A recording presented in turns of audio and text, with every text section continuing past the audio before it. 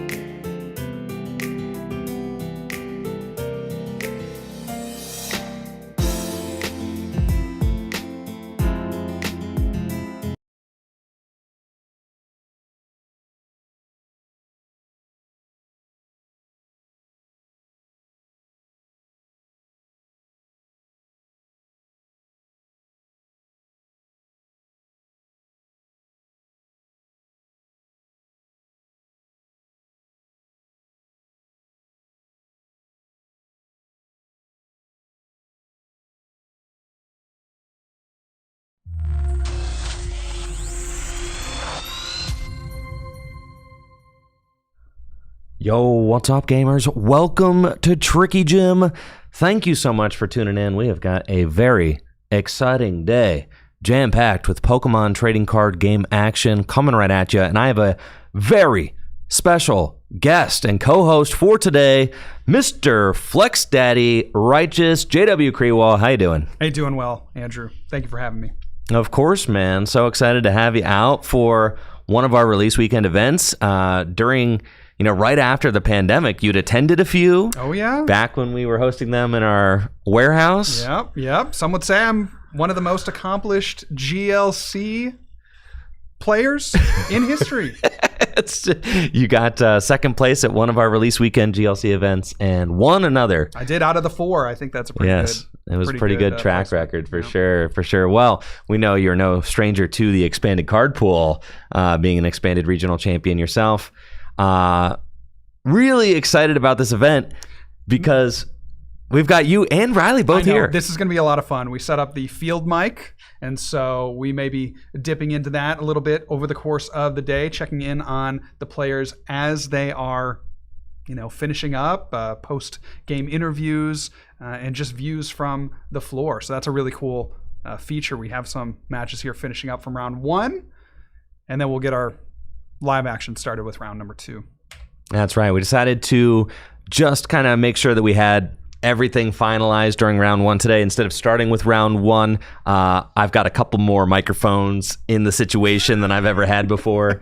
And also, YouTube will cut you off after 12 hours of streaming, which I've found each of the last release weekend events that I've done, which has been really frustrating for me as a creator, because it's like, well, I've been streaming for 12 hours and right at the finale, you're going to cut me short. Off. Right. Yep. And so there's a bunch of different solutions. You could either stream round 1 and 2, then cut and then start streaming a new stream on round 3. You could stream all of Swiss, then cut going into top 8, but that seems so stupid because you're going to take all the momentum you've gained all day and then cut.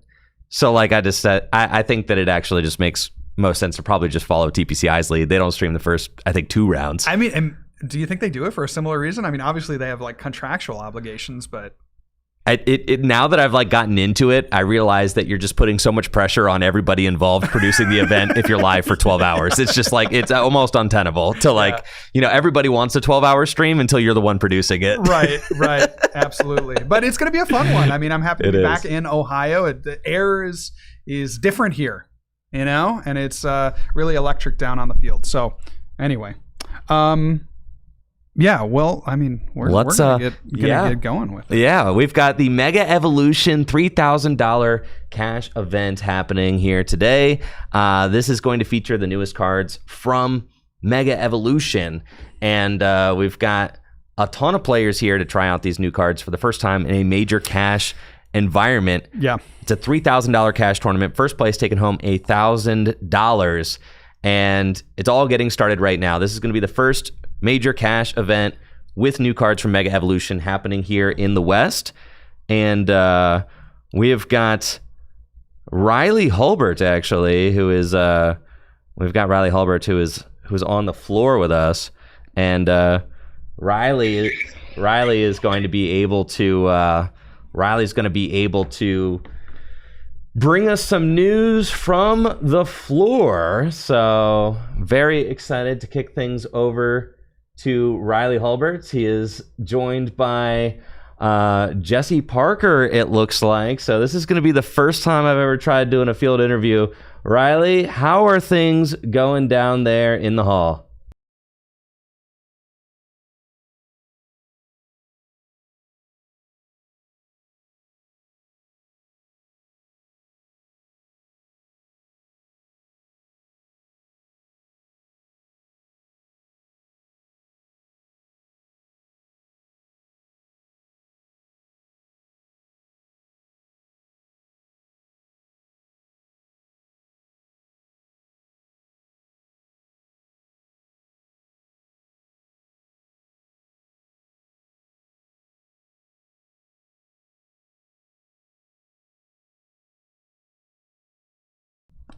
All right, folks, I'm hearing that there is no audio down on the floor, and I don't know why that is. We had checked this. We had tried this before going live. Yes. But yes, we will figure it out. But I do not know why there is no sound. I have it coming through. Audio's coming through. Trust me, Andrew. You know, I think you did everything right. I tried, man. Yeah. There's always something. There's always something. We will figure this out by weekend's end for sure. Hopefully not too late. I know. Hopefully, like by next round, I would like to have it. We do have a situation though where we can set up with Riley up here. Riley's going to be helping us to commentate throughout the weekend. So very much looking forward to that. Yep. And we're going to be getting started with round 2 here shortly. We've got over 100 players in the building. And I think it's like 116 players for today's event. That's a great turnout. It is. That's a great turnout. Yeah, if you've ever thought about coming to Akron, Ohio, to one of these full grip 6K weekend tournaments, you should really make the trip. You know, if it's been something that you've been considering, I would highly recommend it. There's a lot of talent here in Northeast Ohio, and a lot of people that drive from the surrounding area that come in, and it's a competitive environment, but it's not overwhelming like I know some of the regionals can be as they climb into the 2,000-3,000 range. For sure, it can be crazy. So. Yeah, no, it's a healthy turnout today, as you can see. It's not totally a full house. I think our capacity is like 150-ish. We've got 116 players today, so it is a great turnout for standard format. I know a lot of players are really excited to get their hands on some of these new decks and cards from the Mega Evolution expansion. JW, what are some of the cards that you think are going to make the biggest splash today? Yeah, that's a good question. It's a bit like the black and white set, where I feel like there won't be much that is new in terms of archetypes, but there may be some wrinkles to existing archetypes that come out with the Mega Evolution set. So one example of this would be the Lunatone Soul Rock combination. That is a draw engine for any deck that would play Fighting Energy. Of course, I think the intended combo would be with Lucario, the new Mega Lucario. But that, with the amount of Gardevoir, I don't expect there to be a lot of Lucario players here today. But one deck that I do think it slots into very nicely, you do have to change up the build of it a little bit, but is the Goldango EX deck. So I know I've seen some hype for this on the application. I have also I did show off the new Goldengo Lunatone Soul Rock deck in a most recent YouTube video that I released, featuring Mega Lucario, and I think that there are just going to be so many different applications for Lunatone and Soul Rock. I'm excited to see what players do with the combo. Obviously, you've got the Soul Rock with the Cosmic Beam attack, can really lead the charge for any deck. 1 fighting energy, 70 damage. We've seen how much pressure that can put on in the form of Fan Rotom, right? But Fan Rotom really just kind of...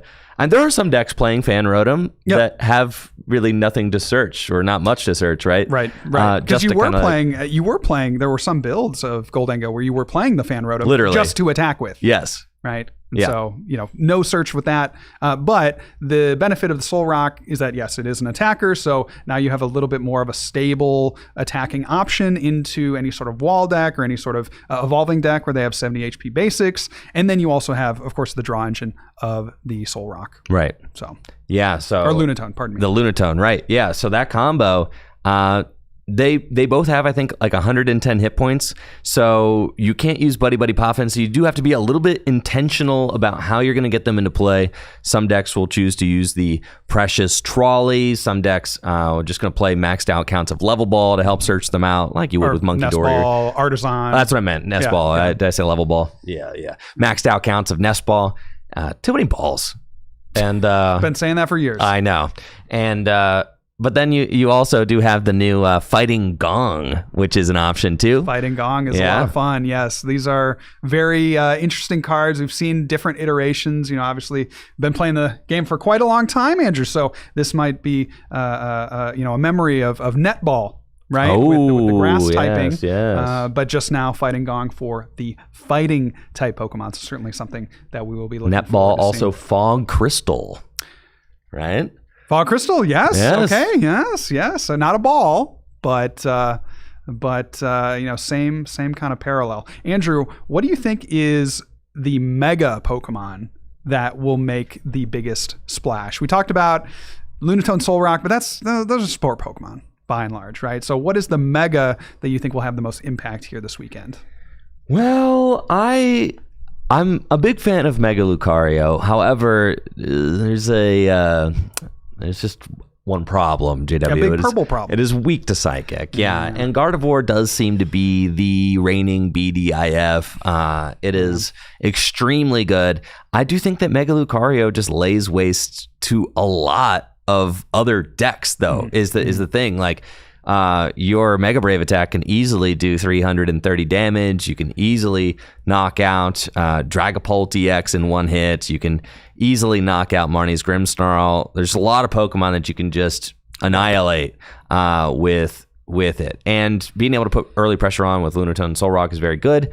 However, that Gardevoir weakness is not going anywhere, and I don't think Gardevoir is going anywhere either.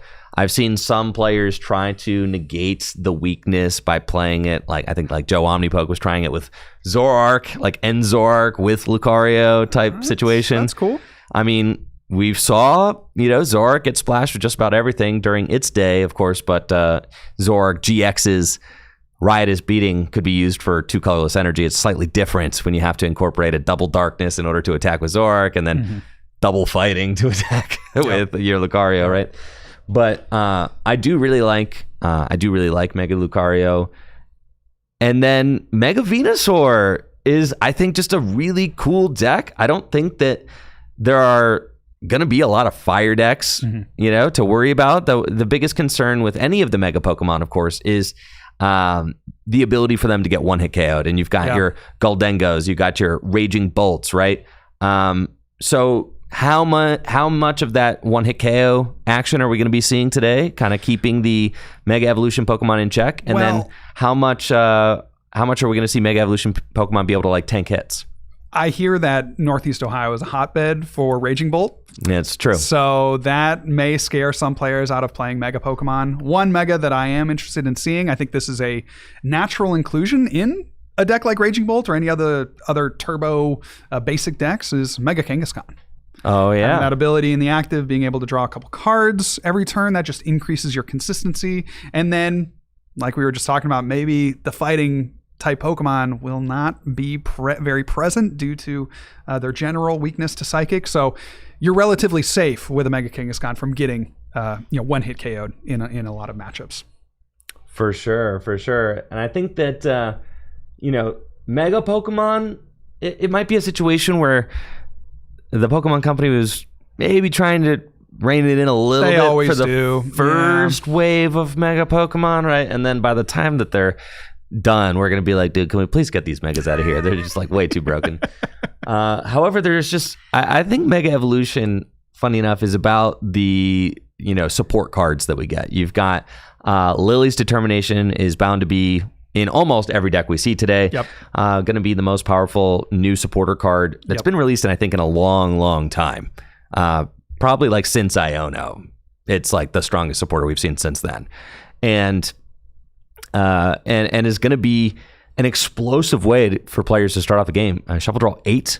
I mean, players were already choosing to go second. It's pretty good. I mean, and let's think back in the history of the game, right? When Lily was played, I mean, that was a pretty powerful card. That was draw 8 just on your first turn. Yes. Now extend that, right? Where it's not just a draw until you have 8 cards in your hand. Shuffle and draw 8. That's like, we're talking like orders of magnitude better than the previous Lily card from about a decade ago. So really interesting stuff, I think, on the item and supporter front that we'll sure to be looking out for.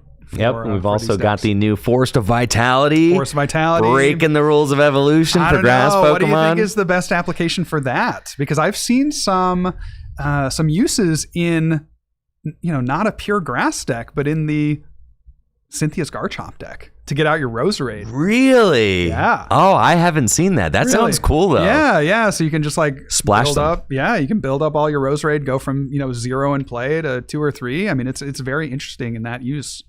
I do like that, and Cynthia's Garchomp is certainly a powerful fighting Pokemon that players are looking at again. Well, because you have Fighting Gong. And the Premium Power Pro. You have the Premium Power Pro. Yep. So now you're hitting like better numbers. You're a little bit more consistent with your support. There's a lot of things that are kind of moving in that direction. So that could also be it's certainly a big beneficiary of the new set, that deck as a whole. But whether or not it'll see play, that has yet to be determined. Right. And weak to grass over Psychic. Yeah. Psychic. You got, there's a lot of things to like. Let's just say that. There's a lot of things to like there.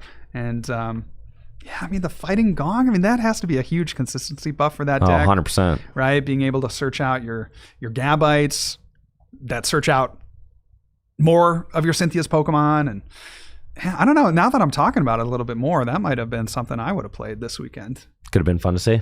Well, we've got our first round of the production, second round of the tournament going to be coming up shortly, and I'm going to do my best to see if we can't fix those audio issues so that we can get the floor mic going today, because I would love to do that. That'd be so sick. And we'll get that going, and we'll be right back with round number 2. Thank you all so much for tuning in so far for the Mega Evolution release weekend $3,000 cash event. We will be right back after this quick break. This tournament is sponsored by Dragon Shield. Dragon Shield makes the highest quality sleeves and accessories for your favorite tabletop games, like the Pokemon TCG. Dragon Shield sleeves are super durable, making them perfect for tournament play and collecting. They also come in a huge variety of colors, so there's always a great choice to match your deck. You can even turn your favorite photograph or design into a custom box of Dragon Shield sleeves using the Sleeve Crafter on DragonShield.com. Head over to DragonShield.com and place an order for your favorite sleeves today. Use code TrickyJim at checkout for 5% off your order. Again, that's DragonShield.com for the highest quality sleeves and accessories for your favorite tabletop games. Huge thank you to Dragon Shield for being a continued sponsor of the channel.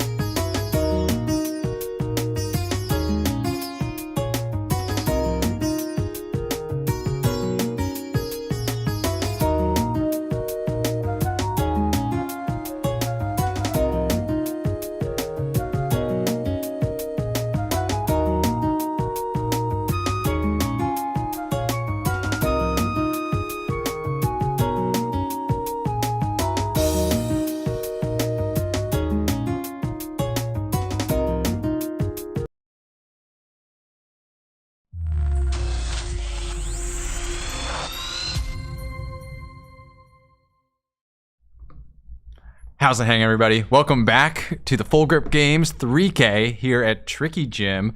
We are just about to start with round number 2 of 7 today prior to Top Cut.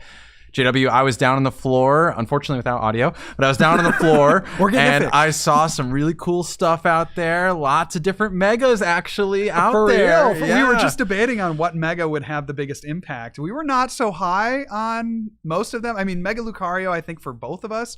I told you, bro. I told you. Mega Lucario for both of us seemed like that could be like a sleeper pick, but then we were just kind of worried about the Gardevoir and how that all plays out. And then I was thinking like, well, maybe Mega Kangaskhan, because that slots in to a number of the turbo decks, so maybe that's an option. Yeah, like in a Terra box maybe. Yeah. Well, I was talking with Natalie, who was looking through our lists and trying to get a count of, what our meta share is looking like. And there's a handful of Lucarios out there in the field. There's actually a handful of Venusaurs in the field, Insane. which was not on my bingo Andrew. card. Yes. Natalie was also saying that a variety of the Gardevoirs out there do have the Mega Gardevoir included. That makes sense. I think we'll see some Megas today, potentially. Still no word yet on Mega Manectric or Absol or Mawile as some of our other Megas included in the Mega Evolution set, but I think we'll see something. Yeah, you think a mega or two will make top 8? Oh yeah, maybe 8. Who knows? All 8 will have a mega. That'd be insane. that would be crazy. That would be crazy. Mega Evolutions, we have yet to see kind of the exact impact that it's having on our meta here today. But I am always really excited to see how these things develop, JW. Yes, me as well. I mean, with the new set release, players like to brew, right? You have a very strong player base here in Northeast Ohio that really put their heads together to come up with some crazy combinations. And so we'll see that here today, I'm sure. We'll also see that tomorrow with the GLC 3K tournament. But I'm excited to see what these players have cooked up, because they're also thinking not just about this tournament, but the majors in the future, right? We have Milwaukee that's coming up in just a few weeks. Yeah. And so players are, they're not just motivated for this local event, but they're also motivated for getting championship points, money, prizing at the major tournaments that are coming up.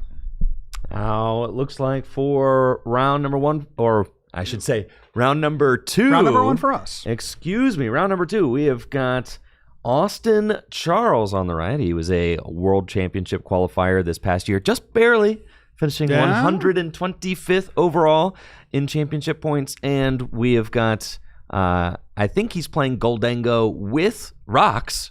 And John Vorwerk, who is playing Gardevoir on the left. So really excited to get into this. For today's event, we're actually going to be playing with 60 minutes best of 3 plus 1 turn, and with a 5-minute overtime timer for that plus 1 turn. Yeah, this is a fun thing that you get to do, right? Hosting your own events, you get to play a little bit with the structure. It's kind of like minor league baseball in a way. Right? They have a pitch clock now because it was implemented in the lower leagues and tested out. So maybe there's an opportunity here for for some kind of innovation at a regional or higher level. So we're getting right into it. We have John on the left with his Gardevoir deck and Austin on the right with the Goldango. We have an Ultra Ball from John that's going to find another basic. We have, of course, the buff for Gardevoir is not only the Mega, but also the Stage 1 and Basic are a bit better. Riley, you want to talk about those changes? Well, I think even perhaps more relevantly from Mega Evolutions when it comes to Gardevoir JW, we're looking at improving the Curly, we're looking at improving the Ralts, but also we have access to a new stadium too, which I'll be curious to see if John is including in his Gardevoir list, allowing him to draw additional cards and discard Psychic Energy in one go. I mean, yeah, Mystery Garden. So good. Mystery Garden is a massive improvement in the stadium game for Gardevoir. Normally playing the Artisan to go search out the basics, but it's never bad to be able to draw cards, and it serves the benefit of getting Psychics in the discard pile. So there's really like a twofold benefit for that stadium. I'm sure that a lot of the Gardevoir players were heavily considering playing that card. There is also utility, right, in bumping an Artisan. Artisan is super useful to both players, and being able to get rid of it and have a stadium that exclusively benefits yourself as Gardevoir is very nice. Now look at this, Austin Charles off the Arving, getting that precious trolley, will be able to fill his bench right away with all of his Gimme Ghouls and Rocks. I think unfortunately for Austin, There's a Pokemon that doesn't have 70 HP or less in the active, right? John started that Screamtail, which of course has 90 HP, which means that Austin won't be able to initiate the prize trade unless he has a way to move the active to the bench, which, we're not sure if he plays an Iron Bundle. I would expect to see that here if he does. And no, he's opting instead for the Genesect EX, going to use the ability to search out a couple of Goldengo EX and put them to hand. That is a benefit of the Goldengo deck when you play the Solrock and Lunatone, as Andrew and I were talking about earlier, is that you can take those early prizes, initiate the prize trade, but leave a one prizer active. In prior iterations of Goldengo, you may have seen the non-EX version to do that same thing. The benefit now is that you can initiate that prize trade starting on your first turn. So I think for everything Austin has going right, it's maybe not the best turn that he could have, again, because he won't be able to get a turn one knockout. That said, getting Lunar Cycle right away on that first turn, drawing 3 cards off that Lunatone, that is such a powerful ability. I'm sure we'll see lots of this today and tomorrow in GLC as well. This fighting type combo is really coveted, having that draw ability in the standard format.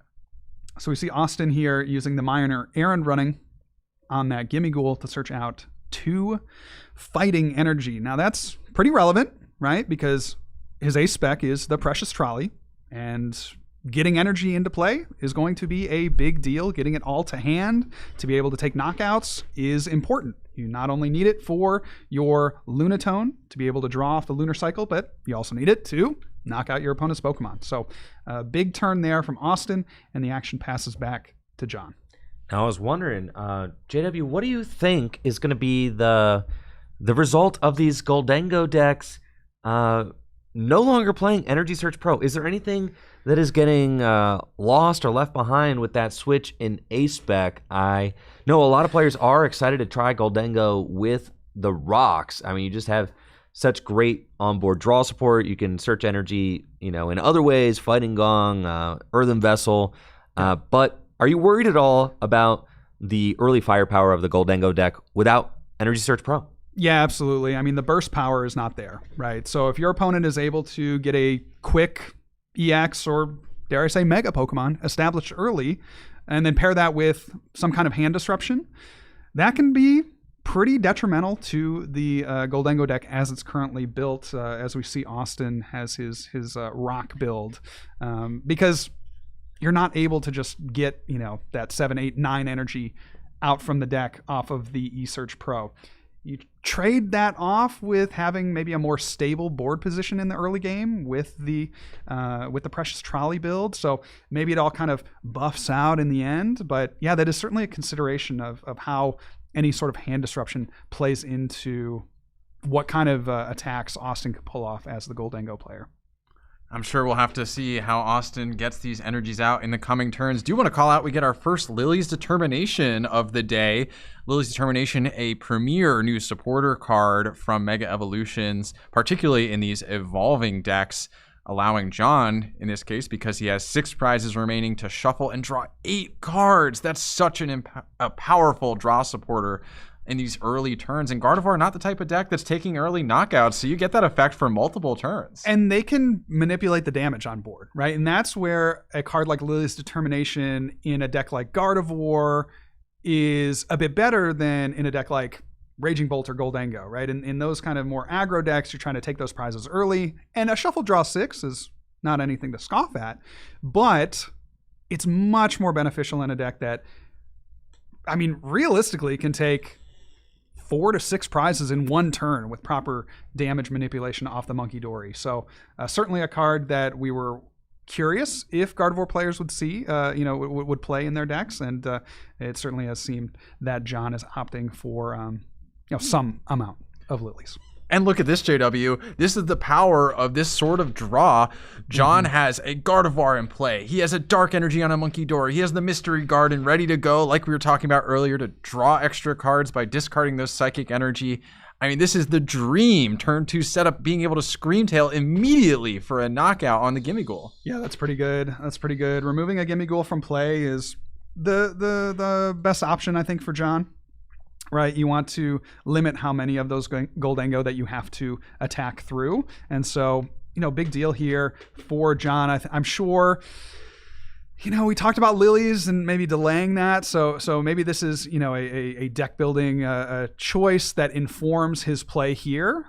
Perhaps he's not playing a full count of 4 Lily's Determination. Maybe feels a little bit better about taking a knockout here in the early turns to, kind of remove that Lily's full value.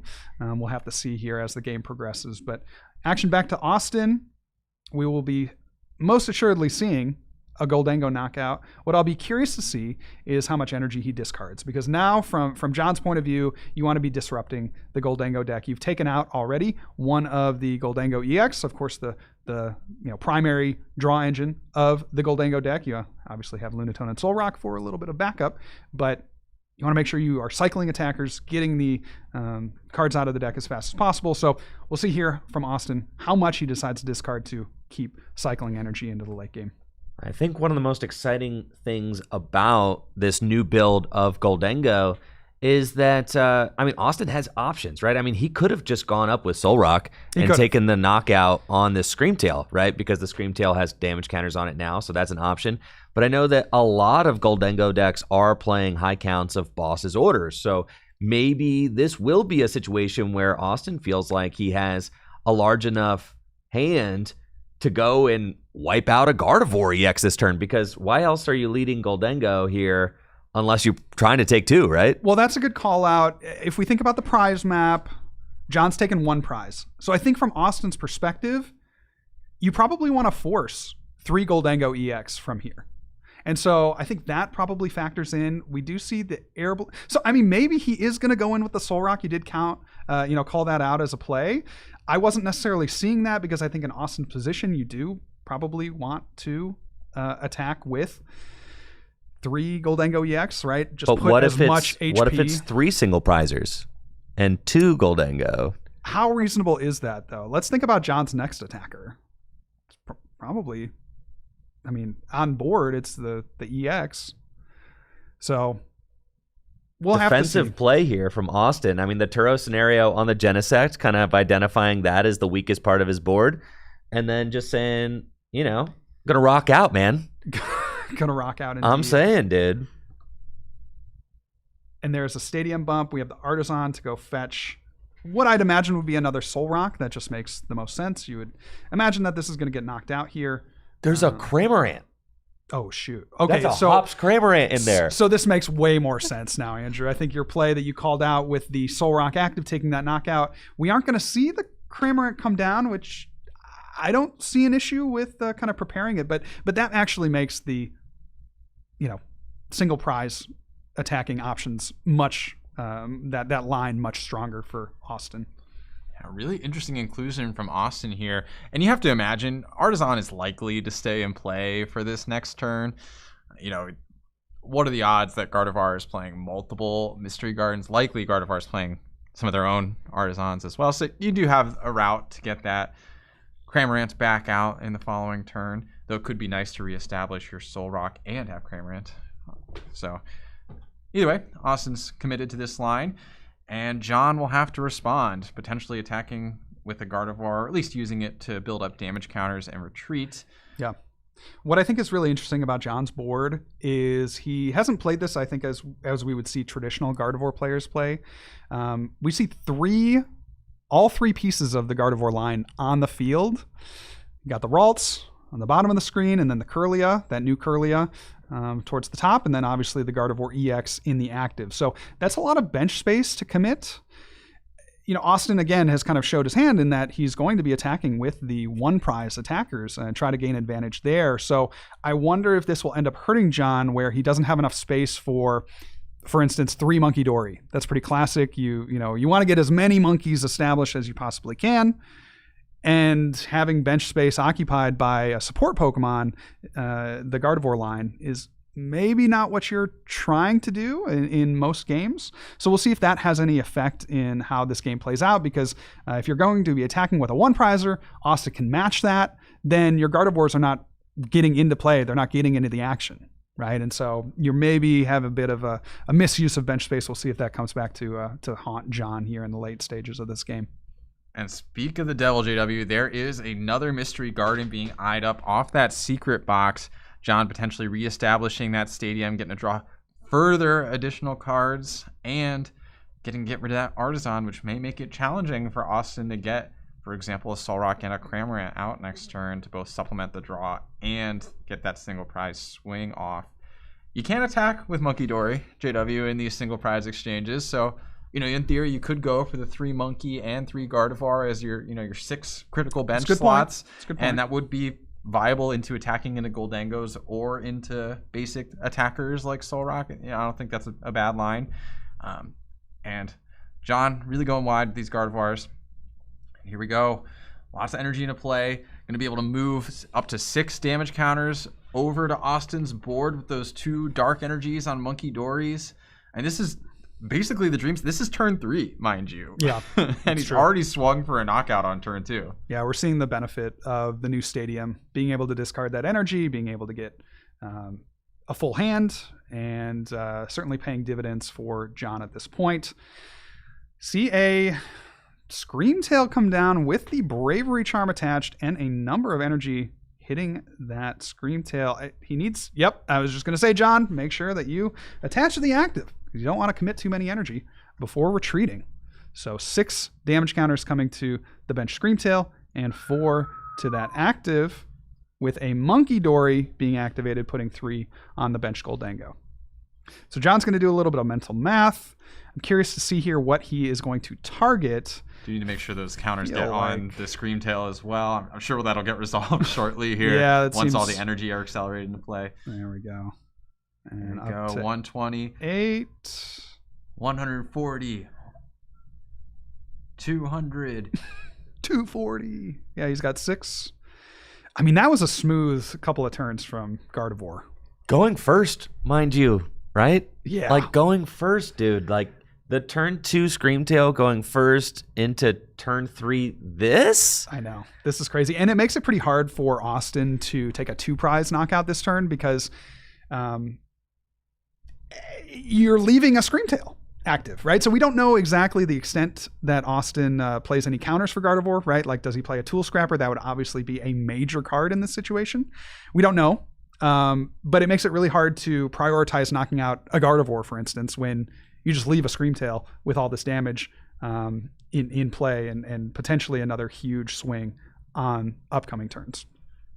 And we were talking about Gardevoir's ability to manipulate damage and potentially hold off on taking knockouts, avoid weakening cards like your Iono for your own draw. But we see Austin top deck the Picnic Basket here. So actually opting to take that quick knockout on the Goldengo prevents Austin from being able to manipulate the damage on board further and, force more Monkey Dories, for example, onto the same Goldengo. Now, seeing a Picnic Basket makes me skeptical as well that Austin may be playing a card like Tool Scrap. You only have so many slots in your deck, and I think the odds of playing a Tool Scrapper, a Picnic Basket, and a Hops Cramorant all on the same list, they don't seem terribly high to me.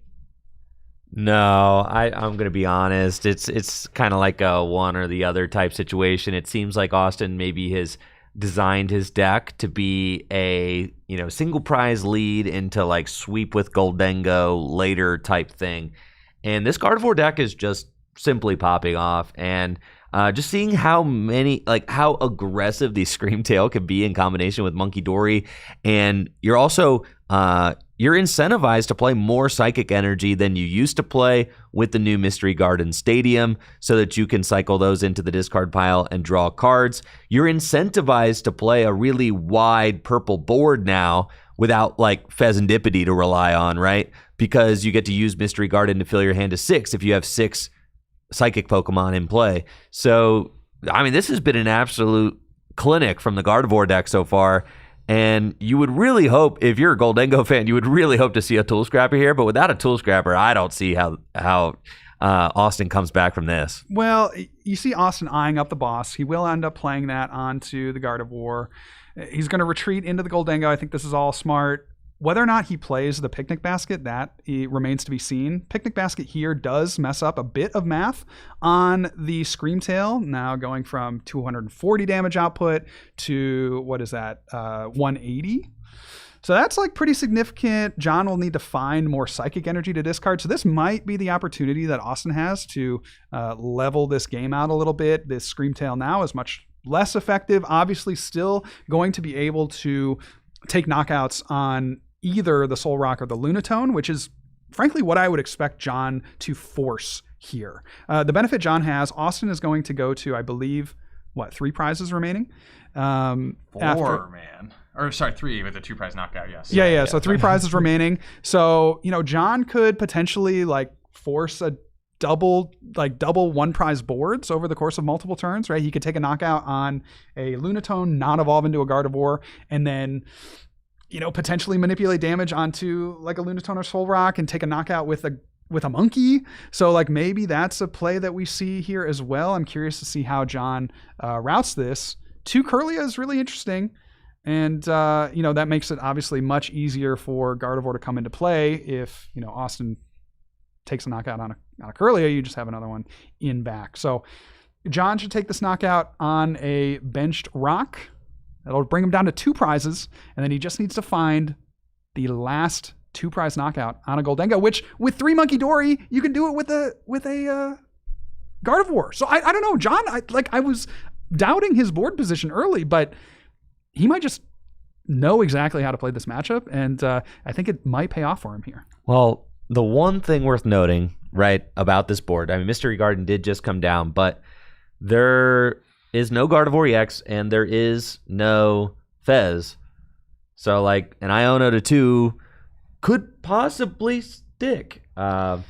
This is interesting, though. Austin, no hand disruption in sight. We're going boss's orders on Kirlia. Well, you're forced to do this, right? Because you can't allow all those energy to go back to the discard pile. That is a huge deal for John, because he needs to get more damage to manipulate with the Monkey Dory to be able to take a knockout. But on the other hand, you're leaving again another 1 prize board. So Austin's play here might be to knock out this Kirlia, hope that John can't get another Ralts down, and then maybe knock out double Kirlia, and then I still am not quite seeing the vision because you're just leaving the Screamtail unaccounted for.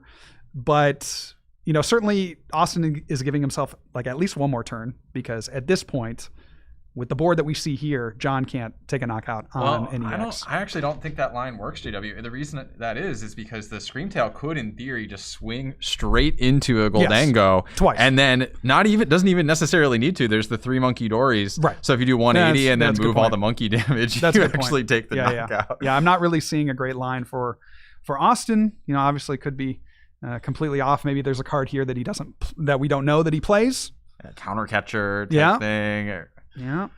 So we'll have to see how this one plays out, but not looking the best for Austin, which maybe was a bit of a surprise after that turn 1. Yeah, well, it's hard to beat John's turn 2, and I go back to the new cards introduced in this set, which allowed John to so explosively draw on his second turn of the game. Lily's Determination into 8, have the Mystery Garden to draw up to 6 cards. It's so easy to hit those combos, get energy into this card pile, get the Pokemon into play when you're drawing that many cards in a turn. Yeah, absolutely. One thing I didn't love about John's last turn, he super rotted what looked like 2 Ralts back into the deck. You're never going to need 2 Ralts. So I don't see that play as being particularly strong for John. He just basically has a wasted card in his deck because Austin's at 2 prizes remaining. So getting another Ralts... Realistically, you don't need any more Ralts. Yes. Right? Because what you're just talking about. There's no... The bossing the Kirlia doesn't really matter here. Yep. So, yeah, I don't really see a reason to opt for those targets off the Super Rod. Maybe trying to burn the Super Rod, you have to shuffle something in, but you don't need to shuffle that many cards in. Now, this is interesting, too. An Iono comes down from John, putting Austin's massive hand down to 2. I liked John's prior hand. I felt like he had the Gardevoir, so he has certainly a few more options with the Gardevoir than without. But he also had a Lilies, which maybe just hand refresh. Like at this point, I feel like in the game, you're not necessarily looking to disrupt your opponent. You're just trying to,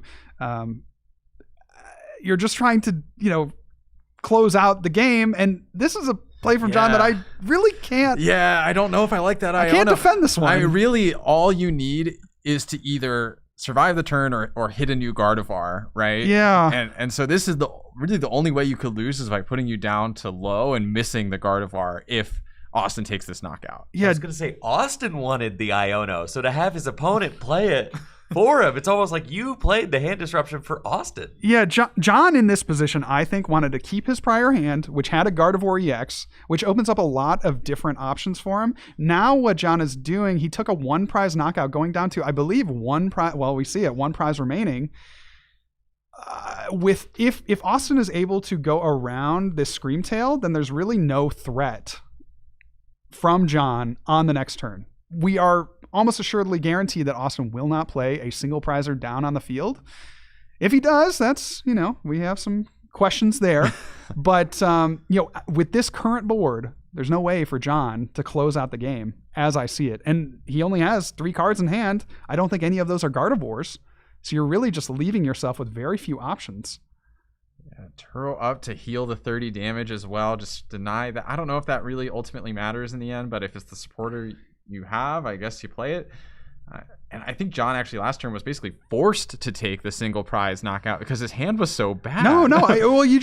I think you just put the damage on the Goldengo. Well, I think John's perspective is like my hand is so that bad I need to draw something. That I need a random card. Oh man, that's tough. That's so tough. I'm not saying he was forced because that was the right line. I think it's because he needed a card in hand. Yeah, and that comes back to the Iono, right? I think he's thinking, I'm going to disrupt Austin enough. But with a Goldengo deck, like you should expect that they're going to be drawing somewhere between 3 and 4, potentially even more cards in a turn, right? And so I don't think the Iono was doing what John expected it to do. That said, I see a Lilies in hand. Off the top. And is that I think a Lilies Clefairy as well? There's a Lilies Determination, Lilies Clefairy. We see the you just need Gardevoir. Charm. You just need Gardevoir at this point. That's true. That is true. Yeah. And so John should discard the energy, draw with the Stadium. And let's see an Ultra Ball here. Oh, I think the Arvin does it. And there's a Gardevoir. So that makes it so easy. John doesn't even have to really think too hard about this play. He should have the knockout on the active. That's the Mega. Oh, it's a Mega! Oh no, John, no. And the Mega, I was thinking this earlier as well. Part of the reason I think John can afford to go wider with his Ralts and Kirlia is because he plays the Mega, so that allows him to potentially have that big attacker off a Kirlia in situations like this. Now, in this specific situation, the Mega is not really adding any value. I guess you could, in theory, try and leave it up for a turn. And then also with John, he discarded the Charm, but that's a card he could play that he doesn't draw into off the Lily. So I would have loved to see a discard of like the Mega Gardevoir. So this actually makes like so much, there's so much stress here. It is just barely possible for him to whiff. I think there will be like 2 cards at the bottom of the deck. It is just barely possible. The fact that it's possible. The charm could have made it less possible for sure.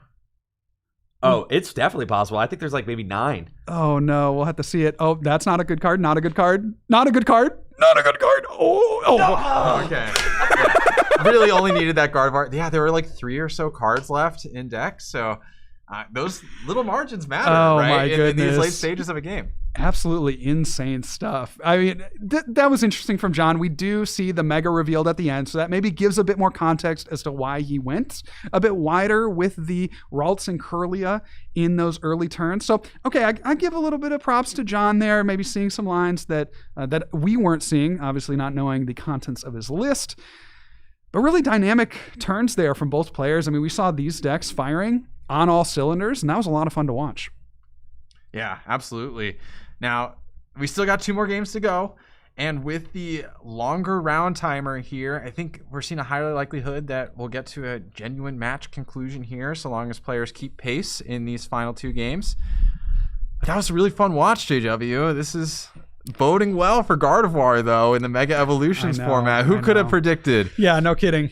I think the big thing for me was the dare I say the turning point was the opening turn, right? Is that you have Austin, who could take a one prize knockout, but being denied that one prize knockout off of the Soul Rock with the Screamtail active. So that's really interesting, right? We'll see if, and again, another non 70 HP Pokemon in the active for John. So we won't see the early aggression from the Goldengo deck, but maybe a weaker start from John. I don't see a Kirlia hit the field.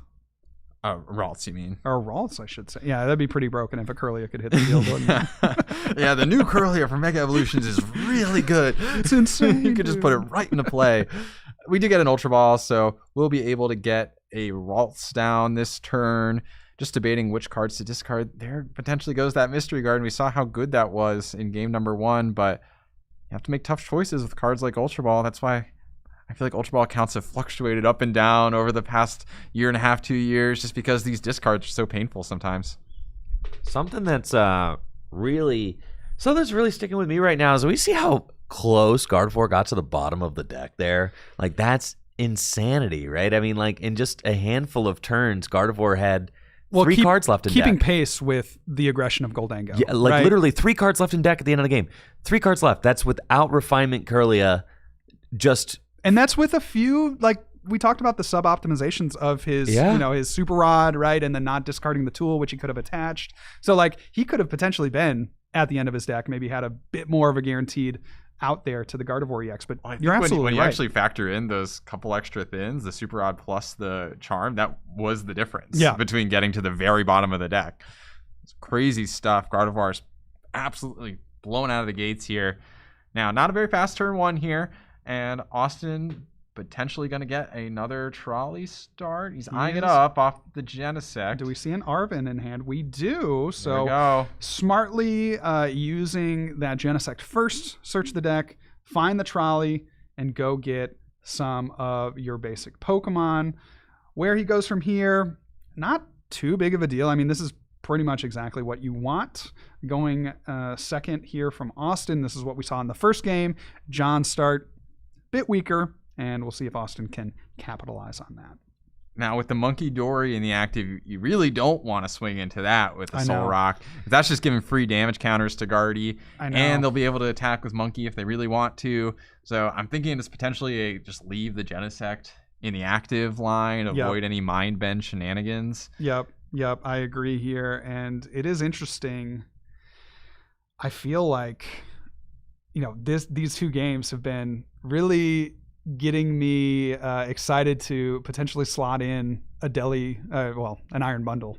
Said Delibird. That is not a Delibird. Like, legally not a Delibird. Imagine if he had Bundle here and he could bundle up a 70 HP Pokemon. Yeah, I do like that concept, JW. Right? When you said it game 1, that was really ringing for me. So props to you. You actually said something worthwhile, huh? Dude, so true. With the precious Trolley too. I mean, you just go get it, right? Just go get him. You just literally go get it. Yeah. Exactly. I mean, because the turn 1 attack with Soul Rock, I mean, that is such a key part of this strategy. I mean, that is what makes this Goldengo deck better than every other Goldengo deck. Is the concept of a turn 1 prize take with the Soul Rock, and then even we see Austin is even playing the Hops Cramorant. So he's really leaning into that strategy. I can go 1, 2, 3, and then 2-2 at the end. I wonder for Austin if he should have hit into the Monkey Dory. The reason being, even if John were to commit another energy to the active, a Dark or find a Monkey Dory and commit an energy on the bench, he would only be healing 30. And so he could swing twice for a knockout. Putting the Soul Rock active, maybe he's thinking, okay, I'm going to get a knockout on a Ralts with a boss on the next turn. But then John has counterplay here, right? By evolving into the Kirlias, now has 2 Kirlias on board, and that really removes all effectiveness of the Soul Rock in this position. Now, Austin has a great second turn, but he's not going to make great use out of that Soul Rock, and I think that's, probably going to punish him as this game goes on. If he's not able to, aggress early, he's going to fall behind late. Yeah, I still think I like avoiding just giving the free damage counters. I would have personally preferred just leave that Genesect in the active, save the energy in your hand.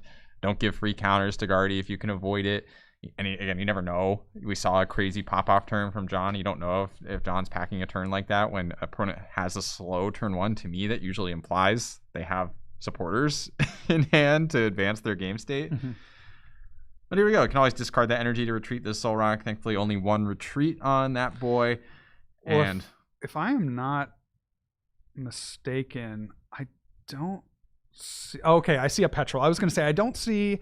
Thank goodness, because I didn't see a Metal Energy and I didn't see an Arven. But we do have the Petrol. So Team Rocket's Petrol are going to grab an item card, going to be that Earthen Vessel, discard a card from hand, and go fetch out at least 1 Metal Energy. Yeah, we were talking earlier about how the lack of Energy Search Pro makes it a little bit harder to find all the energies that you need at exactly the right time. We do see higher counts of Earthen Vessels in these sorts of build in Goldango as a consequence of that, because you do need to be able to dig those energies out of the deck. And with cards like Petrol, like Arven, you can search out those Earthen Vessels and start to get your energy into play. Austin taking the first prize of game number 2. So what do you do if you're John? Do you go big again and try to get a Gardevoir, Mega Gardevoir? Do you confuse with the monkey? Oh. See a Mew down on the board for John. That's a couple of easy prizes for Austin. I'm sure he's licking his lips looking at that Mew. See an energy attachment to the active, not the energy that you want to be attaching from hand to the Monkey Dory. Certainly the dark is preferred, but in this situation, maybe just getting more energy in the discard pile is better. Certainly prefer. Yeah, retreating is one of the prime ways to get energy in the discard pile, though. So you don't hate it. You don't hate it. And you never know what you're going to see off the Iono. So I always prefer to take your guaranteed actions when you can, when you don't know what might be on the other side. But we saw how strong for John the 3 Monkey Dory were, right? For sure. Last game, you kind of need it to build up that damage for the late game to be able to swing for a one-shot on the Goldango, because you have no other way to do that. I mean, you can, I guess go Bravery Charm on a Screamtail and then move some damage over. But if you don't have the Screamtail option, either you've used all your Bravery Charms or you just aren't able to cycle the Screamtail a final time, then you must go in with the Gardevoir. And then having more monkeys available is significantly better for doing that. So we see Gardevoir we see John opting with the Gardevoir to bring in energy with the Psychic Embrace and go for a Mind Bend on the Monkey Dory. And can't move that 20 damage over to Austin's board, so that 20 should probably not be on that bench Goldango. There is no dark energy on the active Monkey Dory. So we'll go call down and make sure that gets fixed. Pretty easy cleanup at this stage. Just making sure there's no darkness, no Adrenabrain, that 20 damage. Yeah. Thank you. Kind of unfortunate too, because the damage on the Monkey Dory with the Bravery Charm actually does influence the Goldango math. Yep. And I really would have liked to have access, and of course it just didn't work out that way, to have access to a clean Bravery Charm Monkey Dory, force that 4th energy, just make it a little more annoying for Austin to burn more resources to KO a single prize Pokemon, and then potentially have cards like a Gardevoir harder to knock out in the late game. 100%. So with Austin, I mean, he's looking for some way to move this Goldango. Could be a Turo. That's fine. I don't mind that, right? Because that brings the active, or that brings the Pokemon out of range from the Gardevoir EX attack. Maybe just an Air Balloon will suffice. Certainly taking knockouts is quite good for Austin. You want to be doing that every single turn. So we do see an Arven off of that final Goldango EX coin bonus. Will he opt for the Arven? Yes, we do see it, saving those Turos for later in the game. I actually really liked the Turo here personally. I feel like this is a prime amount of damage to remove from the board. Not super likely there's going to be 200 damage most turns sitting around waiting to be removed, especially now that you've seen the Picnic Basket. Picnic Basket helps for sure. But what I would have liked of the Turo is you get more draw off your coin bonuses, right? Mm-hmm. Whereas Austin I think was looking to dig to hit Air Balloon plus Boss is I think what the line was. But because he didn't have the Air Balloon, he wasn't able to maximize his coin bonus potential. Yeah, that's a good point. Yeah. Air Balloon plus Boss, is pretty good. That's, certainly like taking a knockout, even on the Mew, even if you're not targeting the Gardevoir, even on the Mew, a 2-prize turn in this position is quite strong. But instead, we see Austin going for the attack with the Goldengo.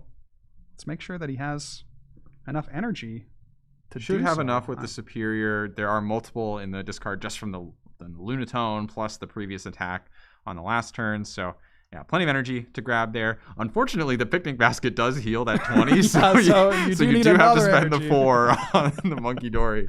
I was hoping that wasn't a, that was a consideration that Austin was thinking about. That would have been just a brutal way to miss a knockout. You heal, you help your opponent, and then don't have enough energy to knock it out. So glad that all resolved the way that it did for Austin there. Going up by 2 prizes. Will that be enough to close this game out? I mean, it's certainly looking in Austin's favor at this point. Gotta say, game 2 is certainly looking like it's in Austin's favor, and we still got 23 minutes left on the clock. These players, again, are playing a 60-minute best-of-3 plus 1 turn with a 5-minute overtime counter, and I'm really liking the feel of that. I mean, contrast that with there being 12 minutes left in the round, right? I mean, like, how big of a difference is that where you feel this pressure? I mean, we saw a complete game 1, too. I mean, realistically, one of those players could have scooped. Probably would have been Austin, but Austin did have a route. He did. At the end there, so didn't scoop that game, and it was nice to see that game play out. It actually ended up being pretty exciting. And now, in this game, one of the things that I'm most impressed with from the Goldengo side is just how easy that energy is flowing without the Energy Surge Pro. I think with all of the Earthen Vessel and all of the Fighting Gong, I mean, do you even need it? Well, right? look at the board. Exactly. You're drawing 7 cards, potentially more, depending on how you can finagle your Goldengos in the active position. But you're drawing like 7 to 8 cards. Like, that is just, for any deck to be able to do that, is ridiculous. And certainly one of the reasons that this Goldengo deck with the rocks is getting a bit more hype, because when you have all those cards in hand, you have way more options. And like you said, like you can play cards that are better for consistency, right? So the Energy Surge Pro, it's consistent at grabbing you energy and maybe setting up a big burst, but it's not necessarily consistent in setting up a board. Whereas Precious Trolley, you have that, you're able to access that on your first few turns, you're set to go for basically the rest of the game. So very, very, very interesting stuff here from Austin, and certainly I think he likes his position with this board state.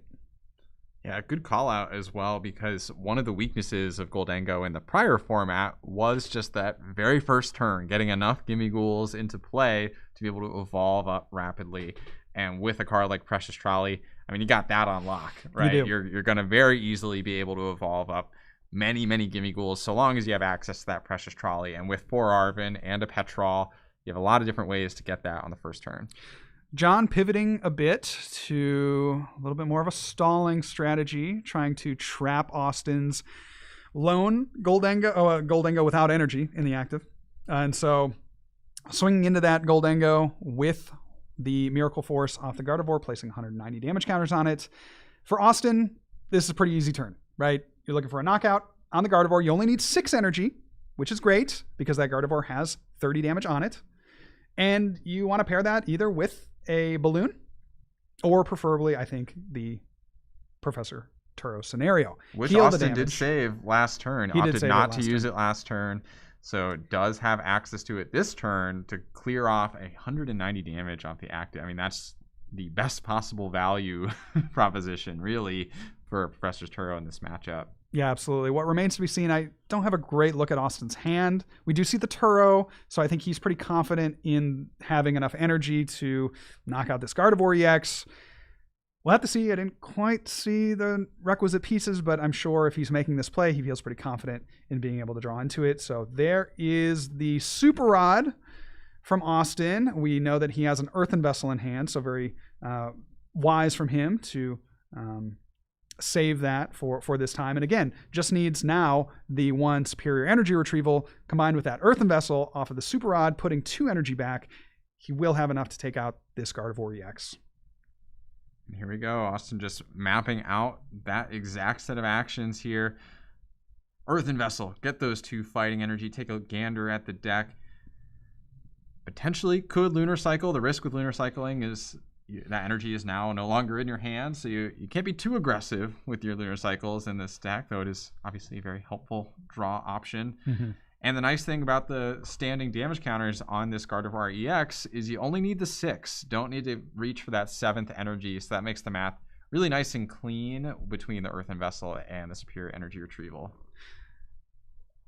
There is another Lunar Cycle from Austin, so just trying to find as many resources as he can. I'm sure he's looking not to necessarily, have more resources in hand, but to try to thin a little bit from the deck, because certainly John's only real way to come back, and I argue that he maybe should scoop at this point to go on to a game 3, but really the only way that John can mount a comeback at this point is going to be a good Iono that sticks for multiple turns. Whether or not that happens, pretty unlikely given, again, all the onboard draw that we currently see in play. Austin was smart. He pre-benched that Fezandipity. He has 2 Goldengo that are not necessarily in much much harm, right? They're not looking to be going down anytime soon. And then he has the Lunatone and Solrock, which John should never target.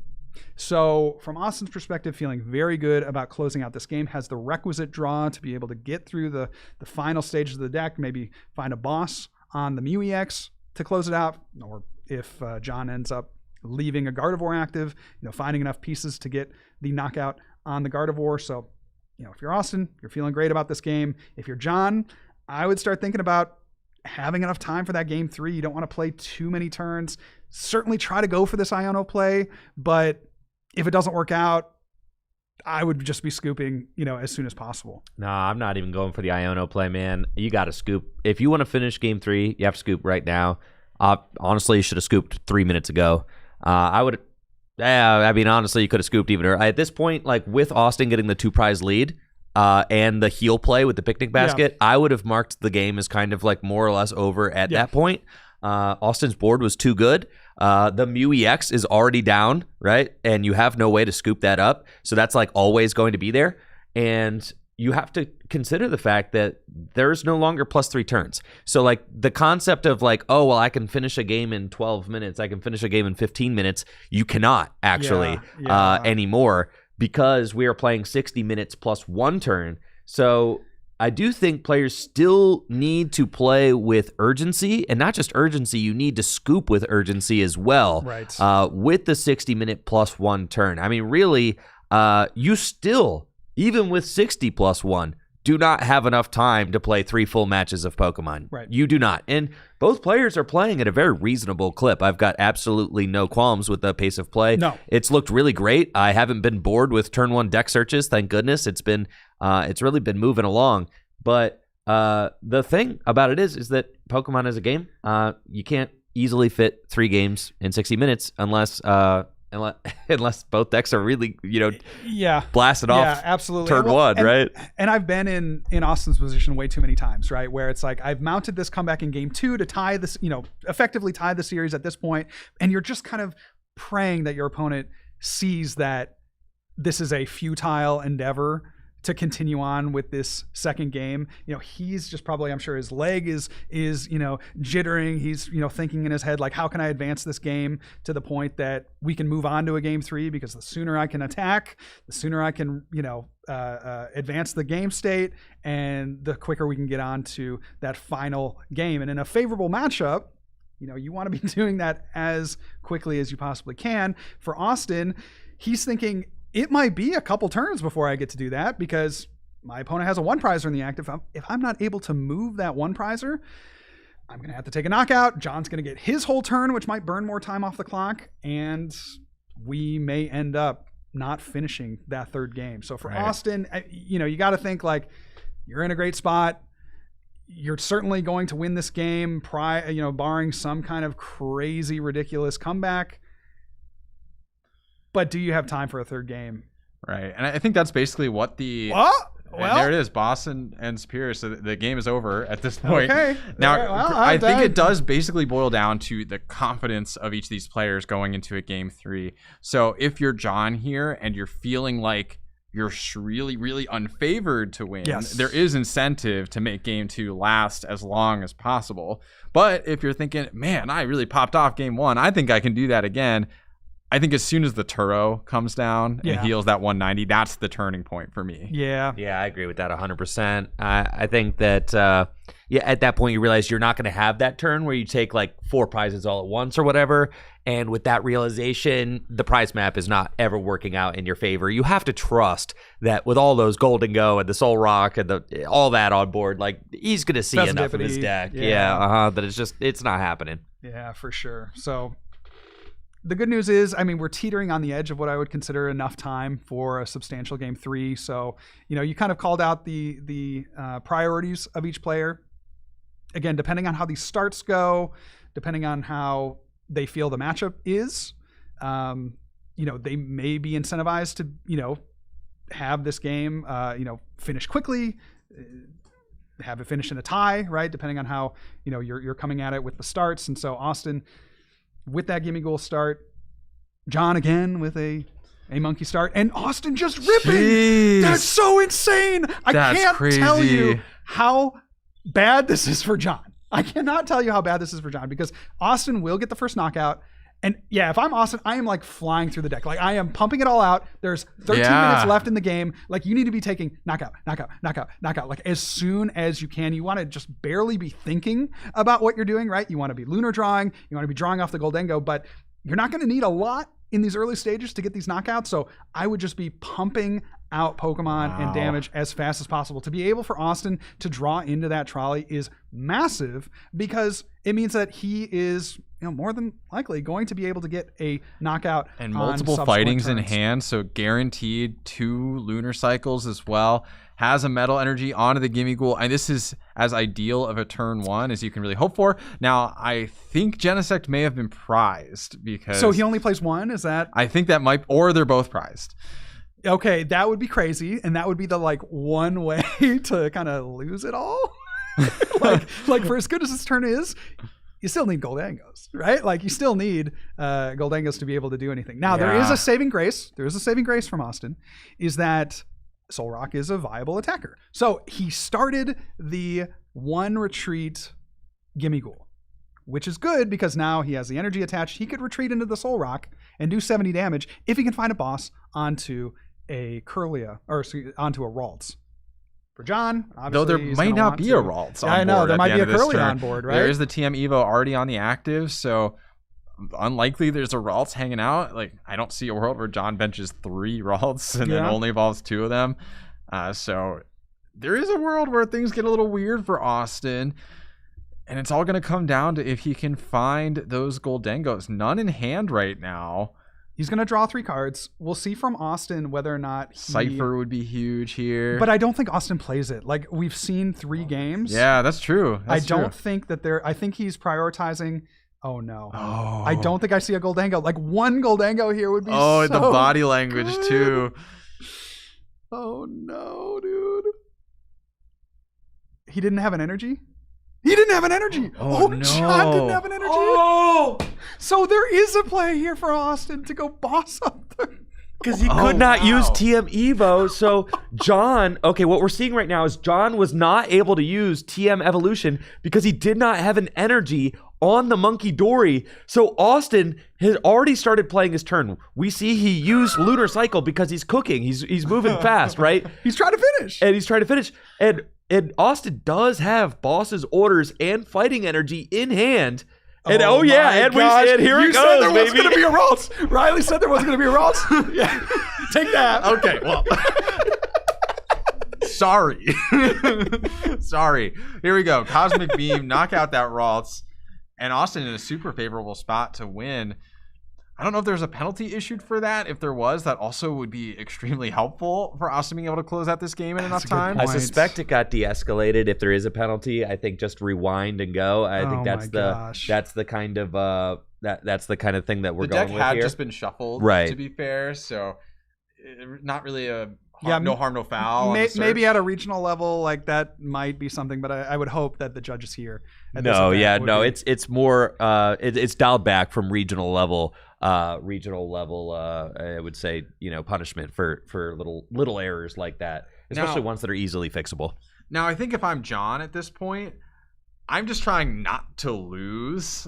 I think it's very unlikely that John has a route to win this game 3, which basically, in my mind, means never evolving into an EX. Never putting an EX into play, forcing Austin to take 6 single prize knockouts and trying to eke a tie out of this situation. Super unfortunate, because I think actually with the Curlia, he would be in a very good spot. Just everything flips around. John did discard Psychic Energies off his initial Ultra Ball too, so just a major error not recognizing, trying to move a little too quickly and didn't put all the pieces together.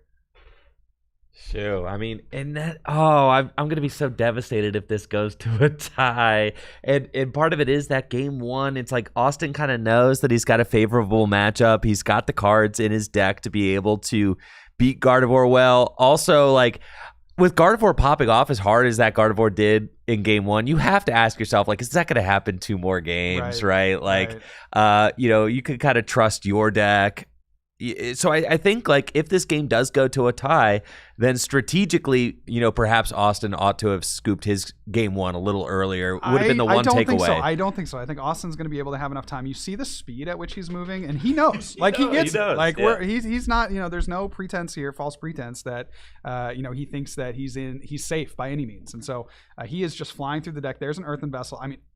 Yeah, I don't know, JW. You only got 7 minutes on the clock. Bear in mind, you only get 1 turn after time.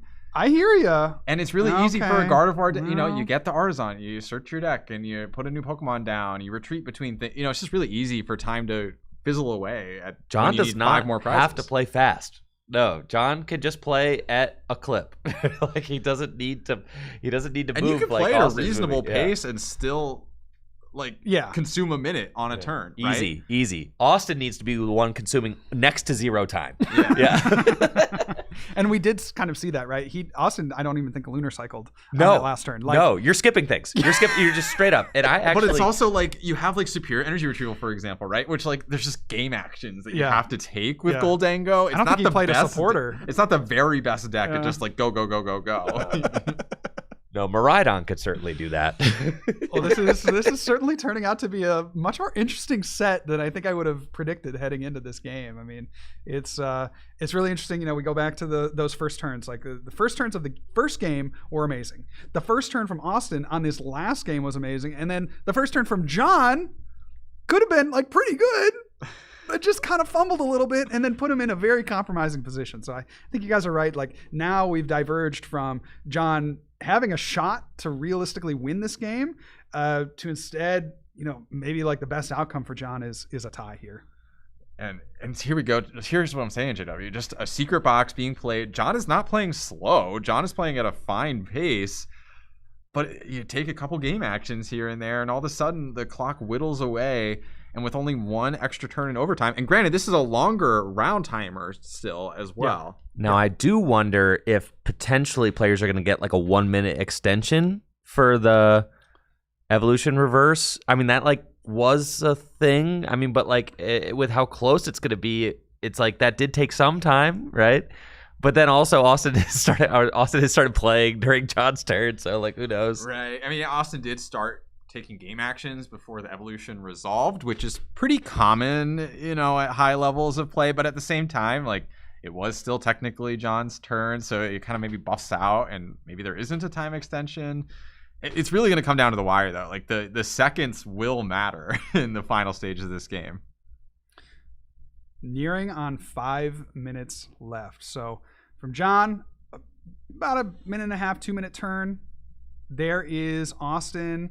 Properly identifying that taking a 1 prize knockout with the Soul Rock is maybe a little bit safer than keeping the Goldango in the active. I'm sure we'll see that Goldango come back, but Austin wanting to preserve energy for the big knockout on a Gardevoir should that ever come into play. Now, from John's perspective, we, wouldn't think that a Gardevoir EX would come down. John being down 3 prizes, that's...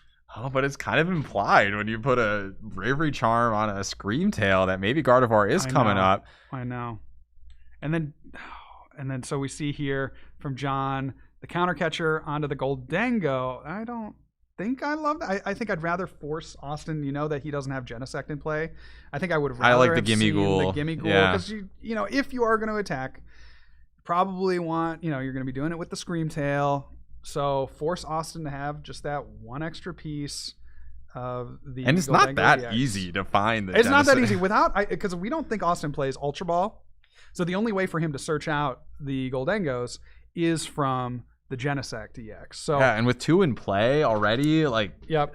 it's not that easy to get the last 2 out of the deck without access to Genesect, No, it's not. So especially off an Iono. I know. From John here, we see an Earthen Vessel discarding a Psychic Energy, grabbing a Dark and a Psychic. Most assuredly, we'll see the. Oh, he already attached for turn, I think. And that's going to be a call sign off the Kirlia. Oh, JW, wow. you were talking about how this Kirlia is a buff. Or no, just swinging. 30 damage onto the active. Here we go, though. And here's the downside with taking up this Goldengo is not only does it get to attack more easily, but it draws extra cards off a coin bonus. I really did like getting that Gimme Ghoul up a little bit better. Yeah, I mean, Austin has counterplay, right? He could find the Goldengo should, were John to bring up the Gimme Ghoul. He could find the Goldengo, he could find the Air Balloon, or he could find the Turo, but that's just forcing one more piece. And now Austin just needs the energy, which is much easier to come by. And we do see a superior energy retrieval drawn off the coin bonuses and lunar cycle here, so that will be enough to get these energies.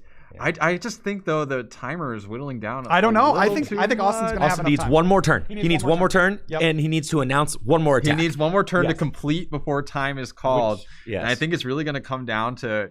I mean, it is going to come down to how long John takes on will his John turn. take a 2.5 minute turn? Yeah, which is possible. I mean, do you Not think, even. He needs to take a 2-minute turn So here's because, a question. Austin maybe could finish a turn in 20 seconds. Here's a maybe question 10. from John. Here's a question from John's perspective. Instead of attaching to that Kirlia last turn, should he have tried to power up a Monkey Dory and potentially set up for a confusion play to try to buy another turn? Because I think you're right. Like if John can get 2 more turns before time is called, that almost assuredly means like Austin just won't have enough physical time left to win the game. Yeah, it feels like John is going to go into a Gardevoir at this point. Yeah. So he still could go for the confusion, line up the discard pile. And maybe John's just going for broke. Maybe the players don't know how much time is left. Maybe he thinks he has an extra minute or 2, and could sneak out a win with counter catcher shenanigans with a Scream Tail. I mean, we've seen it happen before with Gardevoir decks. Not impossible.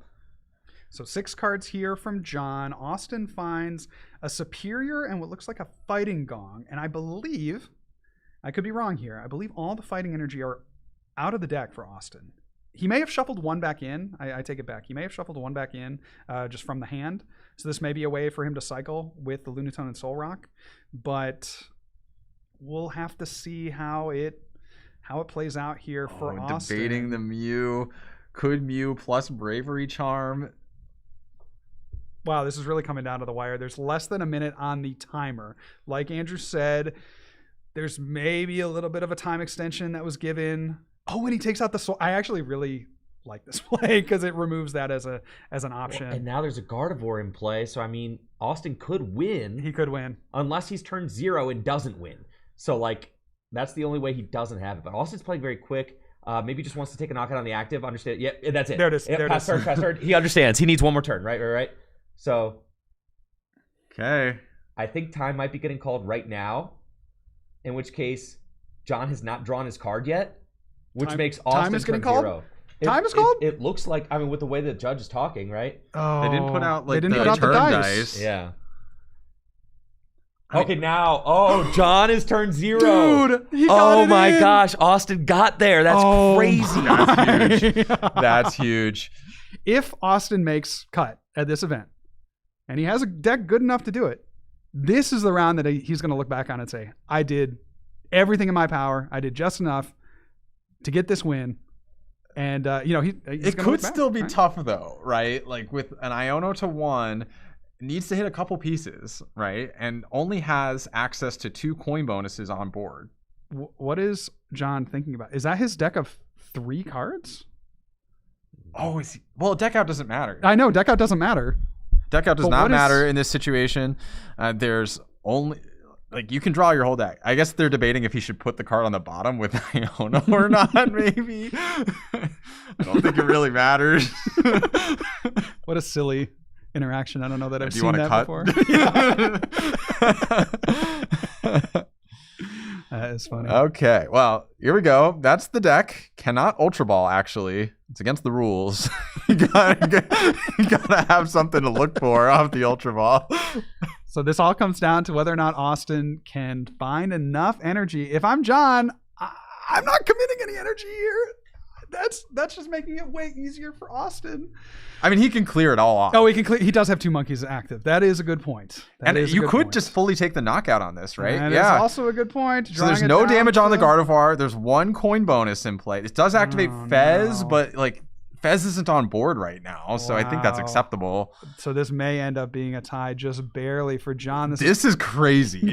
This is crazy. What do you do here, right? Where do you go? I mean, you have to, I think, go. You go Dango. You go Dango with the balloon for sure. Dango with balloon. I mean, that's like a non-question. But he's really like deciding this. This is interesting. I'd probably promote I guess the debate could be if you get another Dango and another balloon, you could. This one already has an energy on it, right?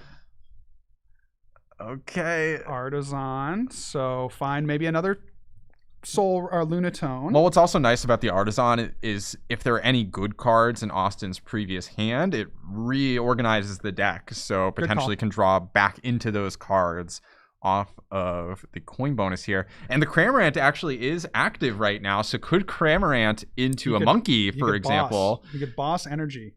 So that would probably be the most efficient knockout Austin could take, would be an energy and a boss onto the monkey. This is crazy. I didn't see a boss in hand, though. I know, you'd have to draw both of them off the Goldengo. So not and it's interesting, great. too, because the Goldengo is on the bench. Like, you'd have to draw into them off the... So it's not really, like, changing anything, really. No. I think you're gonna need... The best draw would be, like, Fez, yes, to be honest. I was gonna say, you just need more cards. 1, 2. Superior boss!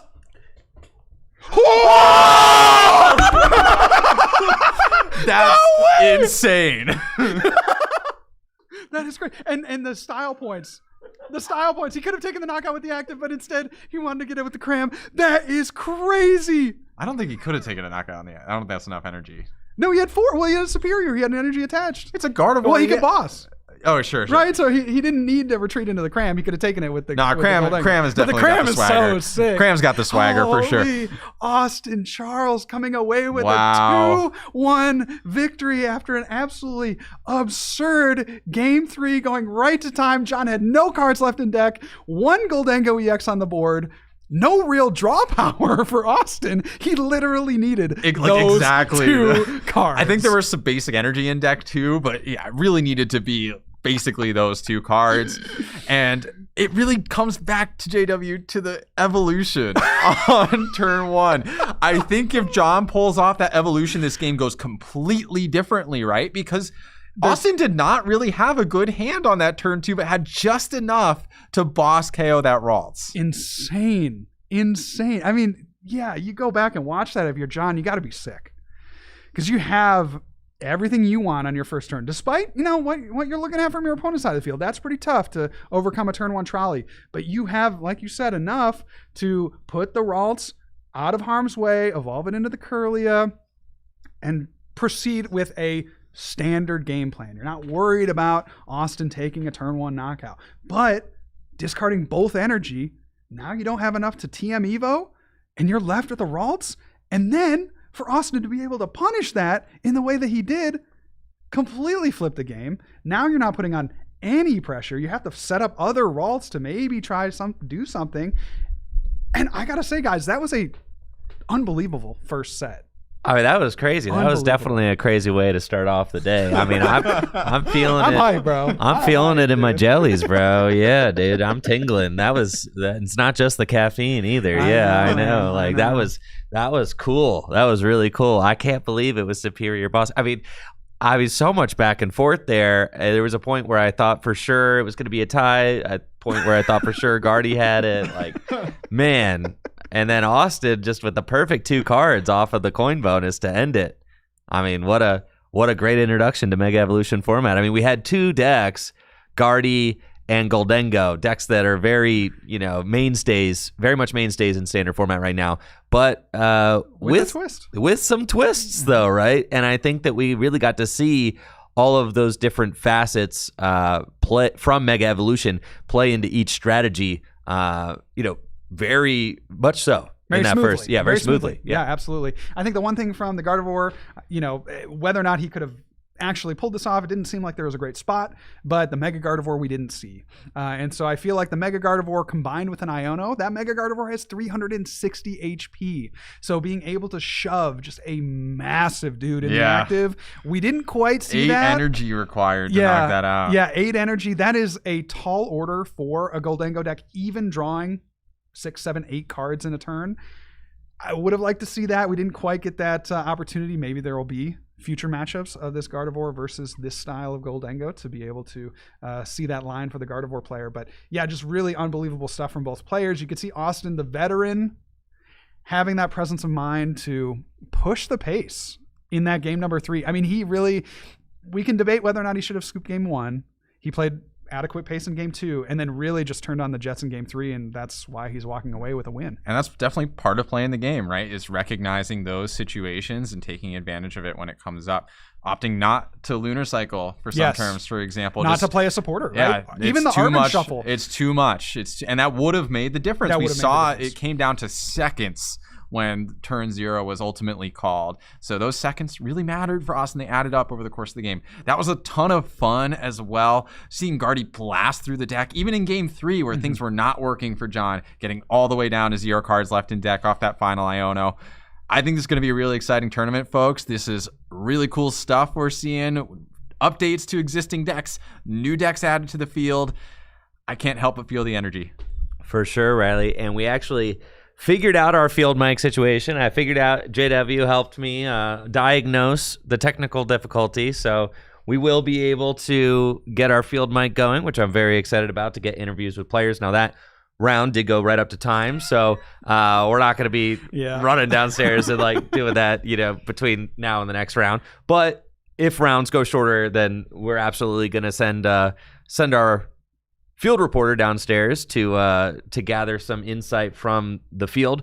We are also going to have a meta breakdown. I know my wife Natalie has been kind of taking notes on what decks look to be popular, and from what I had heard initially, it sounds like there's a lot of different Mega Pokemon down there, players trying out new decks, trying out new strategies, which is, of course, what we're excited to see at these release weekend events. Now, that is just round number 2 of our Mega Evolution release weekend standard 3K. We've got 7 Swiss rounds today before we cut to a top 8, and players are really looking for an opportunity to show off their deck building and piloting prowess in today's event. So I can't wait to see which players rise to the top of this very competitive field of over 100 players. I think there's 113. Yeah. And it should be a lot of fun to watch. We're going to take a quick break before round 2.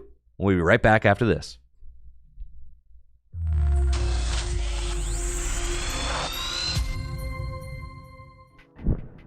This tournament is sponsored by Dragon Shield.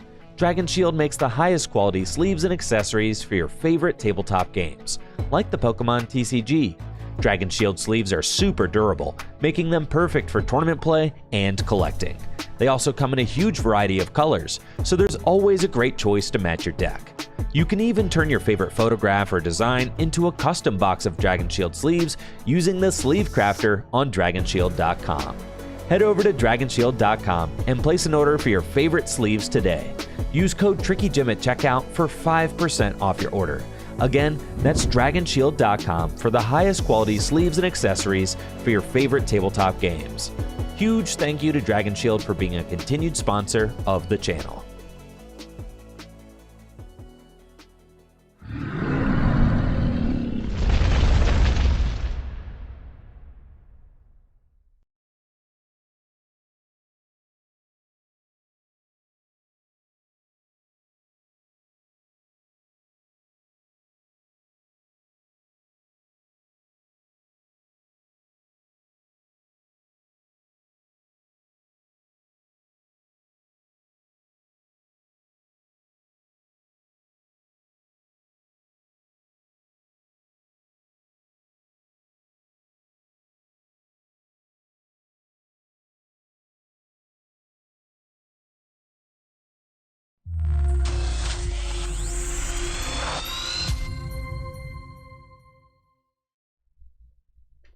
All right, gamers, we are getting right into round number 3, and we've got an exciting match ahead with Frank Mai versus Matt Fox. And, ooh, there goes the deck.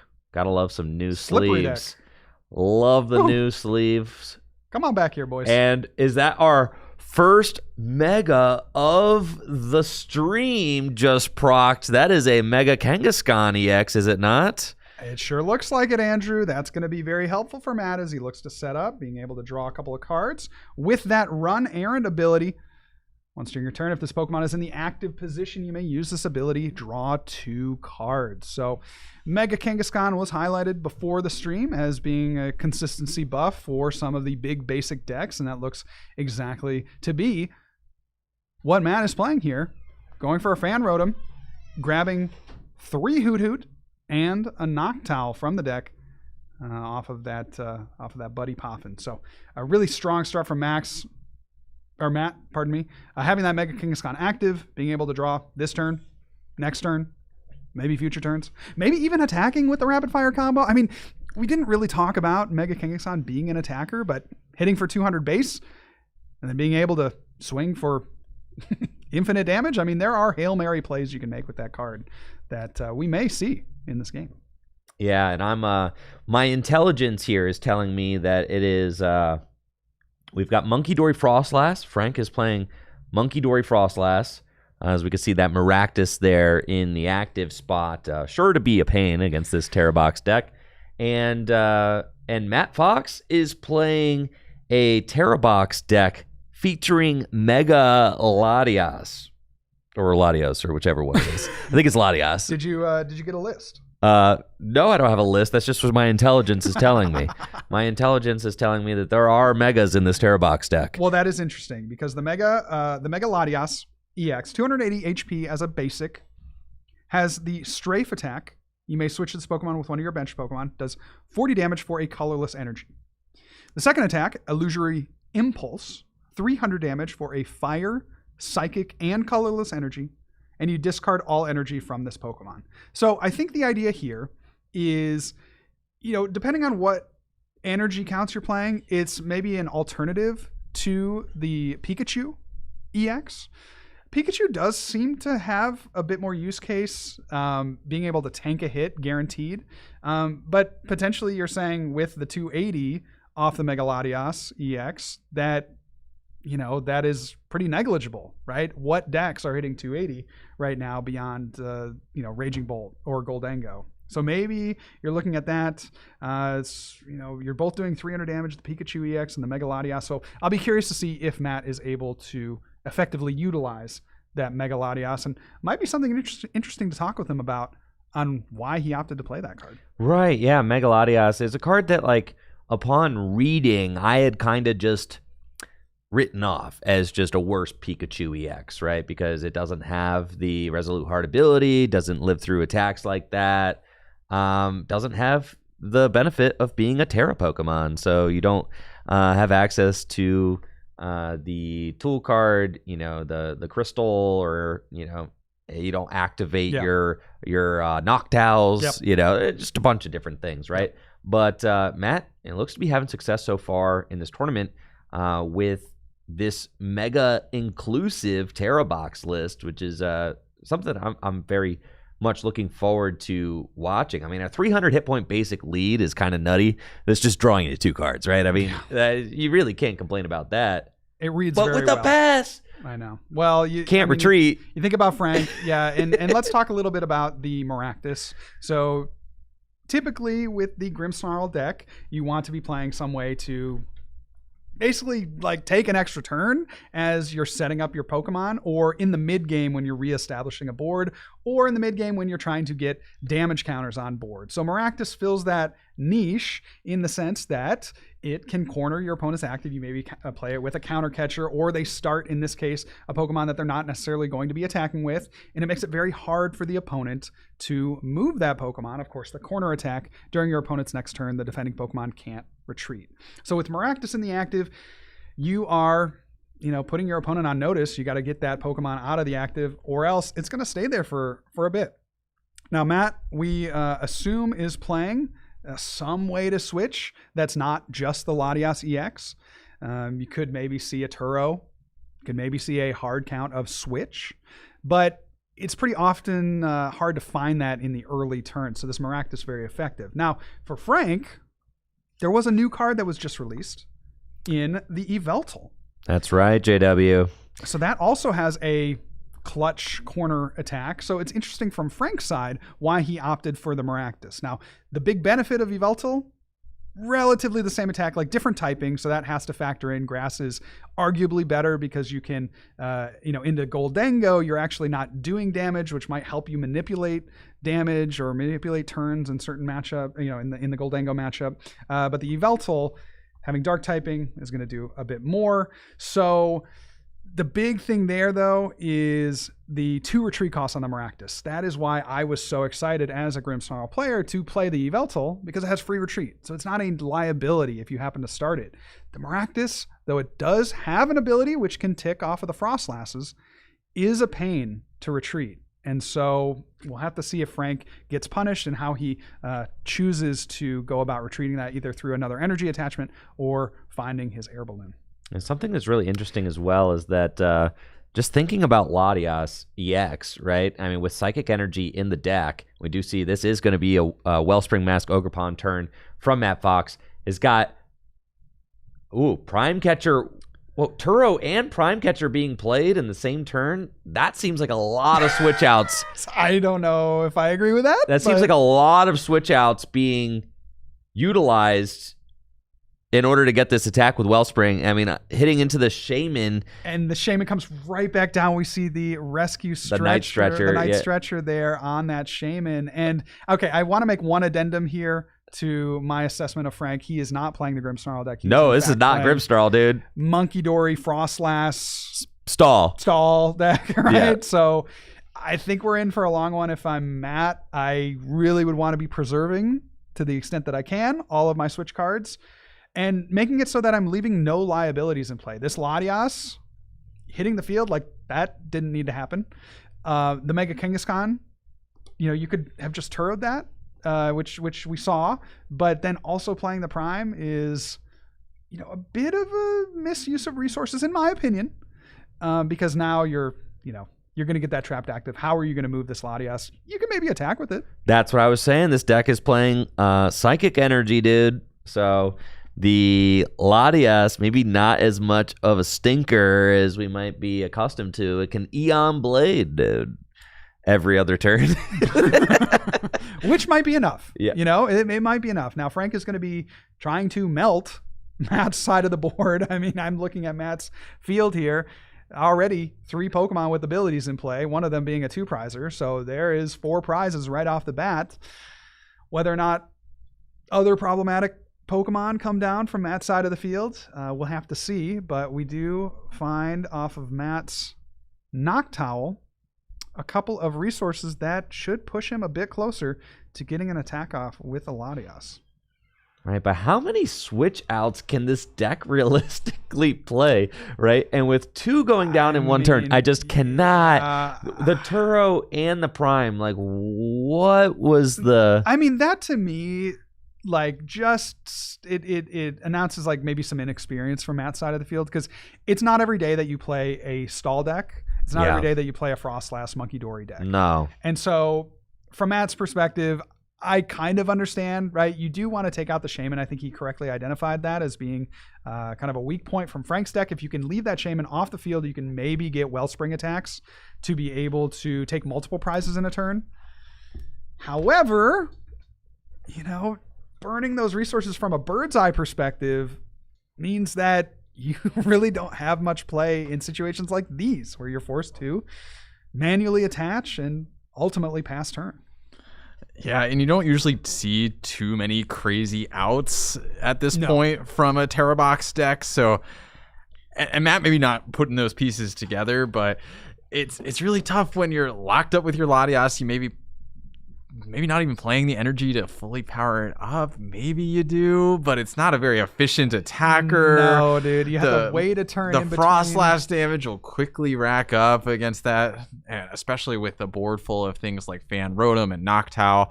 Yeah. It's looking scary for Now, Matt at this point. The one thing from Matt is that Frank's board is not particularly strong. We don't see any Monkey Dory. He Arven for Pokegear, which is interesting. I feel like Arven there for Nest Ball might have been the play. Just get a Monkey Dory established. I think from Monkey Dories in play, like you can really put a lot of pressure on the opponent and even draw additional cards if you happen to, Monkey Dory for prizes, right? You can do that in an aggressive style to be able to just draw additional resources off those prizes. But instead opting for maybe a bit of a slower, more methodical approach, Arvening for the Pokegear 3.0 and the TM Devolution, which frankly shouldn't come up in this matchup. I don't think TM Devo is particularly I think strong. just thinning it.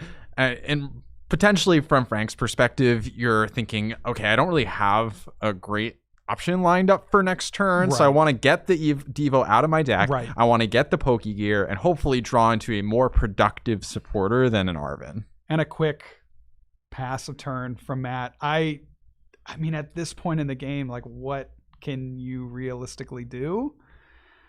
I think already, like, this is what, turn 5 or 6? Like, it already feels like you're out of options as Matt, which is not the greatest position to be in. Honestly, a lot of these Noctowl decks, though, they don't play a lot of ways to deal with cards like Maractus. So once you've burned things like a Turo or a Prime Catcher, you start to run thin really quick. I think back to Raging Bolt, for example, losing frequently to cards like Maractus just as a random tech in a lot of decks. Gusting up a card like this Latias and trapping it in the active, buying those extra turns, maybe taking a sneaky knockout that you wouldn't be able to get otherwise. And when Frank's whole deck is dedicated to doing things like that, plus spreading the damage, it's just a tricky spot anyway. You have to imagine this is already an unfavorable matchup for Matt. So here's the question then for you, Riley. How would you have played this as the Terrabox player for, the next game, right? We're kind of chalking it up. Maybe Matt has something up his sleeve. I can't see it at this point, but it's possible it's there. Maybe he plays another Turo. Maybe he plays a hard switch. Maybe he plays some other card that we're not even considering that could give him some advantage in this position. But from here, how would you have played your opening turns? How would you try to approach this matchup as Matt? It's tough. I think the Terrabox is kind of infamous for having so many different options available to it, but I don't think many of these options are particularly effective against this sort of strategy. I mean, you could try and get creative and like saw block up something like a Shaman, for example, build up some damage there and then snipe if there's a slow start. But I think really, if you're Matt, what you're hoping for is that Frank has a slow enough start that you can kind of just prevent him from even getting online in the first place. And that's what Terrabox really does best, right? When you have cards like that Teal Mask, or sorry, what is the water Wellspring Mask, Ogre Pond, for example, to take the 2 knockouts on the active and the bench. You have cards like the Terrapagos to just quickly get into the paint and take knockouts very efficiently. And that's really what Terrabox is going to be doing best. And that strategy just doesn't lean in well against things like this really slow, with a Shaman, with the Maractus, with Badu. Yep. It's tough. I don't know if you have any like creative lines that you're thinking of. No, I think it just has to be the early aggression. Hope that you can get out a quick Wellspring, Ogre Pond, take a couple of knockouts before the Shaman comes down, really decimate the board before they can get established, and then try to save, which we weren't able to see from Matt, try to save the Prime Catcher, try to save the Turo for those later turns where you've built up enough of a lead that you just need to attack turn after turn. We weren't really able to see that from Matt, and so I think Frank is going to prey on this pretty heavily. Now, what is working out for Matt is, in my opinion, Frank has played this a bit too slow. We don't see any Monkey Dory on the field from Frank. And that's like, at this point in the game, think of how many Shaman's hanging on for dear life. Shaman's hanging on for dear life. This Maractus will be knocked out heading into Matt's turn. So there is potential here from Frank. He Iono'd into really nothing that I see, no supporter at least. I think Frank was a bit too reserved on his prior turns. And so there is a knockout from Matt. He's going to get a free pivot. Yeah, Maractus going down, only has 110 hit points, so that the Frost Dance damage, it just adds up so fast. And Shaman not long for this world at this point either. Okay, I mean, maybe I'm seeing a route here from Matt. Like from Frank's side, he needs energy to keep pace here, right? Because I don't know that I see a research, so that should probably get him out of the woods. But the Shaman is ticking. If he doesn't find a counter catcher, I mean, this Wellspring Mask is a very reasonable attacker. And actually, there's nothing that can even really be Maractus locked on this upcoming turn. Exactly. Yeah, I don't. Okay, and then for Frank, I also want to point this out too, for those that missed it. The Wellspring does 100 damage to the active, right? If I don't know if we have that card up that we can put it up. It does 100 damage to the active. So I actually would have liked to see the Yveltal pushed because that, I believe, has 110 HP. So it wouldn't die to a Torrential Pump, meaning that Frank could, juice out one more turn. Which with Frostlass in play, one more turn is just a little bit more damage build up. Of course, it's only going to be on your side because as Frank, you're the only one with abilities. But I'm not exactly sure on that play as well. So interesting stuff here going on from both players. Actually, it's funny to say, we were talking about how bad Matt's position was earlier. I kind of like his board now.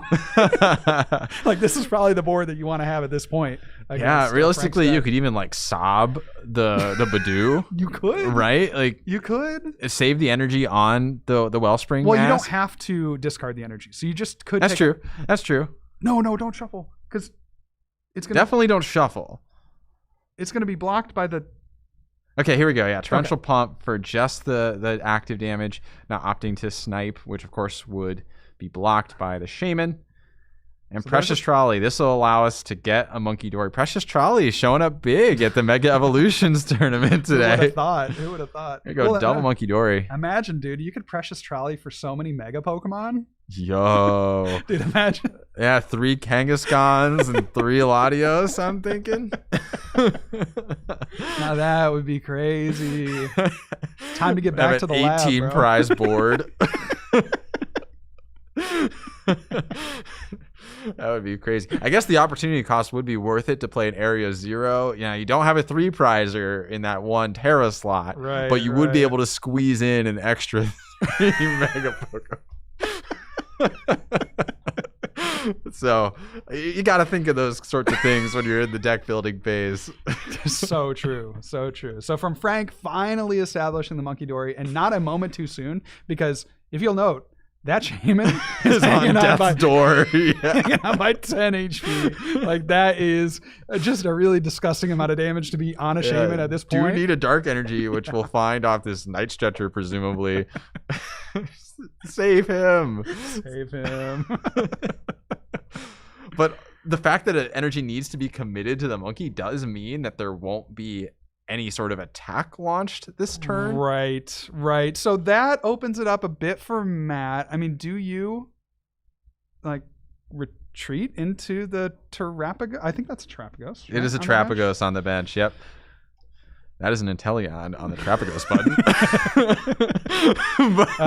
We need production. Let's get him out of here. We don't want anything to do with that guy. But damage quickly spreading, of course, with the Frostlass onto those monkeys. And Shaman saved from the brink of destruction, JW. Yeah, this is interesting from Matt. So he has a decision to make. The Terrapagos doing 30 times the amount of benched Pokemon on your side of the field. So maxing out there at 90. That's not enough to take out an Yveltal. You could... Nope. What is this? You could... How did... Yveltal's for your treat. It's still Frank's turn. Yeah. Oh, this is... I'm trying to justify this play. You're just basically handing Matt another prize. Yeah. You're not getting knocked out with the Yveltal, and it's not taking damage in between turns. Yeah, I think I agree. Matt. I think you just take the knockout and hold the Noctowl. Yeah, I like keeping the Hoothoots in play as well because it makes them more resilient to things like a Maractus. Oh, right? There's a Briar. Oh, he's at 2. Okay, so I actually don't hate this from Matt because he's going to go Briar. I think Frank is at 2 prizes remaining.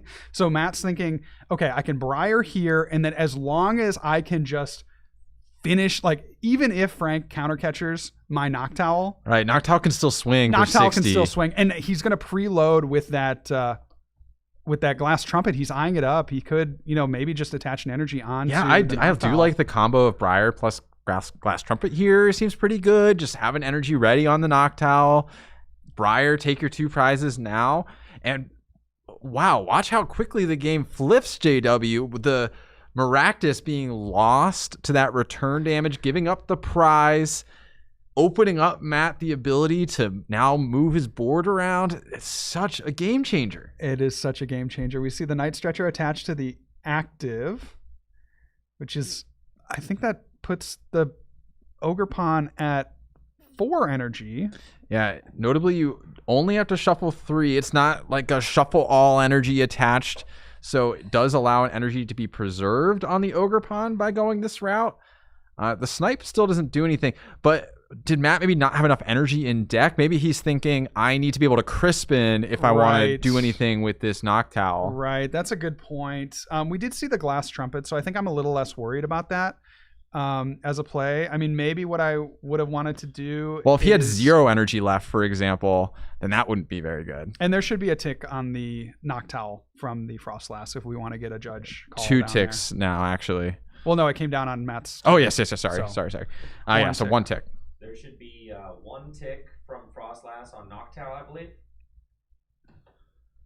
And there we go. 1 tick on the Noctowl. All is well. And Frank now going from a really commanding position to now having to identify a route to win, which is crazy to think about from where we were, 5-10 minutes ago. Yeah, and I mean, maybe this was just how it was supposed to be, Riley. Frank coming in with seemingly the significant advantage, now having to try to claw his way back to just figure it out. We see here from Frank the attachment to the Monkey Dory, which is interesting. A confusion on a Terapagos could be pretty big here. Yeah, that could be big.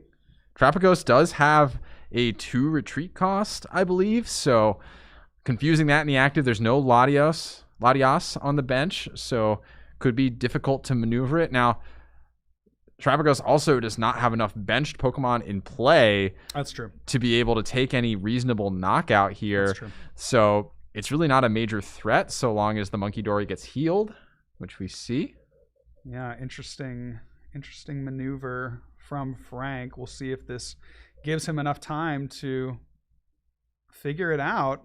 I think the confusion, and from Matt's perspective, you either attach the energy and flip for confusion, not a bad play by any means, or you find something like Crispin and a way to switch the active. Yeah, right? And actually with the damage counters from the Frostlass, Terapagos is doing enough to take a knockout. That's true. That is true. So will we see some switch card from Matt? It could even be a rescue stretcher for, or excuse me, a rescue stretcher for Latias. A night right, stretcher. That'll work. Or night stretcher, pardon me.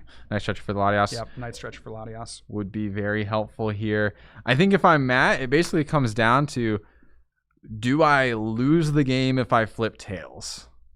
If I don't, then maybe you just go for it, right? That's a good point. There's a boss. Boss not completely. A retreat and a sob. Okay. Oh, and sob will bring Shaman up to 110. Can't retreat. I don't mind this. I don't mind this at all. Now, you are healing a ton of damage off of the monkeys in between turns, but we know that Matt has the Crispin. Right, so can just swing for that 100 damage. Shaman will not be able to heal enough to dodge that sort of knockout. So now we look, the action passes back to Frank. Does Frank have a way? Get like a third monkey? Third monkey or... Third monkey does it. I think third monkey would seal it. Oh my goodness, there's an Ursaluna. There's a switch in hand. Insane. Wow, lots of twists and turns in this game, JW. So Matt, I actually think, like, if you tell me as Matt that I'm going to take this matchup to a coin flip at the end, I think I take that every single time, right? Matt went the more conservative route and said, hey, I don't think you are going to have enough pieces to win on your next turn, in which case I will win on my next turn. Obviously hindsight is 2020. Do you think he should have gone for the flip on his last turn? I think if it's me, I go for the flip there. But I think this is a great example of where when you play a more rogue strategy like this Frostlass Monkey Dory deck, your opponents aren't always going to be privy to what kinds of cards you're playing. Yep. Like, I don't know if there's a switch in that deck. I don't know if there's an Ursaluna option in that deck. Yep. I know what I see on the board and what's already been played, but maybe I've never even played against a deck like this. Yep. Right. And so you can't really fault Matt for the lines that he was taking. The Sob did set up a almost guaranteed win next turn in the absence of a switch, right? Because but you also lose, and now that you mention it, right, you lose one Noctowl that had 90 damage, so you lose it to a tick on a Frostlass, and then if you can set up the other monkey, then you can knock out the right. But again, like, do they have access to 3 monkeys? I think personally, I would have gone for the flip there. I think the flip seemed reasonable as a route to win. But I don't know if I can totally fault Matt for the choices that he made. Sure. So back to game number 2 of this round 3 set. Matt with the Fan Rotom. Going to search out a couple of Hoot-Hoots. Dare I say, maybe even a Noctowl. Perhaps, JW. Perhaps. Yeah, Fan Rotom. Very, very powerful card with that fan call, but not a lot of variety in the choices of the Fan Rotom. Not a lot of suspense. I will say that. So we do see a couple of Hoot-Hoots from Matt. Grabbing the Hoot-Hoot with the ability could come into play.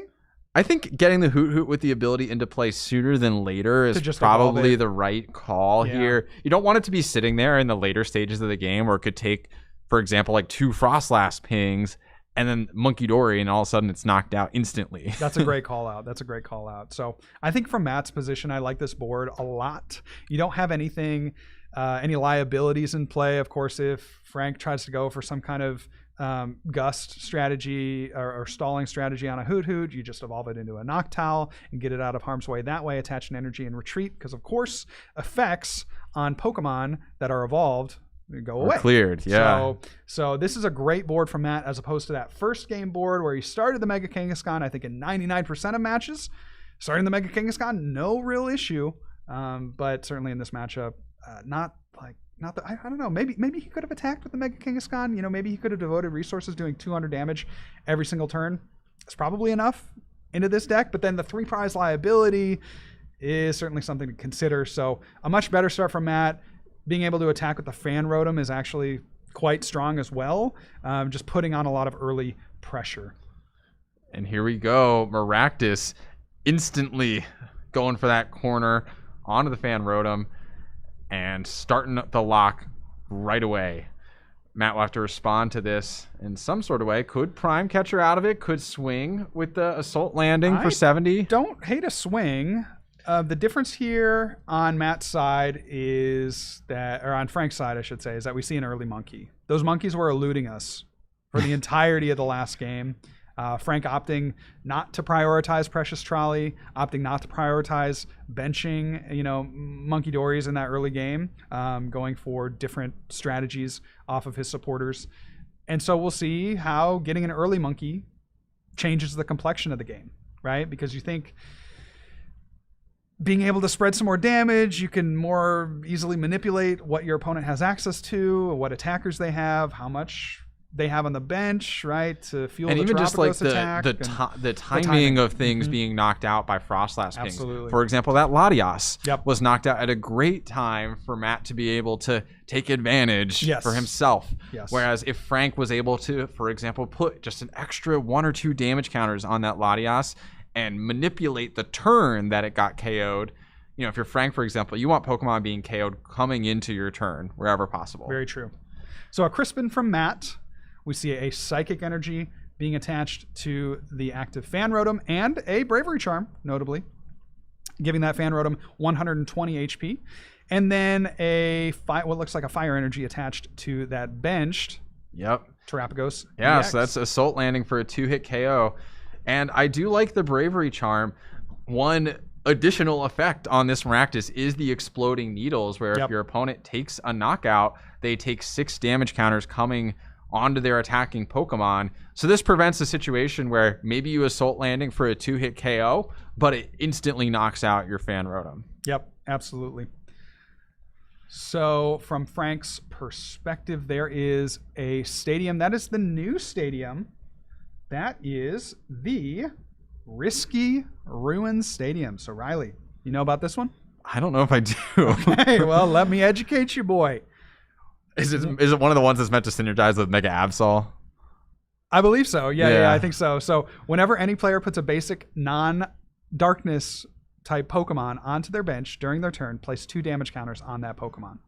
We've seen iterations of this sort of stadium over the years. Team Magma Secret Base. We had the Gapejaw Bog featured in the Zoroark. That was good timing there. Zoroark GX. I like how we did that. Or the Zoroark V-Star rather. Yeah. And this is just the newest iteration of that sort of effect, putting damage counters onto Pokemon as they come into play, which is nice to just accelerate those damage onto board for Frank. I don't think you really need it as Frank, right? Like I think for me personally, if I was building his deck, and surely the kind of person that would bring this deck has a lot of experience with this deck, so I don't want to, I don't want to undermine the work that Frank has put into this archetype. But I think for me, we saw just how difficult it was for Frank to get started in the last game, like get the Monkey Dories in play, that I feel like I'd rather see Artisan prioritized.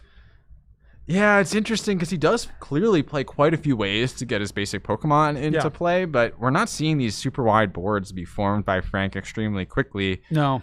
At the same time, like, are you really playing Artisan and Precious Trolley and Brock Scouting all in one list? Like, that feels maybe a little excessive too. So, it's finding that right balance. I do think for Frank, if I'm playing a card like that, I'm looking to use it maybe more proactively to get my Pokemon damage, get 2 damage counters instantly on a Monkey Dory so you can accelerate damage into play right away, for example. Good call out. Which could let you do something creative like Badoo for an instant knockout on an opposing Badoo on the first turn. Mm-hmm. Absolutely.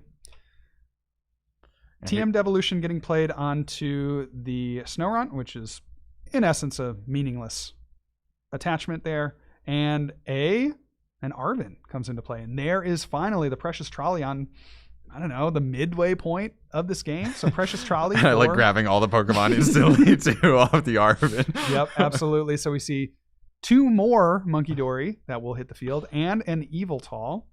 The Eviltal, of course, with that clutch attack that is parallel to Maractus.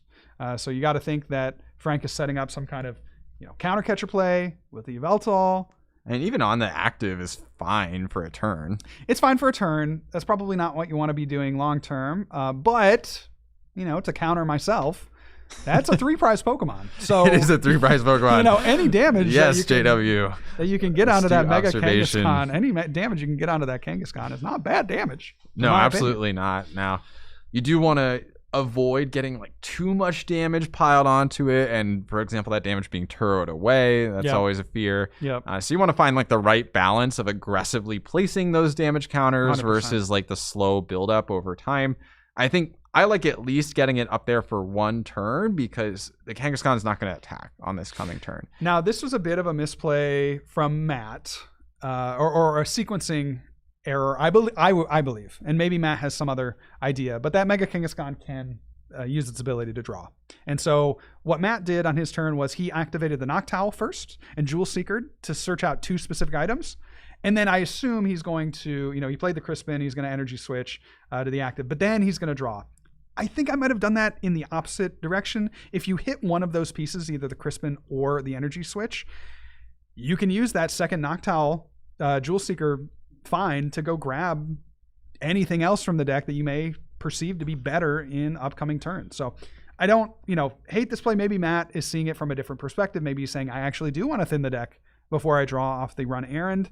But I think in this situation, you're better off trying to draw into the resources that you would otherwise have grabbed off the Jewel Seeker, and then use the Jewel Seeker if you don't find those pieces to go get what you needed. Yeah, that's generally the correct sequence, right? When playing Pokemon is to try and use your hard draw first and save your search cards. Now, it does depend exactly what you're trying to hit, but I don't really see a reason that you wouldn't have used the run errand here first.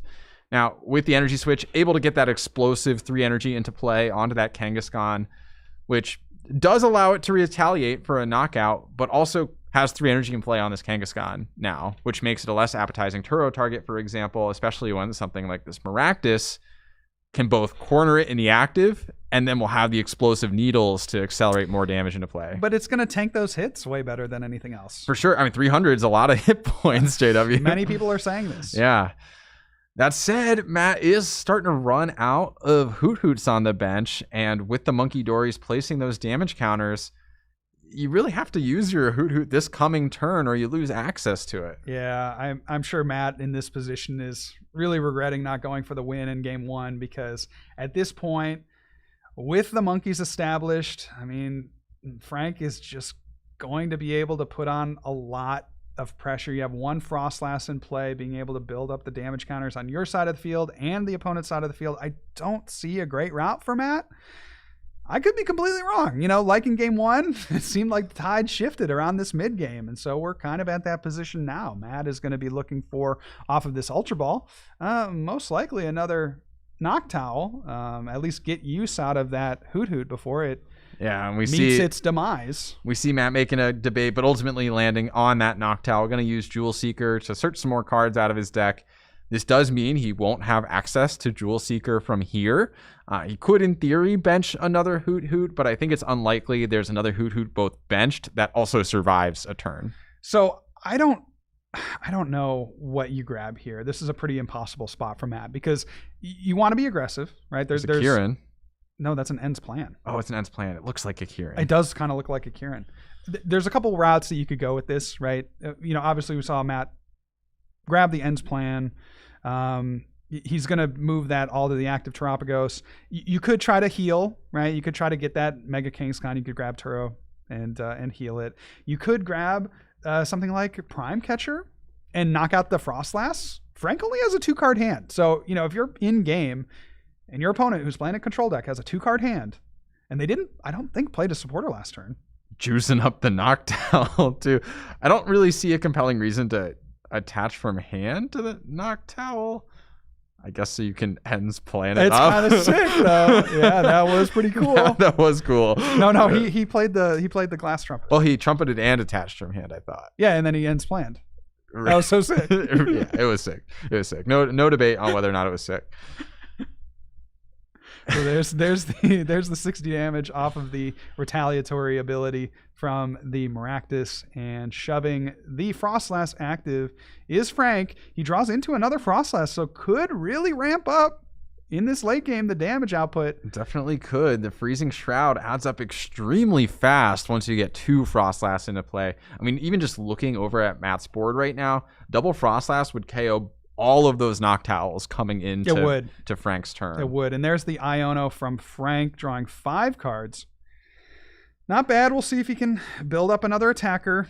Now, the tough spot is that there's not really an appetizing Gust target right now for Frank. All those Noctowls are about to be KO'd with that double Frostlass, and both of the other Pokemon in play can attack fairly efficiently at this point. They don't have any like cooldowns, for example, on their attacks. Right. So there's nothing you're really trying to corner lock here. Now, Maractus is still useful because of that exploding needles, so you can force something to stay in the active and threaten that extra damage. We'll see what Frank decides to go for. I'm just putting all the damage on that Mega Kangaskhan, I think. Yeah, I think... Well, I don't... No, actually, no, because then you're less punished by Turo, maybe? Because as soon as you knock out all these Noctowls... I think you put it all on Kang, because the Terapagos is being knocked out by like a Blood Moon regardless. Yeah, that's a good point. But the Kangaskhan is taking damage ticks in between turns. You maybe... Hold on, this might be an interesting play. You maybe put damage on the Noctowl so they all get knocked. Well, actually, you don't need the Kang to win the game at this point. Yeah. Frank has taken 1 prize. There are 3 juicy prizes on the bench right now. Yeah. So all he really needs is to make sure that this Terapagos gets knocked out. Yeah, I'm just worried from Matt's perspective. A Turo is quite good, right? Because you would remove the active. Preach. And then you have a Kangaskhan that's being, that's not really being prioritized. And so, it'd be hard to take the final 3 prizes. But like if Kang comes up, like let's say all these Noctows get KO'd. Yeah. Maybe you Turo the Terapagos. Kang comes up. Yep. It is in range of Blood Moon at this point. Yes. There's not really a way for Matt to heal enough damage that Blood Moon isn't a threat. That's fair. Yep. And then you probably just force Matt. I mean, at this point, Matt has to find Turo this turn. And without access to a Noctowl, it's just so hard. Yeah, I don't think there's really a way here for Matt to close it out. But never say never. Never say never, JW. Never say never. Never say never. We'll see if he can put it together. It might come down to this Mew for 1 or 2 cards. Could be a Turo. It could be. Never say never. Never say never say never. Now, I don't know if that really like changes the trajectory of the game. But it would be cool. You probably need oh, no, it's an Iono. Yeah, I think you're losing. It doesn't really feel good to Iono Frank to 5 and then knowing that he's going to draw 3 additional prize cards after you pass. Yeah, that's pretty tough. That's tough. I don't love that if I'm Matt. Well, it's all out there. Yeah, and Matt, I think Get the boys out. Okay. I thought that was a concession, but no, we see a draw. There's a prime catcher. Does it save you? So you could knock out a Frostlass, I guess. But there's already too much damage on monkeys. I know. Yeah. And like these Noctowls are really at death's door. Even if you go down to 1 Frostlass, they're still KO'd coming back into Matt's turn. You could KO a monkey, I guess. Yeah, I think there's already enough damage on the board to swap in the Frostlass. I think there's enough damage on the board to knock out with the Terapagos. I think you also bring up the Kangaskhan here. I think it's just over.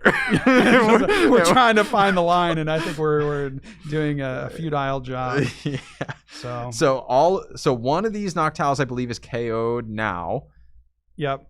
Frank is looking to take 3 prizes, and that could have been a huge swing in the game, looking at extra prizes. So just getting all these damage counters correct. But then you monkey 3 times to the active, and then you pass. And then you win. Yeah, that's what I'm saying. Yeah. These, even going down to 1 Frostlass, these Noctowls are getting KO'd. Frank's like, do I have to draw the card?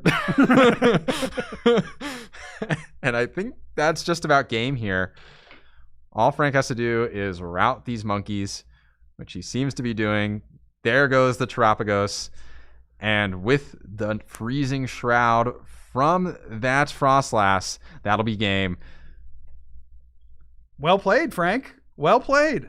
You really had us in that first game, I would say, kind of wrapped around your finger. What were you going to do next? A few plays that were making us scratch our head, but you came out with the dub. So at the end of the day, no matter how you get there, I watched this one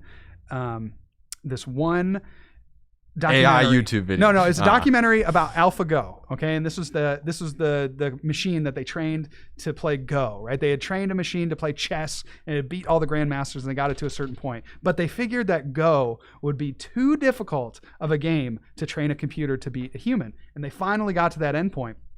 And what they found was that the machine was not looking to win by as many points as possible. It was just looking to win in any way possible, the optimal way to win.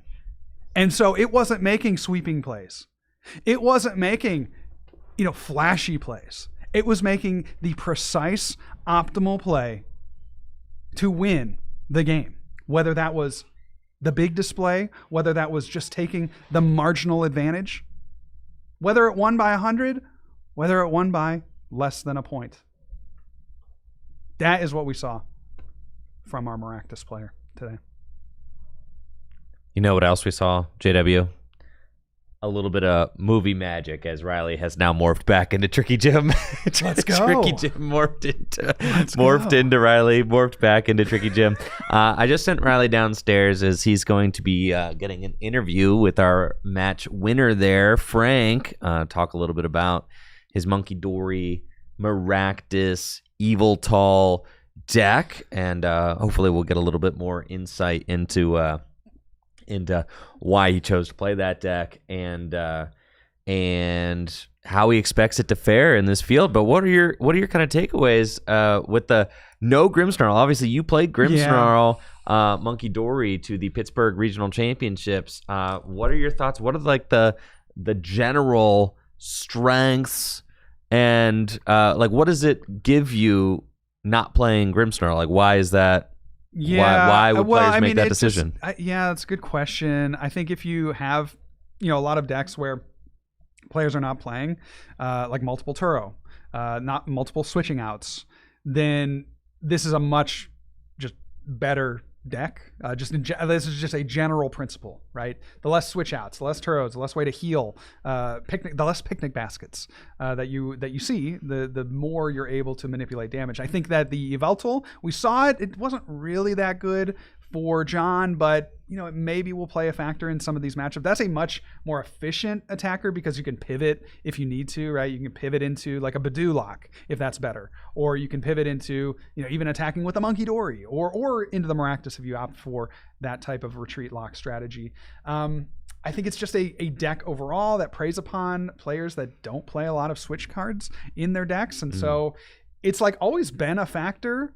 Why now? I'm not really sure how you're beating things like Gardevoir. I think that's always kind of been the Achilles heel of these kinds of strategies. Not only can they efficiently bring up attackers, and really there's nothing you can stall, but they can snipe your Frostlass, right? They can remove that from play. They can Monkey Dory and take multiple prizes in a turn. So I think Gardevoir just generally is why this deck is not played, and that's maybe why you would play Grimmsnarl, because you have that aggressive strategy into Gardevoir. Well, I'm very excited to get to hear from Frank himself. We have we have Riley downstairs with Frank, and hopefully the audio is going to work for us this time. So let's kick things over to the field mic and see what our round number 3 winner has to say. Riley and Frank, it's over to you. How's it going, Tricky Gymmers? We're here on the floor of the Full Grip Games 3K Release Weekend Tournament, and I'm joined by Frank, our winner here in round number 3, with a spicy Frostlass Monkey Dory deck. Frank, how are you feeling coming off of that win? Pretty good. I think that matchup is a little rough for me, in general, so I'm really happy to kind of get away with it there. Yeah, I mean, you had so many awesome lines that you're putting together there, trapping Pokemon in the active turn after turn with your Yveltal and your Maractus. What was going through your head as you were playing that game? Game 1 was super sketch because Trolley was prized, so I wasn't able to get my whole board out. And Maractus luckily bought me a lot of time with Kangaskhan and Latias in the active. And then in Game 2, Brock luckily pieced it together for me after whiffing the Arven going second. And after that, if I can just trap stuff for that long, then it tips in my favor. Yeah, absolutely. Just a couple turns, right, is all it takes when you're building up so many damage turn after turn with those Frostlass. Now, I don't think this is a deck a lot of people were expecting coming into this tournament. Is this something that's been like a fan favorite of yours for a while now, or were you thinking this is precisely the call for this event? What was your thought process preparing? Well, I've enjoyed the Monkey Dory Frostlass combo since Twilight Masquerade dropped. I just kind of played it at locals a lot. And going into Pittsburgh, I thought it might actually be a pretty solid play I expected an uptick in Guardy, which did happen. I have a really bad Dragapult matchup, but just kind of hope to dodge it. And I think Ting Lu actually really flips the Guardy matchup in my favor. So after putting in a lot of time practicing with my friends on Guardy, I felt really comfortable in that matchup. That's awesome, man. Well, if you're feeling good in those key matchups, hopefully you're feeling good through the rest of the day. Is there anything in particular that you're really hoping to see in the final couple rounds of this pre-top 8 cut? I'd love to see a Raging Bolt, actually. I think that matchup is really easy for me, and I didn't get to see any at Pittsburgh, so I'd like to get a chance at it today. Well, there we hear it, folks. If you're playing Raging Bolt at the tournament, watch out for Frank because he's coming straight for your throat. Frank, huge congrats on the awesome win in this round. It was really exciting to watch you play. And JW and Andrew, we'll go back to you as we wrap up round number 3 or 4 here, round 3 here at the Full Grip 3K.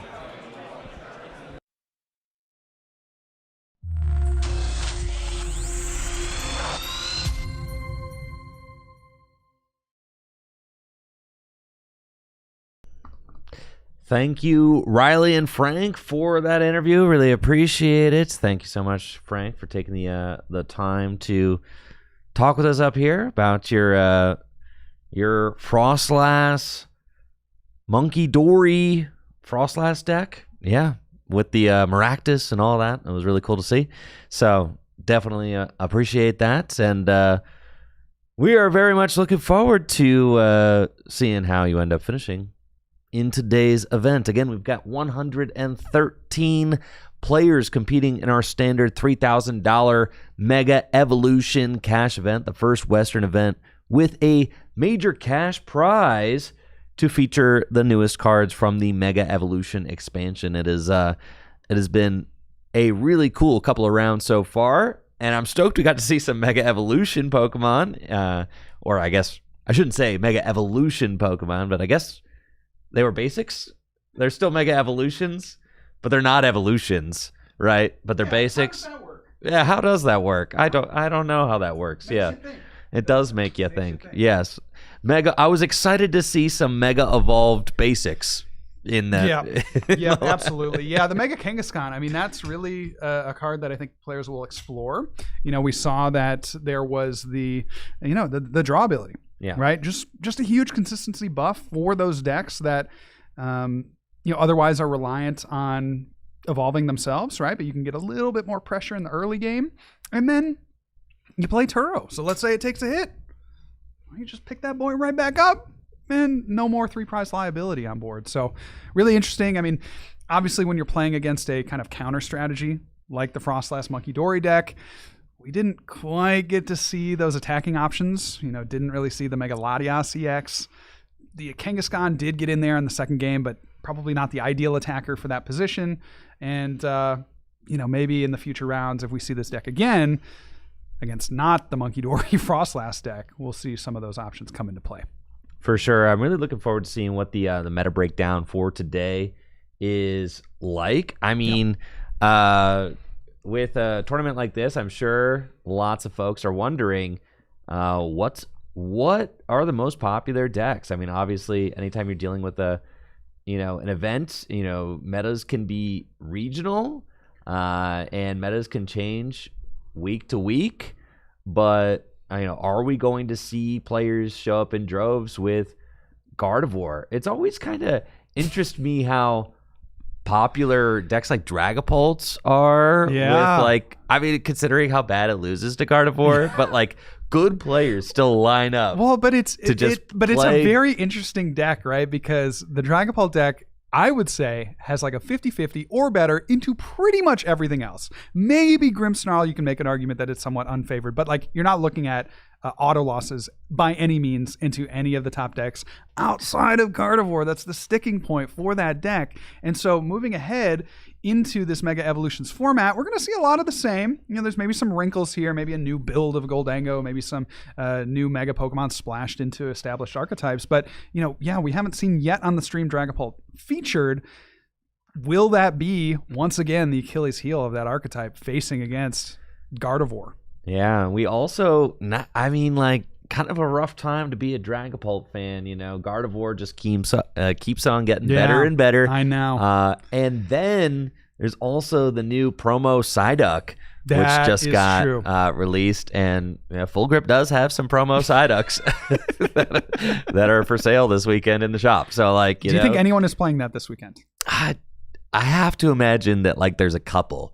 But honestly, it's one of those cards, and I think it's such an interesting thing because it's one of those cards where do you really want to play it, or do you just want to hope that enough other people play it? Or do you hope that the concept of it scares enough people off playing Dusknoir, right? It's a tried and true argument. Yeah, right. You see that in a lot of prior formats where it's like a 1-card counter. It's like, well, do I really want to take that risk of playing a deck that somebody could, effectively screw up my entire game plan with a single card inclusion? Now, I think for certain decks, predominantly like Charizard, right? You look at Charizard as being a deck that not only folds pretty heavily to the Dusknoir strategy, but also has plenty of room to include a Psyduck. So there's kind of that twofold factor where you not only want to like significantly improve your win rate by playing this card. If you don't, then there's no real reason to play it. Right. But you also need to have the space to be able to incorporate. I think a deck like Charizard really jumps out as being a deck that can play a card like Psyduck. Oh, I mean, and the math is just like insane, right? You're like, all right, Dragapult does 200 plus 130. That's my Charizard, you know? And it's like, okay, we're just going to nix that whole 130 part and force you to, to play just as a pure Dragapult deck, which Charizard can handle much better. Yeah. So I do think that there will be maybe some decks kind of like the Psyduck, but then also, do Dragapult decks just kind of say, I'm not going to play against anybody playing the Psyduck, or do Dragapult decks kind of just go the direction of, well, I'm going to go more the non-Dusknoir variant. Straight Dragapult. Straight Dragapult, but then all of it just seems kind of risky in a meta where maybe Gardevoir stands to gain some of the most out of Mega Evolution and is arguably already the best deck in the format. So that's true. I do think that it seems like, with Austin showing up with the Goldengo rocks, I mean, maybe Goldengo is getting reinvigorated and that people are going to be excited to play Goldengo with this new structure, with this new ability to take early knockouts and take control of a game early on. I got to say, personally, I like Goldengo a lot better with rocks involved. Yeah, the draw is a huge component. I think you would even play, there's a very strong argument to play just for the Lunatone draw cycle ability.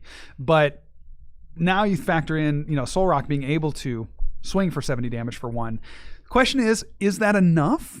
Right? Like, is 70 damage enough, right? You look at a Gardevoir deck, sure, they play the 3 Ralts, but then everything else has more. And then the Curlias get TM Evo'd right up, and we saw that. TM Evo'd right up. Well, we didn't see that. There was one time where we did not see it. It's true. But conceptually, we saw it. Conceptually, we did. And so what is the effectiveness of that attack? I think in a lot of the other cases, Dragapult, Grimmsnarl, some of these other Stage 2 decks, it's much more reasonable to expect, even on subsequent turns, to get like a boss knockout on that evolving basic to offset the prize trade. Gardevoir's maybe a little bit tougher because every other Pokemon has more than 70 HP, so you're really trying to prey on those Ralts, and if they get them evolved, like you said, or you don't find boss, or you don't find, the requisite pieces, the energy, or the both Pokemon, like you can't make that play. So I think the effectiveness is kind of yet to be seen. I would say, right? We'll get a much better understanding after this weekend. But being able to make use of the rocks is. Oh, this is wonderful. Yes. Okay. I was hoping that we would get a little bit of a meta breakdown. Riley was connected with me psychically. That's not a word, but through psychic powers, telepathically. Yep. And we now have the decks being played by our 3-0 players, so not an entire meta breakdown, but our 3-0 players right now. We have got Devin, who was the Journey Together 3K winner, is on back-to-back? Was on Goldengo Rocks. No, he was the Journey Together winner. No, I know. That's I think he top-8'd Destined Rivals. So, I mean, he had good... He's cooking on these tournaments. Devin's crazy. Okay. Yeah, Devin's good. Yeah, Devin's really good. He's a senior player, I think. Yes. That very notable Journey Together finals. Yes, that's what I'm saying. Yeah. So Devin is on, and Devin, my goat, is on Goldengo Rocks. Okay, your Journey Together 3K winner is on Goldengo Rocks. Zeke playing Goldengo Rocks. Emma with Eevee Box. These are all 3-0 players, by the way. Gage playing Goldengo Rocks. 3 Goldengo Rocks at 3-0 right now. I like Goldengo Rocks. I like that is like a deck name because it's like Goldengo Rocks. Oh, dude, I got it. Grok. No, just Grox. Thanks, Grox. No, just Goldengo Rocks. I think Grok. No, Grok. Let's bring back deck names. Let's start right now. Grok. With Grok. Yeah, he's playing Grok. Let's make it a thing. JW Army, support me in this endeavor. Come on, JW Army, Grok. And then DeAndre is 3-0 with Marnie's Grimmsnarl. We've got Franco 3-0 with Enzorark, which we just saw win the Pittsburgh Regional Championships. Ben Peacock is playing Poltzard. So, yeah, okay. Dragapult, Charizard. Yeah, I'll be interested again to see if the Psyduck is a factor in that deck. Well, Dragapult, Charizard, there probably is no Dusknoir in there, right? No. For him. Oh, yeah. Oh, because he might be playing it. Right. Yeah, for sure. Jesse L is playing Guardy with Mega. Taylor L is playing Guardy with Mega. And then Frank Massey, who we just saw, playing Monkey Dory Frostlass. So, yeah, okay, these are our 3-0 players. What do you think about that list, JW? What are you thinking? There's like a meta... Yeah, I mean... Meta breakdown. Yeah, Grok's definitely establishing itself as a top-tier archetype. Just having that built-in draw, having a one-prize attacker. You're laughing. Yeah, because you called it Grok. What? What's there's wrong with Grok? There's been worse, that's for sure. Yeah, I like Grok. Yeah. Or maybe Glock. Certainly beats Virgin. Berisian Genesect of old, which some players were like very insistent on referring to it as Virgin. I mean, based on how we named decks, that is appropriate. I mean, there was Pika Ram. Right. Some people wanted to call it like Pika Zek though, which is like horrible. Yeah, I mean, you can. horrible.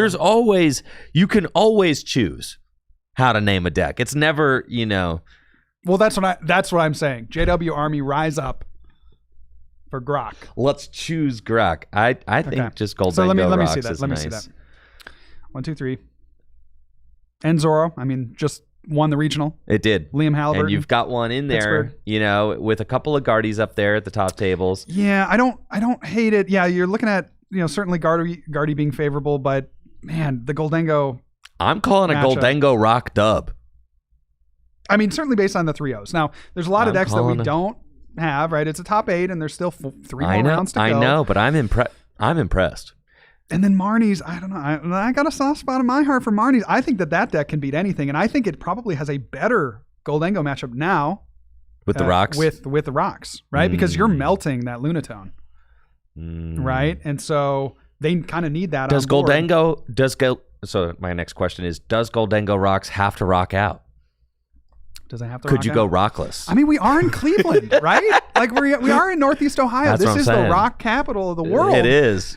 And so the Rock and Roll Hall of Fame is right up the Rock and Roll Hall of Fame is right just up down the the road. I know. Yep, absolutely. So, and I know a number of geologists in the city, and I know that they would be stoked. You do not to hear about this. You do not know. Yeah, all my geologist friends. Are you kidding me? My geologist friends, they are going to go crazy when they hear this news. My geologist / Pokemon friends. Yeah, and my rock and your roll rock friends and your are gonna rock be climbing buddies. in my rock climbing. There are layers to this, folks. For sure. And so, yeah, the Marnies is cool. I think Marnies really has a shot. I think that deck can pretty much beat anything. And I think the Goldengo matchup, while it's bad, or it was bad, I think it's a little bit better with the rocks. Like, that is a free prize on that Lunatone, and you're just piling up a bunch of damage on other things. Poltzard, that's a curious choice. Really not a lot of Dragapult. What do you think? We see the 3-0s, maybe not a lot of Pult in general. We see a Poltzard, no Pult, with. I think you got to be a Dragapult sicko to continue playing Pult. So what format. benefits the most then? With no Pult. With no Pult? Like, if we're saying that these are the 3-0s, this is kind of what's rising to the top. Mm-hmm. What do we think of as being, the beneficiary, just archetype-wise, of no Dragapult? Well, Terrabox does pretty good against like your Dragapult and your I think so. And your Guardy decks, right? I would have expected maybe there to be like a Terrabox, in the mix here, but there doesn't seem to be one. Like I said, dude. Oh, there's Eevee Box. That's one, right? Eevee Box probably does better without Dragapult, being very widely represented. I would say that. Yeah. But Yeah, dude, it's Goldango rocks. I'm saying. I'm Grok. saying. I'm a Grok believer here. Mm-hmm. Yeah. Yep. But it should be interesting to see. We've got round number 4 on the way shortly. And I cannot wait to bring our next exciting round of Mega Evolution Standard to you all at home. Thank you so much for tuning in. Make sure to check out the sponsors, FullGripGames.com, for all the best Pokemon trading card game singles and sealed product. The best service in the country for buying Pokemon cards and selling them. Did you know Full Grip Games is always buying Pokemon trading card game singles in bulk? Or they have a buy list where they have prices for the most popular Pokemon cards that you might be looking to sell, and you can sell them through the mail. Get money or store credit sent back to you for your Pokemon cards. And of course, DragonShield.com for all the best sleeves and accessories. We'll be right back with round number 4 after this quick break.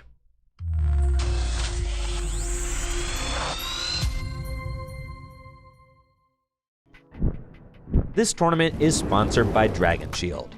Dragon Shield makes the highest quality sleeves and accessories for your favorite tabletop games, like the Pokemon TCG. Dragon Shield sleeves are super durable, making them perfect for tournament play and collecting.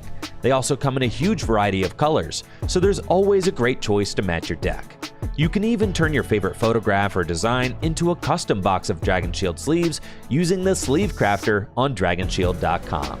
Head over to DragonShield.com and place an order for your favorite sleeves today. Use code TrickyJim at checkout for 5% off your order. Again, that's DragonShield.com for the highest quality sleeves and accessories for your favorite tabletop games. Huge thank you to Dragon Shield for being a continued sponsor of the channel.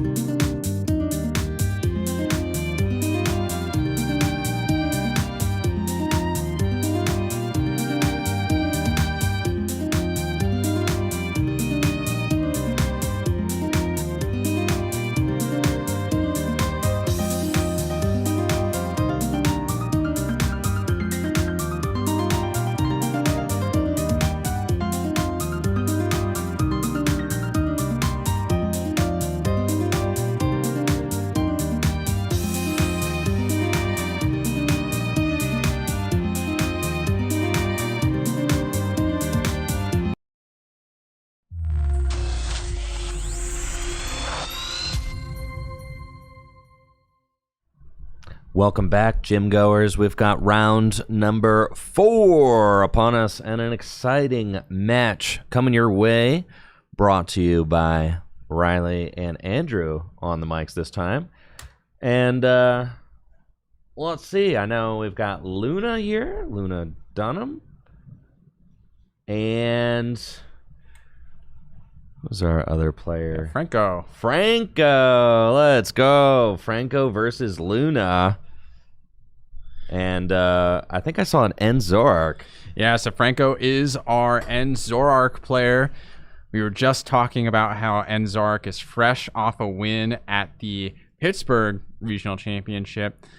And Wait, Franco won Pittsburgh? No, the Enzorark. Liam Halliburton. Liam won Pittsburgh. Yes. I was like, wait, how out of the loop am archetype, This archetype had won okay. the Pittsburgh Regional Championship. That is correct. And we have Luna on the left here, starting a Soul Rock. I think it's a Grok, Andrew. A Grok, dude. I'm so stoked. I just love seeing the rocks. I love getting my rocks into play. Looks like Luna is open to rock up against a Zorua. I mean, does it get any better than this, Riley? It's really the ideal situation here, Andrew, and doesn't even necessarily need to get the Lunatone into play. Like, depending on what Luna's hand is, could just Fighting Gong for that energy and guarantee the Cosmic Beam knockout. But if Luna has access to, for example, a second energy and a Lunatone, being able to start cycling with that Lunar Cycle, draw extra cards, I mean, that's just such an explosive start. And Franco, with that Enzorark, now clearly Enzorark does have lines against Goldango, but it doesn't have those clear, like, one-hit KO angles that other decks might prefer in a prize trade matchup like Goldango. Yeah, Lunatone's attack, I mean, I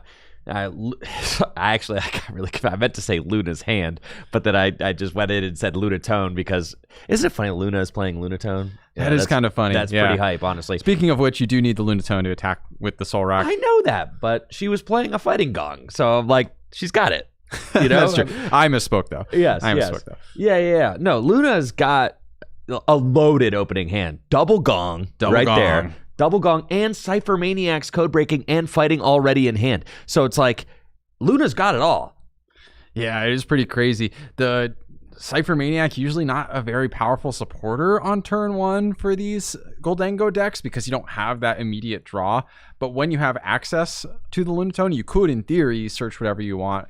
However, Luna opting to save it for after the Lunar Cycle, which will allow them to stack their deck for the following turn and make them more resilient to cards like Iono. Right, and it looks like Luna decided to stack a Goldango and another Cypher Maniac. So it's, let's just go get a couple Goldango in play, and we'll see it. Maybe she's trying to forego the Genesect EX going into play, using Cypher Maniac to kind of stack those Goldango, just draw into them the old-fashioned way.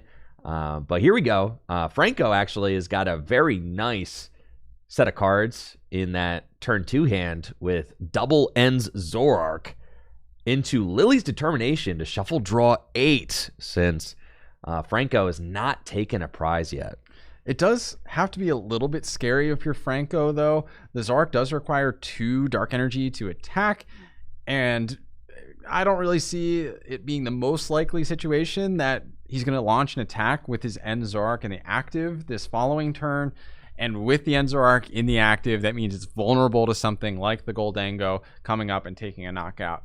Now, Franco here could potentially retreat into something like the Tatsugiri that we see off the Buddy Buddy Puffin, maybe just accumulate a supporter for the following turn, attach an energy to the bench. He would need a card like Air Balloon or Switch to do that. But get out of harm's way and preserve those Zorarks for a following turn. We'll see what he draws off these trades. Ooh, there's the Air Balloon. There's the Air Balloon and a Darkness Energy. So we'll be able to get an attachment off for sure, and we'll be able to remove this Zorark from harm's way if he so desires. I think that's an Energy Switch in hand. Well, Neo era art. Yeah, it's like Expedition, I think. Yeah. Yeah. With the e-reader. Love that. But dude, I mean, just look at the pace of this Goldengo deck, right? I Like know. Goldengo never takes prizes turn 1 going like that just never happens. It's brutal. That never happens. And now you basically have this, and Franco just has to leave the end Zoroark in the active, hoping that Luna maybe is not going to pop off and get a 280. Yeah. I think this will be a real testament right here. If Luna can expand to a one-hit KO on this Zoroark without Energy Search Pro, then any hesitation that any Goldengo player has about switching is maybe not warranted, right? Yeah, and I mean, we see Luna playing the Cypher now, but even a boss's orders would be enough to KO the Tatsugiri or the Zorua on the bench. It just so many potential routes for Luna to take. Playing the Cypher does kind of lock them into, okay, I'm going to KO the active and Zoroark somehow, or I'm going to like swing for not enough, maybe. I don't really love that idea because we can assume safely, I think, that Franco does play Monkey Dory, so you don't really want to donate those damage counters over to Franco's side if you can avoid it. Exactly. I'm not gonna lie. Even with Cypher Maniac, I'm a little bit skeptical that Luna's going to be able to expand to a one-hit KO on this Zoroark. So maybe this will be a little bit more of a tempo turn from Luna.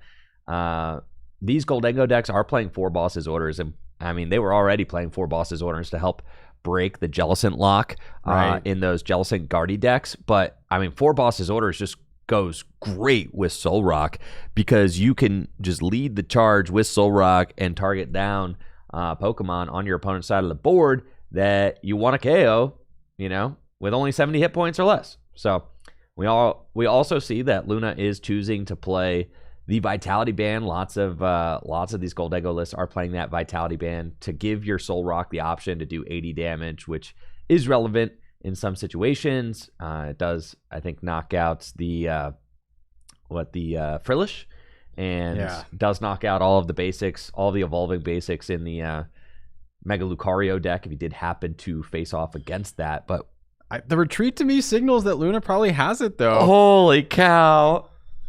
Already used the coin bonus. Does she have it? Needs a superior. Got a No superior. way. That's what, 3 energy there, 2 from the Lunar Cycle, and 1 from retreating. Need a metal energy and 6 more to take a knockout. It's here. It's lights out. This is like the whole hand. 1, 2, 3, 4, 5, 6. There we go. Turn 1, knockout Zorua. Turn 2, knockout Zoroark. With 1 Goldengo. With 1 Goldengo in play. Now, Franco doesn't really have a way to respond to this, I don't think, with the End Zoroark deck. This is the weakness of the End Zoroark deck, right? Is that your damage is relatively limited. We saw Liam play the Toad Scroll at Pittsburgh as a way to potentially deal with Goldengo, reduce the ability of them to cycle energies out of the discard pile with things like Superior Energy Retrieval. Haven't seen that option yet from Franco. It's possible he's playing it, but has yet to have access to it. And the problem is at this stage of the game, a Toad School is really vulnerable to things like bosses. Riley, orders. I'm like floored, man. I'm floored. I'm like mouth agape. Like I knew that the Goldengo Rocks deck was like, I knew it was pretty good because I'd played against Jesse playing it, and I was like, this seems like kind of legit for sure. But now to see it in a tournament setting where it's not just facing off against my Mega Lucario deck, it's facing off against like all different kinds of decks, and is able to shuttle these energy into play just like that. Like Energy Search Pro is done. I think Energy Search Pro, I think that version of the deck, it's cooked. It's not worth playing anymore, which is crazy. You're telling me like Goldengo just was an Energy Search Pro deck for since rotation? Yeah, there are some things that you lose, right? You lose the Monkey Dory option. At least it's not going to be as prevalent in these sorts of builds because you don't have that dark energy access like you do with the Energy Search Pro builds. You could, I guess, still include them, but then there's more of an opportunity cost there. There's a Psyduck. And there's a Psyduck from Franco. That said, I think the ability to Lunar Cycle is probably worth the trade-off, especially when you factor in the Cosmic Beam on the Solrock. Yeah, dude, that turn 1 knockout, just so gnarly. And the fact that Goldengo decks are already playing for Arven, Air Balloon exists to move your guys, right?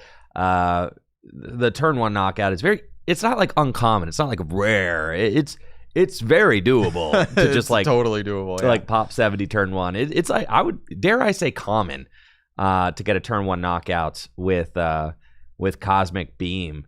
And, just any time you have a 70 hit point Pokemon, you got to be thinking about that. Now, something that Franco is playing, I was not expecting this. Okay, Franco is playing the Darmanitan. Yeah, good point, Andrew. I was planning to call that out as well. The fact that there are those Darmanitan does mean Franco maybe has a route that isn't reliant on the Toedscruel. Darmanitan is extremely powerful in this specific matchup with its backdraft attack. It is able to easily take knockouts on Goldango when hitting for weakness.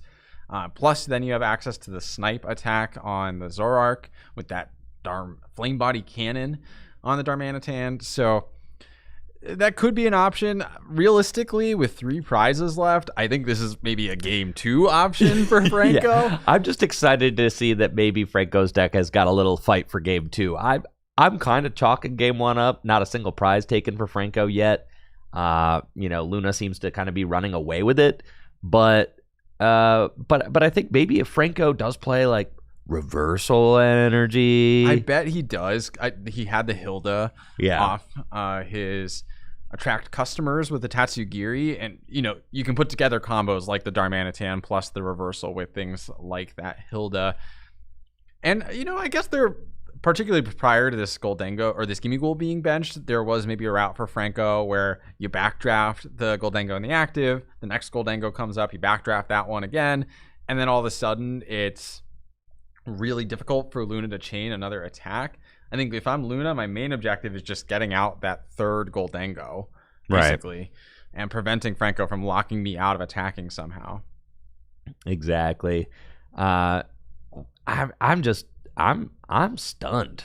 Really, this Goldango has become, and that was one of my biggest beefs with Goldango, is that it kind of was this like very one-track deck. You're getting out just your 2 prize Pokemon, and you take big knockouts with 2 prize Pokemon, and that is just it, right? And it always felt a little bit too linear to me, but now, dare I say, Goldango is playing a little bit more like Raging Bolt. You've got your single prize lead.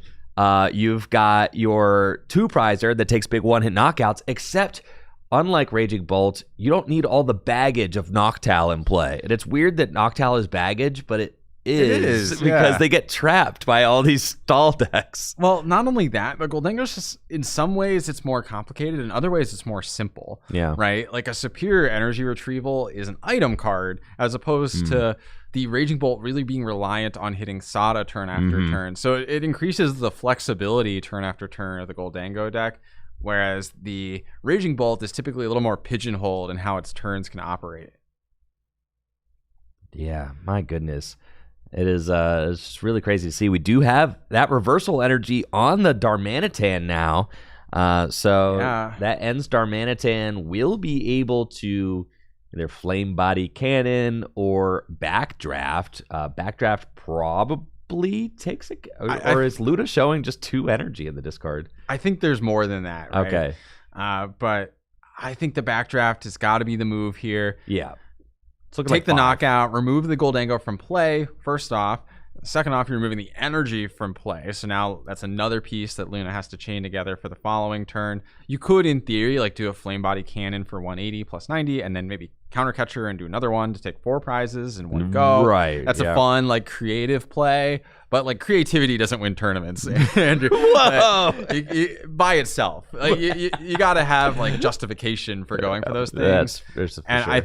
I think realistically, there's a stronger case for just removing the pieces from Luna's board right now. Yeah, maybe if Luna didn't have just 2 prizes left, we could be thinking about that route. But also, no. I mean, those routes are really scary against Goldango, where you're trying to stack. Yeah, they play Turo, like 2 usually. Yeah. So with 2 Turo scenario, okay, we're going for maybe going for it, though. I told you, here we are. These routes are scary. Oh, you see, I almost like this even less, gusting up the one without energy, because that makes it an obvious Turo. Yeah. Oh, yeah.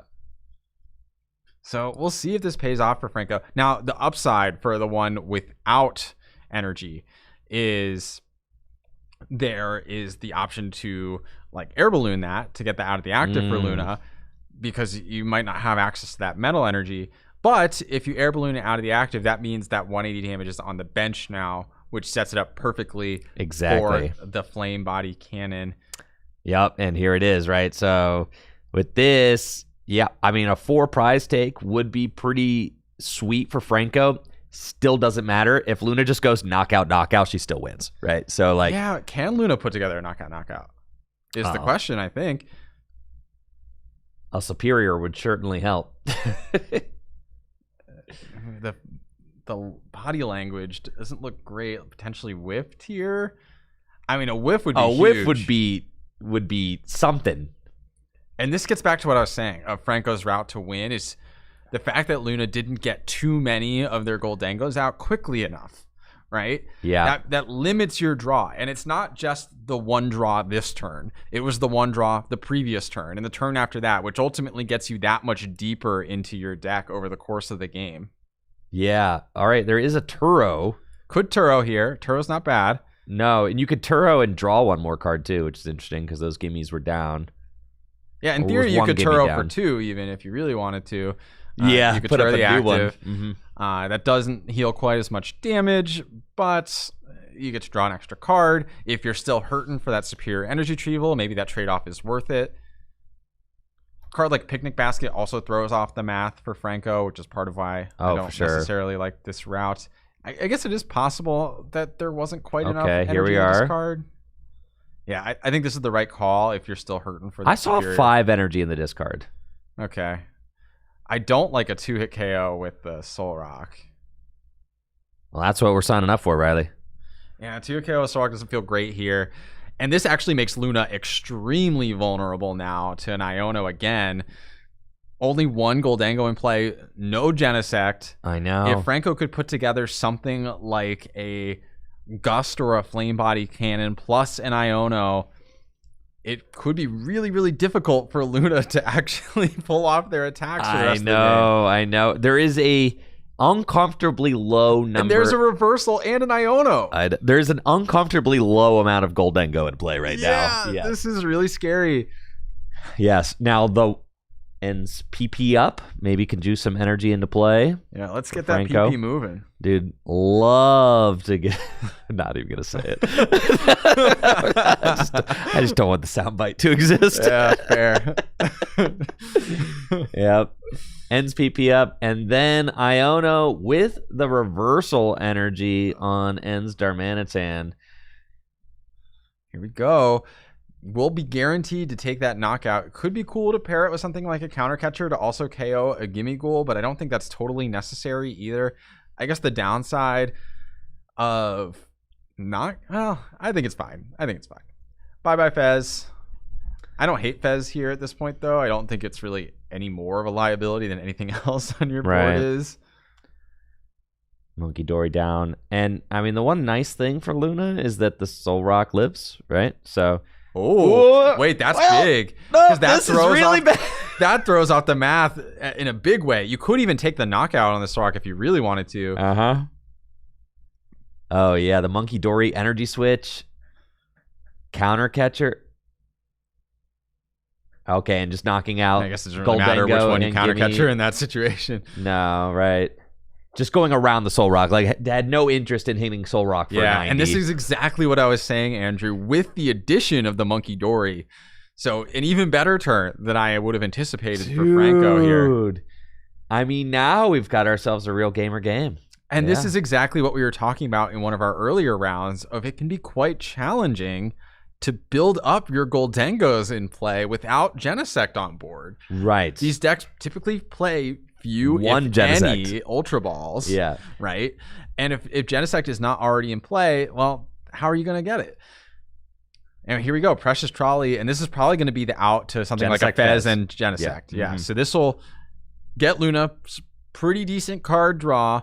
Needs to hit a way to get a knockout here, I think. If Franco's able to get a backdraft off, for example, then that could be lights. It's crazy because this that heal on this Darmanitan is nuts. I mean, that just ended up making a huge difference because now you're not just using Cosmic Beam back-to-back turns. You're forcing a Goldengo to come into the active spot. And I mean, you do evolve up the Gimmighoul out of harm's way. So, like, you're asking, what is the option then for, what is the option for Franco to take 3 prizes from this board state, right? Because, like, I see 2 very easily. Yeah. But 3, assume Luna gets if Luna whiffs a knockout here, then then all right, then we play ball. But if you assume, I guess I don't want to assume, right? I mean, because we saw Arvin for the Precious Trolley. I mean, you're thinking like, okay, supporter is played. Yeah, Goldengo is going to get to draw. We see the coin bonuses already. Fez is going to get to draw. That's +3. So, I mean, that is +5, but you're not guaranteed a superior off of that. Definitely not. And Franco does have that second Darmanitan ready, so if he plays, for example, maybe another way to get the backdraft powered up with an attachment and an energy switch, or if he plays another reversal energy, we could see Franco take another quick knockout with the Darmanitan. And then Luna's in a tough spot where they have to respond yet again to a Darmanitan. Yeah. I'm wondering if Luna has everything for knockout. I mean, really, it's just got to be 3 energy. 3 energy plus a metal. Yeah. Metal has to be one of the 3. I think there's... Or yeah, sorry. 2 is enough for the knockout. Yes, because of the 40. Right, but I think that Luna is short 1 energy. Do they not have a superior? Yeah, oh just my... Swing. Oh, and this is tough too because this allows Franco to establish a second monkey potentially. I guess it's going to be tough without another energy switch, right? You need another U switch, yeah. How can Franco realistically attack? Does Franco play a 3rd reversal? That seems unlikely. No, it's got to be 2, right? There's a lot of other stuff in this deck. Yeah. Oh, gosh. But then you got to figure, okay, so Luna just smacks with Soul Rock again. And, I mean, that's 30 of that damage is going back onto Luna's board. But there aren't any really small Pokemon to pick off as part of, like, an easy prize trade. Yeah, I mean, you are at 3 prizes. So right. You are okay, like, taking a knockout on something like the Soul Rock. Right. That's not a terrible thing. No, and you got to figure... There's a Hilda. I mean, and Zoroark can copy, can copy Flame Body Cannon as well. It's, to get a little bit of spread damage in if that's kind of the route that Franco wants to go in combination with Monkey Dory. You would have to get the Darmanitan out of the active. That I'm concerned. I am concerned about this. Yeah, Darmanitan does have 3 retreat as well, so even the precious air balloons are not enough to get it. Do decks even play the End Stadium anymore? Not in the more recent builds, but they're not playing cards like Darmanitan either. Right. So, like... Where goes that Hilda? Oh, does Franco have the pieces? Yeah, we're getting... I feel like Franco might just be a little short on resources needed to pull this off. Having to discard those 2 reversals back-to-back was probably just a little too much, I think, to be able to actually chain together enough to win. Right. It's like almost there needed to be maybe 1 backdraft in there. Yeah. To try and like get more mileage, but then it's tough because then you get punished maybe if Luna does hit the knockout that you didn't use Flame Body Cannon the turn previous. And look at this, we see a basic dark attachment to Darmanitan. At this point, Luna is accumulating resources in their hand, which makes it more likely for something like a boss's orders, for example, on this coming turn, and just ignoring the Darmanitan entirely. And it looks like this is going to be a boss stall turn. Luna did put the metal energy onto the Goldengo last turn, so that was heads up, because that gives her the option to be able to retreat a Pokemon like Fez while still taking a pointed knockout. Luna's only got 2 prizes left. I did see a boss's orders, I think. Is there a superior yet? Superior evaded Luna this past turn. Here comes Lunatone. There's a superior. Okay, do we have And there are double superior boss. It's over. Yeah. Lights. Very nice. And let's see. Put it all together. Superior number 1. Look at all those energies. I know, just making sure that it is all in fact here, right? Because you do need 1 to retreat. That shouldn't be a problem at this point. It shouldn't, just going through the motions. Oh, there's an air balloon too. Yeah, it's over for sure. Yup, and that is game number 1. Luna emerging victorious, though Franco put up more of a fight than I thought we were going to see in that game, most definitely. Yeah, and we saw this in an earlier round as well with Austin Charles. The importance of Genesect for establishing your board with this sort of Goldango build. When you opt not to get the Genesect in play, or maybe just can't because you don't have access to the nest balls needed, it can be quite awkward to get your Goldangos into play, which can potentially make you vulnerable in the late stages of a game. And Franco saw that opportunity, wasn't quite able to close it out. I think if I'm Franco here, I maybe feel okay going into this game too if I'm able to set up my Darmanitans a little more quickly. But I really would have considered maybe scooping that up just a little bit sooner, although I think with our 60-minute round timer, we should have plenty of time to finish a game 2 and 3. For sure. And I'm wondering, at this point in Franco's run, you got to be okay fielding the Goldango Rocks matchup, all right? I mean, if you're going to go deep in this tournament, this is a matchup you're seeing. I mean, you're going to 100%. Yeah, you're going to be playing quite a few of these. So, Franco can't be doing any sort of this is like maybe a tough round, I'll play for a tie or anything like that. Like, no, this is like your... you have to have a route. Yeah, you have to have a route. Got to feel confident in it, right?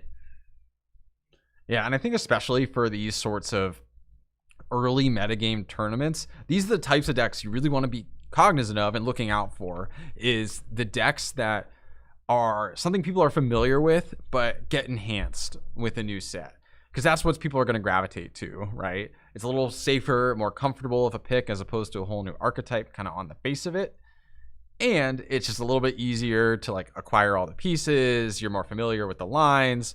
These are the types of decks that'll typically be popular in these sorts of metagames. It's super fun to see Goldango Rocks kind of popping off like this, because the deck just, I think, top 8'd the Champions League last weekend. Yeah. Right? That was 7 days ago. And now here we are with multiple at X and O. I just got word in the chat that Devin Ramanathan is also 4-0, the Journey Together 3K victor with Terrabox is also 4-0 with the Rocks, Goldango Rocks. The Rocks are popping off, Andrew. Yeah, dude. The Rocks are popping off. Goldango Rocks! I know, dude. I've been saying this, dude. Yeah. Yeah, dude. God, it feels like just yesterday on Tag Team Podcast, JW was gaslighting us into saying that Goldango would never be a good card. Crazy. Yeah, just yesterday. Indeed.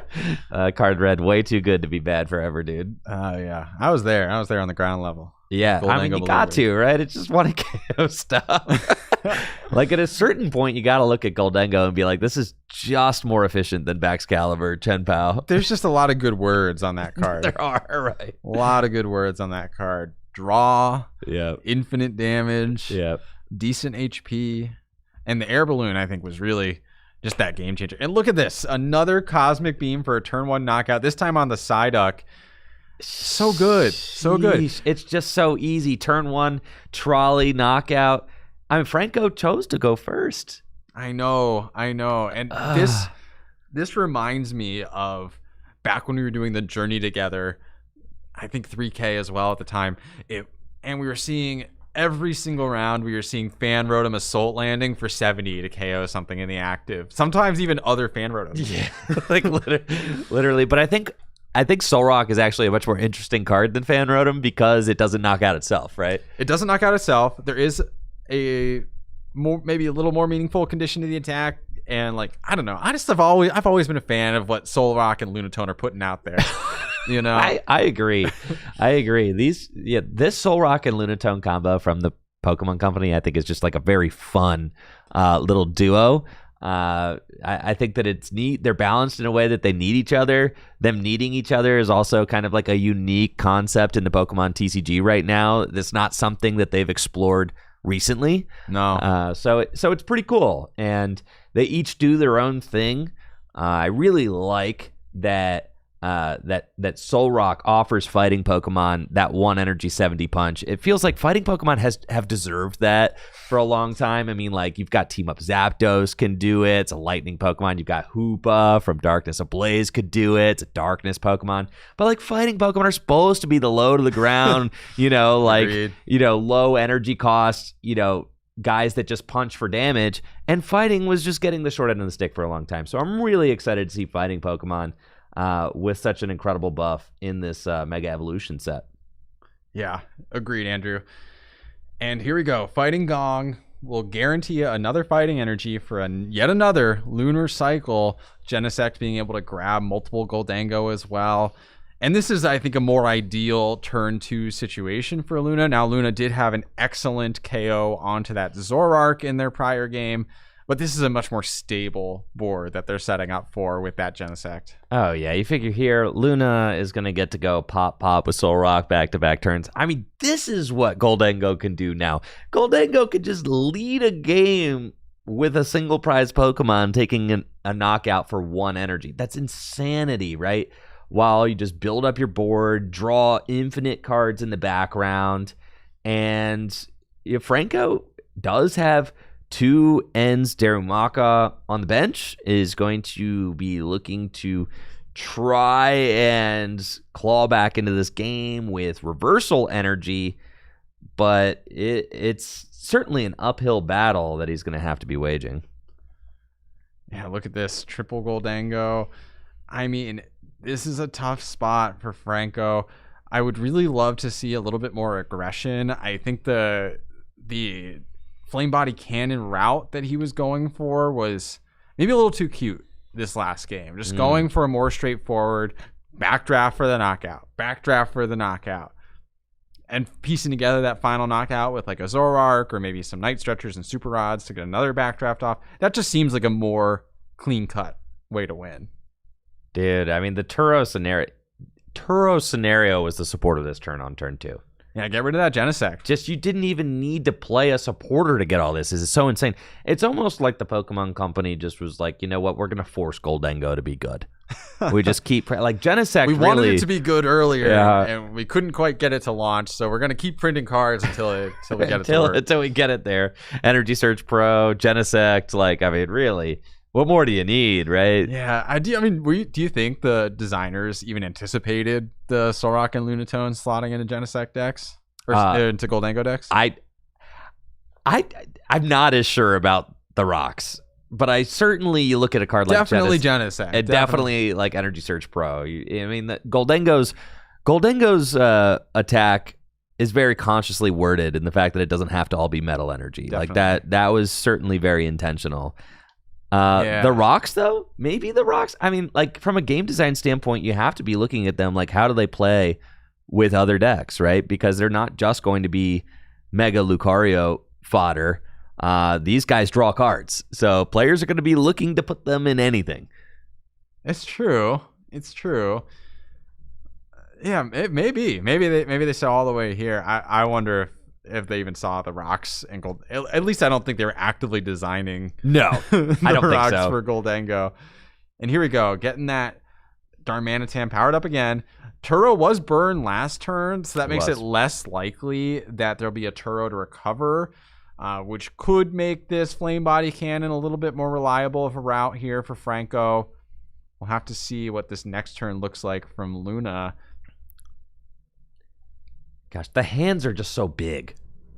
I mean, like, being able to just consistently play with this many cards, it's so insane. You're just drawing so many cards.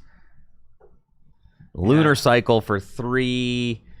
You've got Goldango for 2. Now, Luna did decide to burn that Turo scenario. It didn't have to be played at all last turn. Could have just kept it.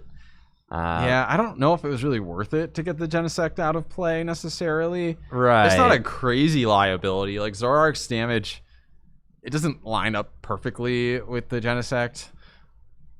So I don't hate preserving it for situations like this where Franco's trying to set up these multi-prize turns.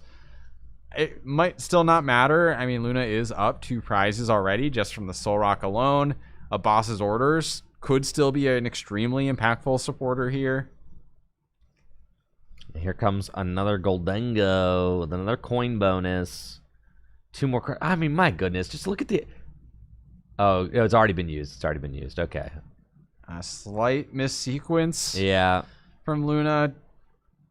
Potentially using the coin bonuses and unintentionally that one was incorrect tapped order. already. Yeah. Meant to do that one in the active, but Picnic Basket. Oh, but that also removes this play from Franco because now the math doesn't line up as well. Tool Scrapper. All right, Luna rocking with the Tool Scrapper. Tool Scrapper and Picnic Basket. That's a lot of tech space here for Luna. But you have to consider, I mean, you got cards like in, gosh, this is such a cool part of the format too, where like the 60 hasn't been like decided yet, right? Yeah. So yeah, it's always fun to be at the ground level, I think. On I decks know, like this. right? So you see a card like Tool Scrapper, you're like, oh, cool, that's there. And then you saw like Austin Charles earlier, and he's got the Hops Cramorant in his deck, and you're like, oh, cool, that's there. And who knows what Devin has got in his deck? He's 4-0 with Goldengo Rocks as well. So it's we've seen kind of that preliminary list from Japan, but I doubt that that's going to end up being like the hard iron 60 that we end up with months from now. Yeah, I mean, and that's just part of the deal, right? Is that sure. decks will get more optimized as time goes on, and also as we have a better understanding of the rest of the field. Like a card like that Picnic Basket, for example, may or may not actually be impactful in the longer term of this metagame. Right. Picnic Basket is certainly a tech card that you're playing for decks that are spreading damage, your Dragapult decks, your Monkey Dory shenanigans, all of that. Grimmsnarl, I think, is like the really big one where that is a really impactful tech.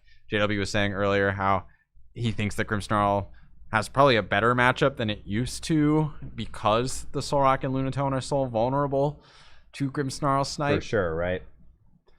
So something like the Picnic Basket could be extremely impactful in a matchup like that.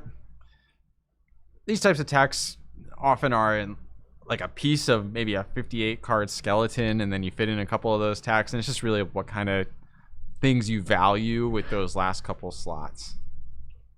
Here we go. Another Darmanitan getting ready to go. Flame Body Cannon, it feels like the time is maybe past. Franco could go for it. Oh no, it looks like a backdraft angle here. Ends PP up, getting that double colorless energy powered up for the Darmanitan with those 2 darkness energies. And we'll be able to backdraft for a clean 1-hit KO, I presume, at this stage of the game. That's what it's looking like, Riley. But, where do we go from here? Franco, no prizes to show, right? And with the Picnic Basket, 2 damaged Goldengo. I mean, I guess one of them is in range for an Enzorark knockouts with the Reshiram. The other one maybe with like a Defiance ban. Yeah.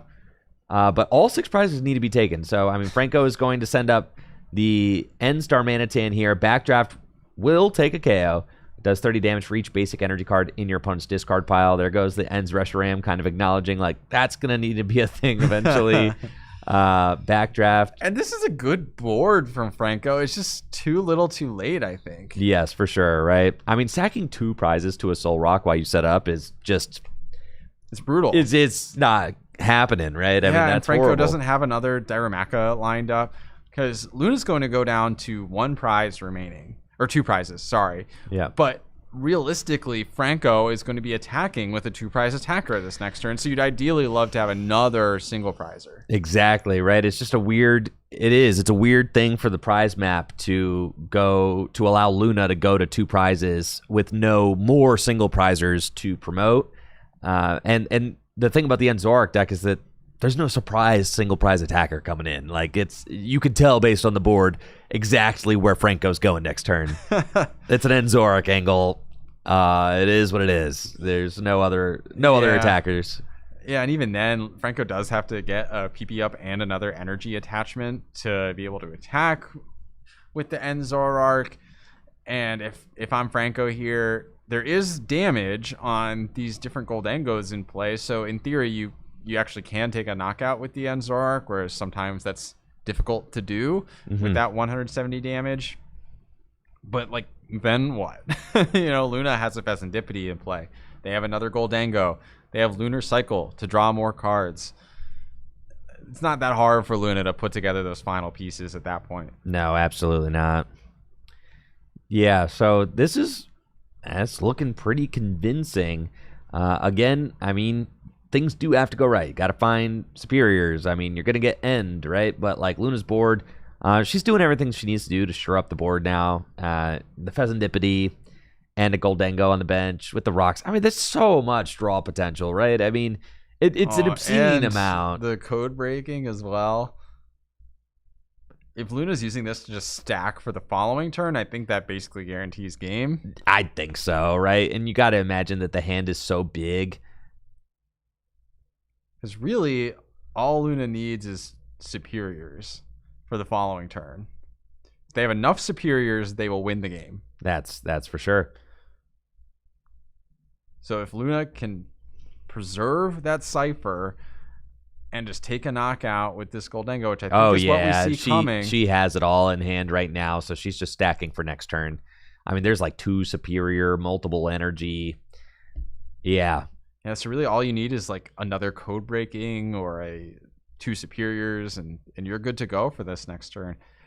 And I think this is a good example of why we're seeing things like the Toad Scroll in these Zoroark decks instead of cards like the Darmanitan. Right. For one, the Darmanitan's a stage 1 attacker, so it's another thing you have to evolve and get into play.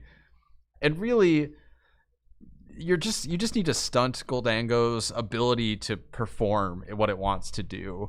The Darmanitan, it takes these big knockouts, but it doesn't prevent Goldengo from executing its strategy. Right. Yeah.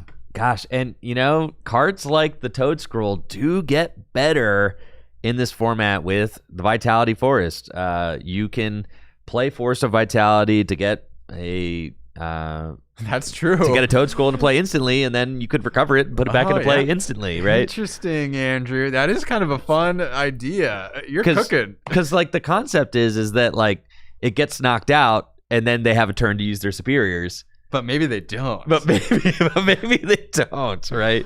Yeah. I learned that actually from playing the Mega Venusaur EX deck because it was playing a Toad Scroll with the Force of Vitality. So I do think, Goldengo is not a Zoroark deck. draws a lot of cards. It could put something like that in. I'm saying, dude. You can always trade it away. It certainly could. Classic Zoroark logic. You can just trade away your bad cards. Dude, playing bad cards is broken. You can just trade them away. Yes. Yes, much to think about. But, that is to say, I think that Goldengo Rocks was like kind of the perfect meta call for this event. Seeing, what people... Franco looking at his deck off that Super Rod. Yeah, cannot do that. That's not quite how Super Rod works. You are probably losing this game regardless. I don't think this should likely be a significant penalty. Yeah, it's looking like that's like, just don't do that. Yeah, probably don't do that in the future. Yeah. I think it's okay. I think all is well. Realistically, if a penalty is issued, the game is over on the spot. So no, I don't think that we're going to see that.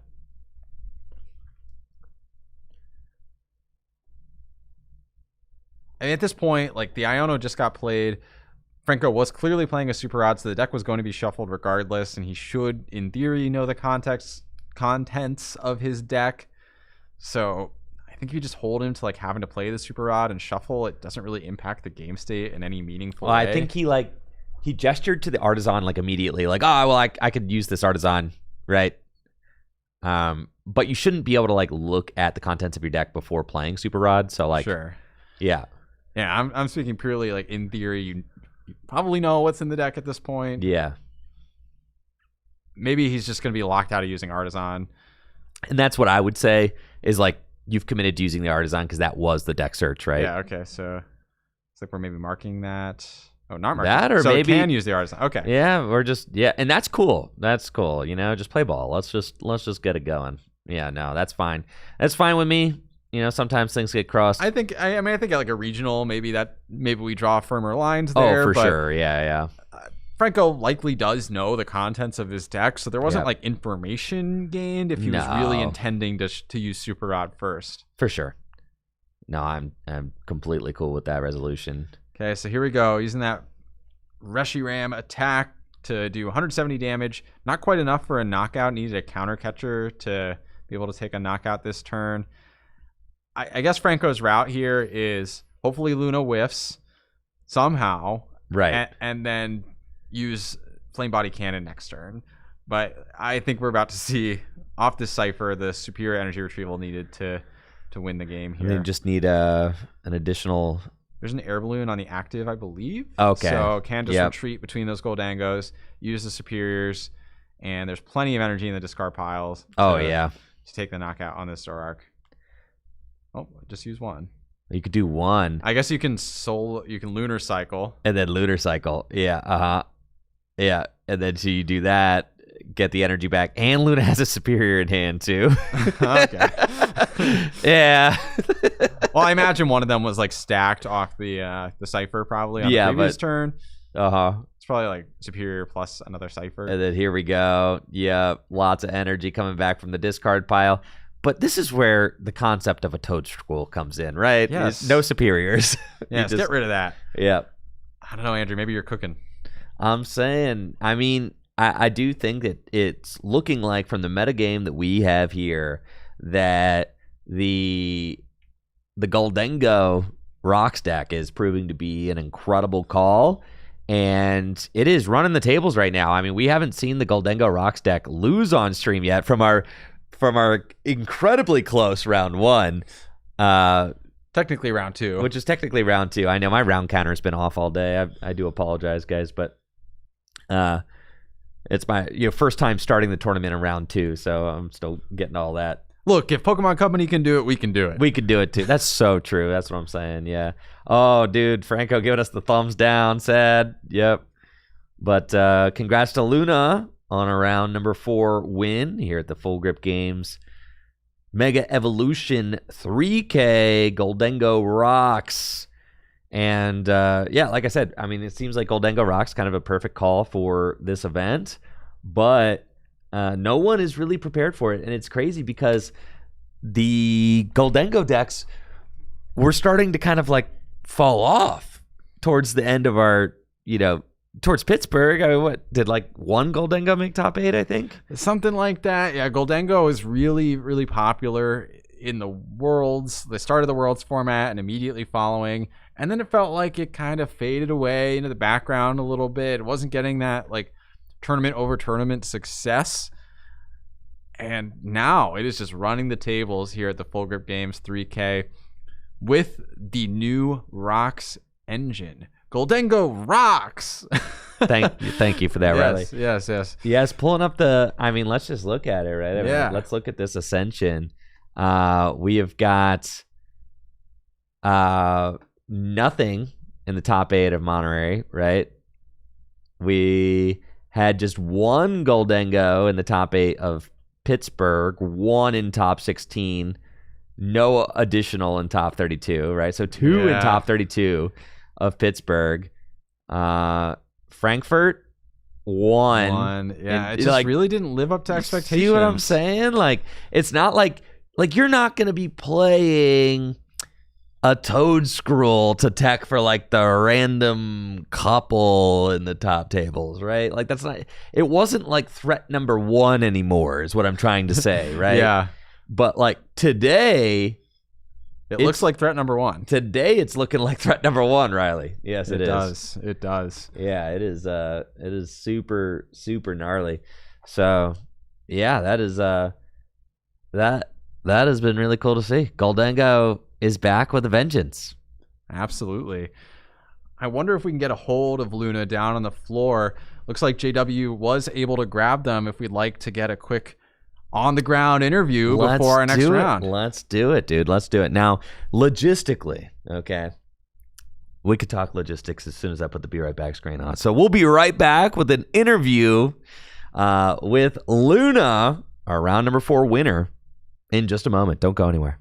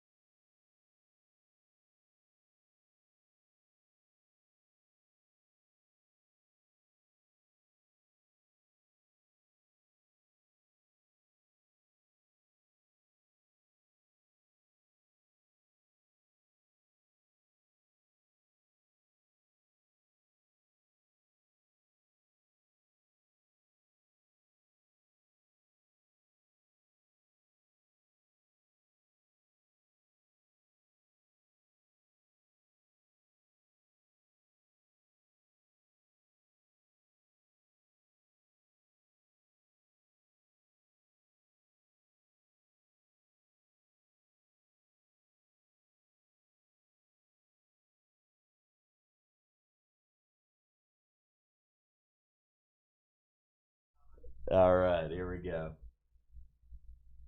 All right, folks, we are here with JW Kriewall and Luna, your round number 4 winner. Let's hear from Luna and see what she has to say about her Goldengo Rocks deck. Welcome back from our round 4 matchup. We have Luna. Congratulations on your win with Goldengo Soul Rock. Yeah, thank you. It feels great. Yeah, I bet it does. You were mentioning as we were talking, this was your first time on stream. So any nerves there? Yeah, definitely a lot of nerves. But, I came here to play Pokemon, and it's just like I'm here to have a good time, chill, just have fun. And I think that's the biggest thing. Have fun. That's the biggest thing. I completely agree. Yeah, absolutely. I mean, it's been a fun event, at least from my perspective. Would you say that you have enjoyed this experience so far? Oh, yeah. I love coming out here. I came at the Astral Radiance, and I've come since they've started doing them again, and I love it every time. That's awesome. So talk to me a little bit about the matchup, because, of course, you were playing against a Zoroark deck. How do you approach that matchup for people that maybe have never played that interaction before? Yeah, so I figured, just going aggressive, I have Vitality Band. I think there maybe should have been some more, Daramaka pushing because I was just eating up the 70 HP Pokemon with the Soul Rock. So I think, game 1, I had a little trouble finding my energy. I aggressively ciphered for for the knockout on the Zoroark, and then I kind of just got in from there and took a prize lead from there. And then game 2, it was a little bit hard to find my metal energy, and energy in particular. So it was just finding that, making sure I stabilized, and drawing a ton of cards in the process, which always feels great. So. Well, you walked away with a win. Yes. And we were talking before that you had switched to this version of Goldengo from the Goldengo Togekiss. So can you talk to me about why you made that switch? Yeah, it's a new format. I was talking with some people, and fresh off my first day 2, and I went ahead and just said, I know Goldengo the best, and I might as well just play Goldengo Rocks. It has an advantage because you have a single prizer and a much easier access to a single prizer, and it just feels a lot more aggressive and I really like the 4-boss build, so it feels a lot more aggressive compared. Yeah, absolutely. I'm 100% with you, where you're able to, with that Soul Rock, pick off your opponent's field, really control, especially against a deck like Zoroark that has those evolving basics, those 70 HP Zoruas. So really well done in the game. Congratulations on Pittsburgh, and then obviously 4-0 here at the 3K tournament. Back to you guys. Congratulations to Luna.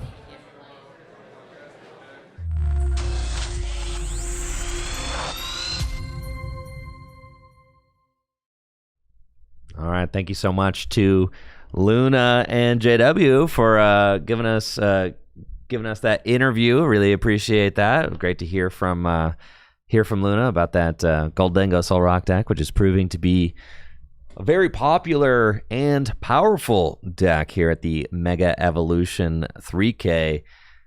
Riley, I talked to JW a bunch about kind of what his wish list was, or his kind of cards that he was expecting to see the most at today's event.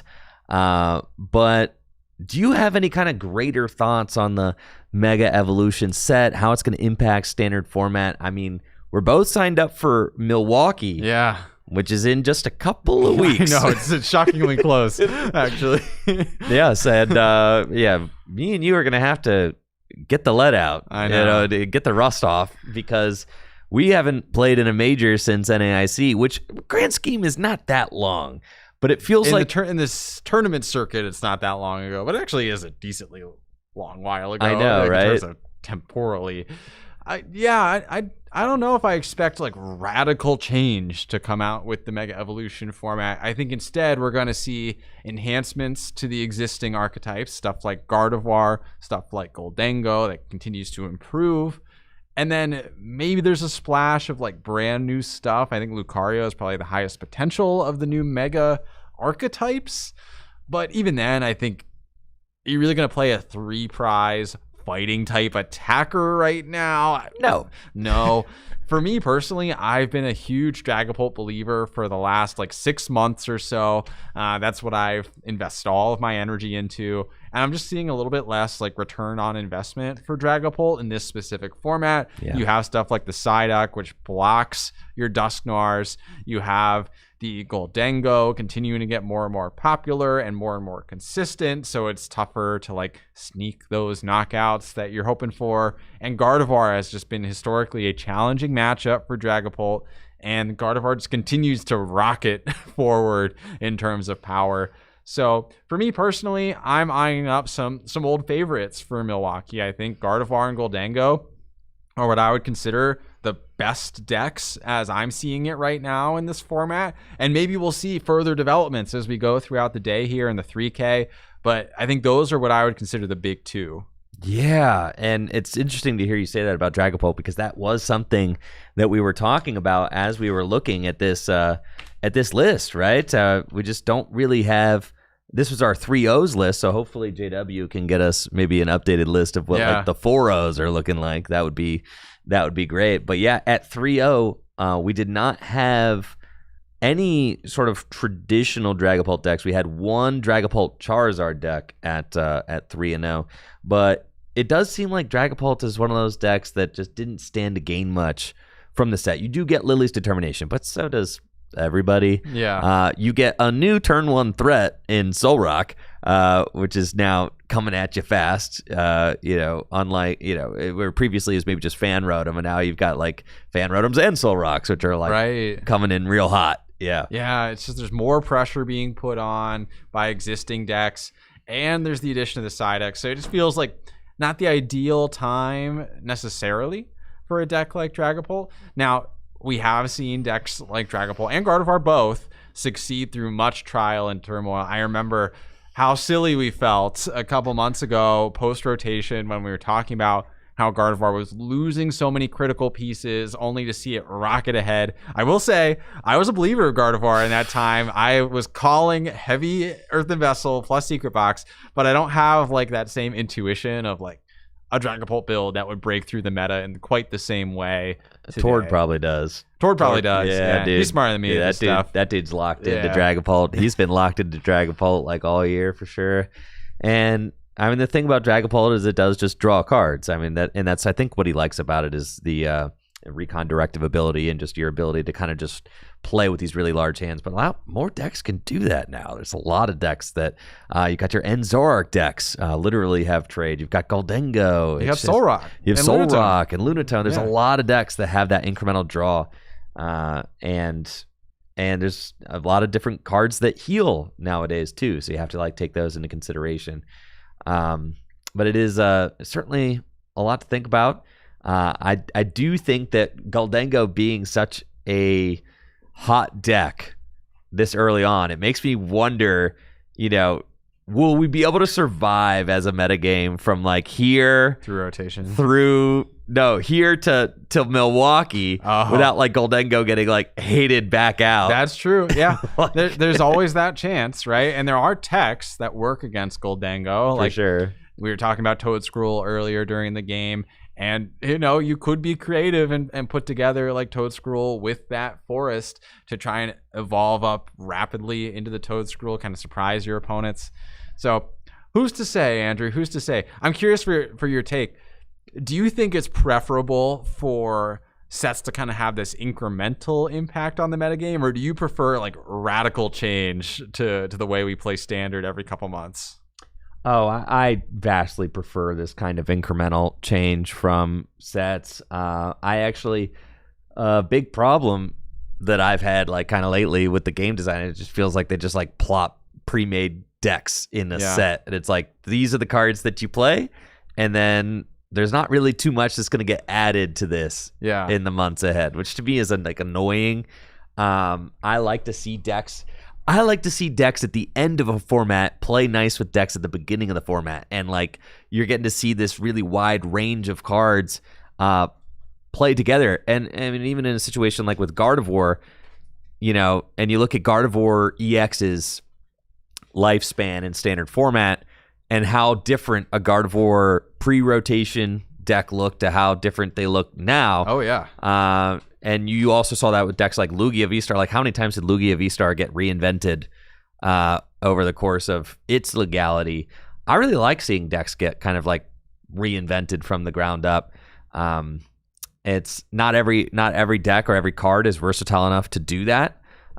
You think about a deck like, Mew VMAX, there ended up being like 2 ways to play it. You were kind of like the double turbo version, or you were like the fusion energy version. And then, because every single Mew VMAX board has to have a Mew VMAX and like Genesex, right? Like it's just what we're doing. There's not really a ton of room for other crap going on here. Right.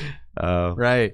Yeah, I think I would agree with you. I like the more incremental feeling of change. I think there is a balance to Strike. Like, it doesn't feel great when the sets are like a complete nothing burger. I don't think Mega Evolution is that. Like, we're with the Goldengo Rocks, for example, and with the new additions to Guardy, like, those are already some pretty impactful changes, in my opinion. But I don't like it when there's too radical of shift with every single set. And I think that also just helps the game, like, be more accessible to people. For sure, right? Like, not every single person is a strictly, like, tournament attending competitive player. So it's nice for those folks to be able to stay loyal, be attached to a deck, and not feel like every couple of months that their archetype falls off the face of the planet. Right. Because from a casual player's perspective, you want to, I'm looking to get into a trading card game. I'm thinking about building a deck. Like, well, okay, well, how long does it take you to put a deck together? Maybe it takes you a month, to assemble all the, just from going to card shops, picking up the cards, waiting for cards to come in the mail. It takes you a month to build your deck. By then, maybe there's like a new set on the horizon, right? And it's like, it could very well be by the time you get your deck built that like it's not relevant anymore. And then you kind of get burned out immediately if that's the case, right? And my fear with cards like Megas entering the game is that we would see that kind of like rapid, radical shift towards the reprisers, right? Like, we saw how powerful 3-prisers were in formats past with things like the tag teams and things like the VMAXs. And I was worried that we would just immediately go into a 3-prize focused metagame, which we're not quite seeing, at least at this time. Now, Phantasmal Flames has some pretty powerful looking cards in it. So who's to say what's to come? Does. I know you guys are thinking that the Charizard looks pretty hot, huh? I think the Charizard at least is queued up for what the metagame could look like, right? The Charizard, to me, is speaking like, yeah, we're expecting some 3-prisers to trade into each other, like, for serious damage, I think Mega Charizard's going to be one of those situations where it's like an overkill, like, do you need a 3-prizer doing infinite damage? No, because we have 2-prisers doing infinite damage. Like, that's kind of there's also like the longer game element of it, where like things like Goldengo and Gardevoir EX will rotate out in the years to come. So you never know what things might look like in a year or two from now. It's true. And I will say, like, the Charizard does have much more accessible damage output with regards to the 3-prize damage thresholds. Right, like, it's starting to get to a point where it's challenging for Goldengo to actually assemble that much energy to take, 8 energy for a knockout is not that easy. I feel like 6, 7 is like really where you start to feel stretched, and then when you get to 8, it's like, oh man, like, how am I need 2 retrievals to do this. And granted, when you're taking 3 prizes, that's maybe worth it. But if your opponent's forcing you into like an 8-prize game, and now you're having to use like that many retrievals, then it gets tough. Prize one. This is a situation where it's like, if you prize one, it's like, yeah, exactly. Like, really stretches the margins of the deck. So, something like Charizard, I think, is queued up to be the mega killer. Now, Megas have to catch on. Megas would have to be a thing for a mega killer to be worthwhile, but you never know. It's true. Well, lots of exciting things on the horizon here. This is the beginning of a new block in the trading card game. A brand new block. Yes, the Mega Evolution block, ZA, right? Crazy for the new Pokemon game coming out. Lots of exciting stuff kind of happening in the world of the Pokemon franchise with Legends Z to A on the horizon. Of course, they've moved competitive video game battling to the new Pokemon Champions app, which is like going to be a thing. I'm so stoked about that just in general, and the fact that it feels like it's going to kind of like loosen up everything just a little bit, in that like the trading card game and the video game don't need to be the trading card game and the competitive video game don't need to be so closely tied, because almost like they feel like entirely different games to me. They are entirely different. I was talking to Natalie, like, someone who plays the video game, they might as well play Smash Brothers. Like, that's how closely like associated I feel with VGC players. Like, it's like that for me. Like, it's an entirely different game. I mean, yeah, it is literally a different game experience. Like, the same franchise, but like we're like, I don't think you're boxing with a ghost. I think right now. Yeah, maybe. Anyway, I'm just saying, I really like that, and I like. Now, when are we going to get the Pokemon Beyond? I'm hoping that within the next calendar year, we can get some other IPs involved with this stuff. With Magic the Gathering? Is that what you're saying? No, just like not Magic the Gathering Pokemon, but like other stuff getting into Pokemon's business. Oh, okay. So like, when can Pokemon start doing the Spider-Man set? What Magic the Gathering is doing? Yeah. Well, if you go on Temu, like Spider-Man v Charizard. Yeah, if you go to like Temu.com, you can find some of those cards. Like, they're already out there. Yeah, absolutely. Pick your hands up on a Mewtwo and Thanos. That's what I'm saying. Yeah. I told you those. Yeah. That's old news, bro. That stuff's already out there. It's just not legit. Yeah, check it out on Tricky Hideout. It's true. Yeah, it's Tricky Hideout video. Battling with fake Pokemon cards. But Pokemon seems to me like an IP that is just so kind of like I don't want to say never, but it seems like they are not interested in doing that. I really would be skeptical. But imagine the 1 billion Lions EX. We could settle this once and for all with the 1 billion Lions EX. Yeah, that would be pretty sick. That would be pretty sick for sure. For me, in the Pokemon franchise, there's like a few other things that like certainly need to happen first. I'm not going to say never because like, goodbye phone. I'm not going to say never because Pokemon's coming up on its 30th anniversary. Only God knows what it's going to look like when it's coming up on its 50th anniversary. Like, they might be running out of ideas. So, like, we might need to tap in, the Spider-Man Pikachu. Like, there just might be, the crossover that needs to happen. Yeah, maybe. I don't think so. But what I want to see, they just keep. I mean, the crazy thing is like it's not crazy because it's marketing, right? But they just rehash the same Pokemon over and over and over and over again. Like, there's 1,000 Pokemon, but they really only like about 50 of them. I feel like, and so do the fans. So like, it's a byproduct of the people who enjoy the franchise and what they want. Yeah, it's like more Gardevoir, more Charizard, more Darkrai, more Greninja. Okay, well, a lot of those are bangers. I don't know, like, but I feel you. I do wish there were more of the random guys that get the spotlight. I feel like random guys used to get spotlights in like as features in a deck, and now I feel like they're relegated entirely to support, if that. Yeah, dude. I mean, look at like your Venusaur Meganium deck is like Venusaur and Meganium. They're literally both starters, right? Yeah. Like, I want like a Shiftry, Like, I want like a cool. Well, I think Shiftry. We can't. After Shiftry's allegations, he can't come back. He's permanently exiled from having a good card. I'm getting word from Natalie that round 4 is five is getting ready to start. We have 2 4-0s ready to face off here. So I think let's take a quick pause as we get established here, and we'll be right back with round number 5. This tournament is sponsored by Dragon Shield. Dragon Shield makes the highest quality sleeves and accessories for your favorite tabletop games, like the Pokemon TCG. Dragon Shield sleeves are super durable, making them perfect for tournament play and collecting. They also come in a huge variety of colors, so there's always a great choice to match your deck. You can even turn your favorite photograph or design into a custom box of Dragon Shield sleeves using the Sleeve Crafter on DragonShield.com. Head over to DragonShield.com and place an order for your favorite sleeves today. Use code TrickyJim at checkout for 5% off your order. Again, that's DragonShield.com for the highest quality sleeves.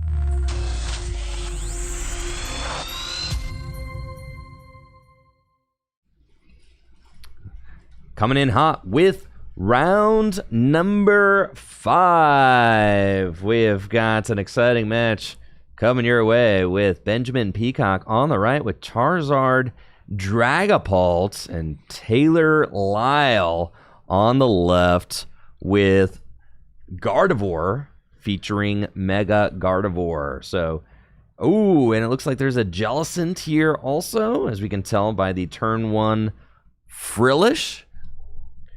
I'm going to pass it over to JW while I do the overlay. Pretty unimpressive start here from Ben, but one Dreepy down. So there's a place to grow, right? We all have things that we can get better at. Ben's board is one thing that he could maybe improve. Might not happen overnight, but in any case, this is certainly a position that you don't want to be in as Ben, right? Staring down a Gardevoir, already a tough matchup. Staring down a Gardevoir Jellicent complicates things. The item lock being a pretty big deal, or can be at the very least, especially with a very slow start like we've seen from him. So, see the couple of Ralts and the Frillish on the left side of the field, pairing into that Monkey Dory and Dreepy on the right. From Taylor, you got to think that an early Jellicent would, again, especially with a board as we're seeing from Ben, really slow you down. Ben is going to be relying on the rare candies to get out the Charizards. He's going to be relying on the rare candies to get out potentially the Dragapults, right, to get big combo turns and big attacks off. And so being able to slow that all down is going to go a long way to winning this game. So Taylor, Ultra Balling, energy to go grab another Pokemon from the deck, and it looks to be the Gardevoir. Very interesting. Maybe trying to, get that out before any sort of item lock comes down from Ben's side of the field. Shuffling the deck back up, putting that to hand. And is that a pass? It is. That is a pass. Back to Ben. All right. Pass did you use the draw? That Ralts can draw a card, right? It can draw a card. Is that just a miss? That's probably just Did we see the miss? Yeah, not recognizing that that's an option, because for pretty much the entirety of Gardevoir's existence, every Ralts has had a very middling attack, save for the 60 HP Ralts that hit from a pre-rotation. Or... No, it had a memory skip. Yeah, memory skip. That was actually pretty useful, right? So you'd play 3 of the 70 HP Ralts and then 1 60 HP Ralts, but yeah, he could have used Collect to draw an additional card. So just a miss there from Taylor. Pretty understandable given this. A miss from Taylor. Anyways, yes, no, unfortunate that we did not get to see a turn 1 Collect from Taylor there. Ben, a relatively short turn though, just evolves into Dracloak and then remains with a Monkey Dory in the active spot with a fire energy attached. But Taylor has got their Gardevoir EX set up and ready to go. And now we have to worry about Frillish. And it does look like that Taylor may be able to get that item lock going right here with Frillish. Uh-oh. And that is going to make life hard for Ben as Ben tries to set up, right? And this is something that we've seen. At first, it was like Jellicent Gardevoir was kind of like all the rage, obviously, because Jellicent comes out in the white flare sets. Mm-hmm. But then it immediately kind of became not the way to play it. And now we're seeing it come back again. JW, do you have any insight as to maybe why that is the case? Couldn't say. I mean, It's just like it's the flavor of the month almost in a sense. I feel like one of the big benefits that Jellicent gives you is in the mirror. We saw the shift in Gardevoir away from boss's orders and more to counter catcher, with some lists, I'd say most lists, playing 2 counter catcher and no boss at all, right? So Yeah, that's if you're crazy. playing a mirror and you have Jellicent active, they have to go through the Jellicent. Right. And then you're also not seeing players play Drifloon. So like the only real way they can swing is like going through the Jellicent, but they don't have counter catcher to like be able to play their items. So you can put these, Ionos early or late and brick them, and then they can't even get around your active. So I think that's one of the benefits of Jellicent, right? Is as these decks play counter catcher in favor of boss, they're less able to That get makes around. sense. Get around it. Yeah. So it's kind of just like as the metagame wheel churns, Yeah. it just kind of will fall in and out of favor as item. And then I lock. also see it as better into Goldango. Ah, yes, that makes sense. Yeah, I mean, right, because Goldango is very item reliant, Yep. as it kind of wants to play those fighting gongs, energy, earthen vessels, those energy searching cards, and of course superior energy retrieval as well.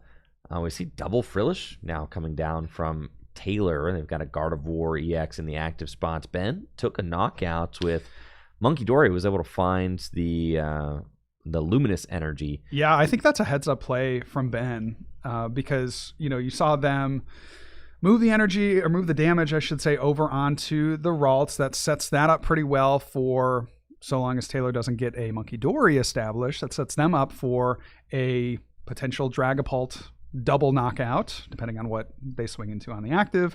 And then you take a prize, you remove the Frillish from the board, so you know that at least for a turn, there's no Jellicent coming out. Now, you may have to contend with another hard item lock from the Frillish, but you don't have to go through a Jellicent.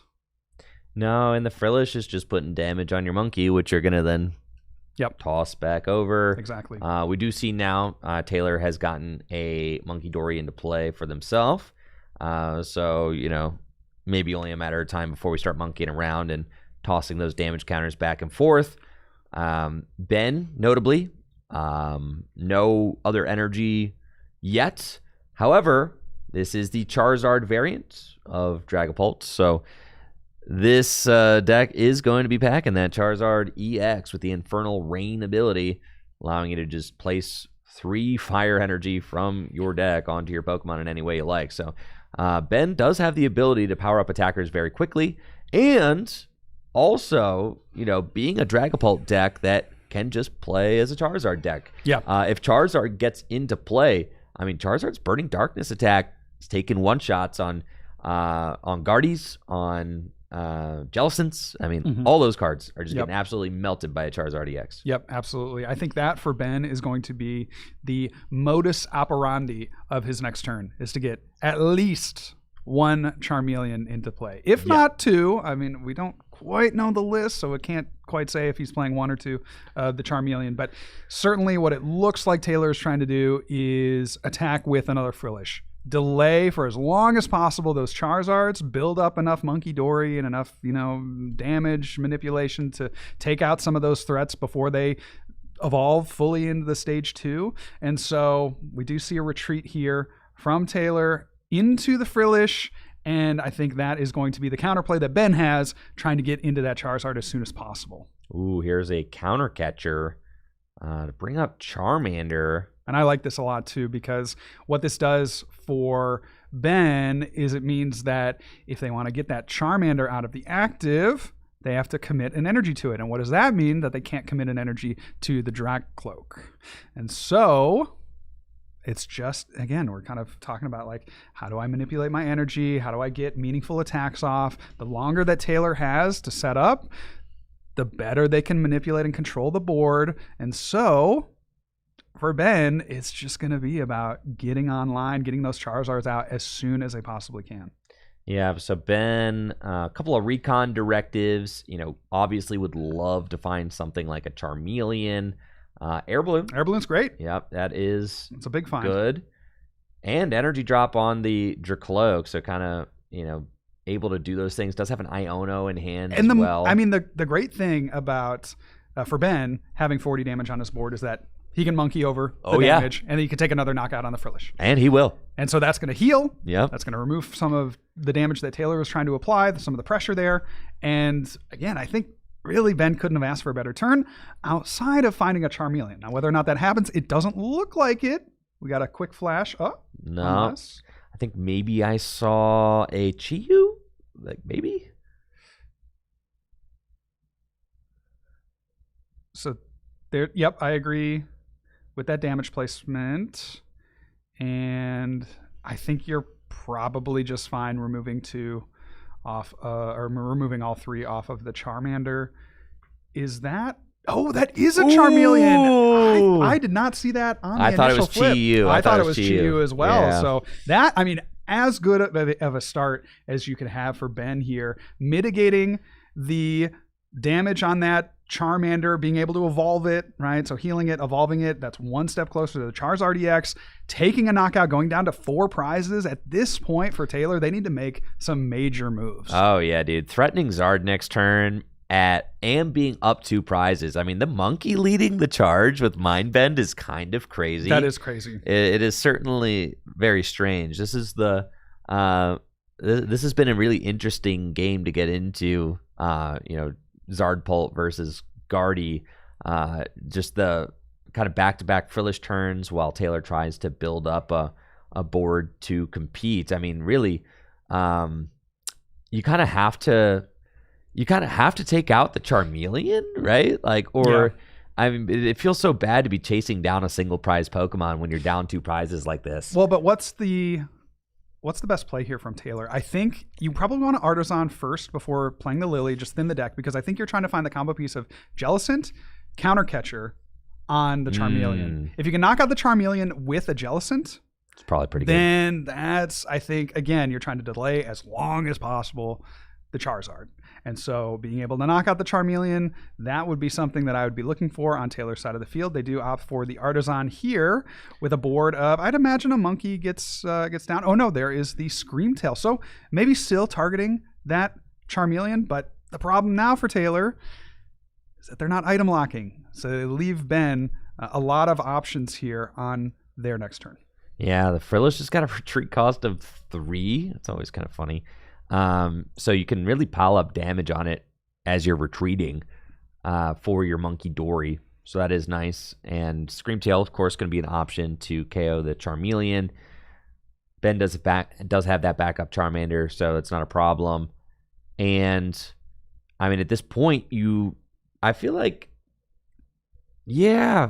I mean, you got to look out for the fact that Ben could just take a couple of 2 prize knockouts. Right? Yeah. And win the game. Yep. Because you're not really that concerned. Like a Charizard EX is not concerned with the whims of a Screamtail. No. Right? Like you're maxing out at 240 with the Bravery Charm. That's not really doing all that much. So if you can find the Charizard EX off the rare candy here, I think Taylor will opt to knock out that Charmeleon. That would be my expectation. I would expect that as well, yeah. I think just building up one Charizard might take you the distance on Ben's side of the field. Now, that's not to say that's the only option. No. Screamtail's going for something else.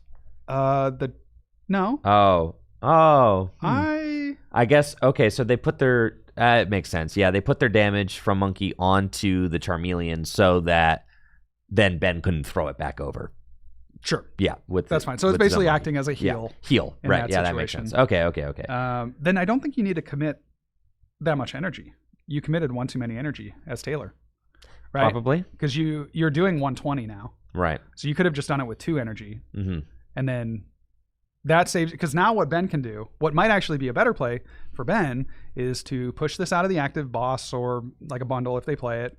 And then you get to save a little bit more damage off of the Dragapult, right? Because you could knock out 2 Pokemon. You don't even have to target the Gardevoir EX yet.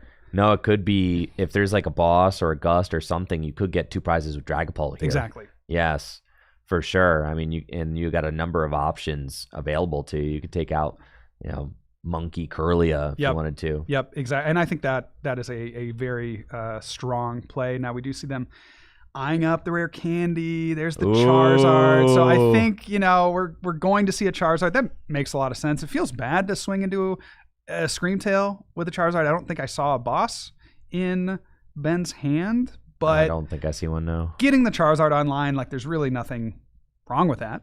Nope. That's again, something that we outlined early in the match as being. Oh, but there is no what rare you candy in want hand. to do. I see Arvin. There's an Arvin. You're right. Yep. Yeah. So Arvin will probably be it. We're going for double Ultra Ball. So probably also wants to get a Dragapult established. Yeah, save kind of conserve that energy.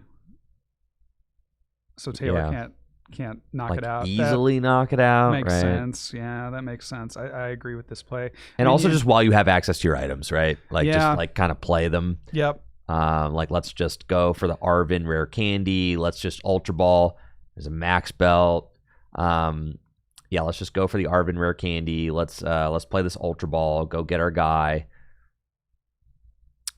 Interesting not grabbing the max belt. I'm not exactly sure what you would save it for. At this stage in the game, I mean, Charizard's just knocking everything out. So, that just seems like a throwaway card at this point. You just want to thin it from your deck, in my opinion. Maybe there's some reason, maybe against a Jellicent, you maybe want to keep it, right? Because you could do 250 with a Dragapult into a Jellicent if you have the tool. But the Jellicent, I'm not quite sure why you wouldn't grab it there.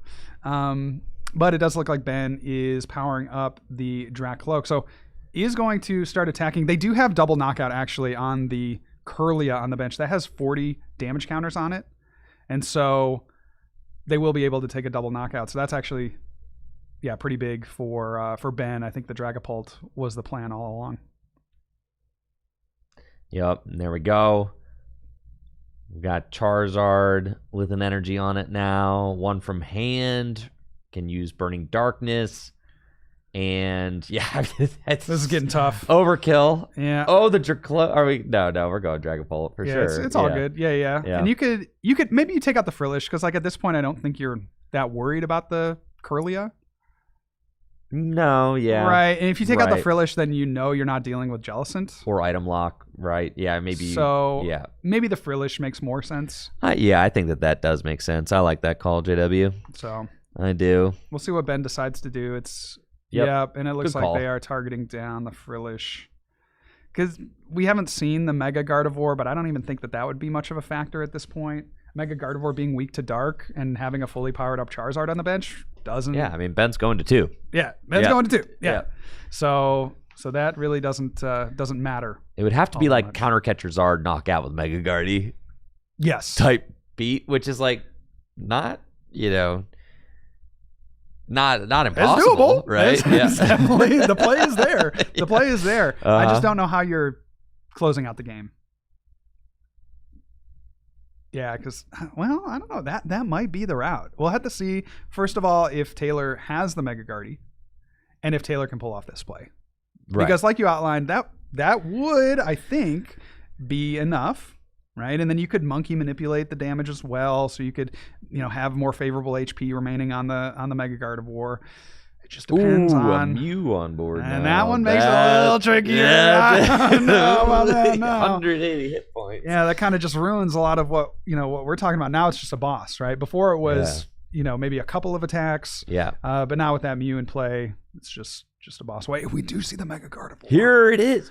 Okay. Here it is. Maybe I stand corrected. Maybe they should have gone after the and counter. There's the counter. This got way more interesting. All right. So Mega Gardevoir, Mega Pokemon. The Mega Symphonia is doing 50 damage for each psychic energy attached to all your Pokemon. You have some damage manipulation with the monkeys. We only have one established now, but you could bring that to only needing 6 energy in play, right? If you were able to move 30 damage over from a Monkey Dory. The only thing I don't like about Taylor's turn is benching the Mew, because that means that from Ben's side of the field, all Ben needs is a boss. If you don't bench the Mew, there is no way for Ben to win on the next turn. So I really can't get behind the Mew play unless Taylor's playing some kind of 5D chess, but with one prize left. That just seems reckless. Yeah. No, well, now we got to look back at like Ben's previous turn where like Ben chose to knock out the Frillish instead of the Curlia. I know. And now here's a Mega Gardevoir. Well, but that takes like extreme deck knowledge, right? Do you think that your opponent plays the Mega Gardevoir?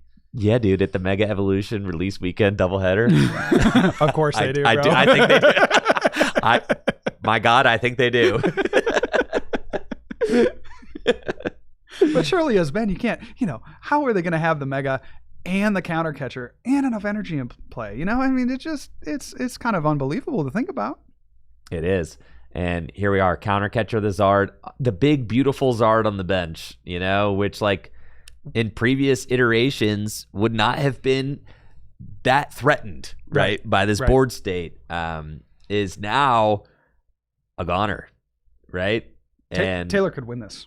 Oh, yeah. I mean, the route is there. Right? Yep. Ben, it's a pretty easy route to win, right? Just needs boss. That's what we're going to be looking for.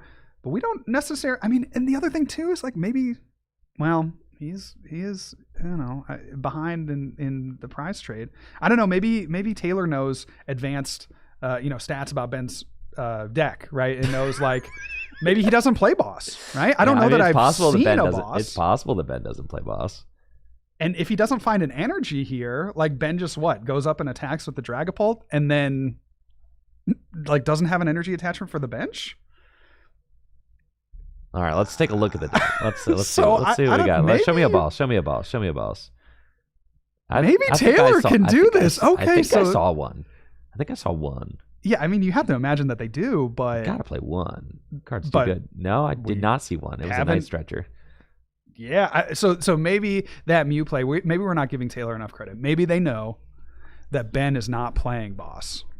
Ain't no right, way. or has played like maybe he discarded it earlier or something like that. Way. Right. This is crazy. This I feel is like crazy. We're just like getting a lot of really good games. We are. It's a real treat. It is a real treat. I know. Yeah. It's fantastic. We're getting a lot of good games today. It's been nice. It's just game one, by the way. This is best of 3. Juicy. Yeah, and both of these players are like locked into trying to win this first game. Oh, yeah. Well, at this point you have to be. Yeah, they're in it for the long haul. Neither of these players are scooping, that's for sure. Nope. Yeah. Nope. So, yeah, if you're Ben here, it just seems like a swing. And then you're trying to set up for a rare candy. I think you're trying to set up for a rare candy Charizard on your final play. Like no matter what they bring up, you just swing, you put pressure, you force them to knock you out, you put enough damage on the board, and then you're just trying to, you're just putting on some kind of pressure so that Taylor can't just pass and win the game. And right? Taylor doesn't have 2 monkeys in play, so it's not possible to go. Oh, it doesn't have 2 monkeys powered up. Yes. So it's not possible to go to a third monkey to get one of those like snipe plays on a. Right. So, the 3 prize take from Taylor next turn is like not possible. But we see a pass. We see a pass from Ben. Okay. So 2 energy on the benched Dragapult, and then a pass with 1 Charmander down. So this is interesting now. From Taylor's perspective, I would love to see an attack with a 1 prizer. I would love to see an attack with either recycling a Screamtail, if they're able to do it, or knocking out with 2 pings plus a Monkey Dory, because then that forces Ben to not only have the rare candy Charizard play, but also have the boss play or the counter catcher or whatever they have. Yeah, there's play. nice stretchers available. So I think that this is probably what would be optimal for Taylor. Now, whether or not they can find this line or whether or not they determine that it's the best route to take, I mean that's a different story. But I think attacking with a 1 prizer, and then as Taylor trying to set up something like a Screamtail knockout on the 2 prizer on Ben's side of the field, that Pheasantipity, that is probably the route that I'm looking to take. And so you need another turn to do all that. I think you're trying to attack with a 1 prize Monkey Dory here. Attack with the 1 prize Monkey Dory. We got Iona. Is I Iona can't imagine Ionoing here. That gives Ben more here it cards. Is. That's a.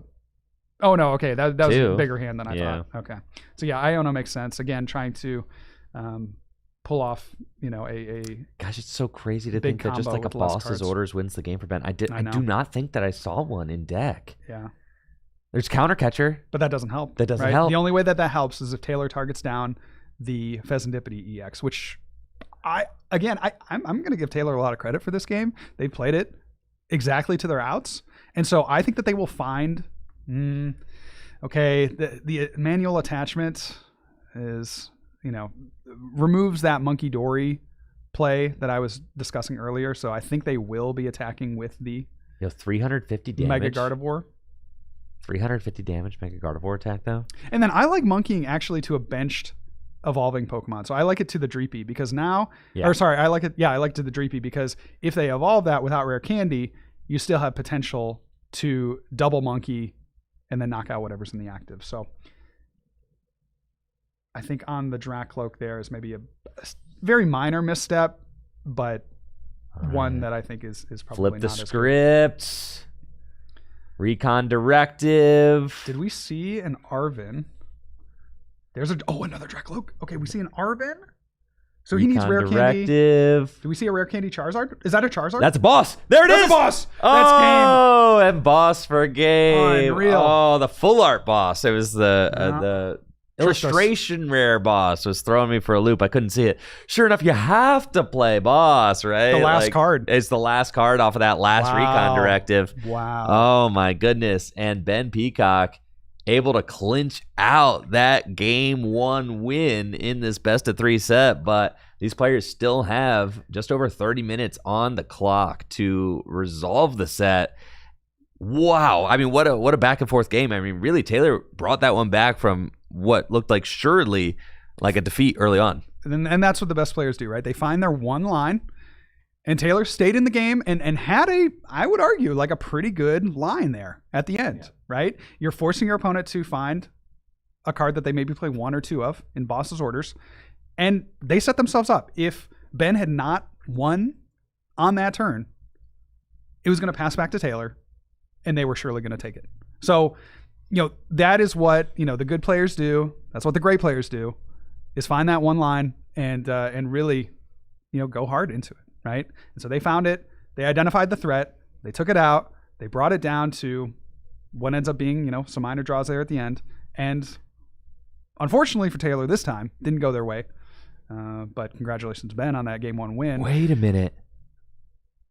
Guardy could have won that game. The final turn, counter catcher, genome hacking, copy Dragapult, Clefairy's in play, 6 damage counters to the bench. Oh, wait. Guardy had a win. Yes. Guardy had win without. Guardy had win.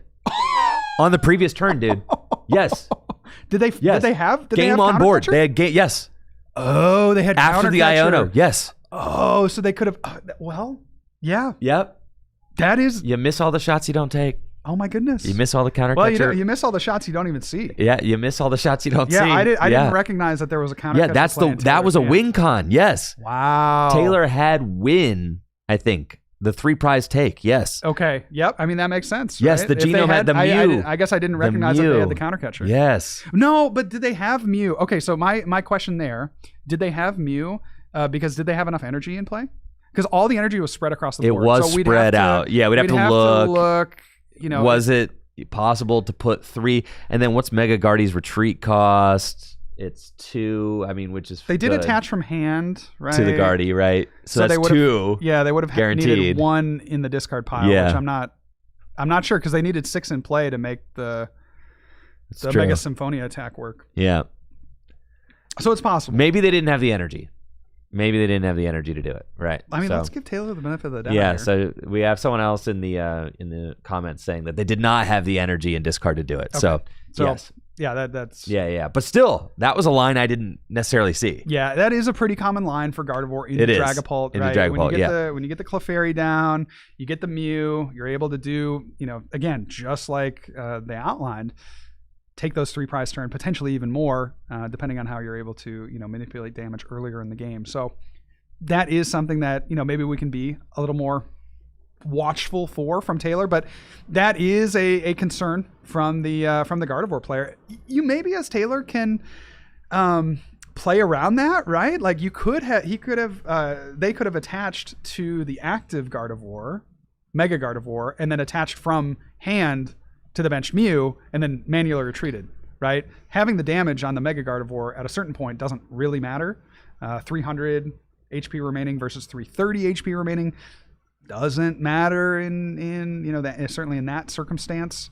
So there maybe was an opportunity for Taylor to make that 3 prize play as we were discussing. Yeah, well, On to game number 2 now, and we are just past the halfway mark in the match as we are playing 60 minutes best of 3 plus 1 turns in today's Mega Evolution release weekend event. And it looks like, Taylor with a very lackluster turn 1, going second, and Ben with a Lily's Determination to get a huge hand of 8. Wow, I think the only thing that could make this better for Ben is more Pokemon or a Dracloak. I'd take either one. Off the Lilies for 8, I mean, that is setting you up extremely well. Now, Taylor could, if you just have the one Dracloak, like Taylor could with this board, find a Nest Ball and go get Clefairy and then attach another energy and take a knockout on this Dragon Pokemon. Of course, the Lily's Clefairy making it so that every Dragon Pokemon has a weakness, has a Psychic weakness. So we could see that. But from Ben's perspective, I think I saw a Buddy Buddy Poffin. I think I saw 2 Buddy Buddy Poffin. And I think I also saw a Dracloak. So we'll see what they opt to grab here. I think just having a full bench makes a lot of sense. And you potentially, if they play the Badoo, you potentially think about that as well. So there is the Buddy Buddy Poffin thumbing a Dreepy and a Charmander to the front. Yeah, and I'm getting word from the floor, our floor reporter. This is great. Riley says that Devin beat Luna in the mirror already. Okay. It's 30 minutes into the round. Jeez. Yes, so Devin beat Luna in the Grok mirror. Yes. The Goldengo Rocks mirror. Yes, and Ben's got a great looking board now. Shaman down 2, so none of that Screamtail business on my Charmeleon. Yeah, that's big. Yeah, that is big. That is big. Very strong board. Taylor, desperate for a supporter card, doesn't find one. This is not looking good. No, and yeah, Taylor just has to attach another Psychic Energy to Monkey Dory in the active. Can they discard for the stadium? Yes, but they'd have to fill their hand to 2. Because see. you draw a card for each of your Psychic Pokemon in play. That's true. So they have more than 2 cards in hand. yeah. So it's a Guardy, a Jellicent, a Psychic. So. Guardy, Jellicent, Psychic. Yeah. Unfortunate there. So this is not looking great. If Ben can assemble a Charizard, that's going to take them a long way. There's an Air Balloon. And I mean, you could potentially even just attack with the the Dracloak. Like, I almost would 70 damage is not the best. You could Iono. I almost would have wanted to see. Well, I guess you could go Rare Candy. And if Ben just draws into a Charizard here, I feel like it's that's probably curtains. Right. Because it's going to be another couple turns before Taylor can even deal with the Charizard. Saying. So I think this is a pretty good play from Ben. All things considered, I mean, you do have the extra draw of the Dracloak versus your opponent. And there's not having anything, and there's Charizard. Yeah. There's another Dracloak. I think you probably evolve Charizard first to go thin your deck a little bit, but we will see that Dracloak and picking out what looks like another supporter off of those top 2 cards. Things are coming up. Roses for Ben. Oh, yeah. Ben is cruising right here. And I have to think, it's funny because, Dragapult Charizard is not a deck that explicitly gained anything from Mega Evolution, but it does. Lily's Determination, I think, would That's be the what big I'm one. saying. Yeah. Lily's Determination. I mean, but that card does so much for a deck like this, though. A deck that plays multiple evolution lines, being able to go to 8 in the opening turns is just especially exactly when you're what trying to get those combo rare candies, right? Because yes. we haven't really seen that in these games, but it's been, it's something where, okay, if you can rare candy Charizard, rare candy Dragapult, you are putting on so much pressure. Even a rare candy Charizard on turn 2, and then we're seeing just the manual evolve here, but that is so big. So being able to save those combo pieces, right, and as opposed to discarding them with the research, that's a big deal. It's a huge deal. I mean, there are a lot of decks in standard format that are just going to go from a couple research or 4 research to just 4 Lily's Determination. Yes. Just to swap that out. We're playing Lily's Determinations. We're playing Ionos, right? And I think that's kind of the vibe that we're going to see from decks like this Charizard Dragapult deck. Yep. And with Ben taking the lead now with this Charizard EX in the active spot, has got just a beautiful looking board. There's the Shaman on the bench, multiple Dracloak with Recon Directive. Yeah. No fear of a Gardevoir coming into play this turn. In fact, Taylor didn't even have a Ralts to lie down. Yeah. And still doesn't. There's one Ultra Ball, but There's like an Ultra Ball. that's it. Just Taylor one did Ultra Ball. Taylor did have an Ultra Ball in the prior hand. Yeah. I would have liked to have seen the energy get discarded along with the other card to go find a Ralts. So that, I think, was an opportunity for Taylor to guarantee a Ralts before the Iono. In any case, they do draw into another Ultra Ball, so we do see the discards for a Ralts, but that puts Ben, again, in a very commanding spot. If Taylor's only able to get the singular Ralts, so long as Ben has a boss, and that's not necessarily a guarantee, but so long as Ben has a boss, they can target down that Ralts, and that's another turn. They basically are guaranteeing that they will get 2 prizes because Taylor will not threaten on their following turn. Yeah, Ben did have to discard a boss, I think, turn 1 in this game, so I'm not thinking that Ben is going to find a boss to target that Ralts down. No bench space for Monkey Dory either, so Taylor doesn't have to worry about that Ralts getting targeted down via Dragapult and a Monkey or anything like that. Sure. So probably just going to be taking the knockout in the active with Charizard this turn, which is just fine. I mean, you're still forcing your opponent to have the rare candy Gardevoir next turn in order to really keep up, because with this many Dracloak online, Ben just has a very stable board position now. I mean, you could see 4 cards guaranteed with 2 Dracloak. You do have to worry about Monkey maybe finishing 2 Dracloak. Yeah, talk about what about 3 Dracloak? A third Dracloak. Yep. Do you have to a little bit worry about that Dracloak on the bench getting taken out by a Monkey?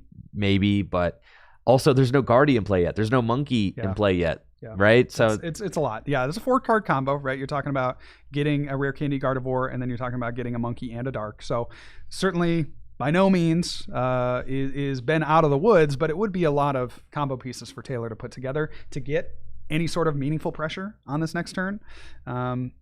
Is possible. Certainly is possible. Taylor is not quite out of it, and I think even with with something like the Mega Gardevoir, that opens up some lines that Ben may not be able to overcome. Is it going to be an easy line? No. But even you think about a Mega Gardevoir, in order for Mega Gardevoir to get online from this point in the game, you would need another Ralts. Yep. You would need probably multiple rare candy. Yep. I mean, it's just any Pokemon that Taylor puts in the active spot that is not just taking this Charizard out is going to get 1-hit KO'd. Yep. By Charizard already.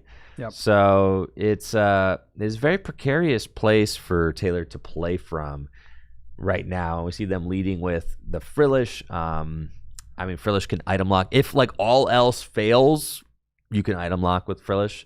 But Frillish can also evolve into Jellicent, has a big retreat cost. You could maybe put damage counters on it, move those damage counters later type of situation, and there's the secret box right off the top. So I think for that to mean anything, you'd have to combo it with some kind of counter catcher, I would say, on the Shaman. That's the only Pokemon in play that doesn't have either an energy attached or a tool attached to retreat. Right. So you as Taylor, you need to buy some turns, be able to build up your Monkey army, and then try to claw back into the game that way. Snipe some things on the bench maybe with the Screamtail.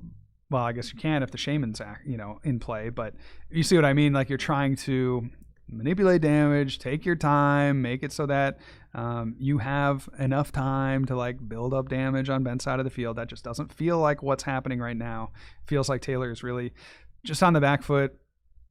I can't even say scrambling for a foothold, because at this point Ben is going to go up by 3 prizes. And at a certain point, there's just a point of no return, right? There's a certain point where Ben's going to get up, and no matter what Taylor does, Ben will have enough attackers. He's right, almost there's already there. too much energy, too many attackers, too many prizes taken. Yep. Right, like at a certain point, Taylor's board won't be able to withstand what Ben has on board already. Yes, exactly. Exactly. So for Ben, I mean, to solidify this game, I think you probably leave your Dracloaks unevolved, but I might like to see another Charizard come down. Again, we're talking about like optimizations to an already amazing position. Yeah. Right. So it's like, okay, well, you're winning by, 40 points in the fourth quarter. Like, I guess it's 4th and 1 at the 1 yard line. Like, you could go for a touchdown. You probably win the game that way. You could kick a field goal. You probably also win the game that way. So it's kind of pick your poison here for Ben on what he wants to do. But for Taylor, yeah, you're just like, it's hard to even say that there's any plays here, especially as they're playing out their turn, and I'm not seeing a lot of movement on that Ralts. No, I think there's a secret box in hand, but even like the secret box isn't doing the play this turn. Yeah, and there's a Frillish attack. Yeah, so it's just going to be an item lock from Frillish. I think it's Cursed Seaweed or something, right? Is that the name of the Frillish attack? I don't have the Frillish downloaded right now. It's something like that. You got to get the Frillish downloaded, dude. Well, yeah, apparently so. That's a major attacker. We're going to be seeing it all in Top Cut, I'm sure. So. Well, it's possible for sure. I mean, the way these Guardy decks, I was down there. I was checking out It's the Oceanic games. Gloom. There you go. Sorry, the Oceanic Gloom. I did not have that on the top of my head, and neither did you. Well, hey, you do this for a living. You just played at Pittsburgh. I didn't play a single Guardy deck. Okay. It's Oceanic Gloom, dude. Yeah, I got it. I got it now, though. Good. Yes. Here we are. Very good. Excellent. Yep, Ben just with another quick knockouts from Charizard. I can't get behind this from Taylor attaching the Psychic. You want to be like, you have a free prize just waiting. It's so tantalizing on that Dracloak on the bench. I think you just need the energy in the discard pile. I mean, you have Secret Box, right? So like, I'm just not sure on that. It's not Secret Box. It's Hero's Cape. Holy okay. moly. I just saw pink and I assumed Secret Box. No, that is Hero's Cape. Okay. Well, no wonder we didn't see it played. Yeah. Well, that, makes sense. It all makes sense now. Before I was like, I guess it just didn't line up right. But, well, Hero's Cape is cool. Okay, so Hero's Cape with Frillish, that's probably a big counter into Goldengo. Because at a certain point, if they blow up your Gardevoir, they just like don't have, especially the Rocks build of Goldengo, they just don't have enough energy to, knock out a Frillish with a Hero's Cape. That's interesting. we're going in Screamtail. Yeah, and I guess you could build up a huge Screamtail. I mean, quite large, I guess. Enormous. Yeah, bigger, way bigger than Well, 240. you could also have like a 460 hit point Mega Gardevoir. Which I think is like, that's to me the most exciting part about a Hero's Cape is you could seems just good. Sure, you could give your Mega Gardevoir like 360 hit points. Yeah, seems good. Now it's unfortunate. I mean, this Screamtail is attacking, but I mean, there's a Shaman in play, so this thing is just damaging Charizard. That's just what it's got to be. It's got to be 100, 160 damage to Charizard, and a pass from Taylor. It's not looking incredible as Ben marches onward towards 2 prizes. Yeah. No item lock or anything, so if Ben does find another Charizard piece, he can just slam that down. Again, I think that's probably Ben in terms of optimizing his board. That's probably it. Get another Charizard. Be pretty confident that you will have enough attackers for the end of the game with the rare candy there. We do see that, but do I see a Charizard as well? I don't know that I do. I feel like that would have been that would have been a strong play, right? You could even attach the special energy, the Luminous, to that Charizard, just again to make sure that it is an attacker for you as you get Iono'd in the late game. And I think that is what Ben is kind of prepping here. There's the Dragapult coming down. You remove some of the draw power, but you're guaranteeing an attacker. And again, at this point in the game, you got 2 prizes remaining after you take this knockout on a Screamtail. What more do you really want? Yeah, like that's what you're looking for, right? Yeah. So from Ben's perspective, not going to do too much. I really don't hate not playing a supporter here. There's no real reason to shuffle the deck. No. You're not looking for anything outside of the rare candy Charizard. We outlined that as a play, but you got plenty of turns to find something. And from Taylor's perspective, like if they have any hope of coming back, I don't know. They need to start saying their prayers, I think, because this is just not looking good. No, it's pretty much all bad here, and we have maybe Guardian's Last Stand, knockouts on this Charizard. I mean, certainly that's a thing that needs to occur. Oh, but there is literally nothing else in the hand. Oh, yeah. Getting word that maybe at some point Taylor accidentally drew up to 5 with the stadium, but I mean, at this point, Chatter's like, well, we need to uphold the integrity of the event. The game is over. Well, you don't know that for sure. I do for sure know that, yeah. The game. Oh yeah, the game is actually over. Yeah, the game is over right this very second. Do you want me to you want me to radio down and just make sure that? Well, just make sure they get a warning, right? Yeah. But no, this game is over. Ben Peacock is your round number 5 winner with Dragapult Charizard. Congrats to Ben on the fat dub. I know. I think Ben Peacock's been playing an iteration of this deck for a little while now. It's not his first tournament with Pultzard. No. I think he's a Pultzard kind of guy. And now 5-0. I mean, there's just 7 Swiss rounds before we cut to top 8. 5-0 now with his Pultzard. Oh, and he's got his favorite shirt on. For sure. Is this a full grip mainstay?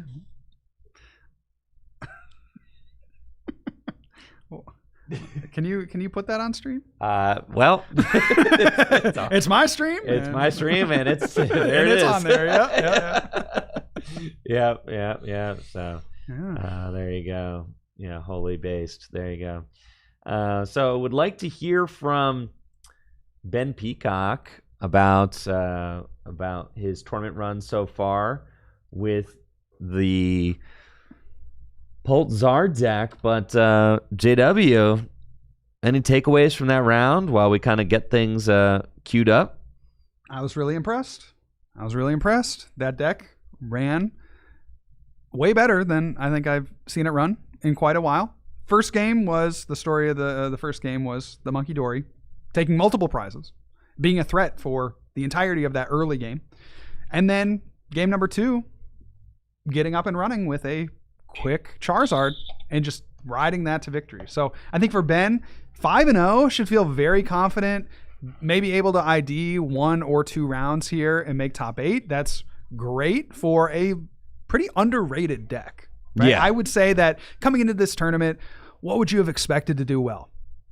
Goldango, sure. It's new stuff. I bet a lot of players are playing. Gardevoir, sure. Seems good. Dragapult, sure. But Charizard? Dragapult? Not a deck that we've seen in the last format. So does Lily solve all the problems? No. But as we talked about in the round, you're saving some of those combo pieces for the turns that you need it. You're maybe more able to rare candy. You're not pitching evolution lines before you need them. Really smooths things out for the deck and allows you to play deeper into the game with more resources. All right. Well, looks like we have Riley and Ben down on the floor. Ben, your round number 5 stream match winner, ready for a field interview. So let's kick it over to those guys and hear a word from Ben Peacock about his Dragapult EX Charizard EX deck. Riley and Ben, how you guys doing down there? What's up, gym goers? We're doing great down here on the floor. Like Andrew said, I'm joined by Ben Peacock, triumphant winner in round number 5. What is that, 5-0 now? Yes, 5-0. So hopefully I can ID my way to top cut. As long as everybody's interested in IDing, I can ID. Very happy with my deck choice today. I've hit 3 Goldango and a Hydrapple round 1, and the Chi-Yu came in really clutch there too. So it's just been Chi-Yu knockouts constantly all day, to be honest. That's crazy. Now, I don't think many people were expecting the Charizard Dragapult Brew to be the one to rise to the top here at the Full Grip 3K. Walk me through your decision-making process in going with this deck. Okay, so the main thing is that Gardevoir is very obviously one of the best decks, and the easiest best deck is Goldango. So everybody who wants to play an easy good deck is going to play Goldango, and everybody who's really good is going to play Guardy. So you hit for weakness into the Guardy, and the Chi-Yu just makes the Goldango matchup. Like, you get a checkmate pretty easily, and they can scoop so that you can keep playing games. I think really it's just like this was the deck I had most practice with from a while ago, and now it just happens to be like perfectly positioned for the 2 top decks for sure. Yeah, that's all. Is there anything that you're nervous about or would be afraid to be across from as you're looking ahead towards potentially locking up a top 8 spot? I think that last Guardy game is not going to be, all the rest of the Guardy games are not going to be like that. I think I'm going to probably have a harder time into most Guardy games if they can get the item lock going so I can stop the Charizard from coming out. They definitely can snipe my Charmeleon because I only play 1, so as long as they can get that one out of play, I am kind of bodied there. But I don't know. I think Guardy is the only thing I'm really worried about. Other than that, I'm sure that the deck can carry through other matchups. Yeah, absolutely. Now, this is an interesting brew, interesting archetype. I feel like it's fluctuated up and down over time, and clearly you put in the work to be successful with it. What would you recommend for our viewers at home for how they should prepare for tournaments and make the right deck choice? The biggest thing is you've just got to play something that you know you can play the right lines into optimally. So as long as you can play something you're confident with, that's like the first step. So just practice at one deck, one archetype, and you'll eventually just have that kind of like muscle memory for the whole archetype the entire time it's legal.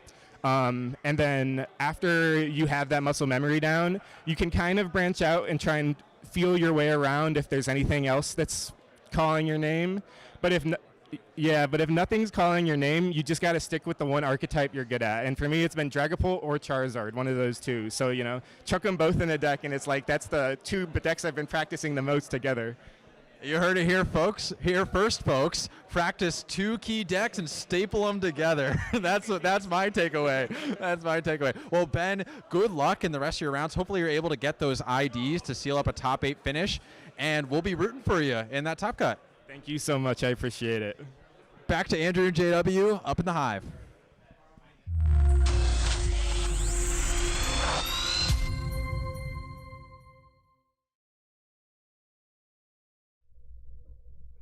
Well, thank you, Riley and Ben, and thank you to Ben for shedding a little light on the Dragapult Charizard deck. He said he was expecting Guardy and he was expecting Goldango, and why not have a deck that handles both?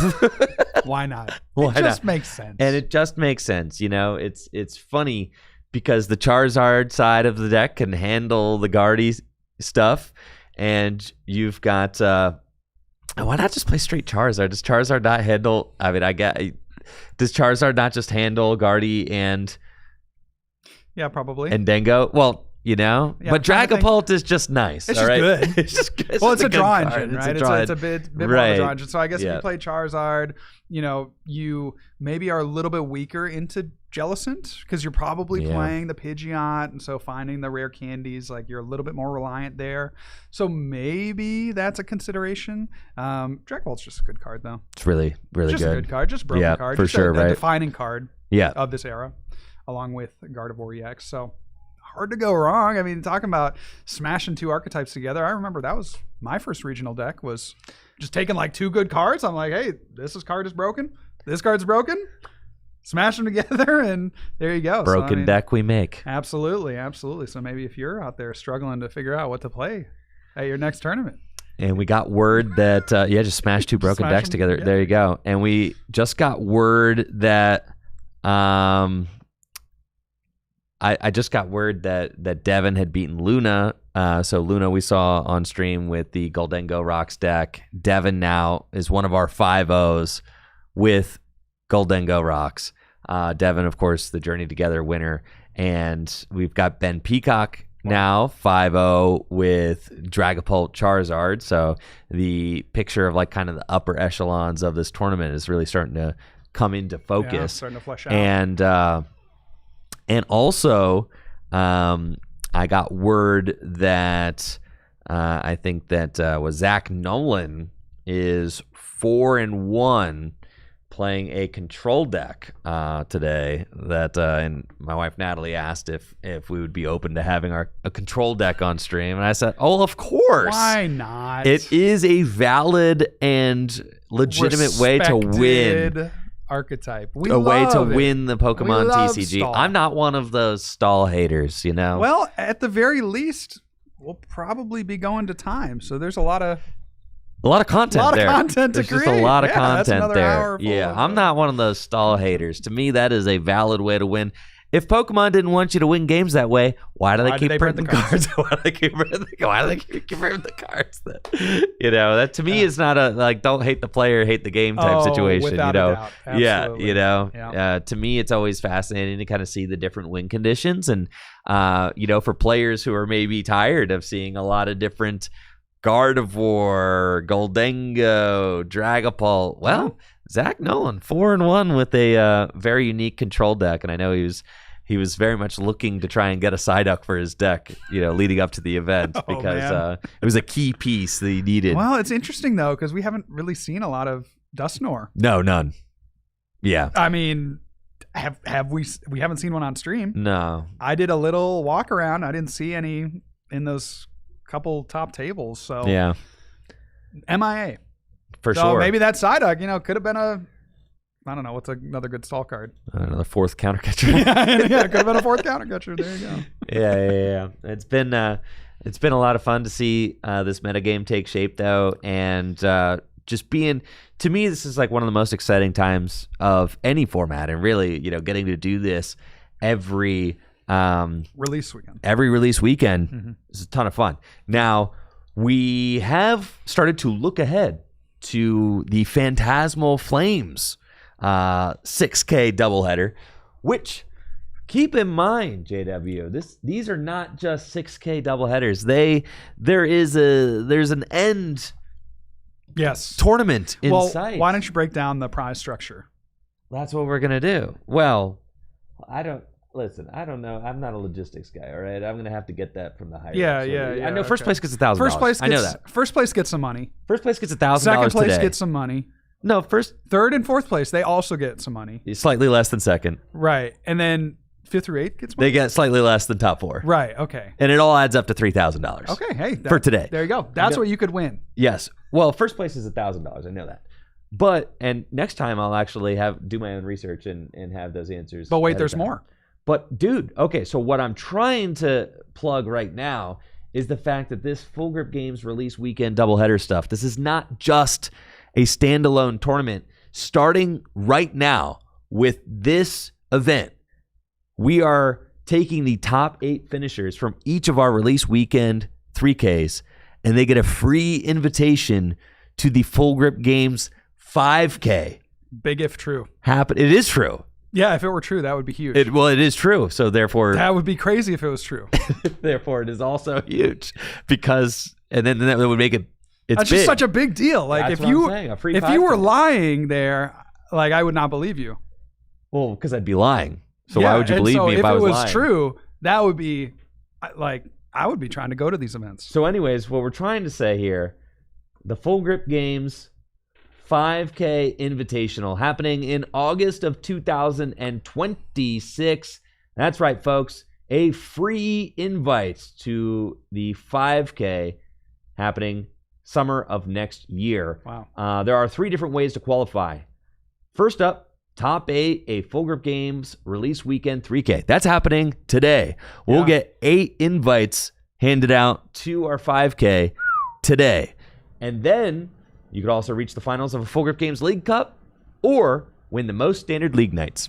So, a little love there for our standard league attendees, little love for our local League Cup attendees, and then a lot of love for our 3K top 8 finishers. Yeah. So that means that there's going to be 41 invites handed out. Yeah. That is a pretty tight invite, honestly, JW. I mean, That is a pretty tight invite. 41 player, $5,000 to top 8 of a 41 player. That's a pretty good odds. That's what I'm saying. Like, just do it. Like imagine that not all 40 of those players show up. That's what I'm saying. Could be more like a 32 situation. And I like my odds. I like my odds too. Yep. And you consider yourself, you get that invite, consider yourself fully gripped. That's what I'm saying. And you're going to have a full grip of cash if you do well. You sure are, Andrew. Yeah, that's what I'm saying. Unbelievable So stuff. this is the first of 4 qualifier events, right? Yeah. Because we do our release weekend events for every major set.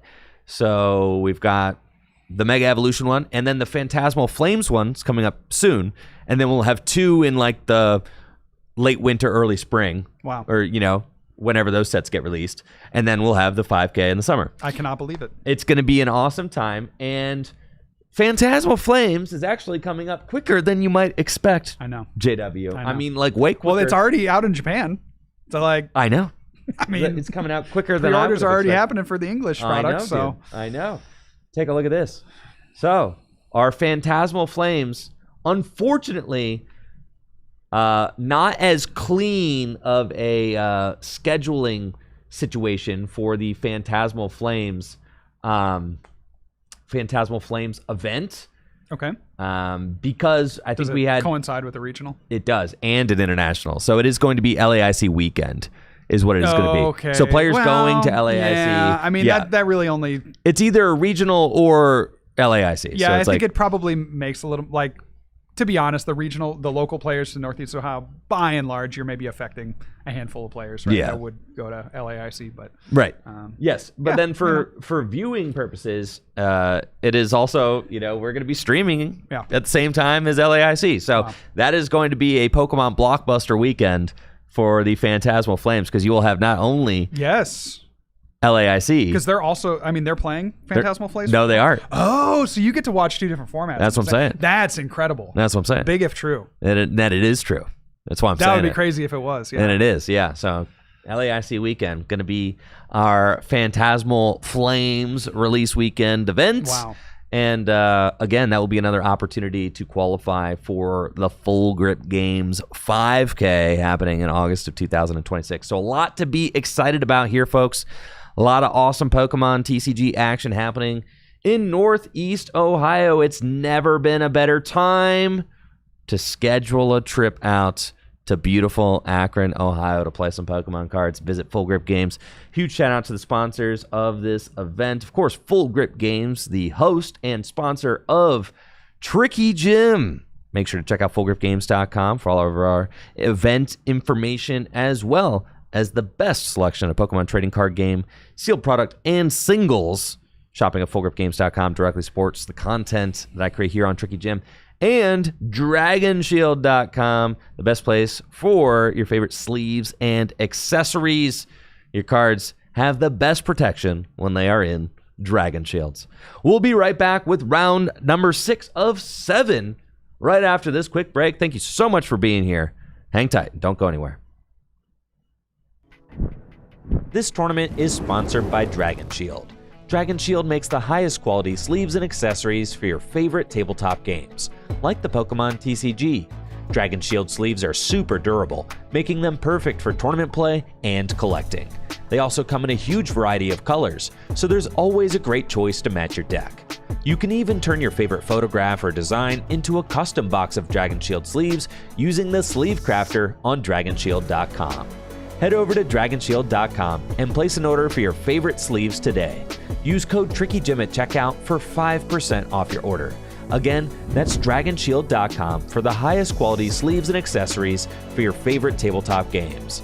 Huge thank you to Dragon Shield for being a continued sponsor of the channel.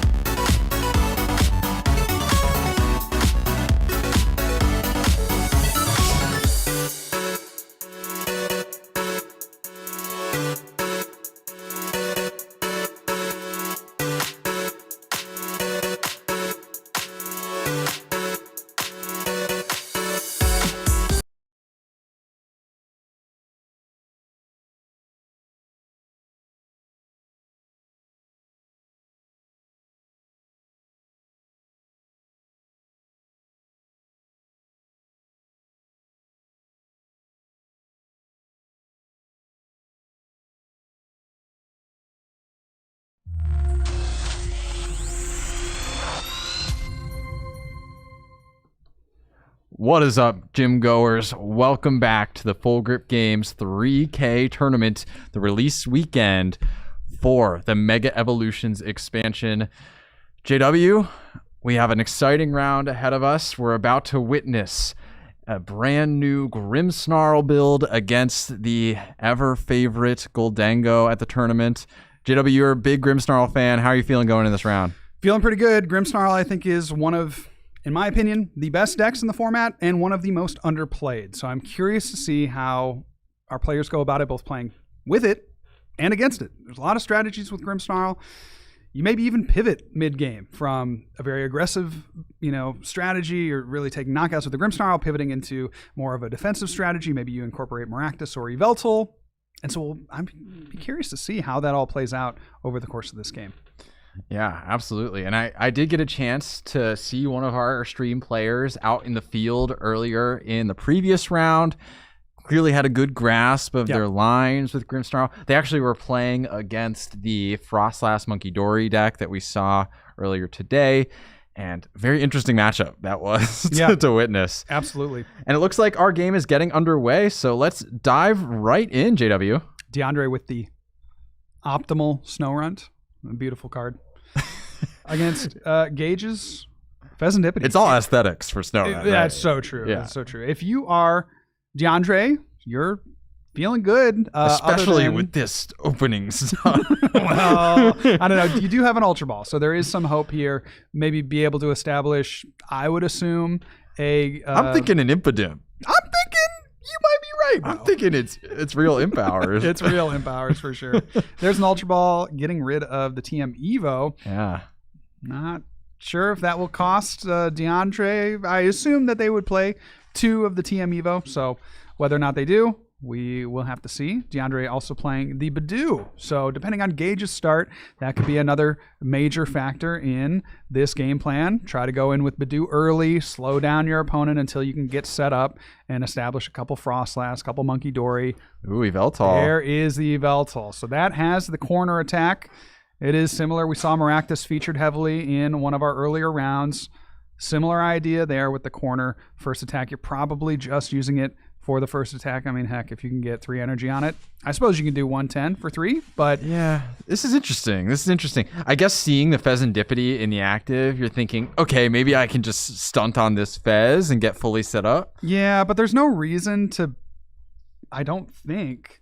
Well, okay, there is a reason to play it, and in fact, there is a reason to retreat into it, because we know that Gage is playing, and presumably DeAndre also knows this, that they're playing the Gholdengo deck. Yeah. Right. And so you would want to remove that 60 HP Pokemon and go into a Pokemon that has more than 70 HP because, of course, the Soul Rock can come in, Cosmic Beam, blow you up. And now you're down a resource, down a prize, and it's going to take you just that much more to get a Frostlass established. We have seen time and time again over the course of the day how powerful the Cosmic Beam on this Soul Rock is, just for that early aggression, taking those knockouts extremely easily with just an Arven and an energy, and you're there. Yeah. Right. So we'll see if Gage has access to that. I would agree with you, right? If you're leaving the Snorunt active, or rather, if you're getting the Yveltal because you're trying to be defensive, there's no reason not to retreat into it, right? And if you're not trying to be defensive with the Yveltal, I would have grabbed the Impidimp. Yeah, exactly. So I don't quite understand that play, but again, these players, I got to give them their flowers. They are certainly, here for a reason, right? But that confirms no Cosmic Beam this turn with the attachment on the Fez. That does, and it's not looking like a particularly strong Gholdengo turn. Having to Cypher early is really, it's pretty harsh to deal with in early Cypher, because you are going to top deck that card without a Gimme Ghoul on the bench. You won't be able to draw into that second card, so it really doesn't matter all that much what that second card is. You just need that top card to be very good. In theory, you're probably stacking a trolley, right? Trolley. Because then you can get your Lunatone and Soul Rock in play, which can either let you go aggressive or at least draw more cards. Now, granted, the second card still doesn't matter because the trolley will shuffle your deck. But, it's something, though. It is something, absolutely. So, from Gage, I mean, this maybe for DeAndre, I should say, that maybe was the best thing to do. Get out the Yveltal. You have the retreat lock on the active there on Gage's side on that Pheasantipity. So that perhaps maybe we'll ends see a up- cruel arrow. Perhaps we will.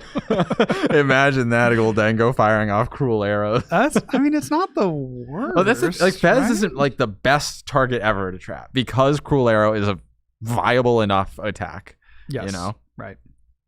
although we do have the Frostlass immediately entering play. So honestly, for DeAndre, not a bad start here. I still question if the Yveltal was the exact right grab there, or if it'd be better just to properly set up your board, so to speak. Yeah. But regardless, we got the TM Evo. Well, I actually think from DeAndre, the best play here is to go in with Badoo. Oh yeah, Badoo would be nasty here. Oh, I don't know if I get it. I get it for So sure. now, I mean, at this point, you're committing to it. You're and that's setting up fine. behind the Yveltal. You are taking the defensive route with the Yveltal, although arguably the Frostlass accomplishes the same thing now that it's had a chance to evolve. Like a Solrock can't knock it out either. Regardless, we are getting that TM Evo off and get a Morgrim and a second Frostlass. Although 2 Frostlass is very scary too. So, there's like a lot. It's like a 6 in one, half dozen in the other situation almost. I still think like the you're Badoo playing is the Badoo, right? I think So the it's like, Badoo is strongest. You got to think, right? If my opponent doesn't have a gimme and they're not prepared for Badoo, you got to think that they're stacking items at the top, right? And you got to think, there's maybe something DeAndre is not, sure what Gage is playing. That's very possible. I mean, right? you literally only have seen, I guess with Cypher though, you probably have a pretty with Cypher, good. the fighting energy, and the Pheasantipity start. I think you're. I mean, pretty fighting safe. in Fez could, in theory, still maybe be like a Garchomp. Lucario, for example. Yeah, Lucario, yeah. But I think, especially with the Cypher, I realistically don't see those decks playing. But I think like with Badoo, you already have a Frostlass established, so you're like getting damage. So if it were me playing this deck, I probably would have gone into Badoo and then gotten an Impidimp and then made the play for the rare candy Grimmsnarl on the next turn, because you already have the one Frostlass, so that means coming back into your turn, you're going to have 2 pings. I mean, realistically, you don't even need to get the rare candy immediately, right? Like, under the presumption that Gage probably stacked a Precious Trolley or an out to Precious Trolley, you're probably okay just Badooing for several turns, likely. Yes. Yeah, without a doubt.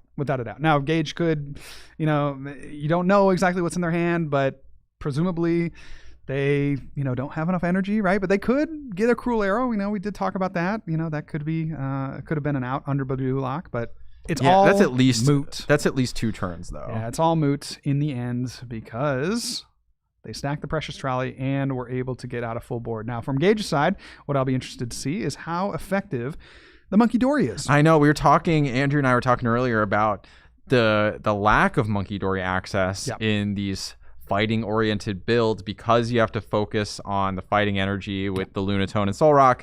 Mm-hmm. Gage maybe playing like a 1/1 line of Monkey Dory Darkness Energy, which I don't hate. You have the bandwidth to maybe squeeze that in. For example, could that take the slot of something that like the Picnic Basket that we've seen several of these players using? Right. Yeah, the other card that, you look at Picnic Basket as being an option. You look at, potentially cutting into like the Solrock line is giving you some space, right? Maybe cutting into some supporter outs. We saw in some of the other Goldengo decks with Austin actually earlier in the round, they were playing Pokegear and no Cypher. So I think that's interesting with the trolley build, because then you're more likely to just get the trolley out. Arven on your first turn, right? You can Pokegear 3.0, find the Arven, find the trolley, and then boom, you're all set up. Gage has gone here, opted for the Cypher, which not terrible by any means. Ooh, but there's the Turo as well. But maybe makes you think a little bit. So there is the Turo, and clearing that Fez out of play. This Cosmic Beam isn't going to be the most impactful. And if anything, I would argue the Cosmic Beam isn't good. No, it's good.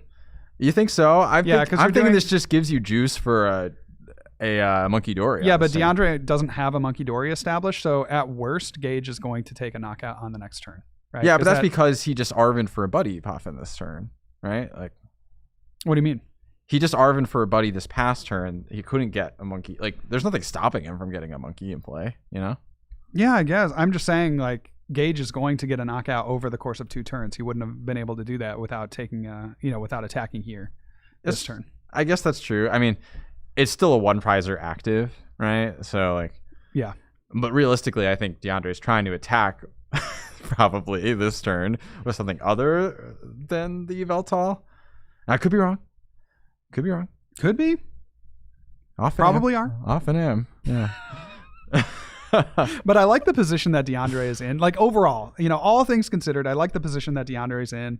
I'm not quite Oh, in did he love. whiff the dark energy? I'm not quite in love with what's happening here. Because I think if you're Gage, now if you have an option to target down that the Morgrim, I think you probably get aggressive if you can. I don't know if that's It's probably pretty tough feasible. under item lock. Yeah, I don't know if that's feasible. But playing the Badoo, I don't think is correct because if Gage can find a darkness energy, then at any point, really, Just knocks it out. they just knock that out, right? So ideally for Gage, they do find the boss, are able to take a knockout and then save that Badoo for later. Doesn't seem like we're gonna get there. Yeah, obviously under item lock, it's gonna be hard to find that dark energy. But And realistically, the only boss target this turn is the Yveltal, which probably isn't like that Yeah, it's crazy not of a great. loss Yeah. for DeAndre. well, no, you could actually knock out the monkey. The monkey. Yeah, you're right. That is the pain with going to double Frostlass, is those monkeys just melt way faster than you think. Yeah, you need to heal them consistently. Yeah, so I don't know if this is providing enough value, the Badoo, into Gage's setup. I mean, I guess, right, it's like if you think that Gage might whiff an attack, but they already have the Soul Rock active, so that's just going to take that knockout. I don't think that's really slowing down Gage in any meaningful way. So I would have rather... I think what this does is it does stack a bunch of damage counters on the board, right? Because there wasn't but I don't think Gage is like healing all that damage anyway. That's what I'm saying, is like he might as well have just clutched, forced the Soul Rock, and then it's the same effect anyway. Like, I don't know what item locking does for you here. I think at this turn of the game.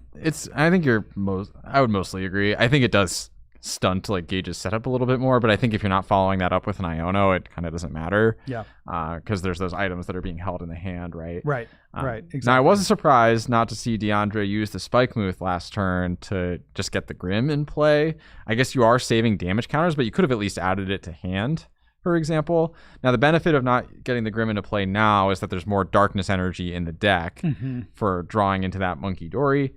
It's probably what DeAndre's going for here. Yeah, I think you do want to draw into the dark. And there we see it. And we see a Grimmsnarl. So, and this actually because he waited, yes, he can now use the Spike Move to get another Impidimp in play. Absolutely. And that's what you want to do. I think it would be good to have 2 monkeys, but at this point, you don't want to be melting your guys too fast. You want to have too many Pokemon in play with abilities. So I like... but I still think he should have used it last turn to get something out of his deck. That's fair. That's fair. I have no counter to that. Yeah. Nor should you. Yeah, or should Stay down. So true. So now DeAndre has a choice here. He could try to... Ooh. Leaning heavy into Yveltal. I was just going to say this is like he has a choice on whether or not to go very aggressive and go grab the Grimmsnarl and just take knockouts and like put a bunch of damage on Gage's side of the field, right? Because that Monkey Dory has 6. So if he goes and just snipes it for 30. Yeah, move the 30 over, no, take the knockout. He doesn't have to move the 30 over, right? I mean, he could this turn. Well, right? I'm saying he can clutch and get that play. Yes. But I'm saying with the Grimmsnarl, you could take 2 knockouts. With this play, you can only take 1. one. I suspect that DeAndre isn't intending with his build to lean full into Grimmsnarl with what we're seeing. I think he's actually trying to play something closer to what we saw earlier today with that like Maractus clutch locking. Sure. And then just have that big explosive Grimmsnarl to close games out. Sure. Yeah, that makes sense.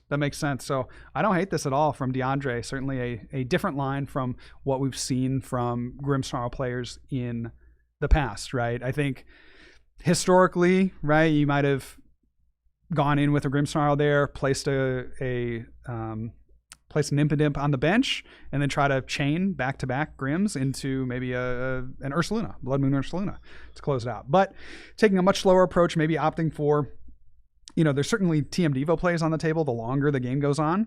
And so maybe that's something that DeAndre is prepping for.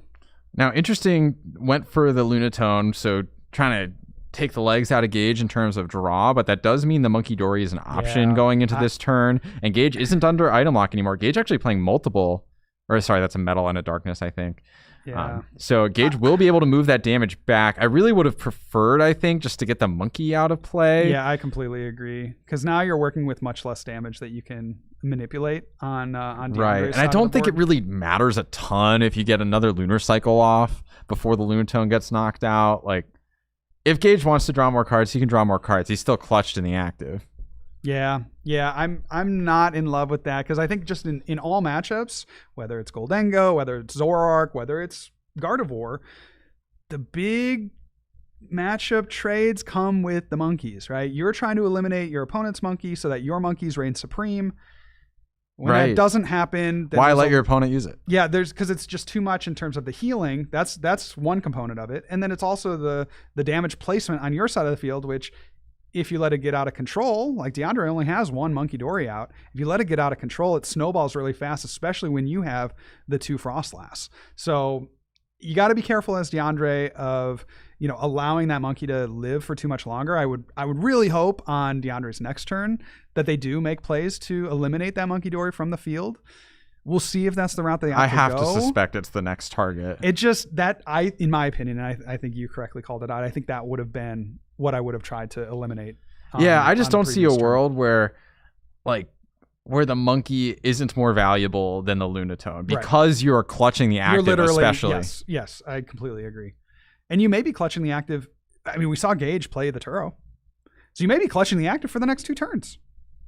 And so getting rid of the monkey is just such a major help for you in terms of And Gage probably plays what, 1 Super Rod, maybe a Stretcher. Like, removing that from play, it's so hard to get it back, depending on the resources that he plays to. So here we go. help. Yeah, 30 damage, moving over to DeAndre's monkey. Yep. Now, in the long run, I suspect DeAndre will win any monkey Business. wars, like any monkey business going on here. Like, DeAndre's got more monkeys on his bed than Gage has. Yep. Right? There's going to be multiple Monkey Dories being able to use that ability to move the damage counters around, but still, like, this is 30 damage lost. That's basically what it amounts to, is 30 damage just kind of thrown to the void. What will we see? I think from Gage, you just take the knockout. I'm not sure what the deliberation is at this point. Yeah, I mean, could be thinking of whether it's worth it to evolve Goldengos into play, maybe eyeing up potentially Cypher Maniac stacking for next turn. Sure. Are going down to 4 prizes, so it could be nice to have something on top. Oh, there's an Arven in hand as well. And there is the just, knockout. yeah, taking that knockout. I agree. And so promoting that Yveltal from DeAndre's side. So it looks nice, right? DeAndre, you got a couple Frostlass. Those are just whittling down your opponent's Monkey Dory, Solrock, and the 1 Goldengo. You got 1 more Grim. That's always a threat to become a Grimmsnarl EX. Yeah. And then you have your 1 Monkey Dory that has a Dark Energy attached. That's great. That's like a very strong board. You have the Yveltal active.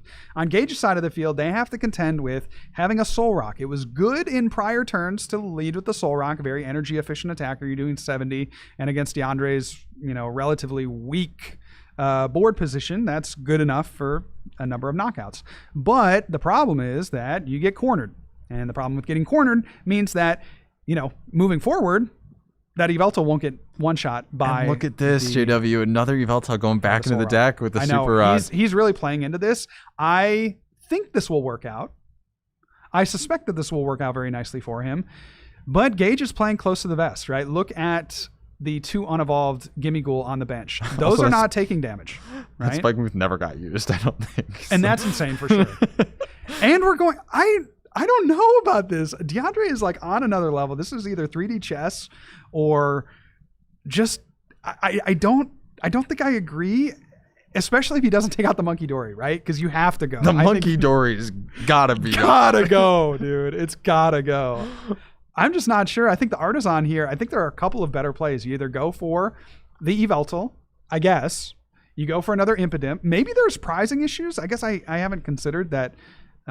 You do prize your prize cards. He did play an Impidimp once. I think he's had 2 down, I think. Or you go for another Monkey. Because getting 2 Monkey established, you can really, even against Goldango, you can really put pressure on your opponent's side of the field. So the Badoo, I'm not like I can't quite conceptualize where that makes sense here. And clearly for DeAndre, they're prioritizing that by getting it out off the Artisan. I just feel like probably another Monkey Dory makes sense. Gosh, maybe it really is like a prize card situation here. Maybe it is prize card. I just think you would want to force. You would want to force the. There's an Impidimp in hand. Yeah, I don't know if I fully see the route right now. Like, what does the path to victory look like? I guess you item lock. But now you're allowing the retreat. So Gage at this point can go down to 2 prizes remaining. And, again, we talk about the point of the tipping point where if you go down to 2 prizes, you just have to take 1 Grimmsnarl EX knockout. Now, whether or not DeAndre actually gives the Grimmsnarl EX knockout, that's, remains to be seen. But I'm not sure with this board position, DeAndre can't win on the next turn. So I'm not exactly is there a way? I'm just not seeing. So I'm not seeing 4 prizes. There's right? 30 damage left on that Soul Rock. Right? So okay. So I guess if Gage retreats into the Goldango or Countercatcher. Or Countercatcher. So yeah, the Soul Rock is knocked out by a Monkey. Lunatone is going to go up to 60 from pings and then 80 going back. So it's also knocked out by a Monkey. And a Countercatcher plus a Shadow Bullet will knock out. Okay, so DeAndre, maybe DeAndre is just really way ahead of us with the plays. The math works out. It's mathing right now. It is mathing. It's still, I think. Now, Gage could play around this with a boss. Yeah, exactly. And that's where I don't know that I love the benching of the Badoo. I don't think Gage has it, though. Well, because you need boss and 2 energy, and you can't use a superior. That's true. You're under Badoo. Okay, maybe DeAndre just knows. That's for the that's Monkey. A knockout. That's good. That's good. That's a great choice. Great choice, if I say so myself. Oh, and a second Turo. This is where things can go really off the rails. DeAndre has played a very patient game up to this point, but I think the second Turo could be. But boss was played. I know, boss was played. No. I'm saying for next turn, right? Because if DeAndre doesn't knock out this Goldango, also Gage has 3 prizes left. Gage does have 3. I thought he was going to have 2 prizes. Yeah, you kind of gaslit me on that one. I know. Not going to lie. Yeah, I did for sure. You kind of gaslit me. We don't have a prize counter, so it's kind of Andrew's fault. Yeah. Well, Andrew's out of the room. Let me just say.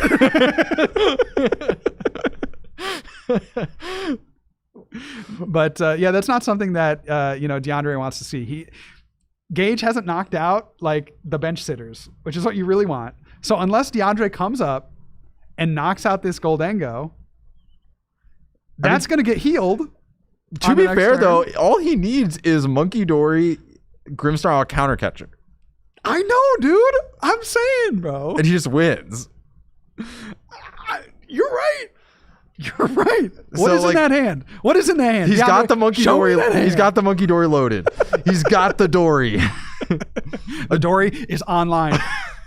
Another Dory has entered the field of play. There's the spike move. That's a Grimmsnarl. All he needs is the Countercatcher. Okay, and this is where I would have Grimmsnarled to thin and grabbed energy out of the deck, I think.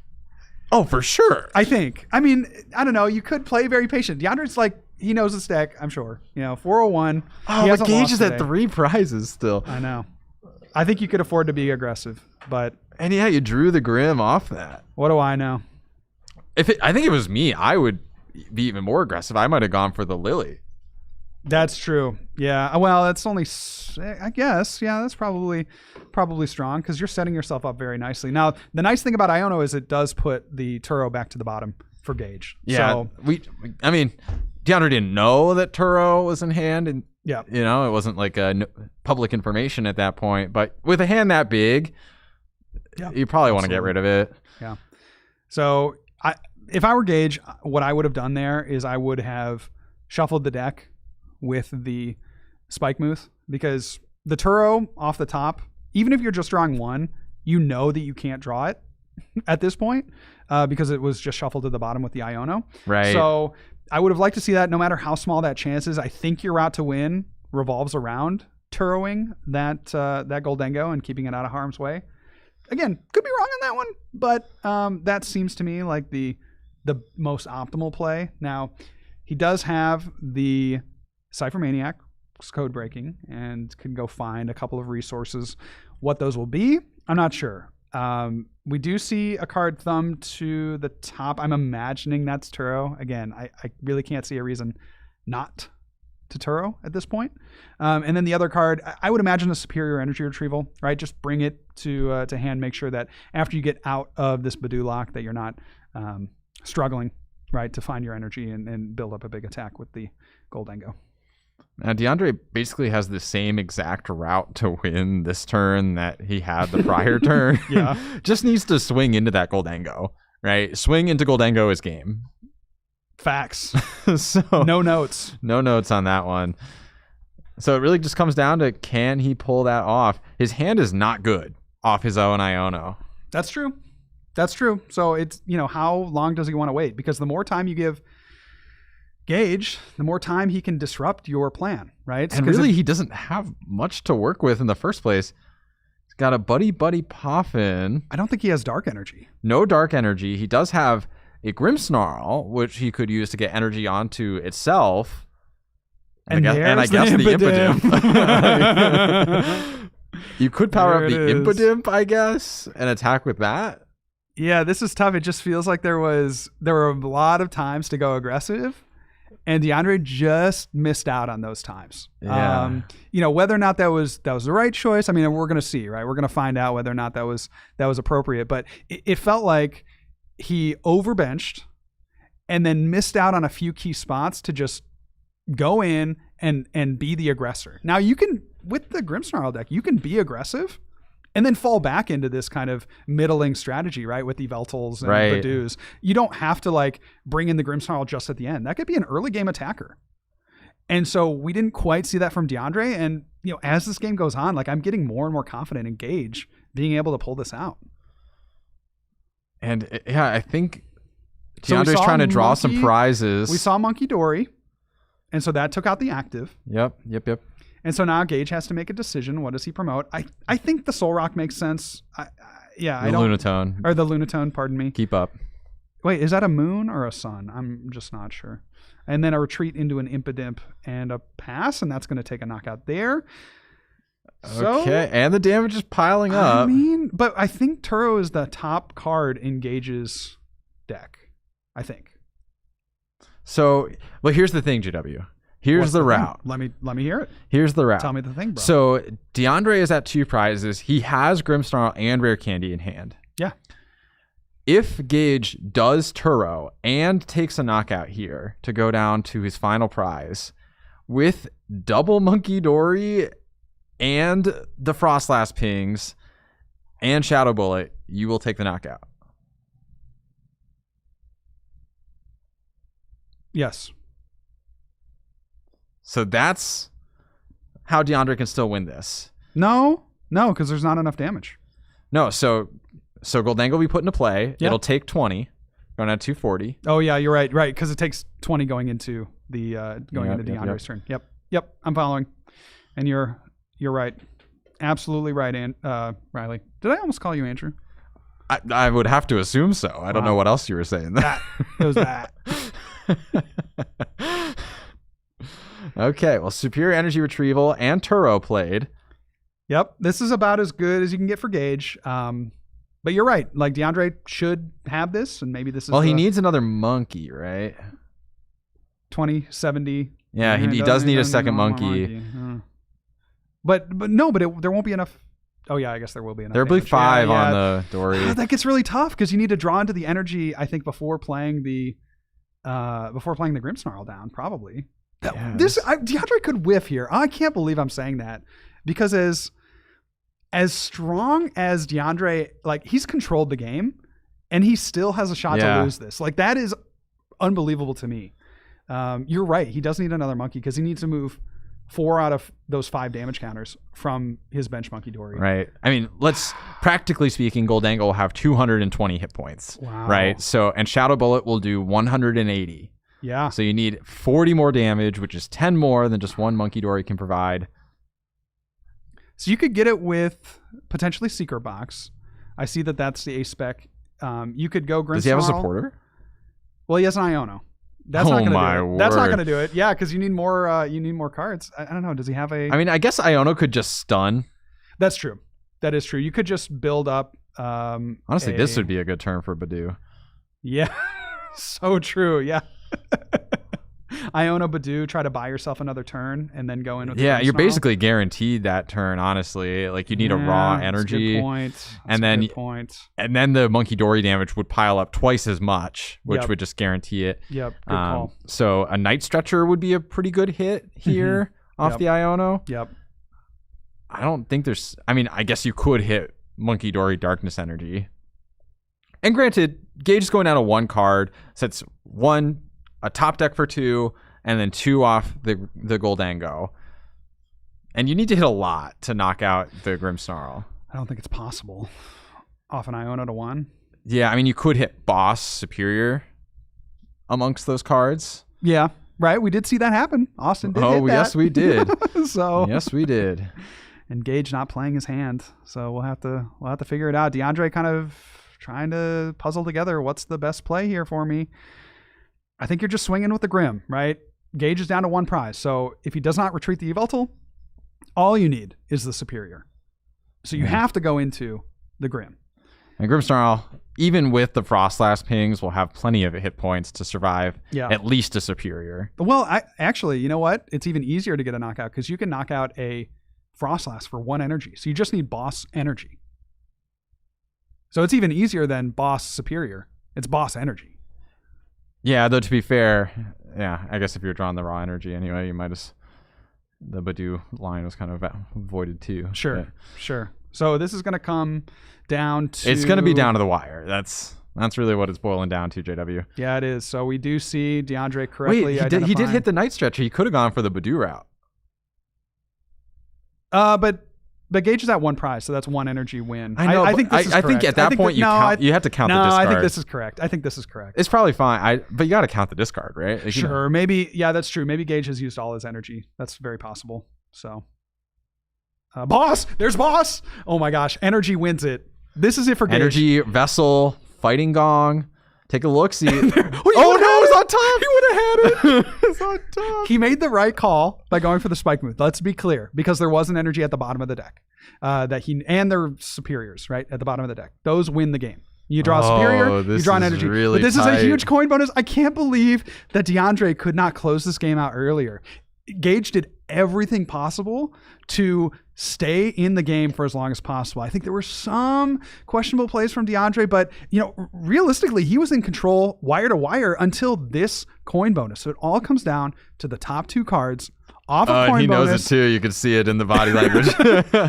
and so whether or not Gage wins this game, he needs 1 single energy. This is the judge shuffle of truth. There it is. Top deck.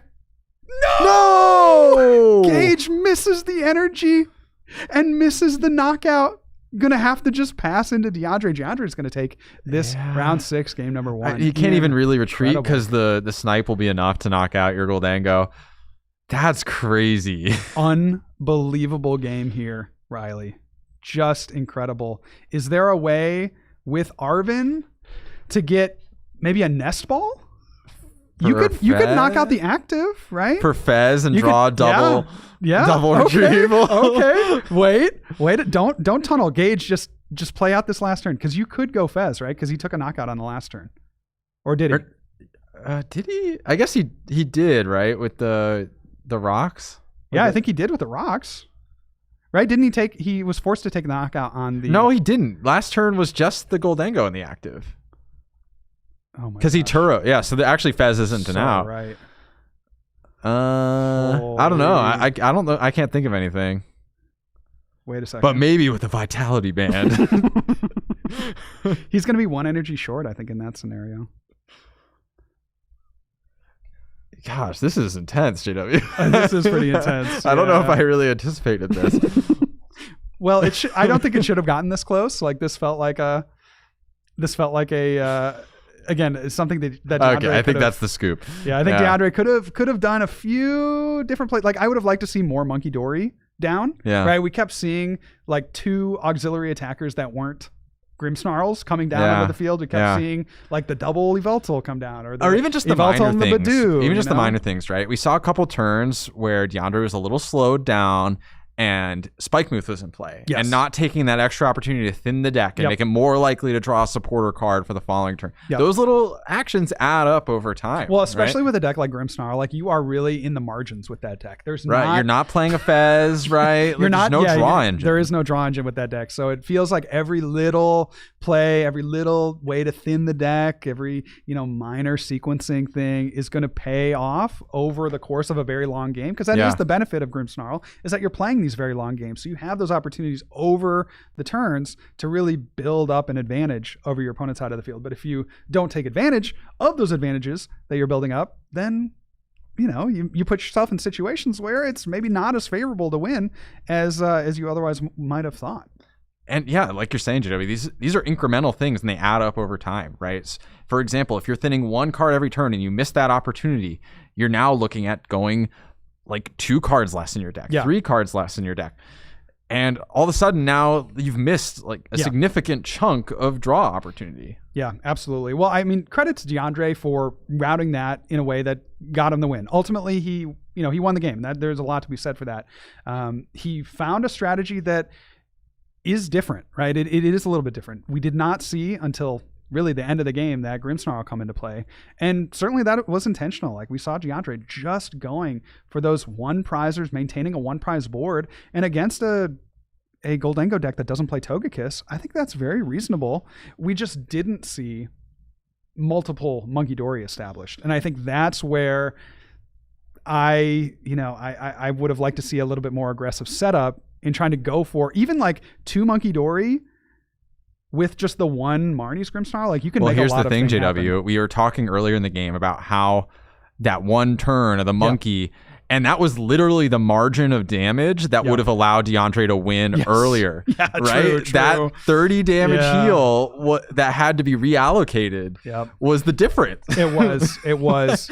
And so it'd be interesting to see if DeAndre recognizes that, right? Like once you see that monkey come down, will he be as laser focused on removing that from play? I don't know. It's possible. Certainly possible. I hope so, right? For his sake, because that's just one of the ways that you can mess up the damage like you're talking about, is if the opponent can get a Monkey Dory online.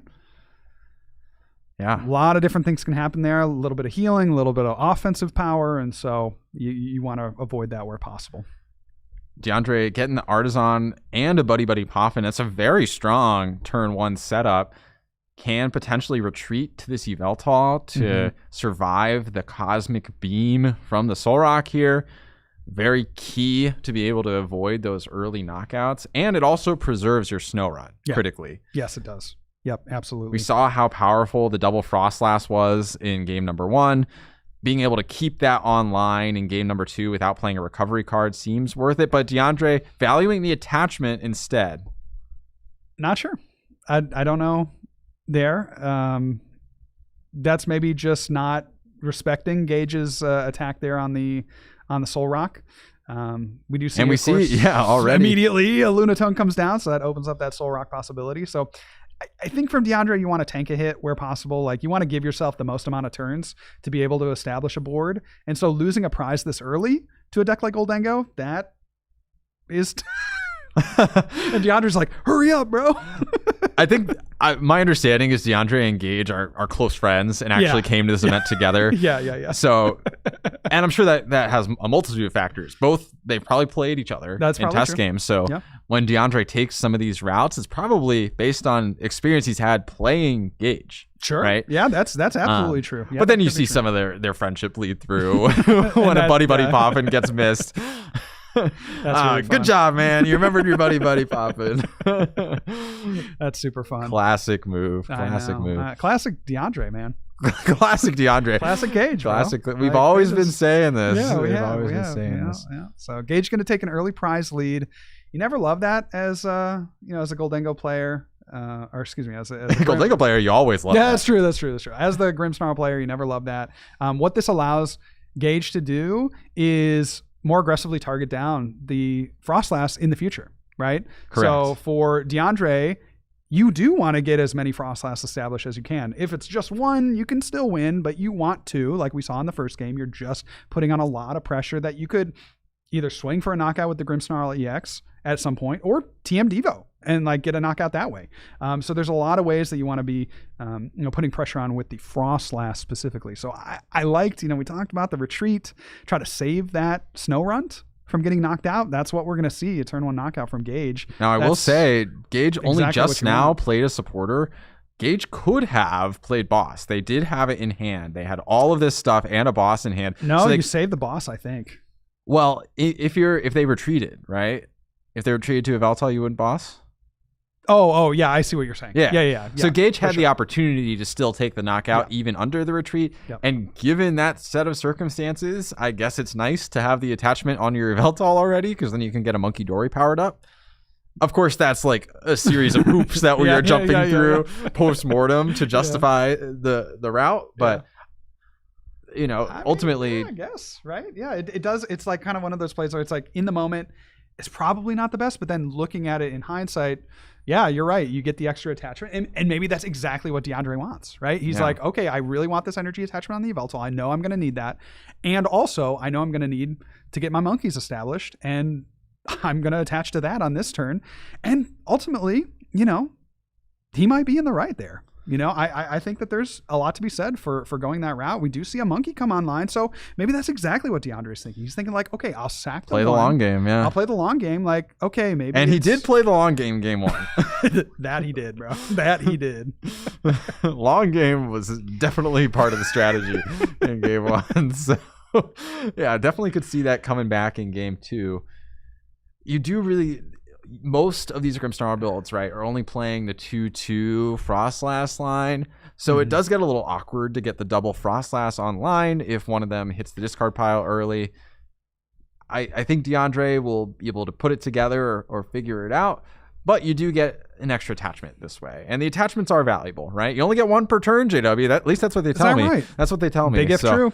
So that means you can only power up one monkey a turn without something like an energy switch. Mm-hmm. And we're looking at the top 8. I mean, I want to see a Frostlass. That's like number 1, right? The biggest thing that Well, DeAndre I could believe get is a Natalie Frostlass. shared an update that the Frostlass Monkey Dory deck we saw on stream earlier actually got to 5-0-1 this past round. So very likely to make top 8, bar any like very strange like non-ID loss into bubble circumstances. It should be a lock. Yeah. And then we could see DeAndre make it as well. DeAndre also just came off a tie against the Frostlass Monkey Dory. Yeah, so we could see absolutely. multiple Frostlass. And so there is a Monkey Dory attachment and a Clutch. Clutch is great. In this matchup, Clutch is great because the Goldengo player will want to attack. The most efficient attack in the early game is going to be that Soul Rock. And so being able to Clutch, that forces them to find either Turo or just swing into your Yveltal. Swinging into your Yveltal means more damage to place with the Monkey Dory. So this is like a win-win in my opinion from DeAndre. Either they essentially waste a Turo on a very meaningless attack, on a meaningless attacker, or they swing into your Yveltal and give you more damage to play around with the Monkey Dory. So I would expect a boss from Gage's side of the field. We do see the Turo though. That's incredible.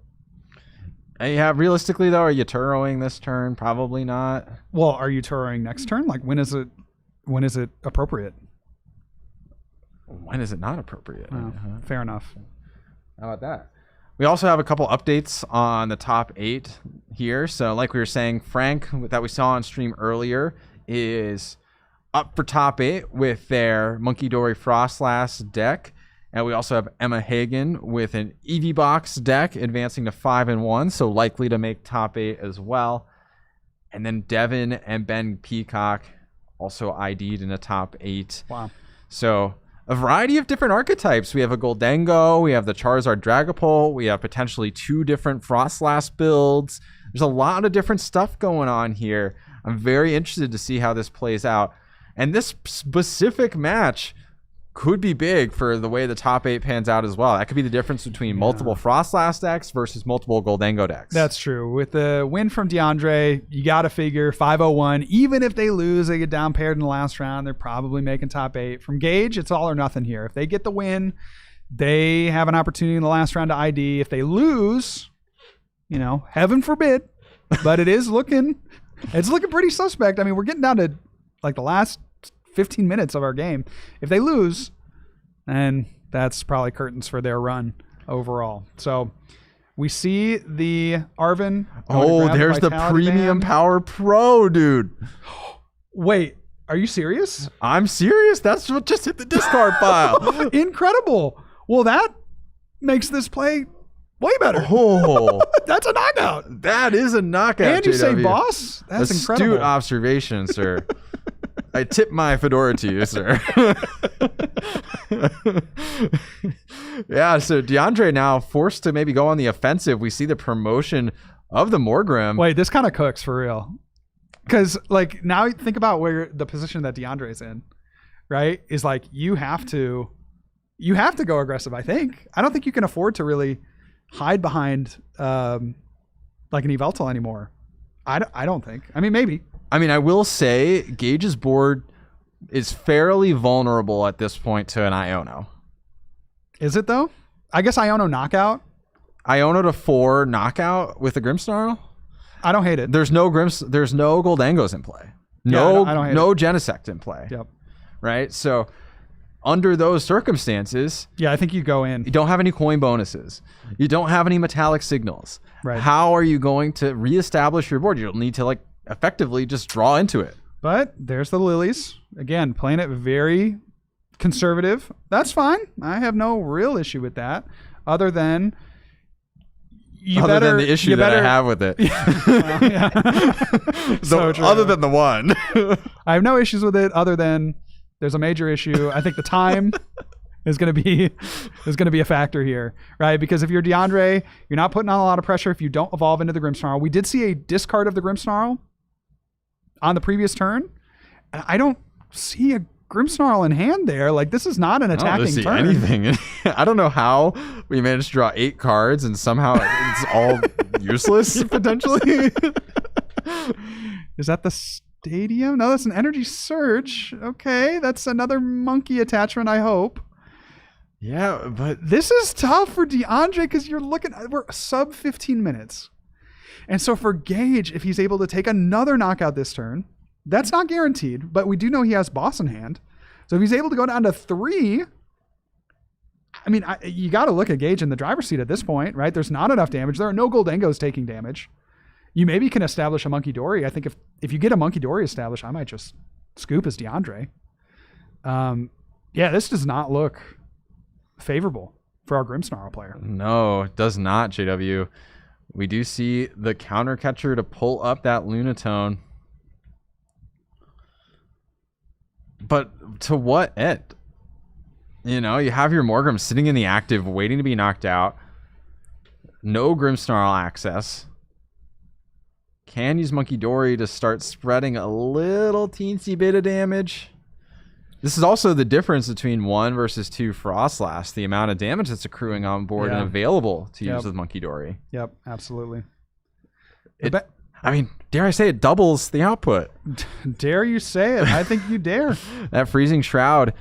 Okay, so here's another play. Gage, I think Gage pretty much locks us up with a knockout on Frostlass. That's what I would like to see. So if he has a way... Yep, well, okay. If he has a way to attach to the Monkey Dory, then he can move damage... okay, he has the Goldengo. Okay, so that also works. He could move damage with the and you're Monkey thinking do Dory, it with the Soul and Rock. then just do it with the Soul Rock. Yeah. But I think this is probably more sustainable in the long term. You're able to draw cards, even if DeAndre has I mean, it's kind of like whatever at this point. This is where I'd be scooping, right? For Gage, a tie keeps him in it. DeAndre, a tie is fine as well, but yeah, you'd without rather access to Freezing win. Shroud, there's no way you're putting enough damage into play. No, I think this was kind of out of reach. And I'm kind of surprised turn, to see I'd DeAndre say. isn't like making the money move and scooping here. Yep, absolutely. And so Gage is going also to get the monkey established. I mean, this is good, right? Heal yourself. I think he just is going to move with the Adrenabrain damage off of his active onto the Frostlass and make it so that it's essentially a healing card. Yeah. And just deny those counters. Deny from, those damage counters. from DeAndre. Yep. Goodness. Yeah, this feels like it's basically the door is shut for DeAndre, and time is ticking. You know, even under 60 minutes, time is still a relevant factor. Now, for either of these players, a tie could still let them get. He doesn't know the Frostlass has weakness. Ah. Oh, dude, you have the knockout. Well, in that case, you definitely should have gone with the Soul Rock. He'll get it here. I think this is a much stronger play. Even if he overkills, that's fine. But yeah, he just needs the one energy, so he had it there. He may want to do more damage, but you are leaving yourself open to a potential Badoo lock. So I would really hope that Gage identifies this and only discards the one energy. Well, Badoo isn't particularly strong if you leave a 3 damage counter in play as well. Like if you left that 3 on the Lunatone, I know that puts you pretty resilient against Badoo because you can just knock it out instantly. So he is gonna go do 200 damage. Gage. Yeah, you got to know that Frostlass just has a weakness. He's gonna. Please don't discard now. 3. Please don't discard 3. Definitely don't discard 3, even if you don't know about the weakness. Yeah, because just don't discard the 3rd. Yeah, because that's opening you up to Badoo shenanigans, I think. But in any case, the action passes back over to DeAndre, who promotes the Marnie's Morgrim. Has a Marnie's Morgrim in the active, 2 Impidimp on the bench, and 2 Monkey Dory. So interesting. Like it's interesting how this game is played out versus the first game, right? Yeah, in DeAndre's first game, he was struggling to get those monkeys out. Now he has no problem with getting monkeys, but he didn't get any Frostlass out. Whereas in the first game, he was able to get 2 Frostlass out. He also only had like 1 Morgrim in play the whole game. Yeah. And now there's 3. Monkey. And now there's 3 monkeys and 3 Morgrim or 3 Impidimps. It's just very flexible approach to the matchup. Yeah, and I'm just like not sure that like a 3rd monkey at this point doesn't matter against a deck that one-shots you, right? Like, well, it's not okay. It's just the Grimmsnarl getting powered up here. Shadow Bullet will not take a knockout though. Yeah, this is and Gage does have actually probably more value on the Monkey Dory right now.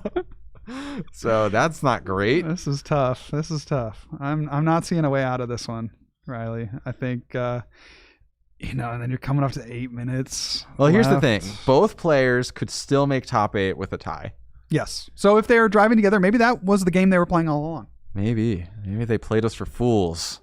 It's possible. Yeah. Certainly it's possible. Crazier things have happened. I mean, I'm going to take off my tinfoil hat right now and say that that's not the case, but you'll have to ask him in the post-game interview. Well, if this goes all the way to time, we might not have a chance for a post-game interview. That's fair. But I mean, you never know. I guess Gage could whiff a knockout here, and that would be a pretty big swing. That would be a pretty big swing. Yeah, we'd Gage does have most of his deck in his hand right now, so perhaps unlikely that happens. If Gage misses, is that the opening that DeAndre needs? That is what I was saying. Like, DeAndre could potentially steal this game with a whiff from Gage. I think that. Yeah, there's still no Frostlass though, so like you're just swinging for 210 basically. Yeah, well, there's no damage counters at all actually on the board to leverage. I'm not seeing a lot that I like in that hand, Riley. Well, seems. Do you even give that? Yeah, I would not. Damage? Unless you're taking the knockout. Is there no superior access? I don't think I see one. This is crazy. Okay, this game has flipped. All right, DeAndre, you're a legend, bro. You are a legend for real. He saw this happening, bro. I cannot believe it. DeAndre the GOAT. Dude, I need to take coaching from you, bro. This is crazy. This is so crazy. Look at this. And you maybe a counter catcher. So maybe you bring up the other. I don't think you do that. I think you do take a knockout on the active.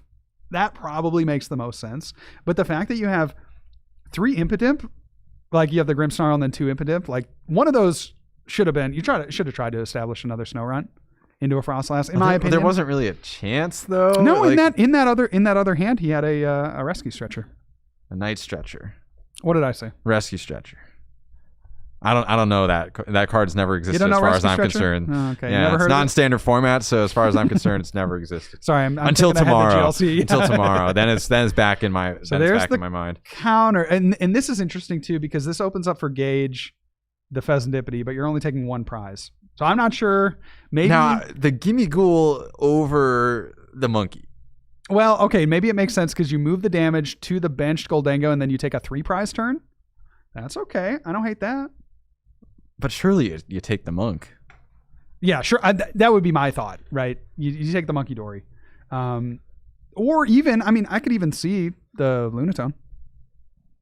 Yeah. Right? Just kind of like. I think probably the monk.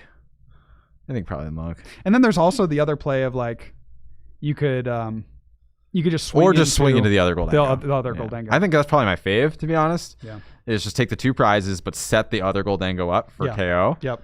Now, I guess the benefit of this is there's only 1 Goldango in play, so if you can eliminate it somehow, then it's tough for Gage. Although there's lots of liabilities on the bench that Solrock could KO for that final prize. There are.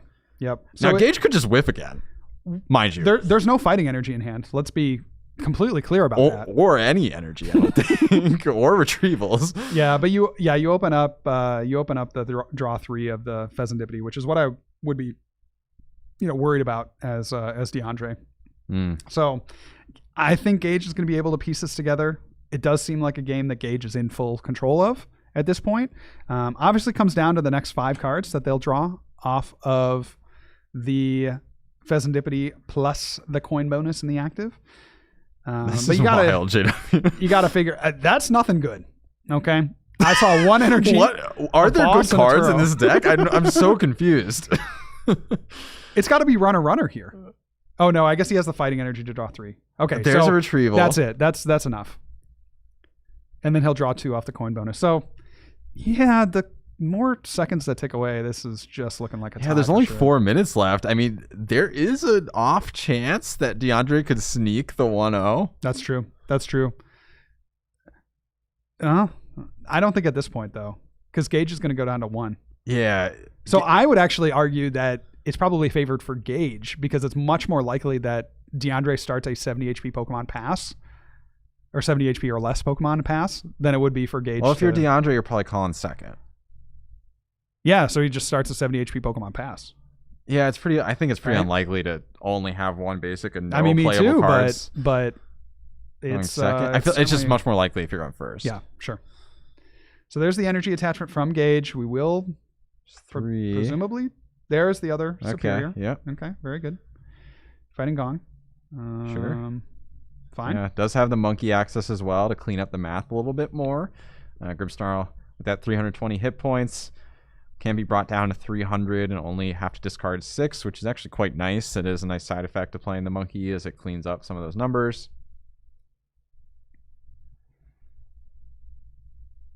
And at this point, it's basically just going through the motions for Gage. Yeah. Do you have any plays?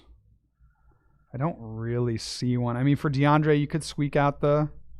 I think for DeAndre, tie, I think for DeAndre, your probably best hope is something along the lines of like Iono to low, Badu, or. Oh well, no, there is. You could.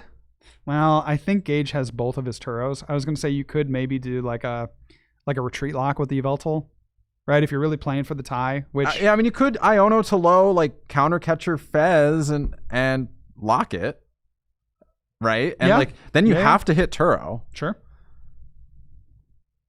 And just looking at the clock, Gage might get 1 or 2 more turns after that. He's eyeing up the Badoo. He wants that so bad. Yeah, it's going to be that. I don't know. Yeah, I don't know. I don't know about that. That's fine. I mean, what are you going to do? Realistically, I think you just need to have as many turns as possible. I think I like the clutch angle better, maybe. Oh, it's so crazy because if he would have swung into both Goldango, he would have had a Devo play. Yeah. Well, right? I like and then, the Goldango. Yeah, no. I agree. I agree. So... Well, we'll see. We'll see. There's only 1 minute and 30 seconds left on the clock at this point. But now playing the Badoo down, like Gage has enough time to just double monkey. That's true. Well, but I guess you have monkeys established. You're always going to move the damage back. So maybe that's not even a play. Just don't stack 30 damage in one spot. No, but it is going to be a pass from I mean, yeah, there's 20. Pass. So what DeAndre needs to not do is he needs to not put the damage back on the monkey dory. That's crucial. That is a crucial part of this equation. Absolutely critical damage move.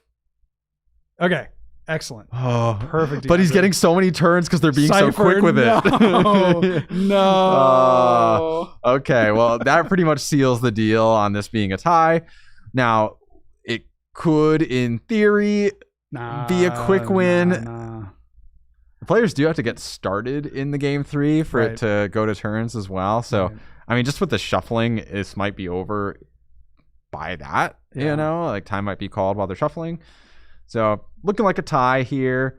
And he knows he had a shot. I think that's tough, right? You play a really long, really elaborate game 1. You come out with a win, and I'm sure that they're talking about it, right? Because you maybe think as DeAndre, like, hey, if I scoop to my friend, we both still have an opportunity to make it.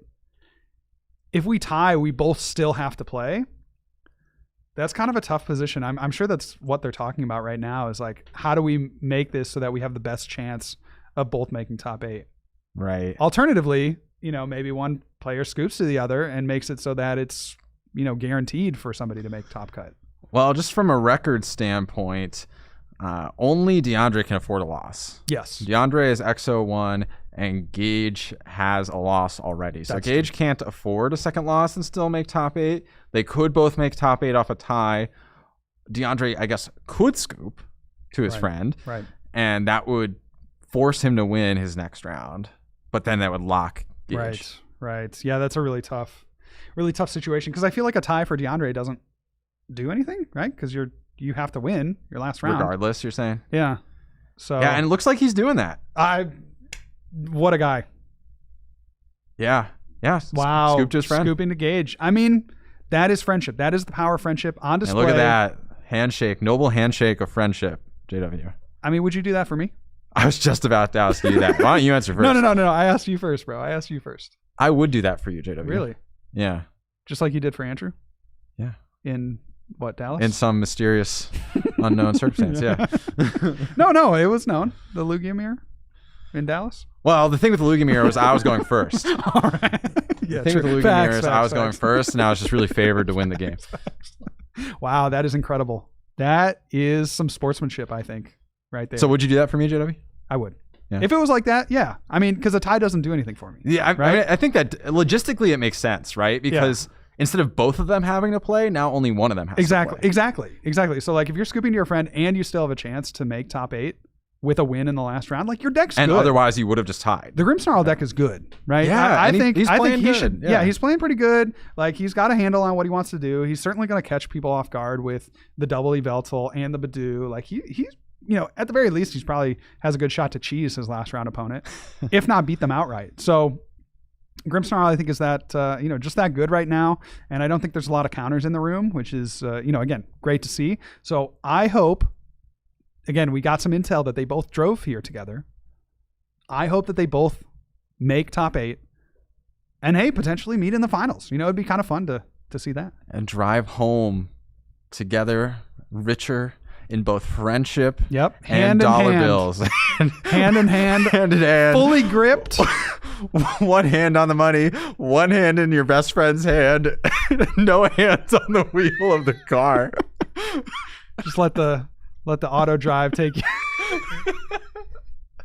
Yes, yes. And we would do it, in a heartbeat. We might even go back. Absolutely. We might even go Less back. than a heartbeat, JW. A neuron wouldn't even have to fire for me. I just would instinctively know. That's that fair. That I would do that for you. Yeah, absolutely. Yeah. Wow. That's friendship. That is friendship. So incredible stuff.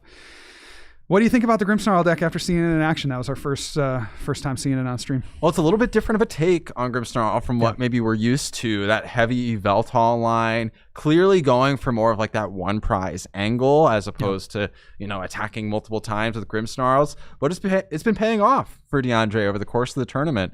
And I do think the retreat locking approach is very strong right now, and I do like the fact that the Yveltal specifically is able to tank hits from something like the Solrock. Now, granted, a Premium Power Pro can turn things on its head a little bit. With the Vitality Band, that's But tough. I don't think that's something most people are playing in their Goldango Rocks build, and so I don't think it's something you necessarily would anticipate. Now, maybe it is worth considering doing something like that. It also lets you KO opposing Solrocks. Yeah, what I was going to say, what are the other numbers that the Pro is helping you hit? I think it's primarily, it lets you KO stage 1s, evolving stage 1s. Yeah. And it lets you KO Solrocks in the mirror. I think that's probably like the That's- two main use cases. I mean, that's pretty good. And this is probably fighting for spots with something like the picnic basket, Yes. And like maybe that's more worth it. I generally like to have more proactive cards than reactive cards, and this is a little bit more on the proactive side of things. So I think it's at least worth thinking about. Now, Gage did have a little bit more teched out of a list in general, right? He was Agreed. playing the Premium Power Pro. He had the Monkey Dory and the Darkness Energy. So just a little bit more teched out all the way through. Yep. Had both some damage recovery and the additional aggro option. Yep. So I'd be really curious, assuming that Gage makes top 8, what his list actually looks like, what kind of maybe sacrifices he had to make to fit those things in. Right. But overall, very interesting list, and well played by both players. Hopefully we'll get to see both of them in the top 8. Yeah, completely agree. So more of the same on that, Goldango. Like that has been, I think, the archetype of the tournament. Absolutely. Right? Yeah. I mean, that has been the deck that a lot of players have gravitated towards. It kind of feels like, in a way, what we saw from Worlds this year, where, 25, 30% of the field was Goldango, and they were all doing pretty well. Yeah. So I think the conversion rate is going to be pretty strong into top 8. We assume that Gage, with a 5-1 record, is at least on the inside track to make top 8. Yeah, I mean, realistically, it's just an ID. Now, you could get down paired, or your opponent could refuse the ID. So or there could be a bubble. So there's all sorts of circumstances that could make that maybe not quite work out for Gage. But generally speaking, he's probably making top 8 with this sort of trajectory. And I mean, even under all those circumstances, he could still win the last round with a deck that strong. I mean, Yeah, that's true. wouldn't be shocking. That's true. Yeah. I think that the draw engine there, the Solrock and Lunatone really fixed a lot of things for Goldango. We've seen that over the course of this tournament. Just being the one prize attacker, that's a huge thing. Yeah, and we've seen Being that draw multiple engine, games that's a huge now thing. where just like hiding behind that Solrock for multiple turns, just swinging over and over with it, forcing your opponent to really come up to you. Yes. And that's what Goldango wants, right? It just wants the 2 prizes in the active. Why not force them to come up? Yeah, because 110 is not like the one prizers by and large are not doing 110. Yeah, they're doing like 60. Yeah, exactly. Or they're cornering for 20. Yeah. Okay, I'll take Or that every day. Badu for 10, Yeah. and those things just aren't trading favorably into the Solrock. So it does force those like more meaty attackers into the active, which then Goldango gets to eat alive. Yeah, unbelievable stuff from round number 6. We're going to take a break here and get back with our round 7 action in just a moment. Don't go anywhere.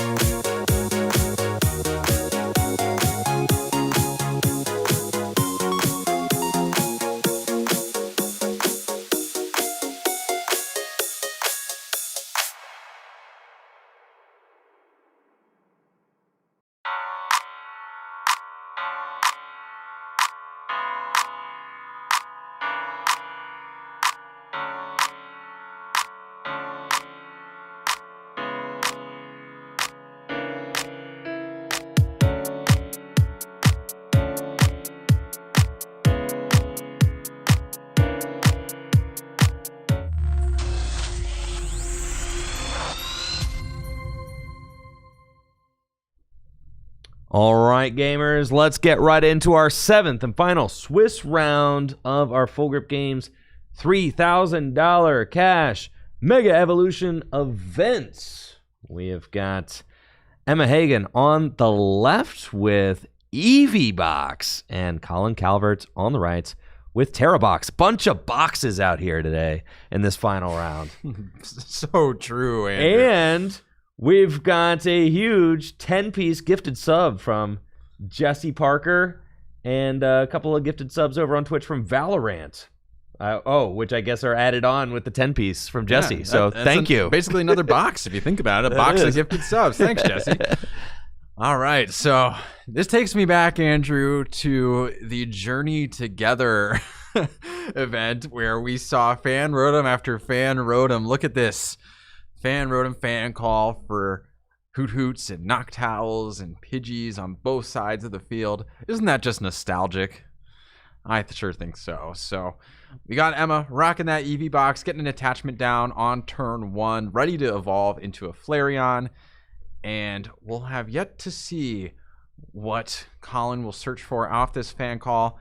I'm thinking there will be a Hoot Hoot. I'm thinking there will be a second Hoot Hoot. And I'm thinking, in fact, maybe a Noctowl. Oh, Ditto. Making me look like a fool. We'll have to retreat to use that transformative start on the Ditto, but it looks like Crispin will be the route to do so. Attaching an energy to that Pikachu so it can retreat cleanly and use the transformative start to get going with the Ditto. I wonder what Colin will opt to transform into here. Ooh. Potentially going for a Soblock turn 1 and then could go straight away with Torrential Pump with another Crispin to take some early prizes for Colin. I like this, being able to take 2 prize KOs before Emma quite gets online and then have the Pikachu ready on the bench for when a Flareon comes in the active. Yeah, this is our first look at is this our first look at Terra? No, we had a Terra Box earlier. It was the Terra Box with Mega Evolutions, but a Terra against Box the stall matchup. Yeah, against the stall matchup is true. But Terra Box could fare well. There hasn't been a lot of like Shaman, action that I've seen. Yeah. I feel like Wellspring Mask Ogerpon's effectiveness is obviously directly correlated to the amount of like Shaman that you're running into. Pikachu EX also does very well against Goldango EX, generally speaking. And there's no like Raging Bolt has been pretty much non-existent. Even one of our biggest like Raging Bolt stands, one of our regulars, Zach Pra, is not playing Raging Bolt today. Oh. I know. And Zach Pra has been playing nothing but Raging Bolt all year. And you're a Raging Bolt stan, Andrew. I know, and even I would be playing Goldango today. But look at this pop-off from Emma Hagen. Oh, my word. Getting that Cyrano. Immediately evolving into Pidgeot. Has the Noctowl ready to go off that fan call and is going straight away with the Burning Charge on that Flareon. Was not bothered at all by that Sob. No, the Sob did not lock. No, wait, not at all. Not at all. Yeah, that's crazy. And look at this, we got a opposing Wellspring Mask Ogerpon ready to pump. And you know who's probably not playing a Shaman is Colin either. Definitely not. I suspect neither of these players are playing Shaman. No. So Colin does have a little more direct access, I suppose you could say, to the Wellspring Mask. Does play the Energy Switch, may play the Sparkling Crystal as well, so can get that like turn 1 Torrential Pump or get it turn 2 without much effort. Emma does, of course, have to power it up with potentially a Burning Charge or piece together a little more elaborate of a combo. But all that said, the Flareon itself can be quite challenging to respond to in the absence of Pikachu, basically. Like, Pikachu is your way to deal with these over 220 hit point Pokemon. And we see a Crispin and that Sparkling Crystal off of the wow, it's off just the gonna Noctowl. Be straight into Pikachu. Yeah, dude. So here it comes. Explosive game, Andrew. I would say so, Riley. Yeah, we've got a lot of really quick action going back and forth here with these players trading blow for blow. Now, Pikachu EX getting powered up via Crispin. Crispin allowing Colin to get an extra energy attachment for turn, and then the Sparkling Crystal reducing Pikachu's attack cost by 1 energy is going to allow this Topaz Bolt to fire off for 300 damage. And the thing about Pikachu, it's got that Resolute Heart ability, so it can't be easily disposed of with just 1 hit. Emma, it looks like the next attacker is going to be this Wellspring. Emma could do something to the effect of like hit into the Pikachu, knock out something on the bench, but Colin's got 3 Hoot Hoot on the bench. Yeah, there's not really an excellent target. No. Now, you may be eyeing up that Wellspring Mask and thinking, man, that's great, but guess what? The Terra effect prevents bench damage. I don't really know why they tacked this on to the Terras. There's not really a flavor connection that I can see between Terra Pokemon and Bench Barrier, but they're on there. So the Wellspring Mask is immune on the bench from being sniped. And you really do want to probably hit into the Pikachu. If you're ever going to knock it out, you probably want to hit it now while you're taking a bench knockout with the Torrential Pump. But here we go. Oh, boss. Emma instead going for the boss. So saying, I'm just going to ignore the Pikachu this game. Forget the Pikachu. I'm going to take 3 prizes right now and get ahead in the prize race. Though I think in practice, Andrew, that 3rd prize may not end up mattering significantly. Yeah, it's going to come down to, can Colin just go for 2 again with Pikachu, right? And then 2 again. Can you just go Crispin? Yeah, probably. You do have to discard the energy for Topaz Bolt, so you have to probably recover energy at some point to really chain the Pikachu like that. Now, with Noctowl, anything's possible. Andrew. For sure. You could get a Super Rod and a Crispin, for example, and that's a Topaz Bolt. Guaranteed Topaz Bolt off that combo. It is, and I'm thinking that's just like what we're going to see. We've got Noctowl coming down. It's got the Jewel Seeker ability, allowing Colin to go get 2 trainer cards out of the deck so long as there's a Terra Pokemon in play. Pikachu is checking that box, and with that Sparkling Crystal firmly attached, Pikachu is going to be able to fire off another 300 damage for just 2 energy. Now, the thing about this is that when you're making plays like this, just playing Crispin over and over again, you're just like not interacting with your opponent's board like whatsoever or their hand or anything. That's really. True. You're just like literally solitaring and just like I'm just gonna KO exactly what's in front of me. And that's what there's a lot of decks that kind of do that right now. Goldengo's one of them, where you're kind of just like focused on, let's just focus on like shuttling out the most powerful attack that I can. Don't really care what my opponent's doing. Yeah, and to be fair, if you're putting on the pressure, you don't necessarily need to be disrupting your opponent's hand, right? Like, you can just lay down the law, show your opponent who's boss, and you don't care what they draw because you know you're just going to knock them out. For sure. And it looks like we do see a Crispin again. There's a lightning and a grass. Right energies. Yeah, if there's a grass and a lightning, that's enough. Now, you would really love to be able to get the Teal Dance off this turn, but yeah, Colin recognizing that that's not going to be an option, just attaching to the Pikachu, does have access to Pheasantipity to continue to draw cards, wants to hit trainer cards at this point instead of those energies, so that's why playing that Crispin first. Also, quirk of Crispin is you need to be able to search both those energy out of the deck too, so... and then with the Blood Moon down, it's like, that's your win con, right? Yeah, and now Colin is going down to 2 prizes, which is theoretically the Briar turn, but Emma has no energy in play. No, right? So how are you going to feasibly pull off a Briar? It's not happening. No, you can't, because, similarly to Colin, Emma's also relying on Crispin to power energy into play, or that Flareon, and Flareon got just answered immediately, that the Wellspring Mask got answered immediately. And at this point, Emma doesn't have any extra energy to run off of in order to make a big play, especially with this Pikachu active. Even if Emma did play something like a Blood Moon Ursaluna EX, you're not knocking out the Pikachu with that. No, you're not, Andrew. So it's tough, right? Both players have liabilities on board with Pheasantipity represented on both sides. So anytime a knockout is taken, players are going to get 3 cards, And it looks like Emma does have a Night Stretcher with a Noctowl.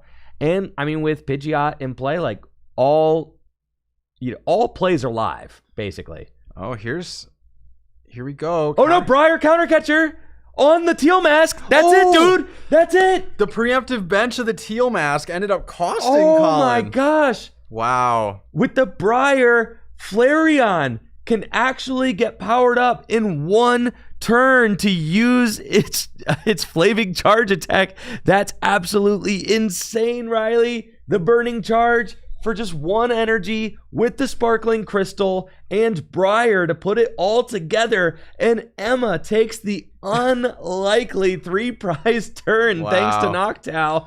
I mean, when you have Pidgeot online with Noctowl, you have the ability to essentially go tutor whatever you want out of your deck. You can make any play happen. So that was all in Colin's court. I mean, he just put the Teal Mask into play. Yeah, and if you're calling there, the thought process, right? Let's try and dissect that thought process. So Colin did need to have a Terra Pokemon in play the next turn for Noctowl. However, Pikachu could not be knocked out on the following turn, and he did not leverage the Teal Dance. Right? So there was actually no real reason for that Teal Mask to be in play, and it literally cost him the game there. Yeah, that's nuts, right? And I understand from Colin's point, right? Yeah, wanting to have a Terra in play, but the Pikachu wasn't threatened, right? So, like, you never want to get, like, Iono'd and then have your only Terra knocked out. That's, like, awkward, right? That's kind of the thought process, I think. But then the Teal Mask. But then what? But if it's Pikachu, Pikachu is safe.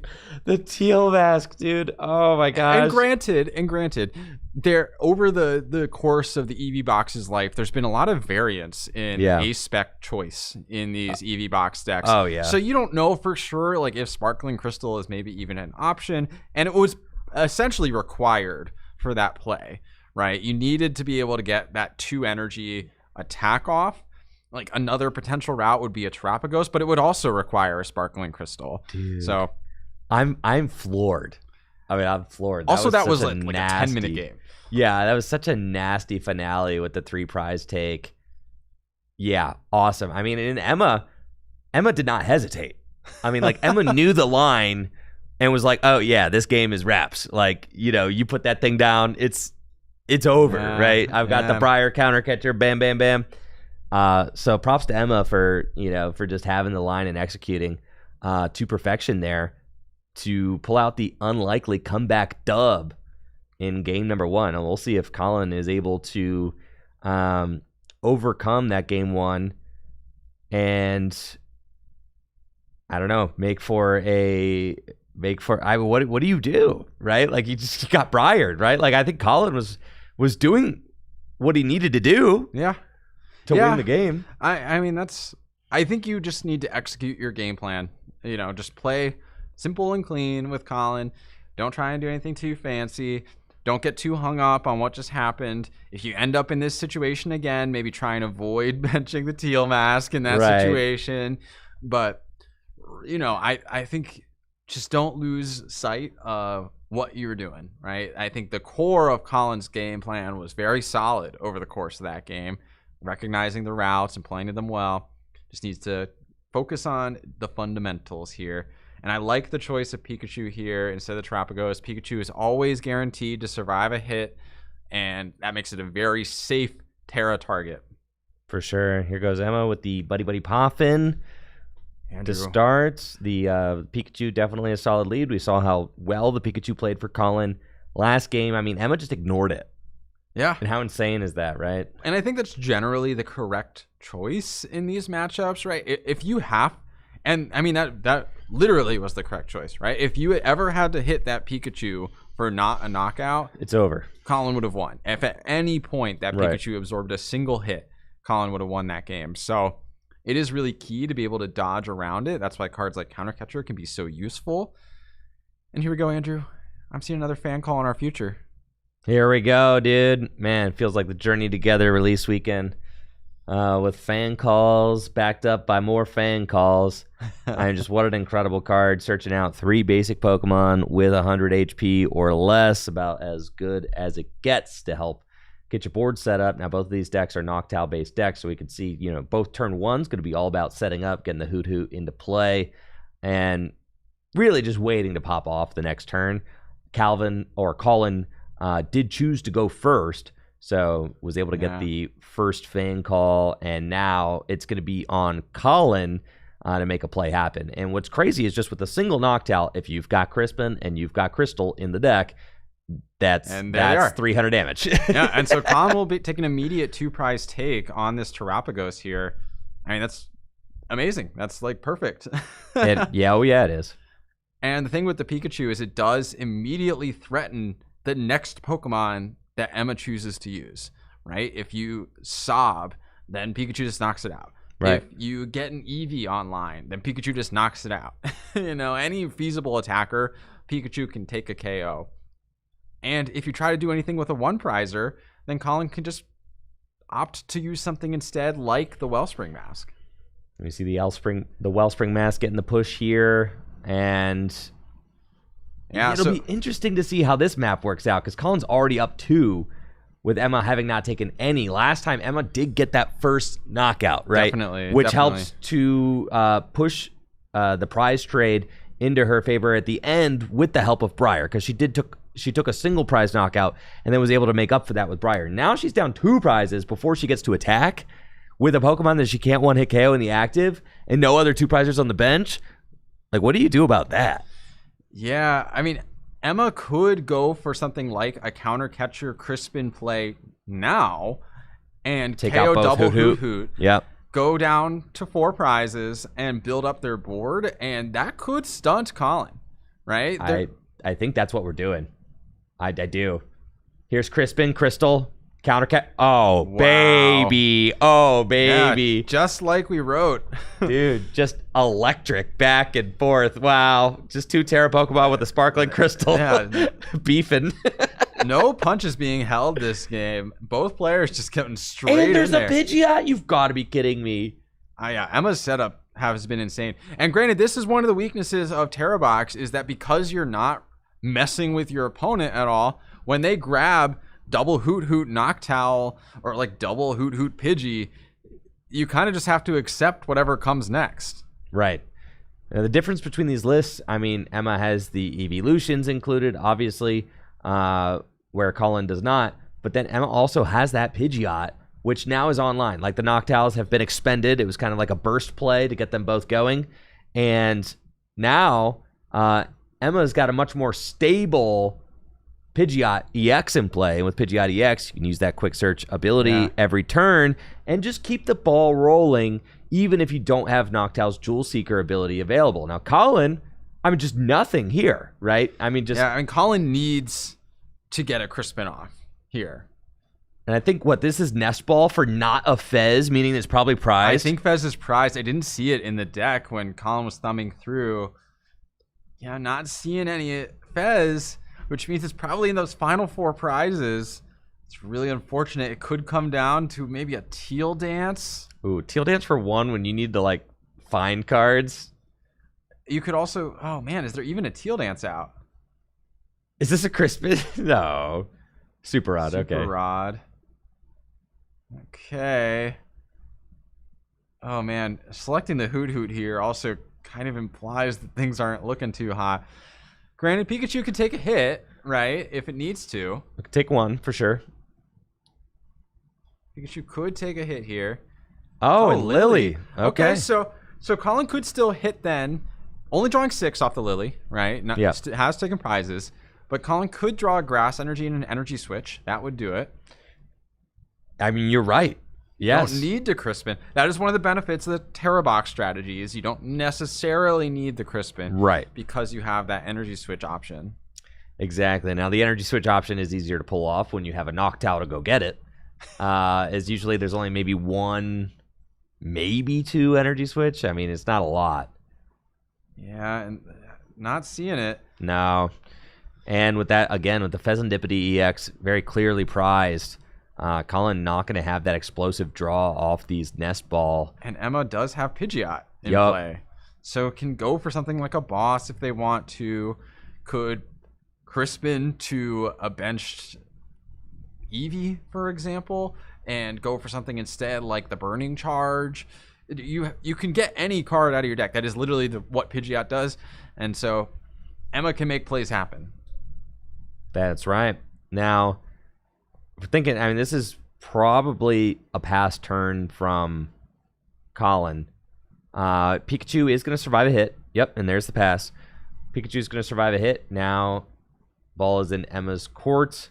And, where do you go from here? You've got Quick Search. You can get any one card you want out of your deck, which at this point should certainly help to piece plays together.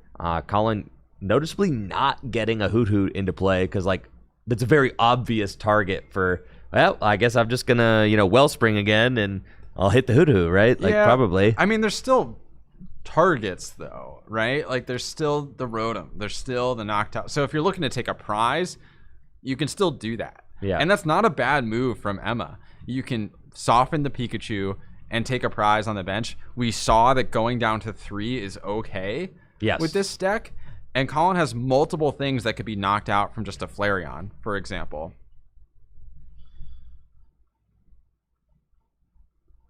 And it looks like a pass instead. Is that what we got? Is the Rotom active? Yep. All right, just a little Now, fan this is Rotom. interesting because if Colin has a boss, it's not that difficult for Colin to be able to boss something here with Pikachu. No. I don't think he has it, granted. But this is again, why not just go for the Hoot Hoot last turn? Ooh, baby. Oh, yeah, one of these games. Oh, The thing is, you never want to play this game against a Pidgeot deck. No. Right? You don't want to play the pass back and forth strategy against a deck that top decks for turn and selects a card out of their deck every turn. No, because Emma will win this. Yeah. Yes. Yeah, the stalemates are always won by the Pidgeot deck. Oh, yeah, 100%, right? The Pidgeot will dig Emma out of this hole way faster than Colin will via top deck. And, yeah, the Psychic Energy onto Lily's Clefairy EX. Boss, Night Stretcher here. I like this. I like the boss on the Fan Rotom. Go down to 3, and if Colin takes a 2-prize knockout, then Emma can just go for the Briar play. Again, right? But the crystal is already down, right? So you don't have the crazy pop-off Briar play that you had last game. Terapagos is also a potential Briar target. But it all is going to come down to what options are available in Emma's deck. All right, it's going to be a fan-on-fan type deal here. So, yeah, Colin now escaping the Briar allegations most likely for the rest of the game. But I just feel like Emma's got this on lock. A really snappy game here. Really snappy series here from these players with these very aggressive decks. Yeah, we're not even 30 minutes in, Riley. Not even. And I suspect we'll finish before then, too. And here comes a Blood Moon Ursaluna from Emma.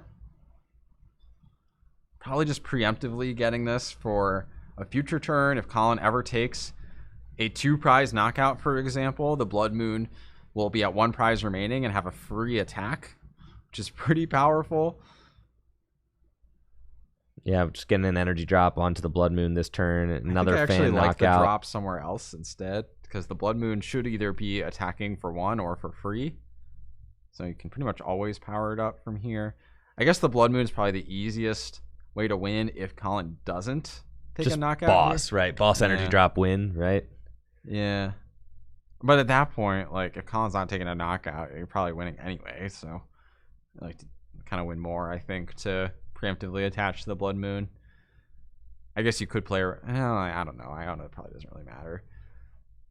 No, there's a Pikachu here, but, yeah, without a boss, I mean, you'd have to have boss this turn. I mean, actually, I think Emma's weak point on their board is the Blood Moon with the energy, because if Colin bossed it and KO'd it with Pikachu, I don't necessarily see the way Emma wins. Right. I guess they could Briar Torrential Pump the Noctowl. I don't know.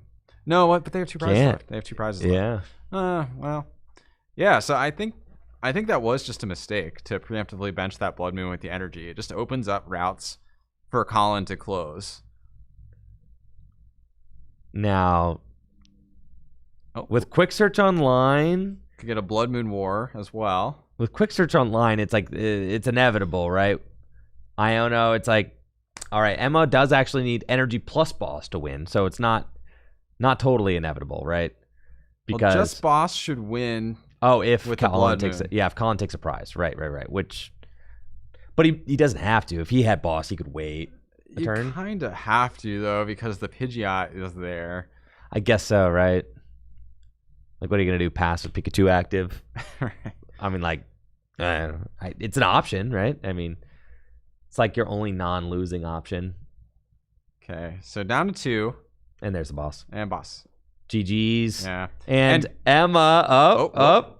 Okay, there we go. Yeah, all right. Kind of failure to launch on the fist bump there. Yes, it was. But yeah. GG's. Emma taking the win in the final Swiss round. So congratulations to Emma. It looks like she's just punched her ticket to top 8 now. So congratulations to Emma on a job well done. 2-0. And that is going to be wraps on our final Swiss round. So we're going to get to see what decks are rising to the top and which decks are going to be featured in the top 8 of the first major cash event featuring new cards from Mega Evolution here in the West. Riley. Yeah, lots of cool stuff. We got Goldengos with rocks. We got Grimmsnarl Frostlass decks. We got old favorites like Gardevoir. There's just so much variety out in the field here today. Now, we did see a lot of Goldengo over the course of our rounds, but so many decks in aggregate here at the Full Grip 3K, and many different ones being successful. I think we'll have a very wide variety, maybe is the right word, in our top 8. Yeah, it should be a good mix. I'm looking forward to seeing who we got. I do know we saw Devin, I think ID for a second time, so I'm pretty sure Devin, our Journey Together winner, went 5-0, double ID'd into top 8. And they're 3 for 3 now. On top 8s, yes. Yeah. Mm-hmm. Yeah, which is pretty nuts for a player that is competing in the seniors age division.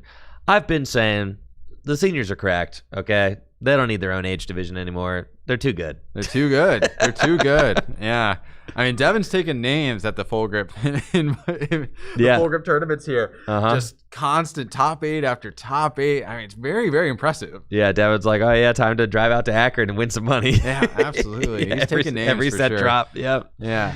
Yep. So we know Devin will be in top 8 with the Goldengo Rocks deck. Ben Peacock was 5-1 with the Dragapult Charizard deck, so Ben Peacock may also have made his way into top 8. I believe most of the 5-1s ID'd. Now, this specific table of 5-1s opted not to, maybe recognizing there was a bubble. Maybe one of these players knew they had lower end resistance, and if there was a bubble, they weren't safe. I mean, that is the strategic correct move to take. Now, there's sometimes that hindsight moment where you lose after rejecting an ID and you're like, wait, my resistance recovered in the final round. Like all my opponents won. But like, you got to work with the information you have in the moment. So probably correct to have chosen to play that out for these players if there is in fact a bubble. CJW out on the floor, getting ready for a potential interview. Look at him. Yeah, I know. Look at that guy. Swagger. Yeah, there he is. Now, I wonder, do we have Emma maybe from our final Swiss round? Yes, we do. All right, wonderful. We'll see if JW can get Emma involved for an interview. That would be cool. If not, that's also cool. But I'll keep tabs on that and see kind of what their conversation's going like. Tournament is going to be cutting to a top 8 here shortly, and I'm just really excited to see what decks comprise our top 8 finishers. Do you think Goldango's got it, Andrew? I do. I think Goldango is going to win the whole thing. Yeah, Goldango's looking pretty tough right now. It's really, really strong, so consistent. The Soul Rock angle has just added a lot of depth to the way the deck plays, that extra draw engine, the single prize attacker that the deck was looking for. I mean, even just think about a couple of weeks ago, we saw Goldango with a Fan Rotom make top 8.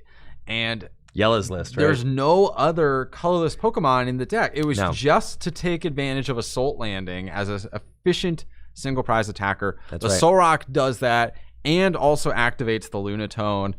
I mean, come on. Right. I mean, just awesome to see. And it's kind of like just the perfect marriage of things, right? You've got, and it's almost like having Radiant Greninja back, but like better in some ways. Yeah, better in some ways, maybe worse than others, but it's so good. It's so good. Yeah, for sure. it's nuts for sure. So it's gonna be awesome to see what ends up finishing in top 8. Let's call down to JW and see if he'd be interested in doing a little field interview with us real quick. Let's see. See Franco down there as well, playing in one of the higher tables, potentially also on the cusp of making cut. Franco playing that Zoroark deck that we saw earlier. It'd be really exciting to see. Yo, what's up? Are we thinking about doing a field interview here? Well, let's do it. Let's rock and roll. Get you guys in, let's look at the camera, right? Yeah. All right. Yep. All right. And I will call down to you guys here momentarily. All right. Yep. We've got JW Kriewall and Emma, our round number 7 winner, who has just punched her ticket into top 8. Let's take a quick moment to hear from Emma and JW about that final round and what Emma is feeling going into top 8. Absolutely. Thank you so much, Andrew, for that. I'm here with Emma, our round 7 winner on the stream. Emma, congratulations. How do you feel about your tournament run heading into Top Cut at 6-1? I feel great about it. Like the last 2 tournaments, Frankfurt and Pittsburgh, I played basically the same 60. I started 7-1 in both of them, so I'm at least winning top 8, and then we see what happens afterwards. Yeah, now, with what you've seen from the field, do you like your chances? Do you feel like you can win this tournament? I finished first in round 1, and I did a little bit of scouting. Dragapult is my worst matchup, and there is less than 5% Dragapult in the room. I am very happy with the matchups. Yeah, I would say that Dragapult has been a bust this weekend. Right? There really hasn't been, aside from maybe the Dragapult Charizard that we saw, there hasn't been a lot of Dragapult here by and large. So what would you say is maybe your most favorable matchup? What would you love to see in top 8? Grimmsnarl is completely free because I announced Mossagate once and they go cry. Goldango is easy. You have Fire Weakness and just have Briar. Gardevoir slightly favored, so I'm really happy against most things. Yeah, absolutely. I mean, you had a great run so far. If you were to win, what would you do with the money? Pay for travels. Okay. I'm here from Norway. Like, this costs me money. That's awesome. We'll talk a bit about that. How was the flight? The flight was actually amazing. I got to sleep a good amount, so the jet lag was just like non-existent. Yeah, absolutely. What's the flight time? Well, I was flying into Pittsburgh from London, so it was like 6 hours for the New York one, a layover, and then an hour and a half to Pittsburgh. Don't remember. Absolutely. Well, that's great. I mean, making it a 2-for-1 event. Are you heading to any other majors for the rest of the season? I'm doing Milwaukee. I'm doing every EU regionals. I'm doing Toronto. There's been some rumors about maybe Indianapolis gets the regionals. I'm considering that. I'm probably doing NAIC. Well, it's been a great start of the year so far for you. Congratulations once again, Emma, on your eventual top 8 placement, 6-1, heading into top 8. Anyone you want to shout out here as we close our interview?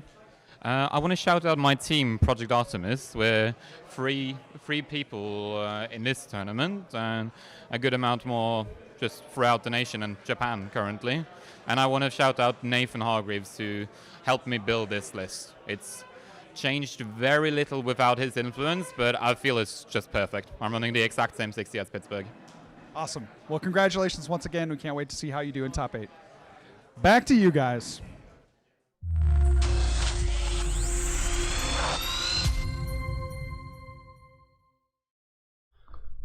All right. Well, huge thank you to Emma and JW for that interview, and congratulations to Emma on a top 8 finish so far at the Full Grip Games Mega Evolution 3K. Riley, it has been an awesome event so far. I have to say, these games that we have gotten to watch today, they've been great. They've been really, really awesome. Lots of fun to watch.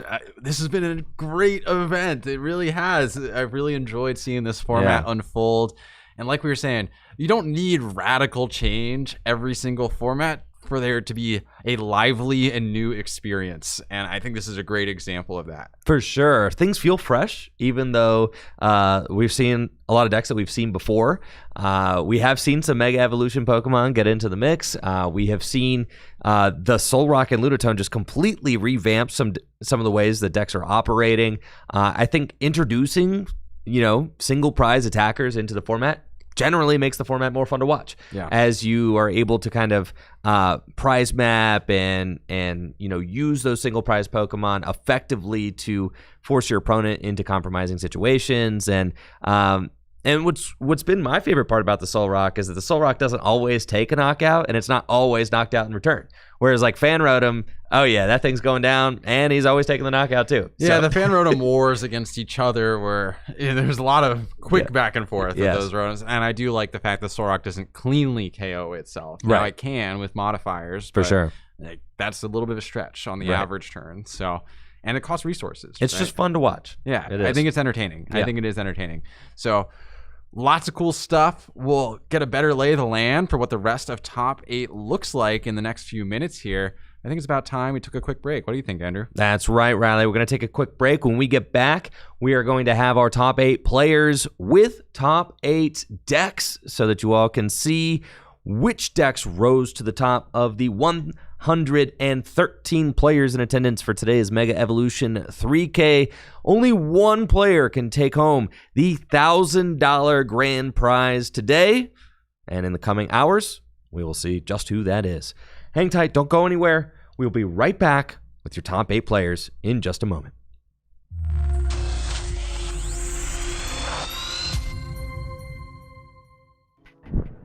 This tournament is sponsored by Dragon Shield. Dragon Shield makes the highest quality sleeves and accessories for your favorite tabletop games, like the Pokemon TCG. Dragon Shield sleeves are super durable, making them perfect for tournament play and collecting. They also come in a huge variety of colors, so there's always a great choice to match your deck. You can even turn your favorite photograph or design into a custom box of Dragon Shield sleeves using the Sleeve Crafter on DragonShield.com. Head over to DragonShield.com and place an order for your favorite sleeves today. Use code TrickyJim at checkout for 5% off your order. Again, that's DragonShield.com for the highest quality sleeves and accessories for your favorite tabletop games. Huge thank you to Dragon Shield for being a continued sponsor of the channel.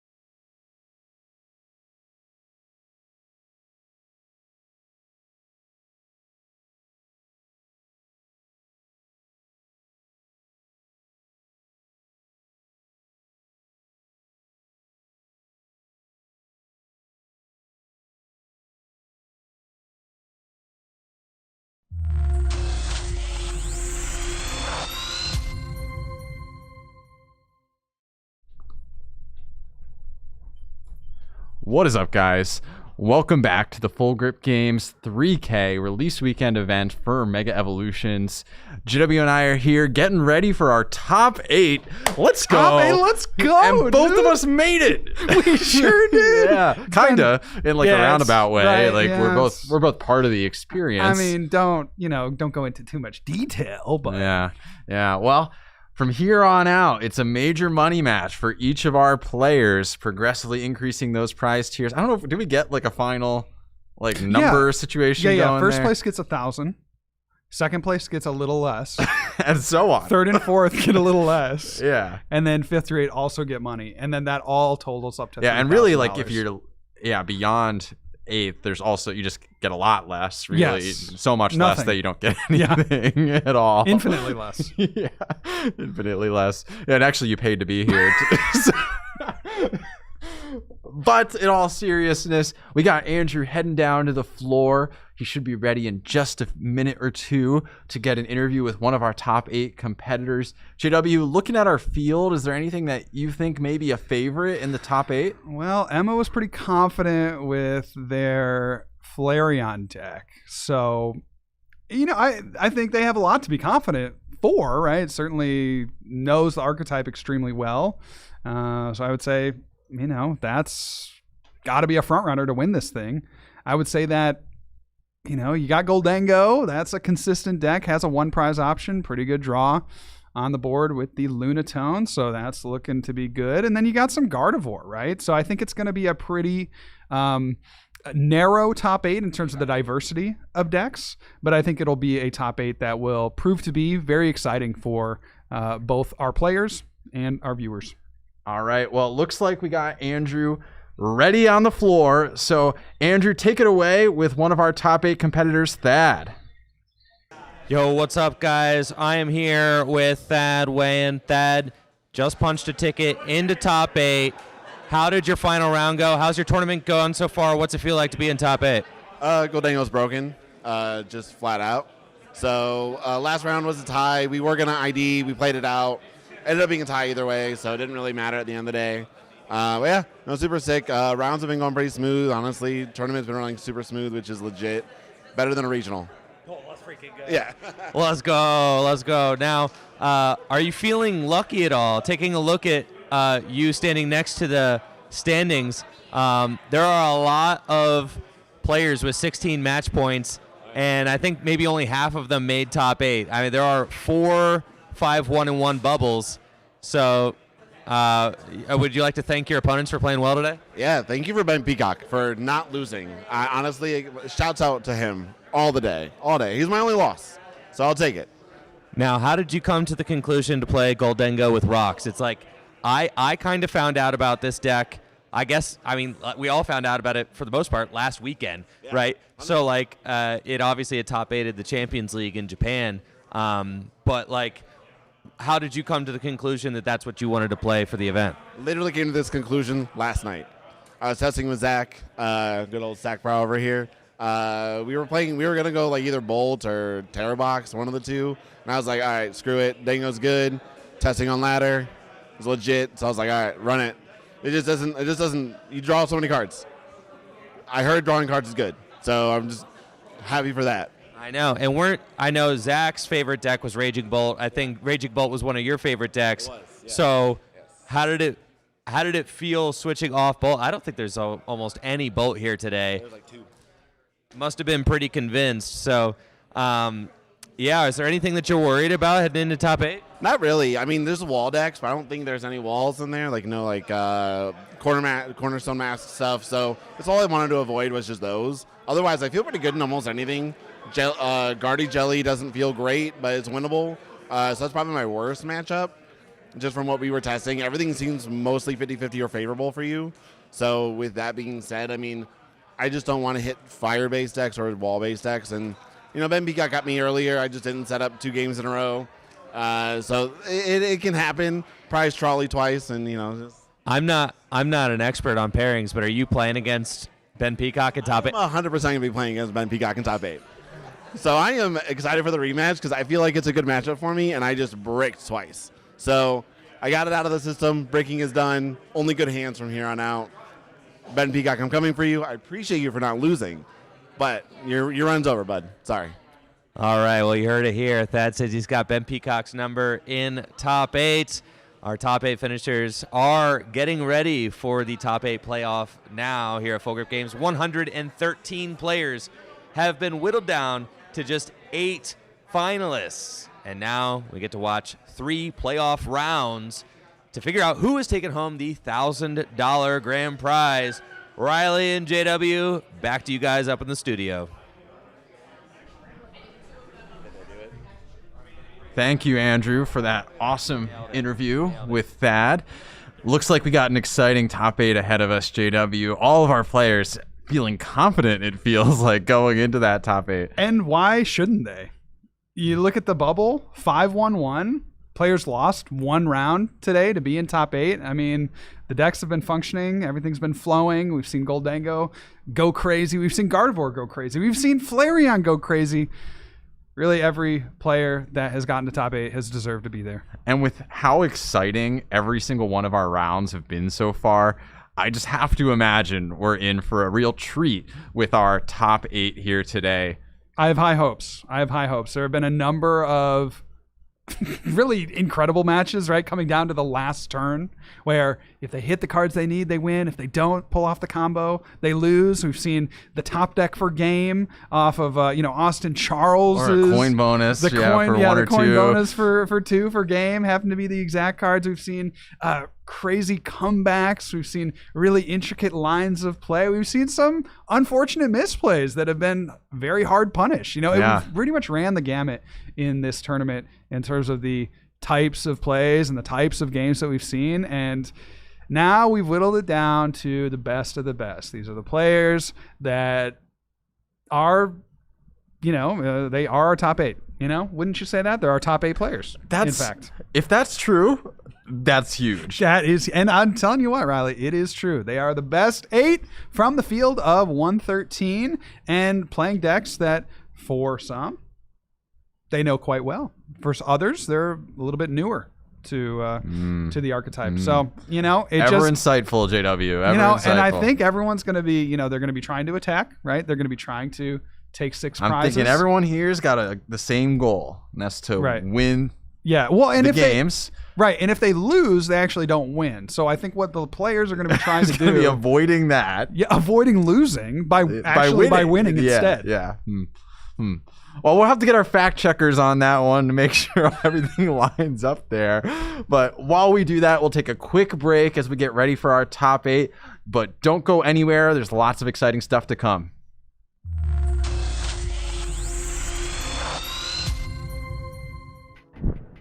This tournament is sponsored by Dragon Shield.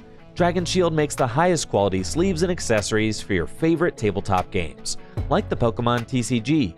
Dragon Shield sleeves are super durable, making them perfect for tournament play and collecting. They also come in a huge variety of colors, so there's always a great choice to match your deck. You can even turn your favorite photograph or design into a custom box of Dragon Shield sleeves using the Sleeve Crafter on DragonShield.com.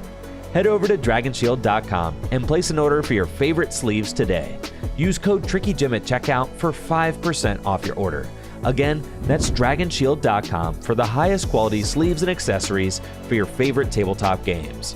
Huge thank you to Dragon Shield for being a continued sponsor of the channel.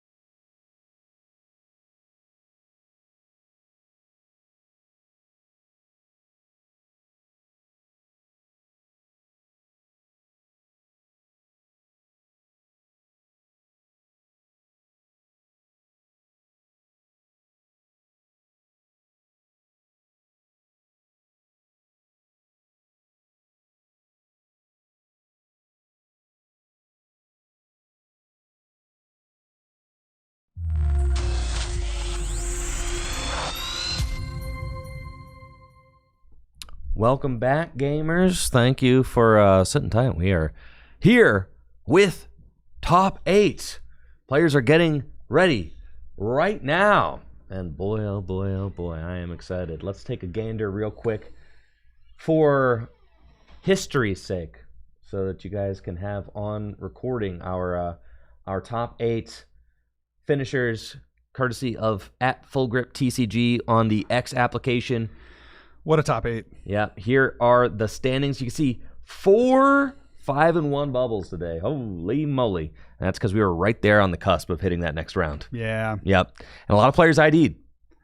You didn't have to do that. That's tough, right? Yeah. I mean, you leave it up to the RNG / opponent's win percentage. That's just not really where you want to be, I think, right? Yeah. I'm always of the opinion that you want to take things into your own hands. Maybe if you don't like the matchup, you go for an ID. That's Right. certainly reasonable. But if you like the matchup and you're in that final round, you're playing a best 2 out of 3, Play to win, baby. play to win. Play to win. So, I mean, the big story of this, obviously, we've got 4 Goldengo Rocks decks in top 8. Half of top 8 is Goldengo Rocks. 1 Gardevoir, 1 Pulsard, 1 Monkey Frostlass, and 1 Eevee Box. Obviously, our top seed, Emma, we just saw her on stream last round. Top ranked player from Norway right now. She's in the States campaigning around and taking dubs, looks Yeah, like. So, no doubt. just top No doubt. 64 Pittsburgh. Now she's here in top 8. And then she's going to be at the Milwaukee Regional Championships in 2 weeks as well. And really excited to see how our top 8 finishers go. Now, unfortunately, Devin has a game loss in top 8 going into his top 8 game because of a deck issue. So as much as we would like to put Devin on stream, he does have a top 8 game loss, unfortunately. So that's not going to be the best match to stream this round. But I am looking forward to streaming Thad versus Ben Peacock. Those two are local friends also, and players who have played against each other many times. And it should be a really fun match to watch. So that is what we are going to be treated to here in top 8. Yeah, well, we know that Ben plays the Chi-Yu. We never saw it in the first stream match that he had this afternoon. But certainly against Goldengo, that looks to play a factor.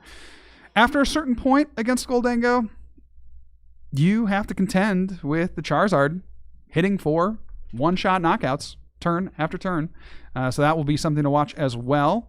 And then for Goldengo, I mean, you think about the Charizard Dragon Ball having a litany of 70 HP or less basics in the deck. And so I have the deck list from the 2 players here, and that will certainly inform our casting for the top 8.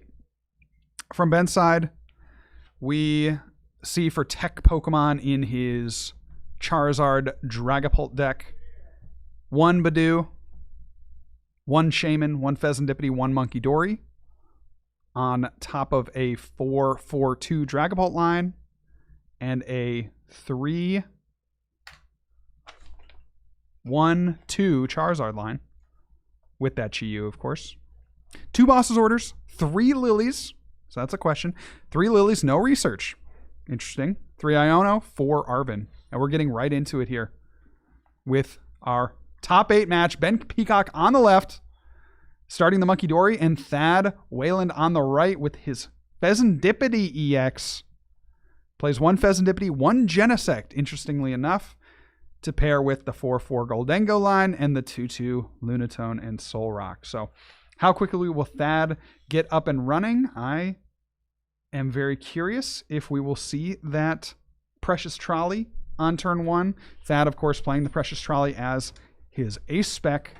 Ben getting a reasonable start here. We see a couple of Charizard opting to start with that first. Not going to see a Dracloak on the next turn. But we do see a Fighting Gong, so that most assuredly will find the missing piece of the Lunatone Solrock combo. Has a Fighting Energy in hand. I'm sure we'll see that discarded. And there is the Lunatone being thumbed to the front. Thad taking a look through the deck, trying to figure out what's prized, and eventually retrieving the Lunatone. Yeah, I'm really excited about this one, JW. You got 2 friends, players who play against each other, at local tournaments week in and week out. Just a a fun, feel good money match in top 8 between two guys who've played against each other often. Thad squeaking in there in his last round into top 8. Decided to actually, of all the players that we had talked about, was actually, of all the players that we talked about who, chose to ID and unfortunately missed top 8. Yep. Thad chose to play, but then unintentionally tied, and then still made it. So it's sometimes it's just like that, Yeah, it do be like that sometimes. So For there sure. is the precious trolley. Thad taking another look through the deck, trying to figure out what makes sense to grab. I see him eyeing up the lone Genesect EX in his deck. And so potentially thinking about, well, if I take a Genesect, that gets me 2 Goldango. I could maybe take, with the other 2 available slots, 2 Gimmighoul. And that might be enough to get me over the hump here in terms of getting enough energy to, get meaningful attacks off in the turns to come. And it looks like the choices will be, I'm seeing 2 Gimmies and that Genesect, opting for the consistency of the Genesect, finding the Goldangos. No other way to search out those Goldangos other than drawing into them. You could stack, I suppose, with the Cypher Maniac. He does play a couple copies, but no Ultra Ball, no other way outside of the Genesect to find his Goldango. So opting there just to play it safe and be able to draw additional cards on the next turn. Oh, yeah. I mean, Metallic Signal, it's kind of nuts. It is kind of nuts that Goldango lists are just playing 1 copy of this card. I mean, because that's just, you're just taking the notes from Japan, right? Like, because that's just what the Japanese list did. So it's like, oh, we could play one of these? Like, sure, and you can. And it's, when you have one, it is true. 1 is all you need. Just don't prize it, right? Yep, so true. 1 is so all. true. 2 is suboptimal, right? I mean, like, honestly, if you play 2, you're never using the second one, only if you prize the 1. So it's like mathematically, you're kind of just like, you're just running the gauntlet, right? Yep. That's just what it is. I'm going to point out one thing here, Andrew. How good would an Iron Bundle be?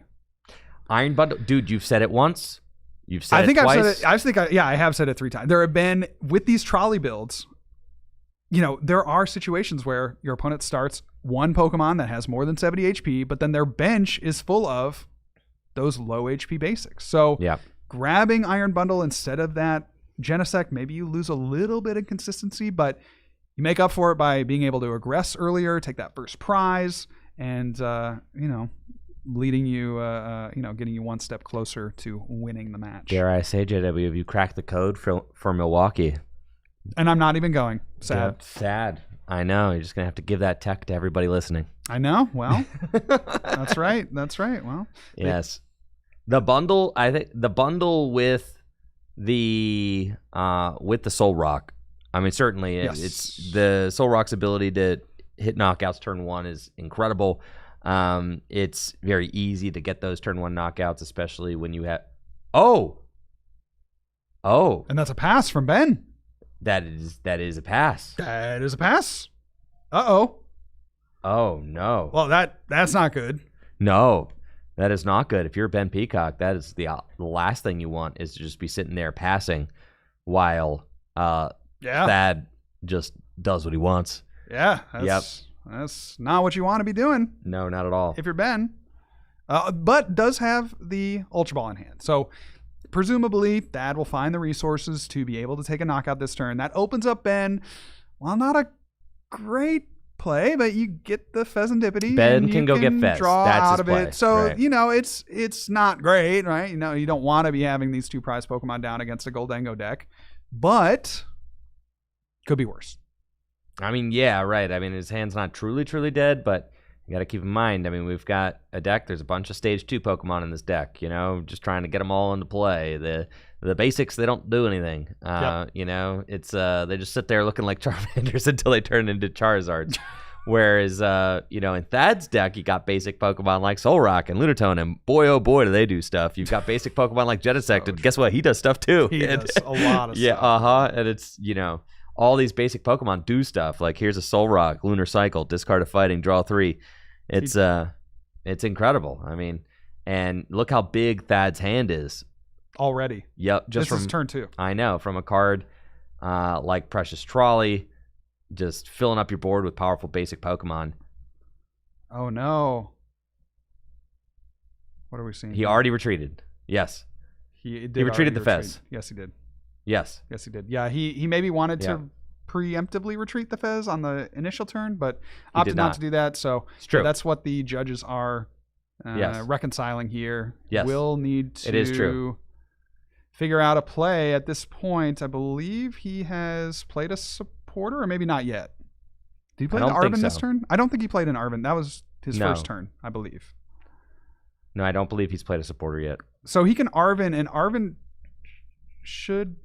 Okay, well, deciding instead to discard those supporters. I don't see necessarily I an think he's issue bossing. with that. And there's an attachment, and... Yeah, I suppose you could boss here. Might as well. That's what he's right? doing. Yeah. That makes sense. The Monkey Dory is not going to play any factor into this matchup other than just being a meat wall That's right. to hide behind with the Soul Rock. Yeah, so like obviously, Thad would have preferred to take this knockout with Soul Rock, but you're not allowed to double retreat. So Not in this format. no, the judge, back in the day you could.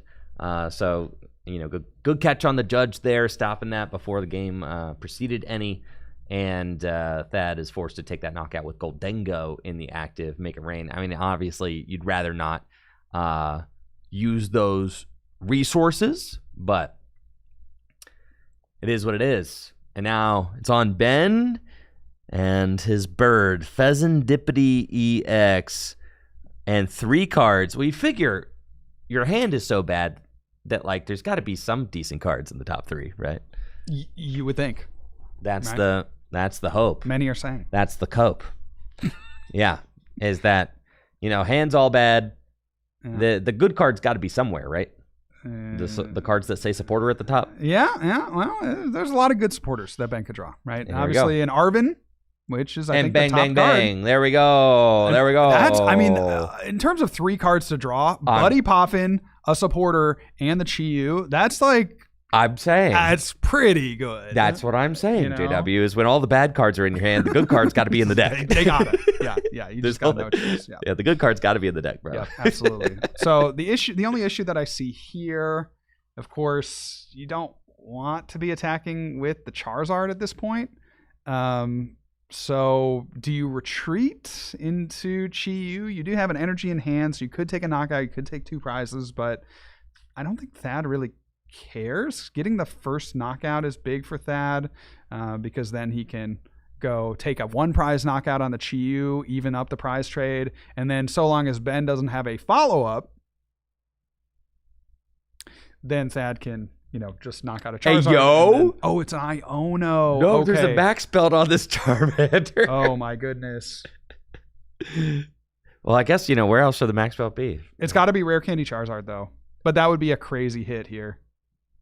It's not likely.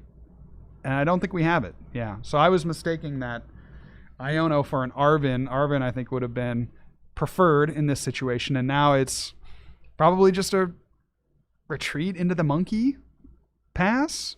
But again, this sets up Thad. Like, the prize route is perfect for Thad. You go up by 2 prizes.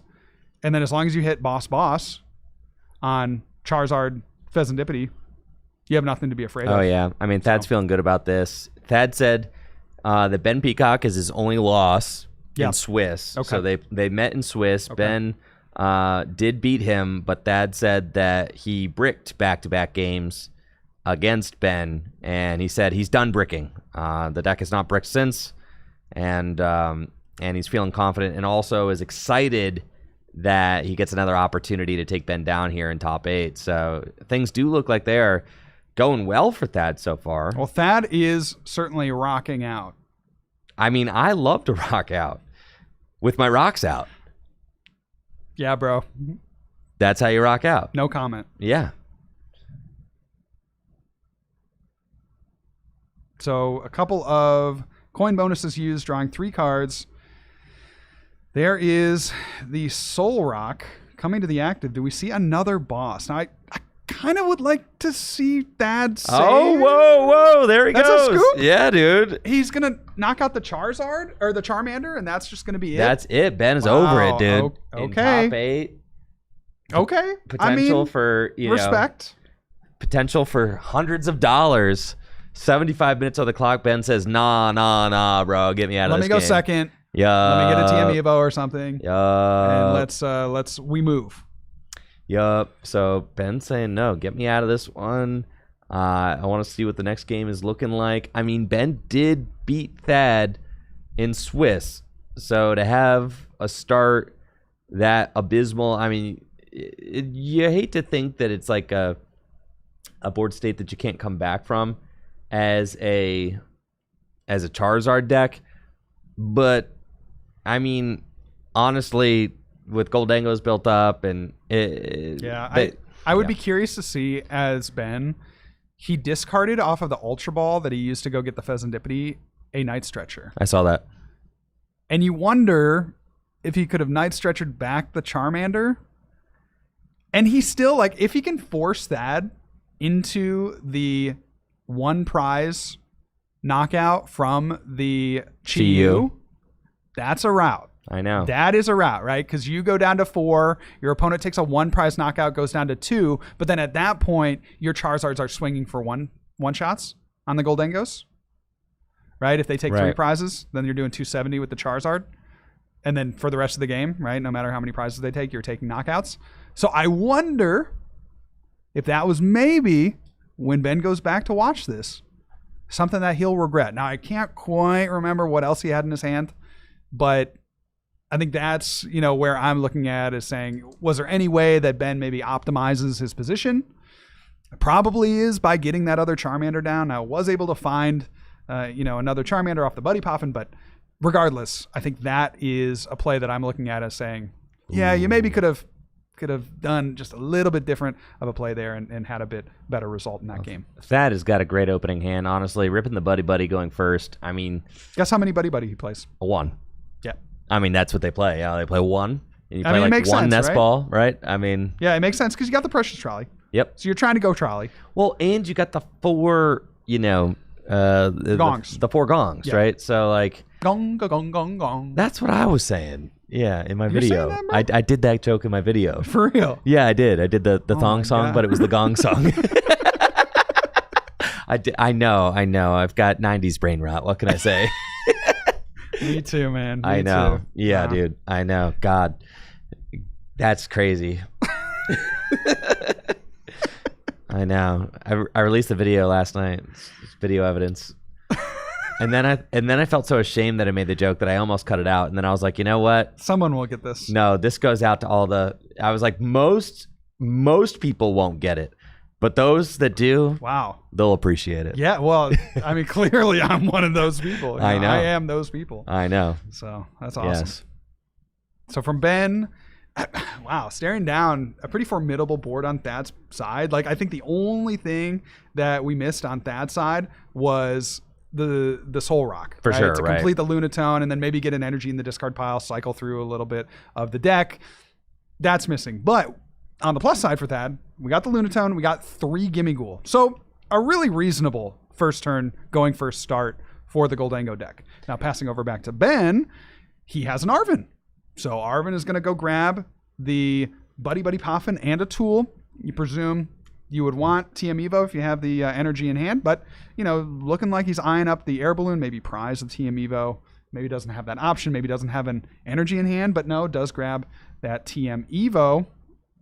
And we will see the Buddy Poffin be played to further fill the bench. Now, Shaman's in the active.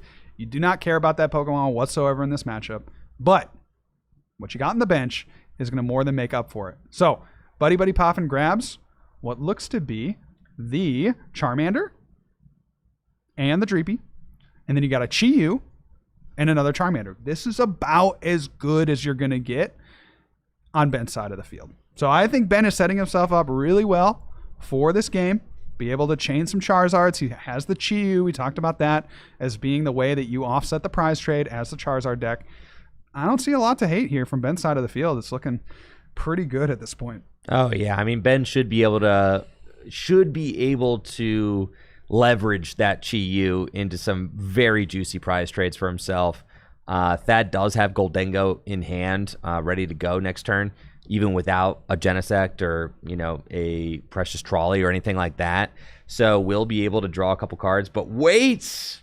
Ben actually identifying... Played an Arvin. Oh, played an Arvin. Can't do that. Boss. Never mind. Thank Yeah. you. Thank you, Judge. Yes, fantastic. Yes, so... Yeah, Ben just, I think is in a good spot. And instead, you're like, okay, do I actually even want this Goldengo in the active spot? I think you have to go for it because one knockout is not the worst, right? Because then Ben would need the maximum belt to take a response knockout. So it's like not the worst.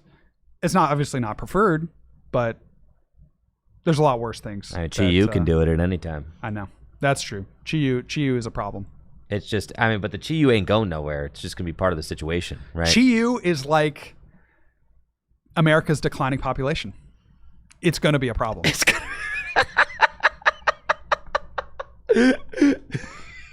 Maybe not now. Maybe not next turn. But certainly in the future. That is going to need to be addressed. Yeah, I guess so. All right, we've got Solrock in play, and here's Lunatone, the nice Lunar Cycle ability. That able to fetch that Solrock to complete the duo on the bench. And now, thanks to Solrock's aura, Lunatone feels comfortable offering up its Lunar Cycle capabilities with a nice discard fighting draw of 3. Thad also finds Precious Trolley. Funny time to show up Precious Trolley when there's only one bench spot left. But you know what? Today's A-Spec is acting as a single nest ball. And we're going to go get Genesect. And Genesect can then use its ability to go search out, guess what? 2 more Goldengo EX. And just like that, folks, we've got a board just chock full of Goldengo EX ready to coin bonus and most assuredly make it rain. Absolutely. Yeah, for Thad, about as good as you could hope for on this turn. You got your Goldengos in play. You established the Rock Army to be able to put more cards into the hand. It's just looking strong in terms of a setup point. Now, again, do you want to be in this position overall? No. You're staring down a lot of things that can hurt you. And so you're gonna have to figure out a game plan against that Chi-Yu. You're gonna have to figure out a game plan eventually against the Charizards. What do you want to do on turns in the future? I'd imagine Thad would want to at some point weave in the Solrock, right, as a 1 prize attacker. Try to gust up a Charmander, or maybe even the Dreepy, right? I'd even concede that as Thad. That gives Ben some counterplay, maybe being able to counter Catcher, take a knockout. But certainly Thad is looking in these early stages of the game to play a 1 prizer and take a knockout that way. And we see Thad's support for turn is Arvin, finds Vessel and Air Balloon. And it is a thing of wonder, right? That this Goldengo deck just is such a smooth operator now in standard format. There's definitely I'm remembering playing Goldengo EX at NAIC with 2024 with the Palkia and the Beaverell and all. That was so fun. Man, it was fun, but not this smooth, dude. Oh, no. It was not this smooth. It was not this hot. Yeah, and you need a lot of things to kind of buff out in the early game, right? Yeah, Because you needed to not prize your Radiant Greninja. You needed to not prize your 1/1 Palkia V-Star, right? And the whole early game really hinged on getting a couple of 1 prize knockouts on your opponent's side of the field. Yep. That whole problem is alleviated now. Oh, dude. I don't think we can say enough good things about this Lunatone Solrock combo, especially for this deck. Dude, this is the best Goldengo's ever looked. We keep saying that, though. This is the best Goldengo's ever looked, I have to say. It looks like that actually not going to take the knockout. Going to wait for a turn. How do you feel about that? I'm not sure. Because I think... How big was Ben's hand? I don't know, 5 cards. I think you want to force it. Again, especially being up a game. I don't and maybe he has more matchup knowledge than we do, but I think you want to force the Chi-Yu. Like, you want to force Ben to have everything to get a Chi-Yu play. At this point, Ben can just like pass back, and they're really not in any different of a position, except now Ben has more resources. So not knowing what's in Ben's hand, this is the lowest that his hand is going to be. Right? You have a Dracloak online. You're going to get your draws off the top. That's you what maybe I'm play a thinking. Pheasantipity. Ben, we saw from his hand he had an Arven, so it was very likely that he was going to be able to generate a Charizard. And you're up game 1. So I'm and you're up almost like, game 1. you That's just what I'm keep saying. Just keep the foot on the gas. That's Yeah. the deck, right? No, That you we're keep looking the foot at on the gas. Right. No, I think I don't like Thad's decision to pass there, because now now it's not like Ben is gonna like chuck a 2-prize Pokemon into play for you to just there's no. I don't think there's a benefit to be gained. There's only a deficit now. Ben has a couple more board cards. is better. Yes, board's better. More cards. There's a Dracloak online. Potential for 2 Dracloak next turn. Thad could maybe wager a boss this turn, right? And instead of just knocking out the Shaman that is worthless in this matchup in the active, could instead, the upside of the pass is that like your first knockout is Could going be on to the be Chi-Yu, right? It's going to be on a pointed Pokemon. It's going to be on the Chi-Yu. Yeah, it's going to be on. Or you could, you could gust up a Charmander and then go in with a 1-prizer, right? That maybe is also what Thad's thinking. Like at some point, you are going to want to weave in a 1-prizer, so it might as well be your first knockout, right? Yeah. I don't know whether or not we see a boss in the hand. I'm not sure. There is a Goldengo number 2, Goldengo number 3, both for a single card. And now he's got some thinking to do. Oh, yeah. There's a boss. I do see a Vitality Band, so you could knock out the Shaman. That doesn't mean anything. Nah, but brah. there's the boss, and I think it's going to be on a Charmander. And this was Yup. one of the ways that Thad can really take control of this game is just limit the amount of Charizards that come out. From Ben's side, you want to get another one established, obviously, this turn. You want to have both the Charizard and the Chi-Yu and a Charmander on the bench. Like, that just makes the most sense, I think, to me. And we do see from Ben, the Rare Candy Charizard EX coming into play using the Burning Darkness ability, accelerating 3 energy onto the field. Fire energies go onto the Chi-Yu. Oh, sorry, Infernal Rage. My apologies. Infernal Rage ability. And Infernal Rage, bro. What game do you play? Infernal- You've got Infernal Rain. Miraidon disease, What did I say? dude. What did I say? Infernal Rage. What what are you doing? Gong, gong, gong, gong. Dude, Let's just. Hey, cut that in post. Cut that in post. Bro. Didn't you attend and play in Pittsburgh? Didn't you top 32 that regional? Dude, I have not played against or with Charizard in probably 6 months. Goodness gracious, dude. I don't care. This card is such a like a mainstay in Okay. all right, it's like Infernal Rage or whatever, I don't know. Yeah, whatever. I could have just not said the ability and like not tried to force it, and instead I did. I tried to force it, and it got backfired punished. on me. Yeah, for sure. It's fine. It's fine. Listen, that's what we're here for. Is just keep you in check, right? You got 3 regional championship wins. Okay, You can't expect me to know everything. I Andrew. know. You can't. Honestly, I feel like win. your bar for me is too high. It's too. That's my line. Yeah. That's my line. That's my line for other people. So that's crazy. Anyways, we've got an Ultra Ball for a second Dracloak, the Chi-Yu in the active spot. Now it does look like this Chi-Yu is going to take a knockout, which is nice for Ben. But on what? But just on the active, it's just a Soul Do we Rock. see a counter? Nah, dude. Do we see a counter catcher? I think that's there a it counter is. catcher. Yeah, There it is. You take that immediately. Oh yeah, dude. I don't even think that's a There thought. it is. And there it goes. Yep. Yep. And Ben did not have that counter catcher until that final. That's crazy. Dude. Until that final recon directive. Yeah, because that's actually. exactly what Thad would have wanted, right?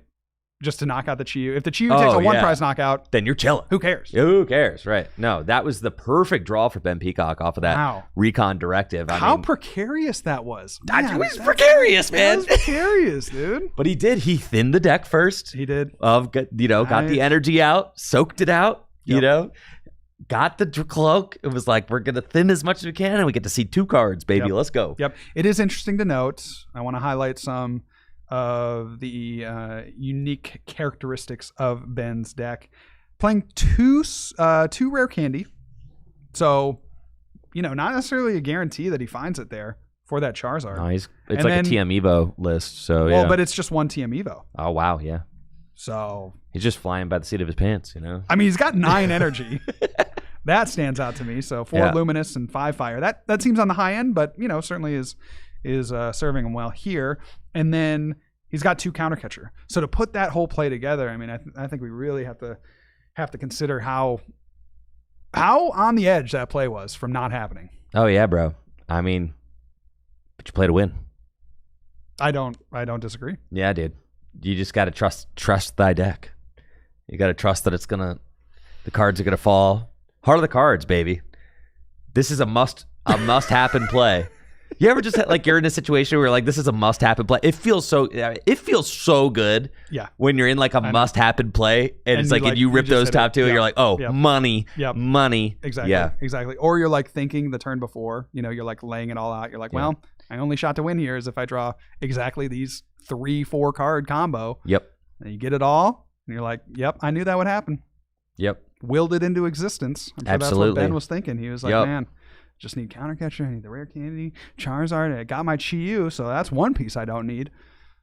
It's plays like that where you're you are down game 1 and you're like, well, the run just ends here if I don't. And then you see the Counter Catcher off the recon and you're like, well, guess we're still playing ball. I ain't out yet, baby. Yeah, but this is a bit scary for Thad. So you take the knockout on the Chi-Yu, and then what do? The Charizard comes up, the action passes back to Ben, and it'll be interesting for Ben. Couple things Ben can do. He can either find Boss on the Genesect EX, which is a liability, just knocks that out, does 240 to it, knockout, or he can find the Maximum Belt, Yep. which is probably preferred. You knock out the Goldengo EX and remove some draw from Thad's side of the field. So, Yeah, man. This is just the exact play this is the exact line that had to happen for Ben Peacock. it is the exact line, right? But it's still the gig is not done. No, but Thad correctly predicting there that that Genesect has to be picked up. So that removes one of those lines that I was just talking about. So now Ben Has to find Max Belt. He has to find Max Belt. He has to find Max Belt, and that's just an Arvin away. So it's not the craziest thing. Yep. All right, and Goldengo gonna make it rain on that Chi-Yu for 100 damage, taking the knockout, and here comes the Zard. Another And counter did catcher we- off the boss is in hand too, dude. So that Turo was heads up. That Turo was a very heads up play there from Thad. Recon Directive. There's a Lily. We're looking for pink card.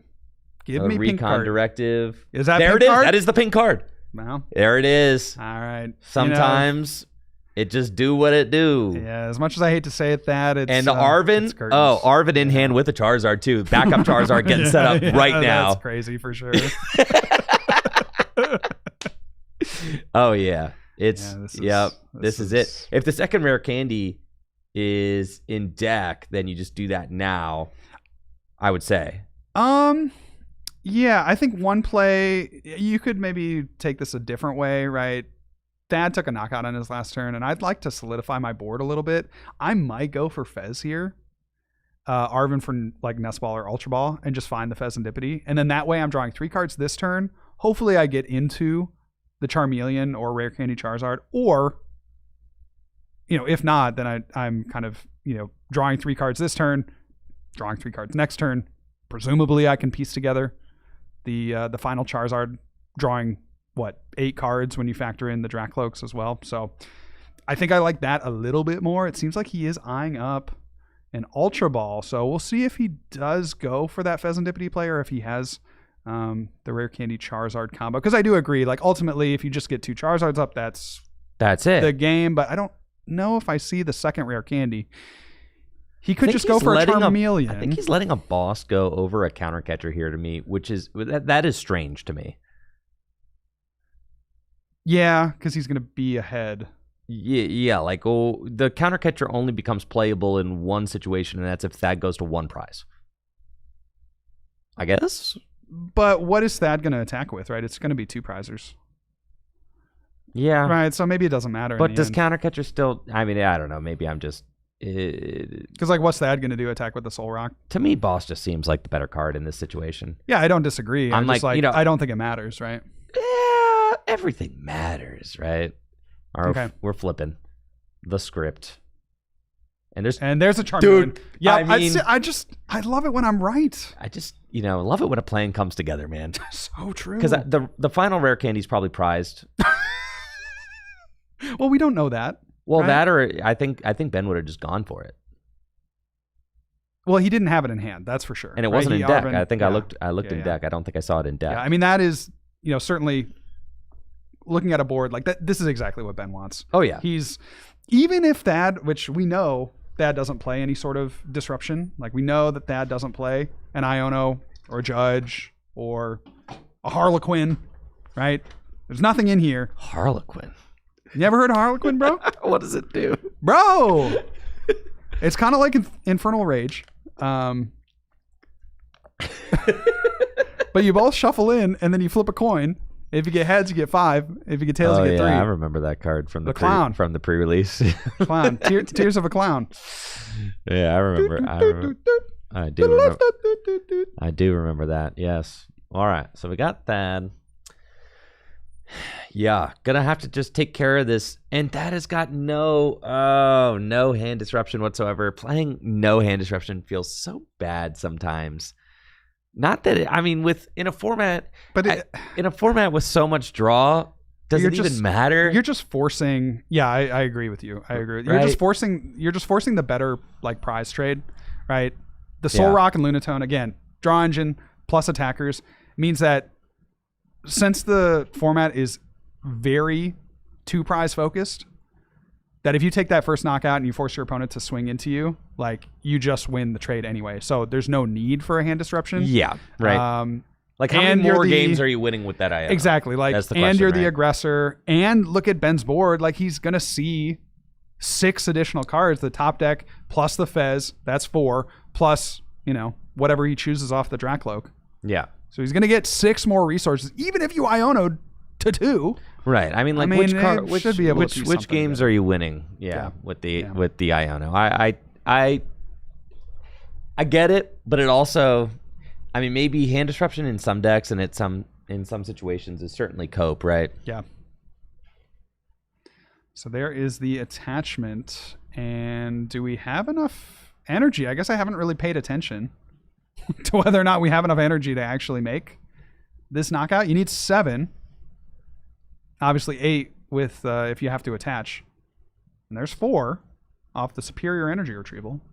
I think I saw at least 2 more in the hand. So do we have enough energy? There's 6, I believe. Gonna have to burn another superior. But do we even have energy? We got 2. Do we got 3?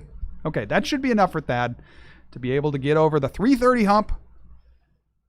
It's just a little speed bump from Charizard. 330 HP. That ain't nothing. Yeah, no. Goldengo is going to take this. I'm not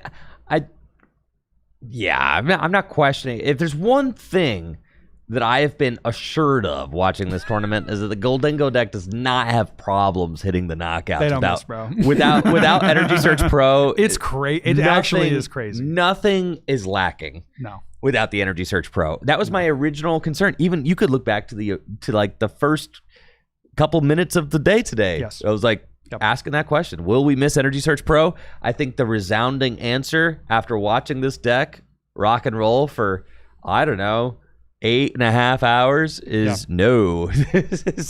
No need. Everything. It's just an upgrade. Yeah. For sure. Yeah. Fascinating stuff.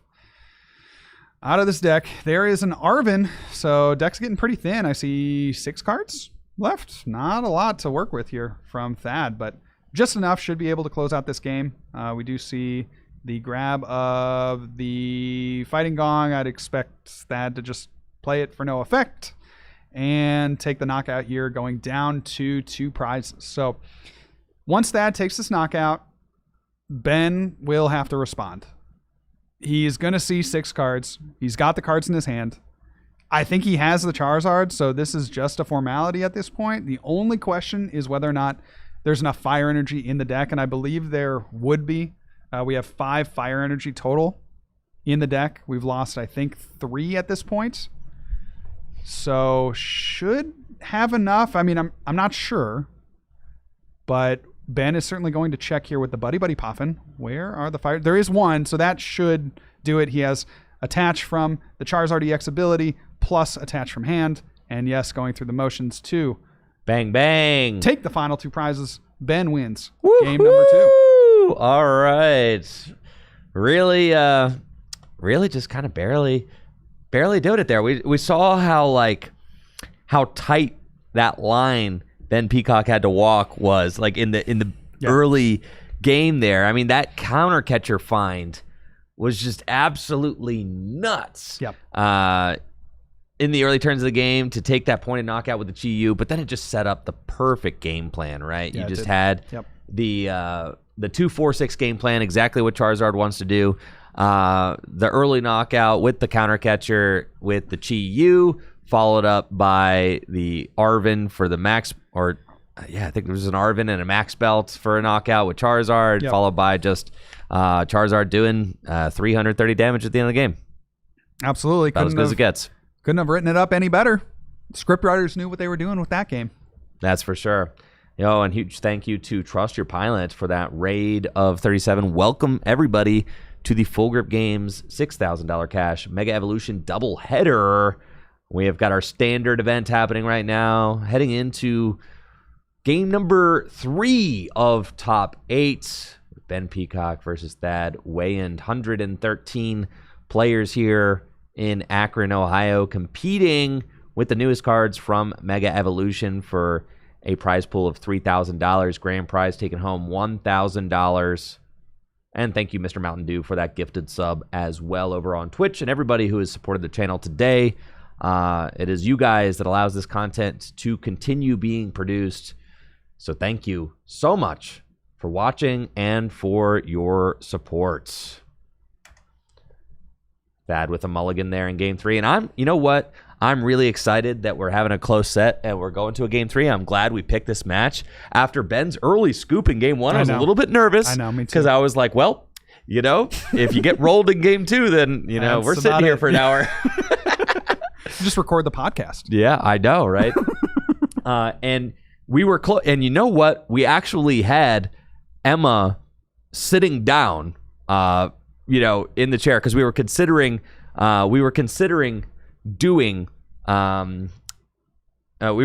commentating over Emma's top 8 match, and I was like, Emma said that she destroys Dengo. Yeah, she was very confident in that matchup. Yeah, and Natalie said Emma beat her opponent in like 5 minutes. Like, it was just this is a much. You should be much. So happier Emma, with this. we do got that report coming from the floor though. Emma has advanced to top 4 of the Full Grip Games Mega Evolution 3K with her Evolutions Terrabox deck. Ben Peacock going first. Got the Buddy Poffin. Well, this is so incredibly good because, again, started a Pokemon that has over 70 HP. You look at the list, right? What are the odds there? You have Monkey Dory Shaman, Pheasantipity, and Chi-Yu. 4, quote-unquote good starters that can't be knocked out by the Soul Rock. And then you have the 4 Dreepy, 4 Charmander. So there's a 2/3 chance for Ben, roughly, to start a 70 HP Pokemon or lower. Happened, I think all 3 games has started Monkey Dory. I think. Is that true? He started at least one of the games with Monkey Dory. I don't know. Is it all 3 games? Has this been fact checked by True American Patriots? I don't know. I don't know, Chad. I don't know. Monkey Shaman. Oh yeah, the Shaman, right? It was Shaman, but Shaman has 80 hit points, which Thad is okay with because he plays the Vitality Band, right? But it is more than 70, so my original statement does hold true. It's still about as good as it gets for Ben going first. I mean, right? That's pretty good. It's about as good as it gets. Yep. And again, I mean, JW, you're going to sound like a broken record, but like, it would be really good here? What card would be really good here? It would be insane here? It would be an Iron Bundle. Yeah, it would be an Iron Bundle. I know. We've been saying it all day. The Bundle Ruski would be bundling it up today. Yeah. In the Goldengo Well, decks. I think, you look at the list, I think what I would change, we saw Austin play on stream earlier, and he was playing no Cypher. Yes. He was playing Gears. Right? I don't think you need Cypher. I don't think he needs that. Like, I'm looking at this and I'm like, I think I'd rather play the Gears. I'd rather play the bundle and just like give myself a lot of outs to an explosive turn 1 where I'm taking a first turn knockout. Right? You go try to, Pokegear into the Arven, go get your trolley. Bundle is one of the things you trolley for, and then you go push out and, get one of the bench Pokemon up active to knock out with the Soul Rock. So, that's kind of where my heart's at. I'm going to be honest. I'm a bit of a sensitive boy when it comes to the Iron Bundle. Have a soft spot in my heart for him. And, at this point from that, it's not a great position. There is a boss. Okay. So this boss heals all evils only possible through the draw from the Lunatone. Dang, dude. Yeah, the turn 1 double gimme double rock boss. That's pretty nasty. Goldango would never. Goldango of yesteryear could have never even dreamt of such a thing. Dude. Nah, dude. Yes, just getting the turn 1 gust knockout. That's like so insane. crazy. It's absolutely insane. You see Ben Peacock tossing that monkey back active. Like, absolutely not. You're dealing with the monkey again. Hopefully your start is like a little slow considering you went boss instead of Arven for trolley. Yeah, no kidding. But for Thad, it's sun's out, fun's out. For sure, dude. Getting that turn 1 knockout, and you'd like to chain the boss, right? You'd really like to have boss on back-to-back turns, right? To really destroy Ben's setup in terms of getting out a Charizard EX. Because if Thad can, realistically, if Thad can prevent a Charizard from hitting the field, he should win. That's the game plan. It's just, you don't really care about the Dragapult. Sure, it's a viable attacker in this matchup, but you more so care about the Charizard coming out. So if you can prevent that from happening, who's stopping you? So we see Arven going to pull out the TM Evolution and looking for an item card. We see an Ultra Ball. So maybe that Ultra Ball will be held, maybe prepping for the next turn. You could see a TM Evo here, maybe getting into the Charmeleon, and then you have Ultra Ball next turn to go for Charizard. I could see that being a play. Not exactly sure, and I'd be curious to hear Ben's thoughts on, maybe just grabbing another Buddy and just kind of setting up there and maybe TM Evoing into 2 Charmeleons. That seems strong. Maybe there's some prizing issues that prevent that from being the optimal play. But shuffling up the deck, which maybe indicates that there's no energy to even TM Evo. So here we go, Fez. Interesting play here. There's finds Chi-Yu and an Ultra Ball. No energy in hand. Not great. Does have Ultra Ball rare candy though. Actually. Well, crazy. That'll get it. Yeah, do you want to do that? I guess it's happening, dude. Yeah, but do you want to do that? Well, my question. I'm not here talking about whether or not I want it. It's happening. Yeah. So it's oh Lord, he's coming. All right, and then what do we do? Who we juicing? Well, it's the active to retreat, probably. Yeah, then 2 energy are going to a maybe, Chi-Yu. I don't know, dude. I think doesn't seem that right. seems bad. That it seems wrong. It feels wrong. This is not. It feels wrong, man. I don't. There's also a counter catcher in hand. He can knock out whoever he wants. You can see him weighing it. He's so that's kind of the thing then. If you can knock out whoever you want, you got the counter catcher. I almost think that you go Charizard, counter catcher, counter catcher Lunatone or something. Yeah, something like that, right? And then you just say like that. I don't think you're going to get 8 energy on your next turn. I think we're doing another Ultra Ball to get another Charmander, but that almost to me is kind of like cope. Yeah. This is not looking good for Ben. It's like you're saying that I'm going Rare Candy Zard again if I have to. So I think from Ben, like he had the Ultra Ball, so I almost think, I mean, you can't imagine that your opponent plays like back-to-back boss. I think you just have to like take that percentage of like they don't have back-to-back bosses orders on my Charmanders. I think you just like Ultra Ball for another Charmander. Don't drop the 2-prizer. And then just pass turn with a 1-prize board. But Thad plays 4 boss, right? Yeah, but he's already used one. And he doesn't play Pokegear. You could very easily He doesn't play Pokegear. You just go cycle, Yeah, he's going to draw maybe, 5 cards? Yeah, 6 cards? That's find another boss. What are the percentages? He's got, 40 cards left in deck? 6 cards out of 40? Do the math. Yeah, dude. Do the math. Okay, See- if it's my opponent, they're going to draw it every time. Right? But if it's that. I don't like this energyless Charizard. That is the thing that's really bugging me about this game, right? Or this game plan from Ben, I would say. Now, Thad not having the Genesect down last turn, looking like a genius move right now. Sure is. I think he might have ripped it off the prizes. Entirely possible. I'm like almost sure that's what happened, but like it's either he ripped it off the prizes or it was an intentional choice to not bench it because it was in hand. It was in hand because last turn it was turn 1. Yeah. So why do you bench? You don't need to bench it. You don't need to bench it because So good call. Good yeah. shout on that from Thad. Here, what is the biggest threat on Thad's side of the or on Ben's side of the field for Thad? I think it's just the Chi-Yu, right? You're talking about, again, we were looking at the list. Ben plays, let me reiterate, 2 bosses order, or excuse me, 2 rare candy, 2 bosses orders as well, but 2 rare candy. I know. So like he's already busted 1 rare candy on that Charizard. That Charizard is a sitting duck. I know, dude. So if you're Thad, you can't disrupt the hand, but what's the next best thing? I think you take out the active Chi-Yu and you say, Ben, I know you're seeing 3 off the Fez, you got the draw, you got the Dracloak. Oh, for sure. You just knock out the Chi-Yu. You just say, like, you're not going to be able to pull off the Charizard plus rare candy. We know that Ben has a rare candy in his deck. I saw that on his first deck search, so I think he should have access to that. I don't know if he has access to the Charizard. And so I think you just say, hey, one of those pieces is prized, or you're just not going to find it off of your draw the next turn.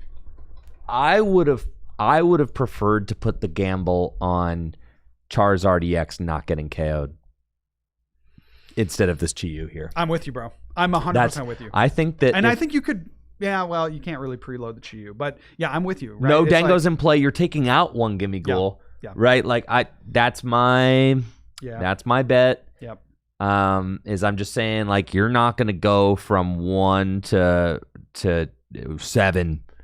8. It would have had been 8 because you need to attach per turn. To 8, right. I think that's the much I don't know, that's the much like that frankly safer play. It is, and I opinion. get it. People are just afraid of Goldengo, but like that if there's a turn, it's when they went boss turn 1. Yes. If there is a turn to make that call, it's that turn right there. Yep. I think this game looks a lot different if that Charizard's in the active, because then, Thad would be essentially passing this turn, right? He maybe could do 70 damage into the Charizard, but what does that really help?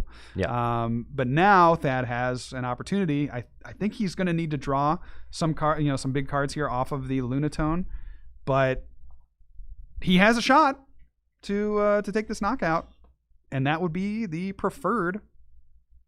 That would be the preferred knockout here on that Chi-Yu in the active. Shouts to Mr. Mountain Dew over on Twitch for those gifted subs. Appreciate you. And yeah, it's tough, right? Because it almost feels like, there's a very narrow route you hit if this Chi-Yu goes down, and you just have to find the rare candy Charizard again. And it's like, that is doable. It's very doable. That is doable, but it is also not the widest route. Well, and then the other thing too, let's say you hit rare candy Charizard, that still doesn't like win you the game, right? No. You rare candy Charizard. You also have to find the belt or counter catcher on the Genesect now that that's in play. You also have to find that, right? So it's not even like rare candy Charizard saves you. You need one more piece beyond that. And so we'll see here from Thad. Does he have? Look at how many cards.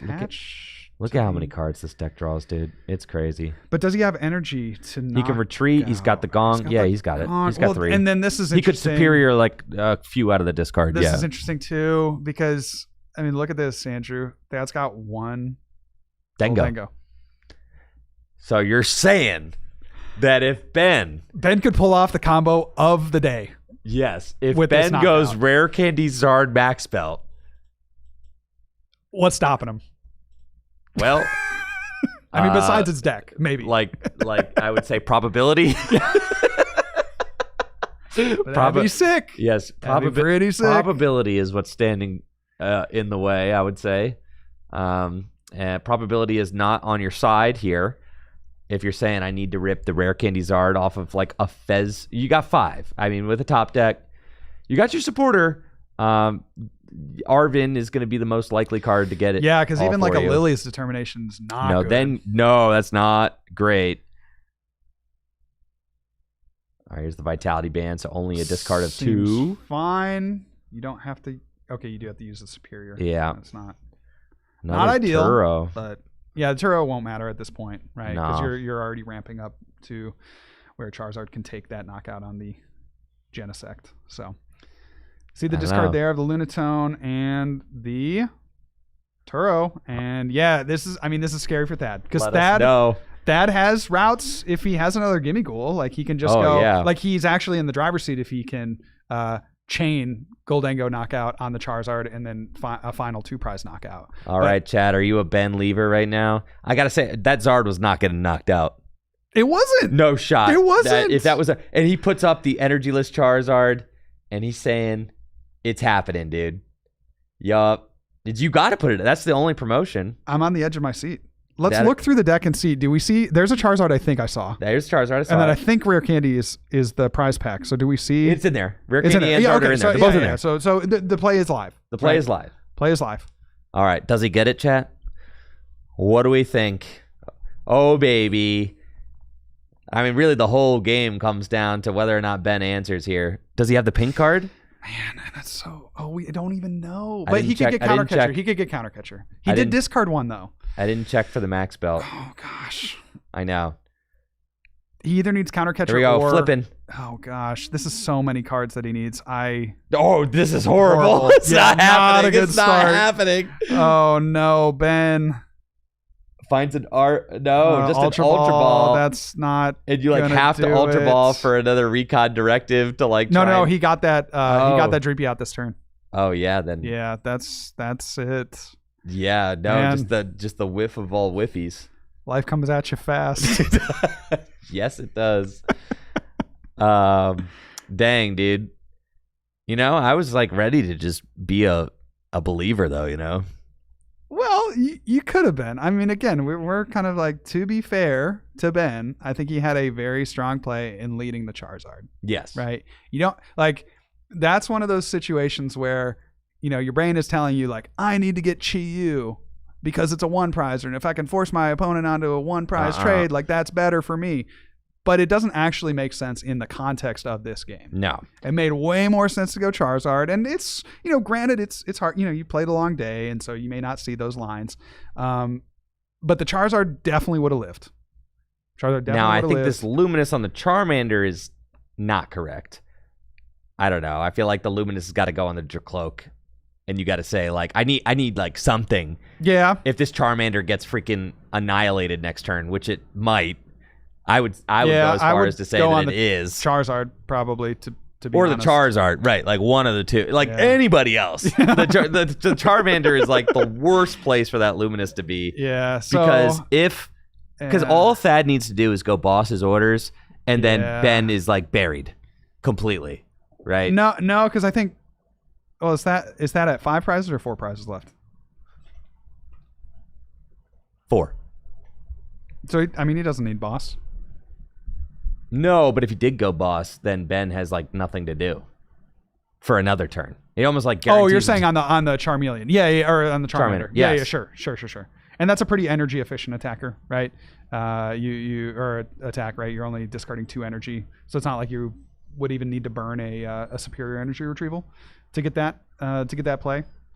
You potentially, if you get the air balloon, right, you can go into the Soul Rock and just take that Charmander knockout there. So again, pretty energy efficient. You do want to be thinking about that as the game draws into the later stages. But yeah, I'm with you there, Andrew. A boss here could be huge. Yeah, man. I mean, it's like I don't see it yet. it's that might be one in the hand. Might be one floating around there. It's hard for me to tell what's next to those Dengos. I think it'd be towards the active if there was. Now, Thad, it almost seems like that is trying to piece together The one hit KO. the knockout on the active, which I don't even know if he has that. Oh, okay. Play ball, I guess. It's looking like it is. I mean, I'm thinking we're there. It's kind of crazy. So from Ben's side, we got another turn to try to establish a Charizard, and that's comes back here. I just, the energy attachment to the active Charizard, I think, leaves you with way more options than attaching to the bench Charmander, because that is a boss for sure. Oh, that is a boss. There's a boss and a Cypher. He's choosing which one he wants. It's got to be boss. It's got to be boss. He's going Cypher, dude. I know. I feel like boss is almost just so free. Are we sure he had a boss? No. Just a little sure. All right. I would say I'm 80% confident there's a boss. That would be a crazy miss then, because taking out the Charmander, even if you have to leave a Goldengo active, you're guaranteeing another turn of attacks. It's true. I'm thinking Thad is just like, yep, my deck has got the juice. Let's just put it away. Well, he might 2/2 and it's out. I was going right? to say Thad might be tunneling into the, similarly, like, okay, I've gotten to 4 prizes. Now I've done my job. I'm just going to go 2/2 knock out the active. Well, does he have I think enough he does. energy for the active? He's got 6. Whoa. 6. I see. He stacked 2 cards. Did he stack 2 cards thinking that he could get 2? He didn't retreat into the Dango and do the double. Oh no. He coin bonus for 1. He had to get the air balloon.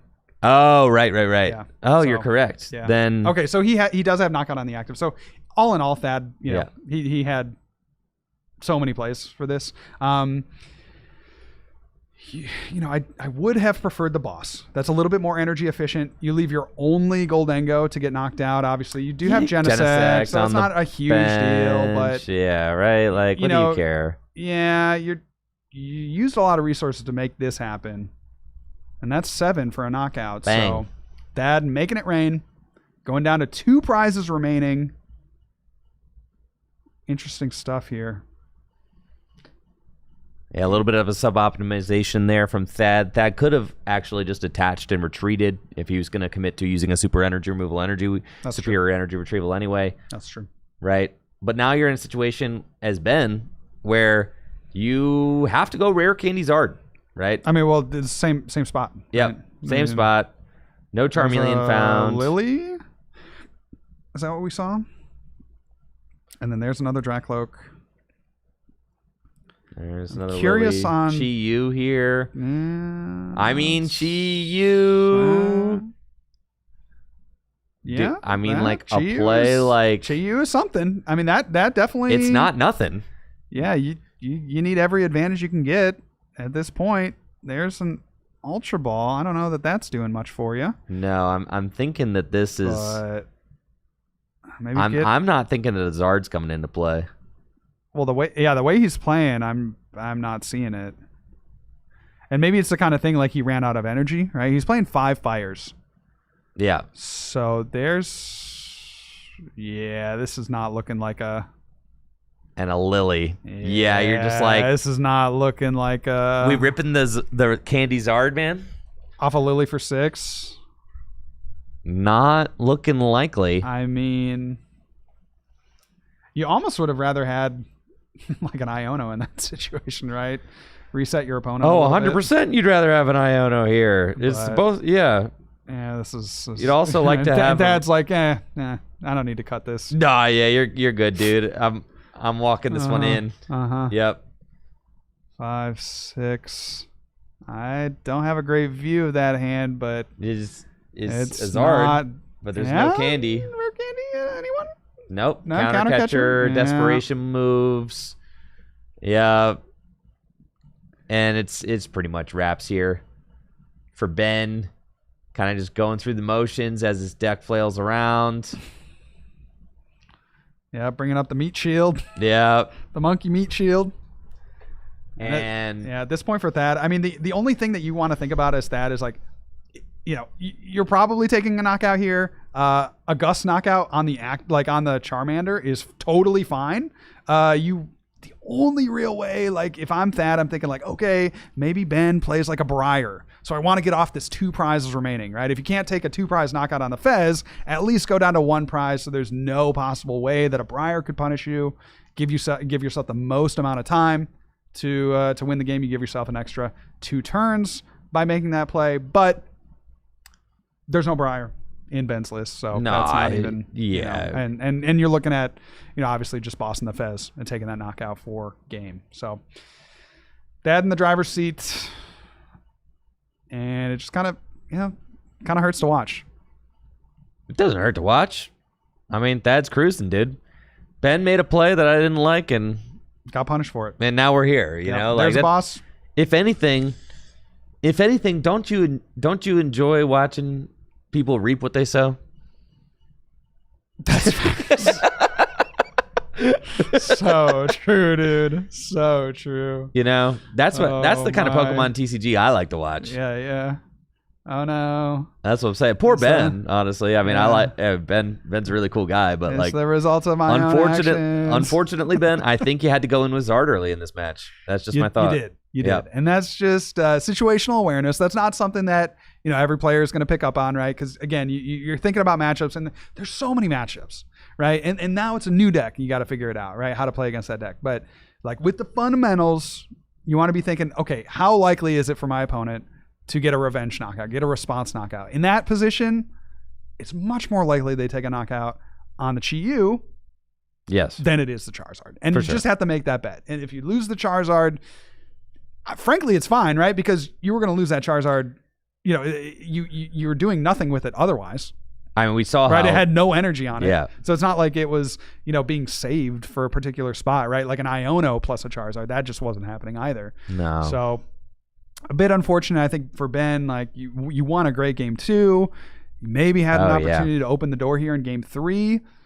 And Thad was able to piece it together and I get it. I get like going in with the Zard feels risky, right? And you're like, I'm gonna look like an idiot if it just gets bopped. But then so you're putting it on yourself. You're like, rather than put the ball in my opponent's court saying I bet they'll whiff, you're saying like, no, I bet I'll draw the absolute heat, right? Yep. So it's tough, right? And it's all percentages. You're just kind of like thinking about like the probabilities of things, probabilities of math equations that nobody can actually figure out. Yes. Like we're just saying that like based on our experience and based on what we saw, like we bet that Goldego wouldn't have taken the knockout. Yeah, true. Like I can't tell you what the percentage odds of that Goldego get that knockout were, but I had my jellies told me it wasn't happening. The only thing I can think of here, and that I think passes. The only thing I can think of is that there may be a pricing issue. We don't know exactly what is in Thad's deck. Like I couldn't quite see how many superiors he had left. I think he put at least 1 to the top with the Cypher Maniac. But the fact that he passed means that he doesn't have one in hand, right? I think you just take a knockout here, and then you try to find a knockout on, boss knockout on Chi-Yu, right, to end the game. So this has me a little bit concerned that for Thad, is Thad cooked? Maybe there's not enough energy retrieval. We saw him pretty liberally use the energy retrievals early, right? Like there was that knockout earlier in the game where he had to play a superior and he got like 2 energy. Yeah. And that was like fine, I think, in that situation. It was 3, but still. Yeah, it was 3. Okay, right. He retreated off the Lunatone, I think, or off the Soul Rock. No, he could have gotten an additional, but didn't. Yeah, so looked like he put 2 secret superior energy retrievals to the top. Okay, that makes sense then. He has enough to close out this game, but that would be the only thing that I think here heading into the late stages. Does Thad have enough resources to finish the game off? And it's like, Ben has to go. Yeah, this feels like a resignation, right? No, it's literally does Thad have enough resources left? That's the gambit that you're playing. To knock out a Charizard. Yeah. Yeah, right? Like I think 2 superiors are gone. I think. Yeah. But at a certain point that can just go boss knock out the Fez if he needs to. Yeah, for sure. Yeah. Yeah, there's double superior in hand. It's That's It's lights out, baby. Let's go. incredible. And boss's stuff. orders. Yeah, It's just all right here. any way you want it. That's the way you need it. If you're Thad, making it rain, gonna take that. And man, another useless game for that Precious Trolley. Taking out 4 energy at this point, just a formality. Can knock out the active. He could play a boss on the bench. Just any which way you slice it, that is wrapping up this win in top 8. Gonna take the set 2-1 over Ben Peacock's Charizard Dragapult deck. There is the boss. 4 energy plus he has the No, it's 5 energy. tool. Yep. Oh, he has 5. Okay, Yep, there we go. yep, And yep. that's knockout. Yeah. And Mega Rain for the knockout on Ben Peacock's Pheasantipity EX. And that is your top 8 match. We heard that Emma had also advanced to top 4 as well, taking out her opponent. So that was Emma Hagen, knocked out Hector Ibarra. So congrats, Hector, on a top 8 finish here at the Full Grip Games Mega Evolution 3K. Congrats to Emma also for advancing to top 4. And then also congratulations to Thad for his advancement to top 4 with Goldengo Rocks. And it looks like we have got Mr. Hulbert standing in the crowd. So let's go call Riley, and we can get these guys ready for a little interview action. We can hear from Thad, and then maybe also hear a little bit about what the rest of our top 4 bracket is shaping up to look like, if Riley has any information on that for us. Riley and Thad, how you guys doing down there? Andrew, we're doing great. Top 8 is now complete at the Full Grip Games 3K, and I'm joined by Thad, our most recent stream winner. Thad, you promised us that you were not going to brick again, and it looked like things were going pretty smooth for you out there. How are you feeling coming off this top 8 win? Oh, so excited. This is a great matchup spread for me. I'm really excited to get into top 4. I'll take the $200 extra for getting into top 4 too, so that's a bonus, I guess. Yeah, didn't brick hardly at all there, so I'll take it. Now, Thad, I don't get the sense that your eyes are just on top 4. I get the sense that you're looking to win it all today. Yeah. So you said you're feeling pretty confident going into the top 4. Do you know what your matchup is? I don't quite know yet, but I know I don't think there's any more. There's no walls. There's no Charizard stuff, so that's all I care about. Just good matchups from here on out. At least 50-50s from here on out, so I'm okay with that. Yeah. Looking to get 50-50s or better from here. Can't really complain. And the deck is running real smooth. And honestly, Goldengo has really ran the tables at the event today. Yeah. So I just got to imagine you're feeling pretty good. Do you have any advice for players at home who are watching you succeed today and potentially looking to take that over to their next tournament? Yeah, absolutely. Play with people. Get out there. Go to locals. I run a league up in Cleveland. I test with all the guys here. So like the Full Grip team, the Joe Rose, the Dylans, the Chases, all them. Zach Bra has been a huge testing partner for me. So just go out there, test, play with people, take advice, listen. Don't just be so locked into your own mindset. Just play. Yeah, I think that's great advice, right? Just play and play and play, and you'll get the reps in, have that muscle memory that we had heard about earlier today. And, really, that's the key. I think that's the key. Yeah. Plus playing a good deck. Plus playing a gold deck. Goldengo's rocking today. Yeah, literally with the rocks. Yes. Literally with the rocks. In the rock capital of the world, right? I guess so. I guess this is Cleveland, right? Here we are. Absolutely. Well, we're gearing up for our top 4 match here. We'll get some more intel on what all our matchups are looking like. But we got Emma Hagen setting up at the stream table here with an excellent showing in the top 8 with their Flareon deck. So stay tuned for what's next.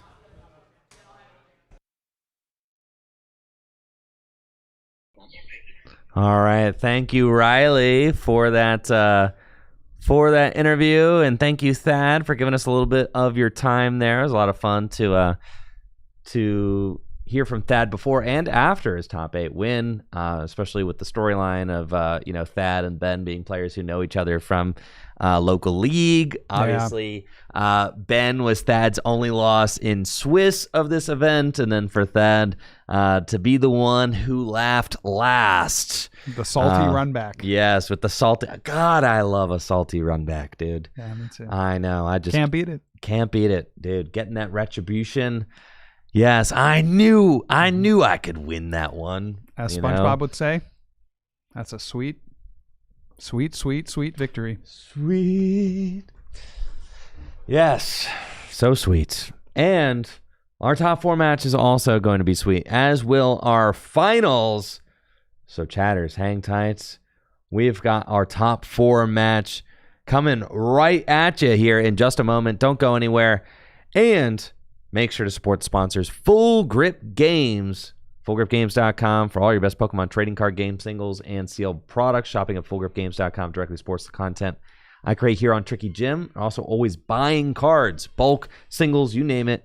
Buying cards on FullGripGames.com. You can always send in your Pokemon cards that you don't want anymore for some cash or store credit. And of course, DragonShield.com for all the best sleeves and accessories.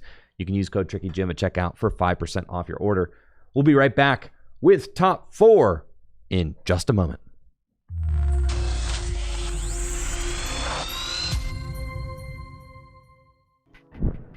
This tournament is sponsored by Dragon Shield. Dragon Shield makes the highest quality sleeves and accessories for your favorite tabletop games, like the Pokemon TCG. Dragon Shield sleeves are super durable, making them perfect for tournament play and collecting. They also come in a huge variety of colors, so there's always a great choice to match your deck. You can even turn your favorite photograph or design into a custom box of Dragon Shield sleeves using the Sleeve Crafter on DragonShield.com. Head over to DragonShield.com and place an order for your favorite sleeves today. Use code TrickyJim at checkout for 5% off your order. Again, that's DragonShield.com for the highest quality sleeves and accessories for your favorite tabletop games.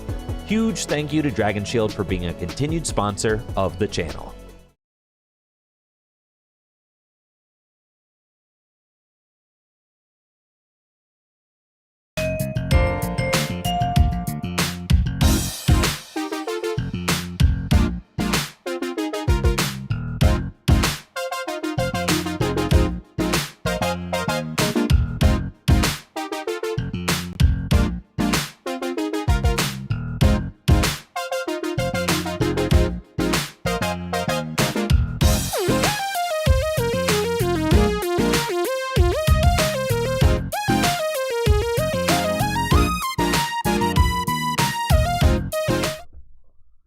All right, folks, we're getting right in here with our top 4 game.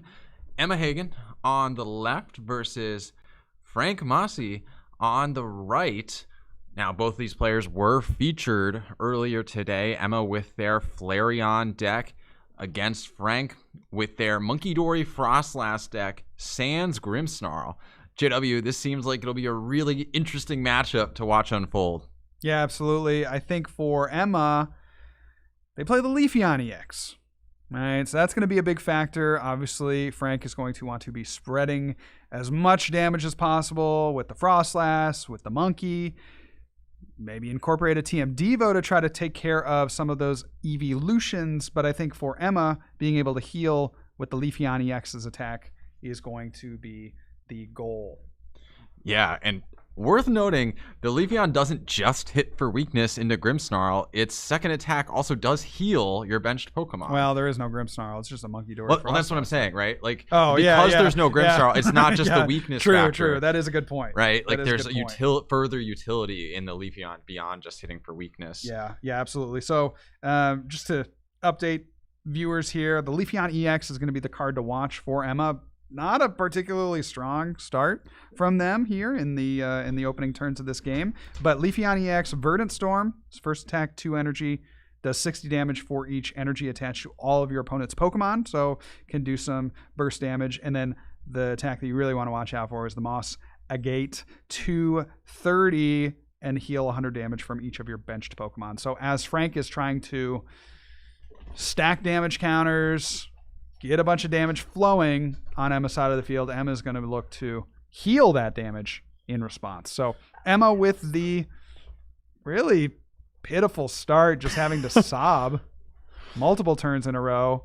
Frank, I think, wants a bit of a better board with the Shaman, but I don't think was able to find it. So Emma with another energy attachment will be able to take 2 knockouts. I'll be curious to see where they go with the knockout. There is the knockout on the there we Frostlass. go. That makes sense, right? You just want to 2 prize take, and honestly, Emma did have a very slow start, and it was stunted by the Badoo, but this honestly isn't a terrible board state in the sense that Frank isn't getting the opportunity to spread damage. Well, what's interesting from Frank is there was the rescue stretcher. I'm surprised. The Night Stretcher. Jeez, the Night Stretcher. What I'm surprised is... That's 3 strikes, dude. I know. They didn't get the Badoo, though. I'm surprised they didn't get the Badoo. The Badoo here, with an opponent that's dead drawing... Just seems good. Seems good. Seems good. I don't know. Maybe I'm the crazy one, right? But I suppose trying to prioritize getting the Frostlass, getting damage in play. Maybe you say, hey, I don't really care all that much if my opponent has items because I'm just going to end the game much sooner than they can get established. So, yeah, and then that's the Yveltal coming down. I don't know that I love that either from... Yeah, I don't think the retreat Frank. lock is adding nearly as much right now as compared to something like the item lock on the Badoo because Emma has nothing in play. Although, speak of the devil, there are Pokemon directly in Emma's hand right now. Serendipity not useful this turn. There's a Nest Ball. So what do you grab off the It's got to Nest be a Ball? Hoot, right? Yeah. You just need the Hoot You Hoots. just need the Hoots. Yeah. And no energy available. This is just a really rough start from Emma. This is the difference, JW, between having a turn 1 Fan Rotom and not having a turn 1 Fan Rotom. Yeah, right? absolutely. So I think from Frank, yeah, you do want to take, a knockout, I think, if you can on the... Yeah, Counter Catcher going to be coming in clutch now with that corner. Oh, that's really tough. So, okay, I'm rethinking what I was about to say because I was thinking like, okay, maybe you take a knockout on the Hoot Hoot, right? If you can find another Dark Energy for the Monkey Dory, you take that knockout, right? And then even though Emma would get the 3 cards from the Pheasantipity, like there's no guarantee. It's much better for them to find the guaranteed cards off of the Noctowl. Yeah. And so, certainly looking, I think I would have been looking for that play, but of course didn't find that energy. Now Noctowl is in hand and able to be launched, that Jewel Seeker, letting Emma search for 2 trainer cards from their deck. What do you grab? I don't know if there's a ton that will be immediately useful. So importantly from Emma's list, Does play Switch. does play the Switch. That's a big one. Does play the Kieran. Also pretty big. Does... Oh, and it looks like our Risky Ruins damage was missed on some of the basic Pokemon.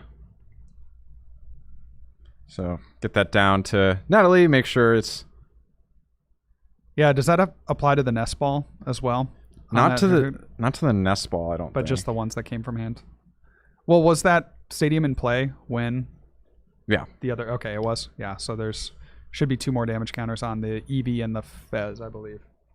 Yeah. I texted that over. Oh, not the Fez, actually. Not the Fez, because that is a dark Pokemon. So as long as we have it on the Eevee, then we should be all right.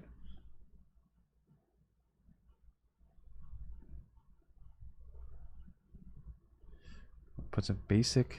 Oh, it actually does apply off the Nest. Yeah, because As I was written. going to say, I think that there's some combos that I've been seeing with Precious Trolley in this card. Right? Haven't you seen the Tauros?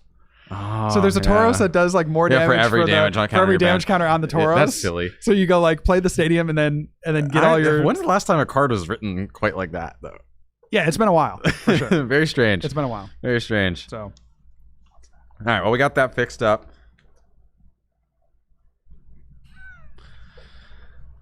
And another Hoot Hoot hits the bench. This time, the damage counter's being... there they are. Yep, good catch. Yeah, good catch, my man. Good catch. And a pass back over to Frank. So, I mean, certainly in the driver's seat, Emma can turn things around. We see I believe that's the Leafeon on the bench. Look at this. Frank has another energy for the Monkey Dory. Yeah. It's got multiple monkeys. Could just fully snipe this Hoot Hoot off the bench this turn. I would. And corner lock the active. I would. Yeah, dare I say, I might do that. Yeah. Yeah. That's certainly a strong play from Frank. Whether or not they can carry that momentum into the mid and late game, we'll have to see. I mean, certainly it's looking good, right? They have taken a prize, so it's 4 to 5 prizes in favor of Emma, but most certainly the position is much stronger for Frank. Now, did he draw the lilies off of the prizes? Because that's the only way that this is better, right? I think you would play the lilies first, so he must have drawn it off the prizes. I wasn't quite aware. But, certainly would want to play the lilies, get the extra 2 cards, and then take that knockout. But either way, getting 6 cards here off of the lilies determination and looking to piece together a few more combos to, solidify the end game. And really, I mean, just look over at Emma's board, JW. There is so much damage in play. Yeah. If you're not able to heal that with the Leafeon quickly, then really Frank only needs 1-2 more turns of really good spread to seal the deal here. Yep, absolutely. And I think if you're Frank, you want to be targeting the Leafeon, right? And I think going after the Hoot was correct, right? You do want to limit the amount of plays that Emma has. Now, there is a play that Emma could do to get a Leafeon powered up in 1 turn. It involves Crispin. But 2 that's energy. so hard it's a lot. without the Noctowl. It's a lot. No, well, exactly. That's what I'm saying, right? You do target the Noctowl line because then that takes away that potential. So, you could go Crispin plus the Sparkling Crystal, and then you would need a switch in this case. But that is a route that's taken away by, removing the Hoots from play, from being a threat. And I think that's just what we're going to see. Try to keep those off the board for as long as possible. Really deny those prizes. Yeah, I think this is definitely the move. Deny those Noctowls. Putting that ability Hoot, mind you, up to 70, so it gets knocked out in between turns as well. That will deny Pheasantipity access. And then I would just be slamming as much damage as possible. I think there's 1 more Monkey Dory. Just put it on the Leafeon. Yeah, there's 1 more Monkey Dory left after. Just put it on the Leafeon. I don't think there's any reason to concern yourself. I think at this point, Frank is saying the Wellspring is closer to being knocked out. There's only 90 hit points left on it. Yeah. And just going for broke, right? I'm just going to win next turn. But if you're going to go for broke, why not go for the active Pheasantipity, right? Well, you need 4 prizes. No, I understand, but you go active Pheasantipity, and then the Leafeon doesn't heal itself. It only heals bench Pokemon. Mm-hmm. So why not just stack the damage on... I'm not gonna lie. We're splitting hairs. I think Frank's gonna win this game. Yeah, that's facts. Okay. Yeah. And we just really want to sound smarter than the people at the table, is what it boils down to. We have to provide some insight. Yeah, right? yeah. That's what I'm thinking too. That's what I'm thinking. Insight. Yeah. I mean, this prize map gets a lot easier now with the Hoot on bench, because if you're Frank, that Noctowl is getting knocked out in between turns. This is a really sad day to be a Hoot. Oh, that's just game, actually, right? It is game, yeah. Because he's going to do 20 damage to the active and then double monkeys. Wait a second. Yeah, so double monkey KO the Hoot, and then you can put 20 on the active. That brings it to 130. No, it's not. Well, you can swing with Maybe the monkey for 60. Oh, you could. Yeah. Or Yveltal. Well, but he's already doing 20 with the Maractus. Yeah, he just had game. I'm not sure. Maybe missed it. Definitely just had game. Attachment to the monkey. Just do 60 damage to the active, and then that needs to proc between turns. Did we monkey enough? I think he put damage on the Noctowl. Oh, that's possible. Yeah, certainly possible. Okay. I think it's fine. Yeah, and Emma's just gonna scoop. I'm just like the nerd in me, right? It's I know. You're We're trying to hyper optimize this route, and it's like there's just nothing there for Emma. Emma hasn't attached an energy in 4 turns. Well, folks, a lot of strategic value, hopefully, that you're getting out of this, right? Maybe next time you play this deck, you'll learn something new. Yeah, or maybe not. Man, this has to be probably the worst matchup for Emma to hit. Yeah, I think so. Because 4 Goldengos, and this was the matchup before Frank played against a Goldengo deck in the 4-5 matchup, and came away clearly as the winner.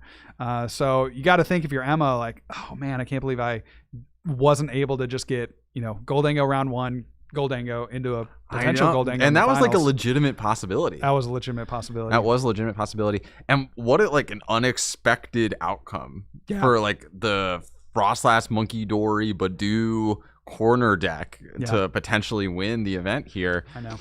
And here's the thing, Emma plays so many abilities. That's just so critical to how the Noctowl engine runs is you go wide with abilities. You have the Noctowl, you have the Fan Rotom.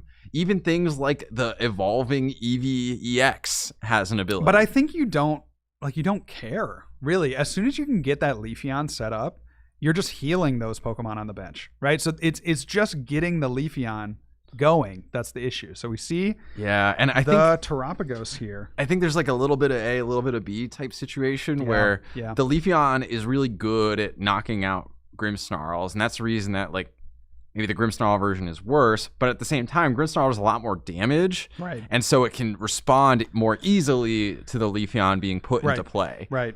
Whereas this sort of style of the deck doesn't accrue damage as rapidly onto the and single active Pokemon. It's a little more slow, a little more methodical.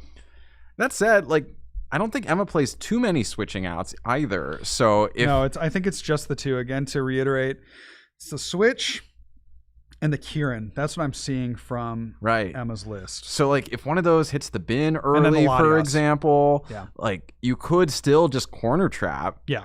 And the Leafeon, if it's stuck on the bench, it doesn't do anything. Yeah, absolutely. So yeah, so we see this time Emma does get that Fan Rotom off. Fan Call, of course, one of the strongest abilities in the standard format right now. And going wide with that bench, has access to Noctowl for next turn. And we'll see what Frank can cook up. There's a Lily's Determination. I love that. Turn 1. That's pretty good. I but think maybe he wants the looking Arven, though. Yeah, Arven makes a lot of sense. Arven for that trolley to start the game is just so good. I know. Especially, you can reasonably assume with this setup from Emma that your Snoruns will probably survive the turn. That is true. Yes, that is true. You're not in danger of any sort of Wellspring. And frankly, Emma probably shouldn't be playing that down in this matchup, right? You shuffle in the energy, and then that's a great target for corner, right? You just go corner Iono, and how realistic would it be to power up the Ogerpon on subsequent turns? Yeah, Not it's true. really. I mean, if you're getting that attack off, it's probably with the crystal. Yeah. So you can attack for free with Sob and do some damage pressure, and then it only takes 2 energy to torrential pump for 100 without shuffling. Yeah. So it's not the worst but ever. No trolley. Yeah, no Arven. whiff on No the trolley. Unfortunate. Does get the immediate access to 2 damage counters thanks to that stadium. So pretty cool. We'll be able to move some damage over to Emma's board right away. Yeah, but you need. Yeah, that's a big whiff. Had both Pokegear that Frank played in his opening hand. Could not find an Arven. And 4, I presume. Plays 4 Arven. Yeah. Plays 4 Arven. I mean, you want to see that, right? And I think you could even make an argument. Less than 4 Arven in his Precious Trolley deck. True. I think you can make an argument. He also plays a Brock Scouting. I think you can make an argument that also would have been like a reasonable pretty hit, appropriate hit. Because then you could Brock Scouting, get out a couple of Snorunt, and then put 2 on his last leg. Oh, jeez. And I don't know that I agree with this. Like for Frank, like you look at this board. This is Krungo. Ugly. This is I really can't get behind a board like this. I don't know what that Shaman is doing. Obviously the Monkey Dory's good. I think he was getting the and I don't know what the Shaman was in hand. I don't know what the Yveltal is doing. I think Shaman was in hand and Yveltal was also just drawn. Yeah, but why would you play it down? Like it's not accruing damage. It doesn't have an ability. There's no Snorunt Frostlass in play. Like there's no. I think it's almost why not bench it. Like you're almost certainly going to corner at some point in this game, right? Or clutch. Case. I guess. And maybe you're saying, okay, I'd rather have it on the bench than in my deck. Yeah, it's a free retreater that's not that's resistant to tool removal. You know, maybe it's definitely possible. I mean, we're gonna have to see how this all plays out because, certainly from and there's a Crispin, there's a Noctowl into Crispin, double attached to the active. Plus, we're gonna see a Crown Opal. That'd be weird. I don't think so. You gotta, you gotta commit it to the EV for sure. Just checking. Sure. Yeah, the crystal seems like a critical component of the overarching strategy. Probably not necessary to Crown Opal. Just checking though. Just checking. That would be cool. Okay. So Frank, action passes back, and I mean, yeah, the Yveltal is looking better and better every second here. So certainly thinking one turn ahead, and we will see an Ultra Ball getting rid of the Iono. So interesting play from Frank. I feel like, maybe disrupting the hand. Did they top deck the Ultra Ball? Pretty good. I don't know. Yeah, probably. Right. Had to have been. Right, because you definitely are trying to get a Snorunt in play last turn if you can. Yeah, I'm thinking so. So there's 2 damage counters coming down onto the Snorunt. And what's the final? There's a research. Okay. Yeah. Sure. Yeah, this is cool. Yeah. I think research is That's fine. maybe even better than Iono. Iono here. Like, do you really need to disrupt Emma's hand? I didn't do a lot last turn. Granted, they were under item lock. So there's Iono. There's another Snorunt. I think that's going to be big. Yeah, getting double Frostlass in play is just so impactful. It really accrues the damage ridiculously fast. Yeah, but no counter catcher. I think that's the big card that you would want to see us, Frank. You'd counter catcher up the Noctowl. You'd clutch it could still be fine to just clutch the active in this situation. Like, you might just leave the monkey. Leave the monkey, you think? Or like retreat into a monkey into with the other monkey. Yeah, that might be, because I think you need the clutch. So it's not something that you want to. You have knights, or in the shaman. Yeah, the shaman's shaman. Also fine. Yeah, exactly. I think shaman's this is good here. I think. Yeah. If we are giving the shaman, I would have loved to see the damage moved from the shaman instead of the monkey. I think that it was moved from, but yeah, I think you're right. That's splitting hairs. I think. This is not looking great for Frank. Frank's got no Frostlass online. He's got no supporter in hand. And here we go, getting ready with that Leafeon. Yeah, this is looking. I mean, Emma's got to be feeling pretty confident at this point. Again, talk about what kind of options they have. The Latias to switch. Of course, that won't work under any sort of corner lock. You got the switch, and you got the Professor Turo's scenario. So I thought you said there was a Kieran. Oh yeah, sorry, the Kieran. Sorry, not the Professor Turo's. Oh, okay. The Kieran. Yeah, you're right. So those are what we're looking at from Emma's side for switch options, and see if they can piece together something here on the next turn, taking that knockout on the Shaman. And at this point, Frank does have a pretty good setup. It's a little late. Yeah, but they do have a fairly good setup. They just need a counter double monkey. They need a counter catcher. They do need a counter catcher. They need to buy some turns. Do they play any boss's orders, or are they entirely counter catcher reliant? So from this list that I have, they are entirely counter catcher reliant, playing 3. Yeah, which makes sense, right? You're probably never taking the first prize, and if you are, something's probably gone horribly I think counter wrong. catcher, or is that a vessel? Yeah, it's a vessel for sure. Ah, dang. Yeah. For Frank, this is dire straits. You do not want to be in this spot. I still don't hate just like clutching the active. In these specific spots is where it's nice to have Maractus too instead of the Yveltal, because you do get that exploding needles to get that little bit of extra damage into play, which can definitely add up in the course of the game. The margins really matter with a deck like this. For sure. And Frank has a decision to make. Like, what do you retreat into? Like, maybe you bring him the Shaman, sacrifice the Shaman yet again. Sacrifice the Shaman again. Could start clutching with the Yveltal to at least keep this Terapagos active. Feels weird. I think this is kind of what you have to do, though. Yeah. I think, because you do not want that Leafeon to come up. Right, That's like, yeah. You're forcing one of those resources. Yeah. So you give yourself one more turn to try to find a supporter. Is essentially what it comes down to. So. And like, if Emma knocks out the Yveltal, like Emma was going to knock something out anyway. Yeah.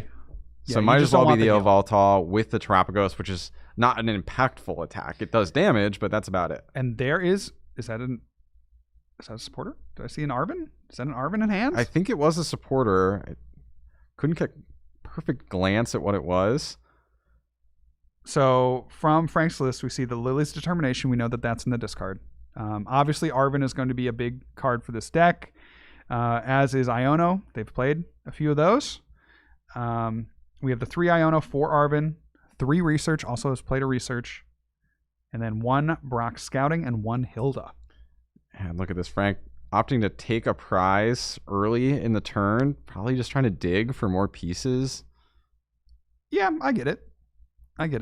You're going to take that prize this turn anyway, right? Because you do not want the Hoot Right, out. but more so that signals that they don't have a power supporter like a Lily, for example, or an Iono in hand. Yeah, that's a good point. A clutch is okay. You're doing things, but I think what you would love is, again, counter catcher, right? You don't want this Terapagos to be taking knockouts, so they're thumbing a few options to the front in terms of what they want to grab off of. I believe that's an Arven in their hand. Yeah, I think they have an Arven in hand. They're eyeing up their Arven targets while going through their Earthen Vessel. Yeah, makes sense. So Earthen Vessel is going to grab one dark from the deck. Frank trying to piece together what his mid-game options are. Looks like the Precious Trolley could go find something like Maractus. And you say mid-game, but Emma's going down to 2 prizes next turn. Yeah, okay. So we're kind of in that late game. We're getting into the later stages for sure, for Emma at least.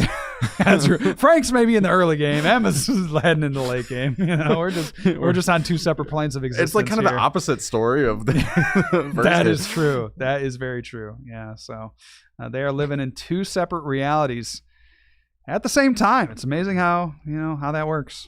Yeah, really, the universe works in mysterious ways, GW. It truly, truly does. Yeah, big if true. Big if true. We're going to have to get our fact checkers on that. So, production team, if you could get one of our many fact checkers to keep an eye on that one. And looks like the Shaman is going to go down again. Rest in peace. This Shaman has taken so much abuse, dude. Oh, this Shaman's had a rough life for sure. What are they? I'm like, Frank is like puzzling me a little bit, because I'm just, some of these plays I'm like, that makes a lot of sense, and some of these plays I'm like, where's this going? Because if it's me, right, I'm gonna use that Arven and try to just like thin the deck, try to get something to do. That's definitely an Arven, right? It looks like a full art Arven. Okay, just checking. I could be wrong. Just check. Chat could correct me. I've been wrong many times before. Yeah. And we maybe want to put that Frank won game 1. There is some question in the chat there. So yeah. Frank is up a game. Working me to the bone. I know.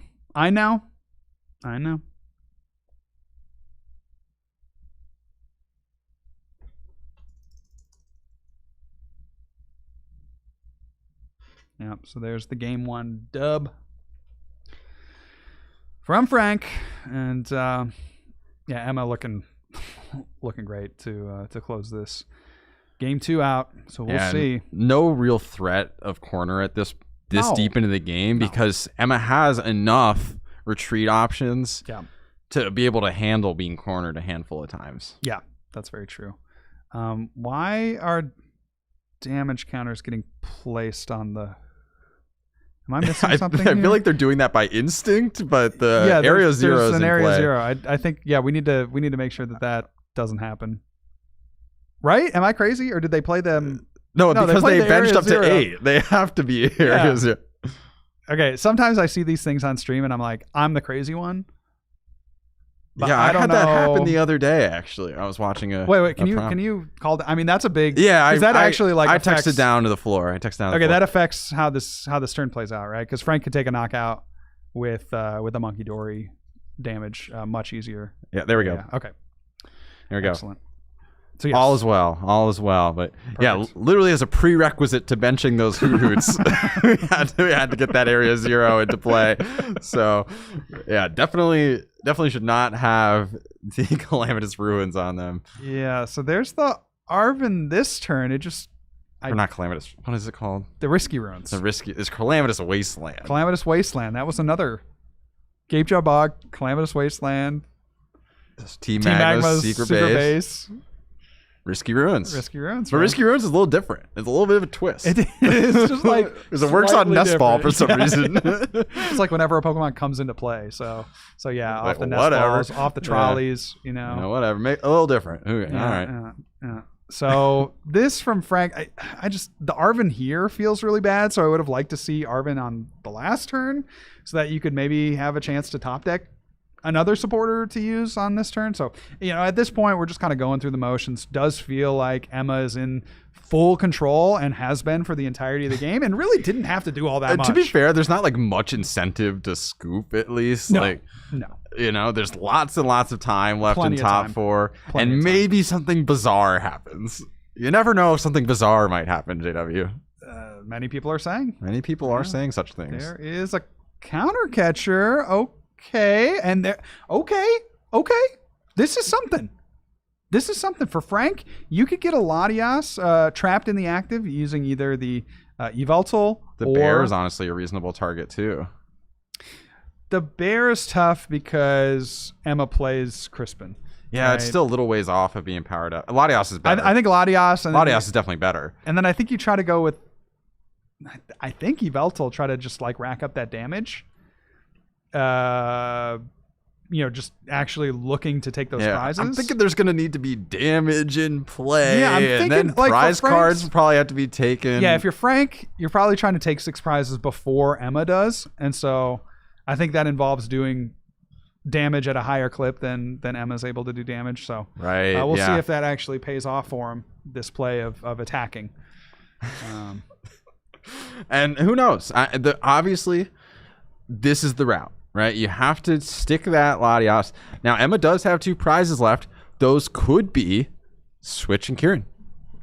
So true. That would be just the most unlucky. Imagine But, like, flying. if you're imagine Frank- flying across the Atlantic Ocean to play in the Full Grip Games 3K, and it comes down your top 4 match, and you prize both of your switch outs against a Monkey Dory Frostlass deck. I'd be sick for her. It would be sick, but if you're Frank, you got to play to that out, right? Yeah, you do. Yeah, for sure. Well, and there's no guarantee that Emma has a way to search it out. I don't know her hand, but there's no guarantee that. Yeah, and if you can stick it for this turn, for example, you could Right. get an Iono Right. on the You following could. turn. Yeah, absolutely. And you're not really, you're down to 4 prizes, so it's not like you're that far away from winning the game, right? Like, let's think about it. The active, Latias, that's 2 prizes. The Noctowl is going to get knocked out at some point. And if you can piece together 3 Monkey Dory, you could even take a knockout next turn on a benched Hoot Hoot. So, like, it's all there. You gotta work for it. Yeah, work for it. Yeah, you got a couple of turns to piece it all together. But, if you're Frank, if you get 2 more turns, you should be able to win the game. That said, There's here Noctowl. comes the Noctowl. And But that's both are prized. Oh no! Wait, Crispin Energy Switch. Okay. This is must have interesting. Switch in hand. This is interesting. Okay. But the Shaman is down. Am I missing something here? Does Emma realize the Shaman is down? I don't think so. I think Emma went for this play thinking that they had game. Oh, This could be like a game loser if you shuffle these energies in. Yeah, well, Frank pointed to it, Which don't I know would why. probably not I would- do. Yeah, for sure. Yeah, maybe I'm the problem. But Yeah, I wouldn't let now any Gravity hit. Mountain though, letting Emma bump all of her damage, that's pretty nice. Huh? Yeah, you still look at Frank. Like Frank has a route, Yeah. right? Like Frank's got All a right, route. there's the pump. I don't really get. Iono here is good. I don't really get the pump, to be honest. Why not? You just got to take a prize. Well, obviously that wasn't the best play. Why wouldn't you do it with the Leafeon? Well, because they didn't know that there was Shaman down. I think they were thinking pump wins the game, right? Knockout on bench. Yeah. So they didn't know. So now that's just the best next play. Yeah. See, if I'm Frank there, I'm not pointing to that shit. Yeah, I'm letting Emma shuffle in, and I'm being like, oh yeah, you're doing no damage to the bench. Yeah, and I'll definitely get you for 0. Yeah. Look, there's lots of money on the line, JW. I'm not disagreeing with you. Lots of money. So if you're Frank, this is actually pretty good. Okay, you got a supporter and you got the counter catcher. That's huge. Counter catcher up, something that can get stalled. And I think in this case, it's gonna be. And I think this is really a crucial misstep from Emma. The fact that they burned all those resources Yes. to not get what they had thought they were going to. Yeah, 100%. I think I like the boss on the Pheasantipity a bit more than the boss on the Well, bear. the Ursaluna is huge. It's 3 retreat. There's no Latias. That's a good point. Emma got rid of That's a good Latias with the point. Gravity Mountain. No. There's 4 prizes left. That means it needs 3 energy. And then how many stadiums do you think Emma has left? Because they played, obviously the one Area 0 underdepths. So let's see, playing 2 Area 0 underdepths. So I mean, we're looking at that as potentially a card to look out for here, because maybe there's no way to get more bench space, and then no way to get Latias back, and so this is crazy, JW. Yet another crazy game on stream. Yeah, I really got a feel for Emma, because you're thinking that you win. I've been there, right? You think you got it, you go to make the play, you make the play, and it's not quite what you thought, right? And so Emma's gonna have to try to figure out a way out of here. Now, has plenty of options. Okay, taking out the Hoot. I like this from Frank, even though it does give Emma the additional draw. You are confusing. It also, but though it also. Oh, and there's a Kieran. Whoa! Unbelievable. Unbelievable. Well, I think Emma was favored overall to win this game. So we're acting like this is a major twist of events. So yeah, Emma closing out the game that they were in the lead on for the whole time. Thankfully, didn't get punished there at the end. I mean, that could have gone horribly wrong. Just give Frank, one more turn does it? No, probably a few more turns. Emma's board was pretty full of big Pokemon, big EXs. But yeah, you're just opening the door with that Crispin E-Switch play to something that really just shouldn't have happened, right? The Leafeon was, clearly a much better attacker overall, being able to heal damage. Frank was just kind of hanging on by a thread there towards the end, and ultimately ends up winning that game. Now, for Frank heading into game number 3, what do you want to see from him, Riley? What is the ideal start for Frank?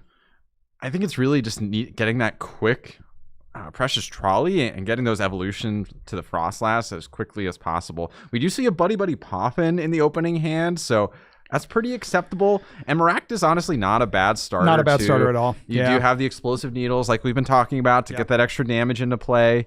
With Buddy Poffin, you will be able to get those 2 snow runts. So pretty acceptable start for Frank. Emma, of course, starting the Fan Rotom on the bench with a Buddy Poffin of their own. So likely grabbing multiple Noctowls off of this Fan Rotom, which is very, very scary if you're Frank. Yeah, and starting the Eevee. Yeah, this is looking pretty good for Emma, I got to say, right off the gate. And potentially getting the Pidgeot up this game. We have yet to see Pidgeot in this series for Emma. Yep, playing the Pidgeot, and 1 rare candy. So must have already identified. I think I just saw the rare candy, so they must have already identified, yes, I have the line available to me, so I might as well go for it. And that, really puts a lot of pressure on Frank to find a Devo, play it at the right time, and be able to pull off that combo. Look how wide Emma's going with these Hoots. I kind of expect from Emma to not evolve the Pidgeot until they need to. I wouldn't expect a turn 2 Pidgeot evolve. Mm-hmm. Right? Would you? Yeah, no, I'm just busting.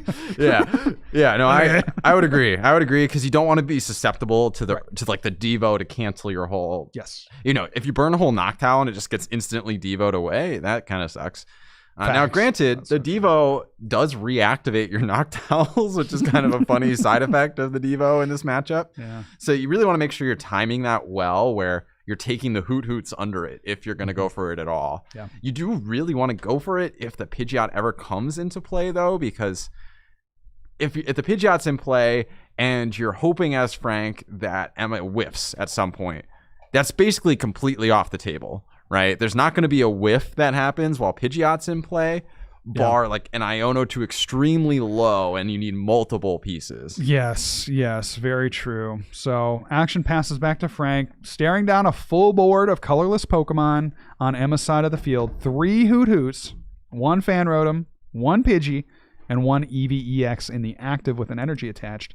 On Frank's side, you got the Maractus active. Just finished the Buddy Poffin, grabbing the Badoo and the Snorunt. And we see a big Pokegear here. Will we find an Arven? Looks like a Brock Scouting. Acceptable. There's a Lilies as well. And a Lilies. I don't know what. Again, we missed the Arven on turn 1. Yeah, there's another Pokegear though. We've been here before, JW. Yeah, this We've feels like been deja here vu before all over again. with the double Pokegear into hunting for that Arven. I mean, I think you want the Arven, right? Yeah, dude. You have a Precious Trolley deck. Yeah.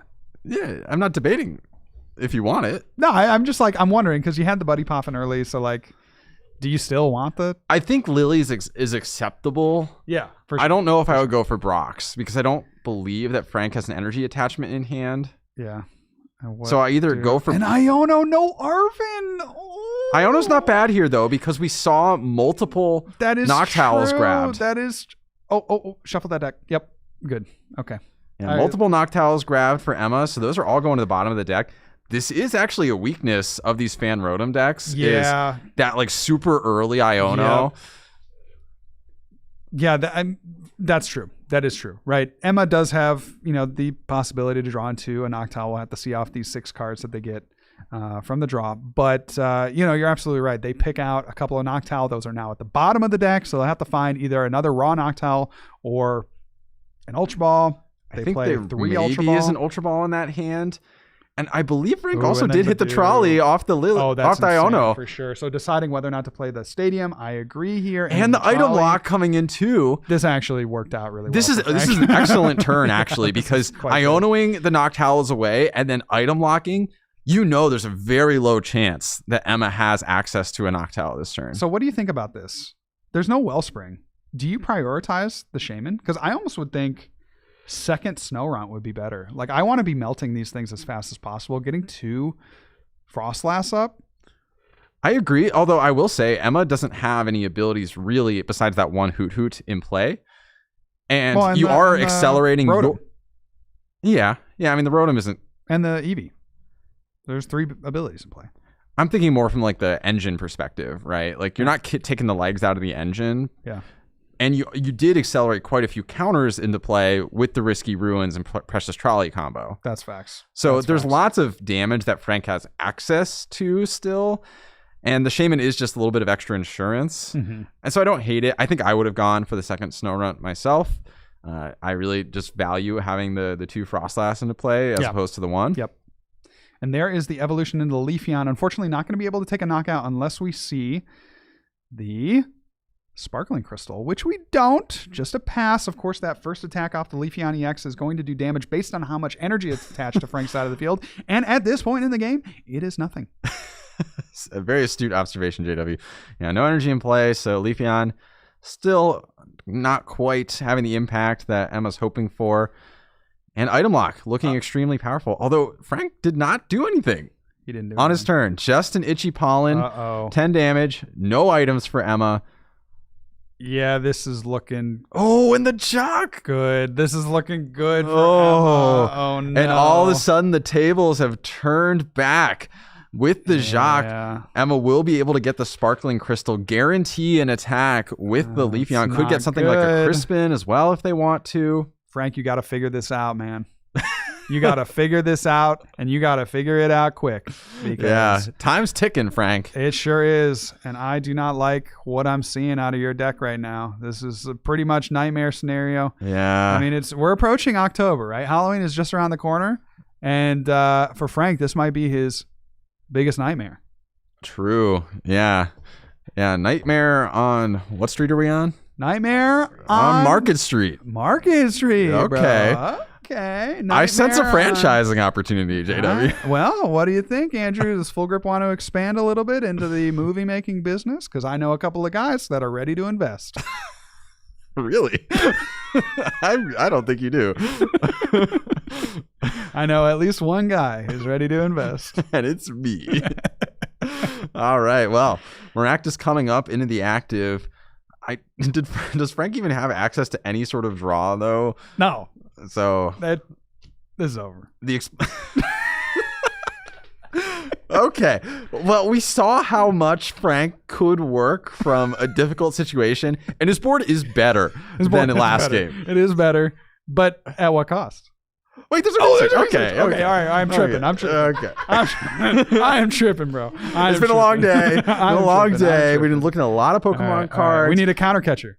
We need Frostlass. Step one. Frostlass is big. We need a counter catcher.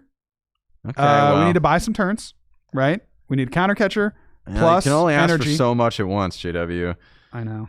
And what do you want to establish? I think since your Maractus is going down, I almost feel like the attachment to the Monkey Dory is just a better play overall. The corner is not doing anything for you because you know that they're going to attack. That's what they want to attack with. Right? And you're doing 20 damage with a Monkey Dory as well. Exactly. So it's just literally and then you want to same. do 20 to the active. So I hope Yeah. that Yep. great. Excellent job, Frank. That is precisely what you want to see.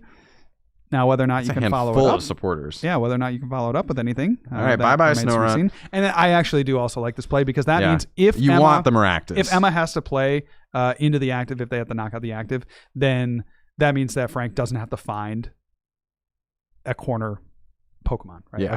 A retreat lock. Just one Pokemon. less piece to find. Yep. Now, we do know that Emma has access to their Noctowl. They grabbed it on the previous turn with that Jacques. So, could search whatever they want out of the deck, JW. That could be something like a boss's orders. Could be a boss's orders. Could be something like, I don't know, an energy, right? Could get that Wellspring powered up. I mean, that's not anything to scoff at. Could And it get looks like Emma's saying, this is the turn. It's time for Pidgeot to fly. Caw-caw. Caw-caw. You think Pidgeot's like kind of a caw kind of bird? I don't know. What do they do in the anime?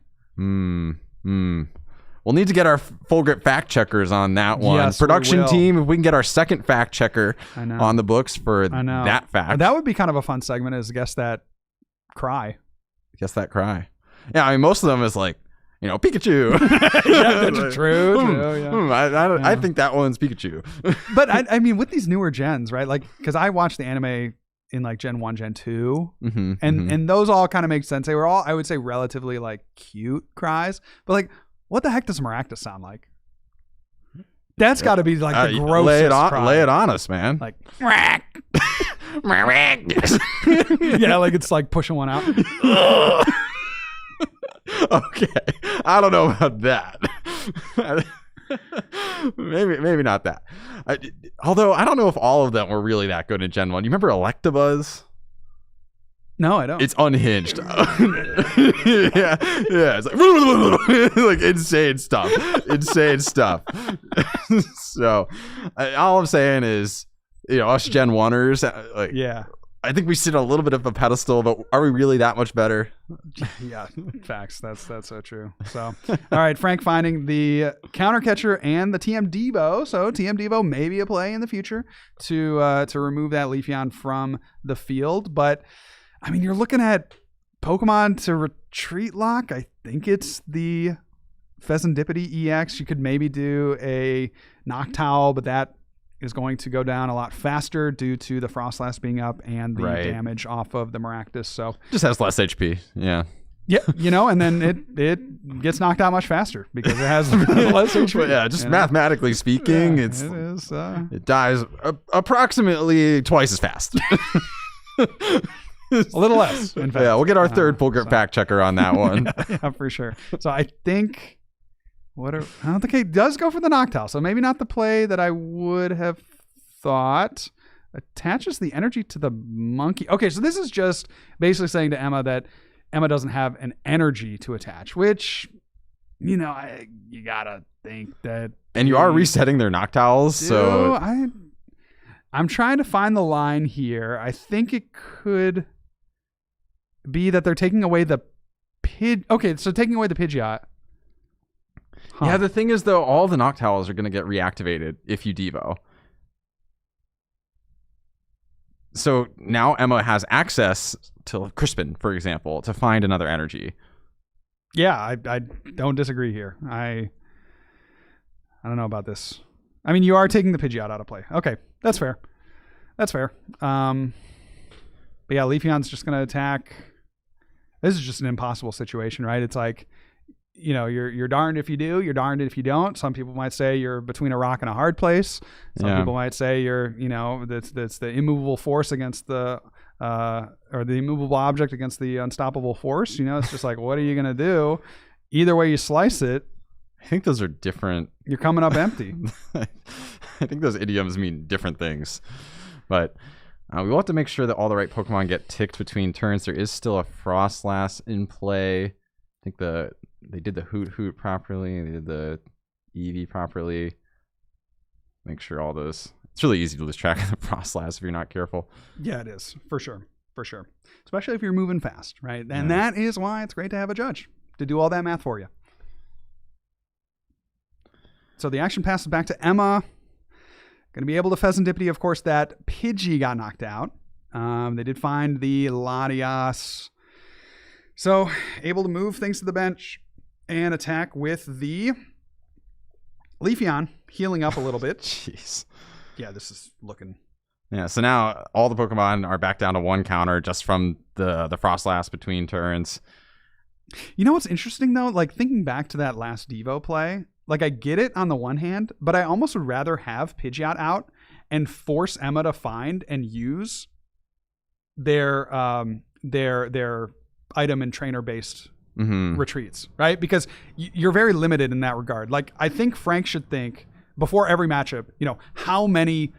Switch, Turo, Kieran. Do they reasonably play, right? Yeah. And if you're Frank, like, you got to make the bet that, maybe one is prized, or like that they only play, 2. Like, there is a point, if you're Frank, that you can lock them out of the game. And I think maybe going for the Pidgey Devo play, yes, you're stopping them in the short term, but... Like, long term, I don't think it makes much of a difference. Now they were able to use the Latias to retreat. That's a big deal. They go down to 3 prizes. So now if they can just find Kieran and Switch over the next couple of turns, they should be able to lock this up.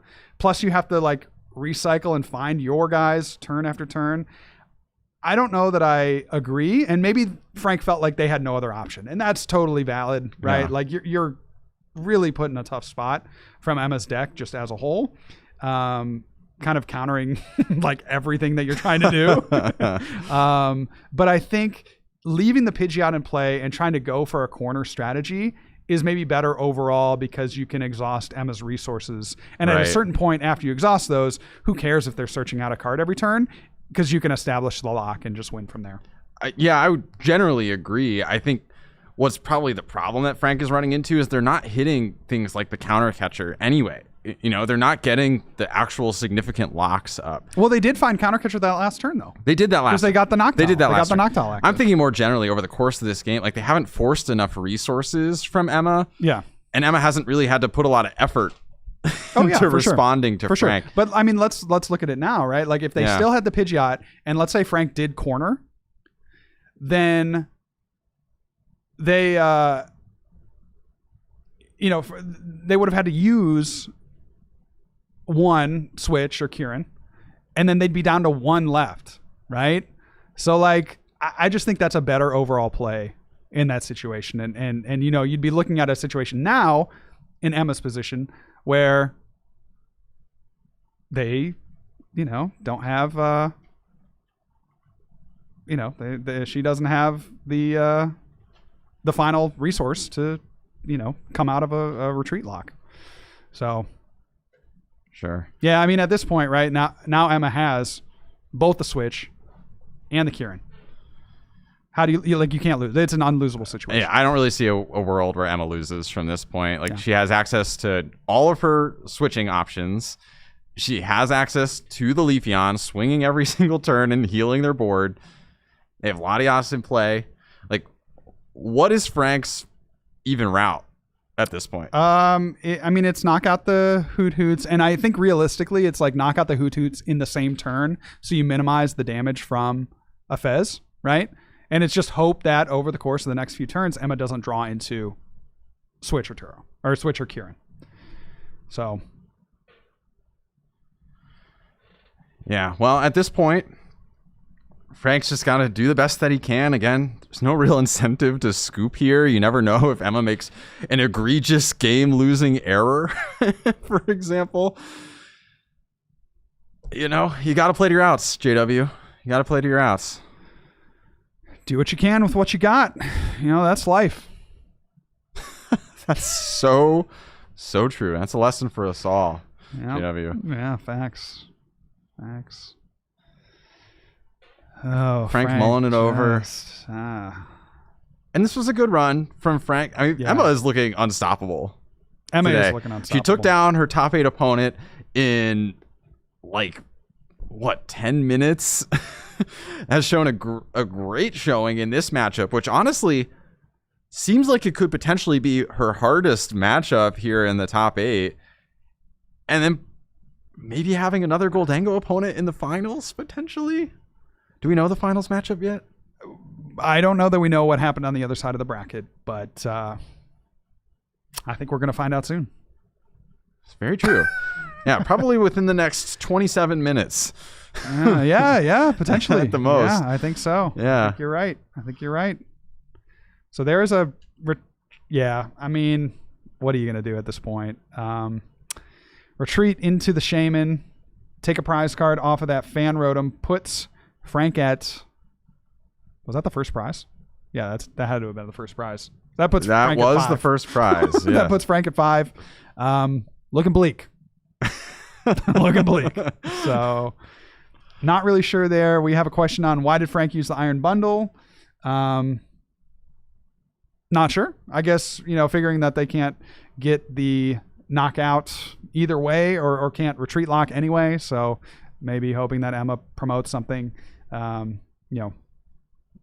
optimal. Another Moss Gate going down to 1 damage counter on all of Emma's ability-based Pokemon on their board.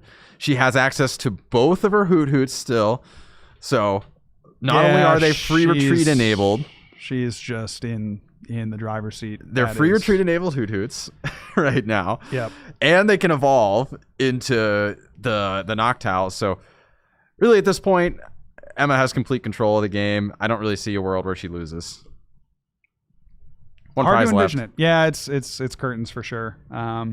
Frank doing his best, really trying to. But you don't scoop here. You don't scoop.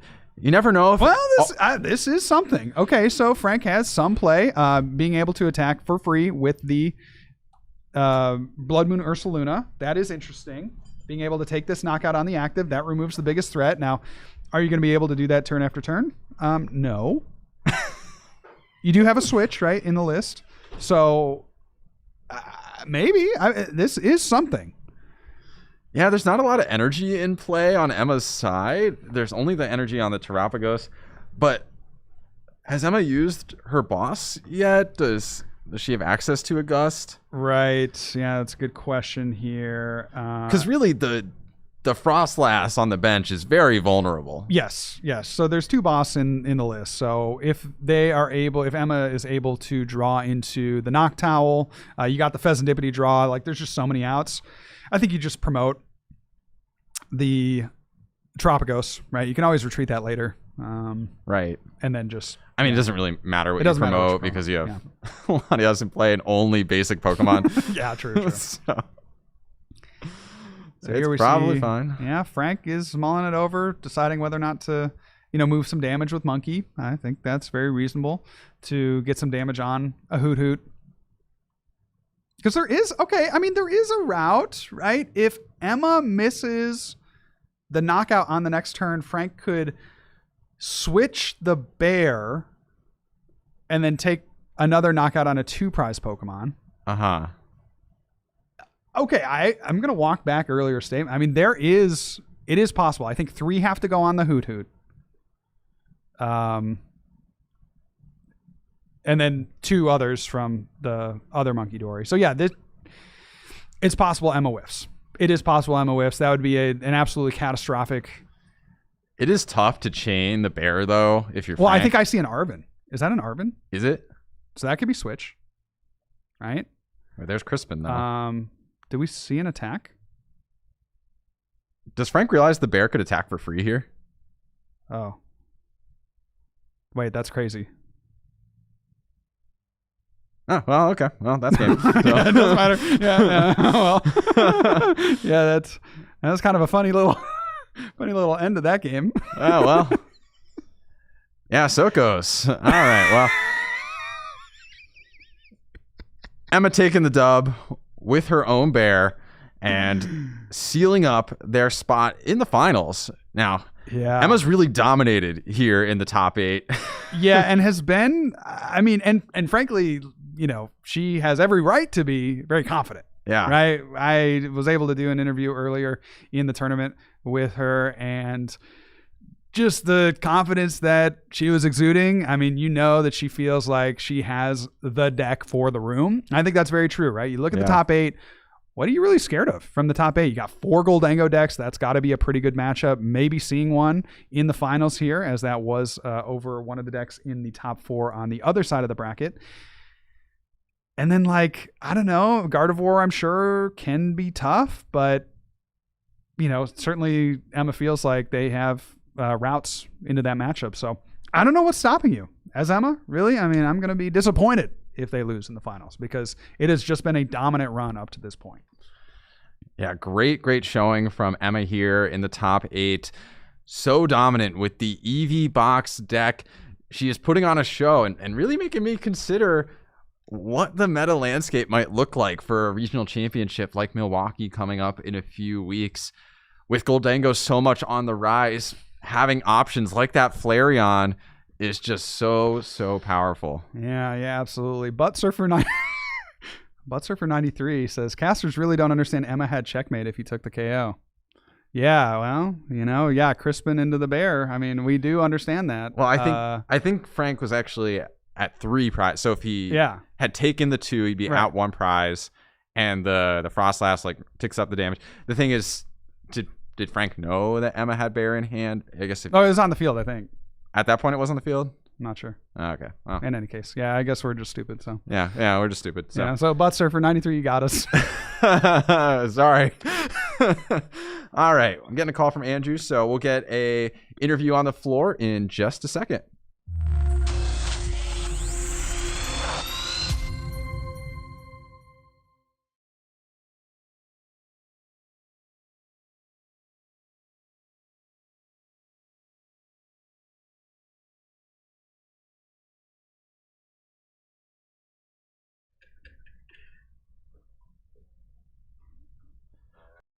Here soon.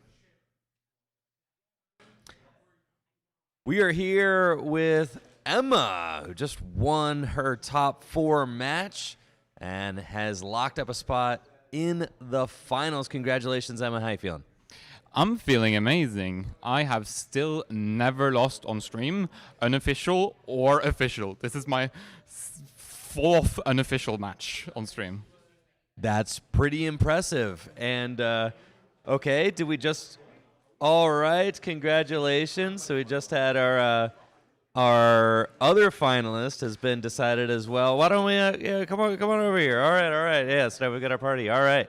And we haven't had you on stream yet, so could you introduce yourself, tell the folks at home what deck you're playing, and are you excited to be playing in the finals? Hello, my name is Revi Lorenz. I am playing Gardevoir Jellicent, and I'm pretty excited to be in the finals. Now, are you a seniors player then? Seniors age division? Or, and how long have you been playing the Pokemon TCG? Yes, I'm in the seniors division. I've been playing the Pokemon TCG since I was 5, I believe. So, for 8 years. So, it's been a long time. All right, Beast. Well, looks like we've got an exciting finals match on the way. How you feeling going up against Gardevoir Jellicent in the finals? Are you nervous at all, or you think that this is a matchup you can handle? I have won every single game, not match, game against Gardevoir where I haven't bridged. Okay. Be afraid. All right, and then how are you feeling going up against Emma and her EV Terra Box deck in the finals? I played an EV today and I didn't lose, so be afraid. Other EV lists are bad, trust. All right, any final words before you get ready for the finals? Good luck. Good luck. Excellent. Well, it sounds like we've got an exciting finals match on the way. We will be getting ready for that match here in just a moment. Thank you so much for watching. Hang tight, and the finals is coming right at you.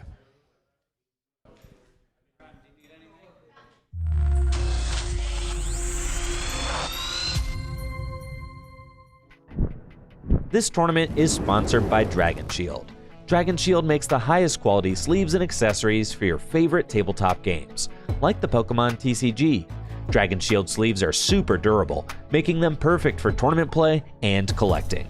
They also come in a huge variety of colors, so there's always a great choice to match your deck. You can even turn your favorite photograph or design into a custom box of Dragon Shield sleeves using the Sleeve Crafter on DragonShield.com. Head over to DragonShield.com and place an order for your favorite sleeves today. Use code TrickyJim at checkout for 5% off your order. Again, that's DragonShield.com for the highest quality sleeves and accessories for your favorite tabletop games. Huge thank you to Dragon Shield for being a continued sponsor of the channel.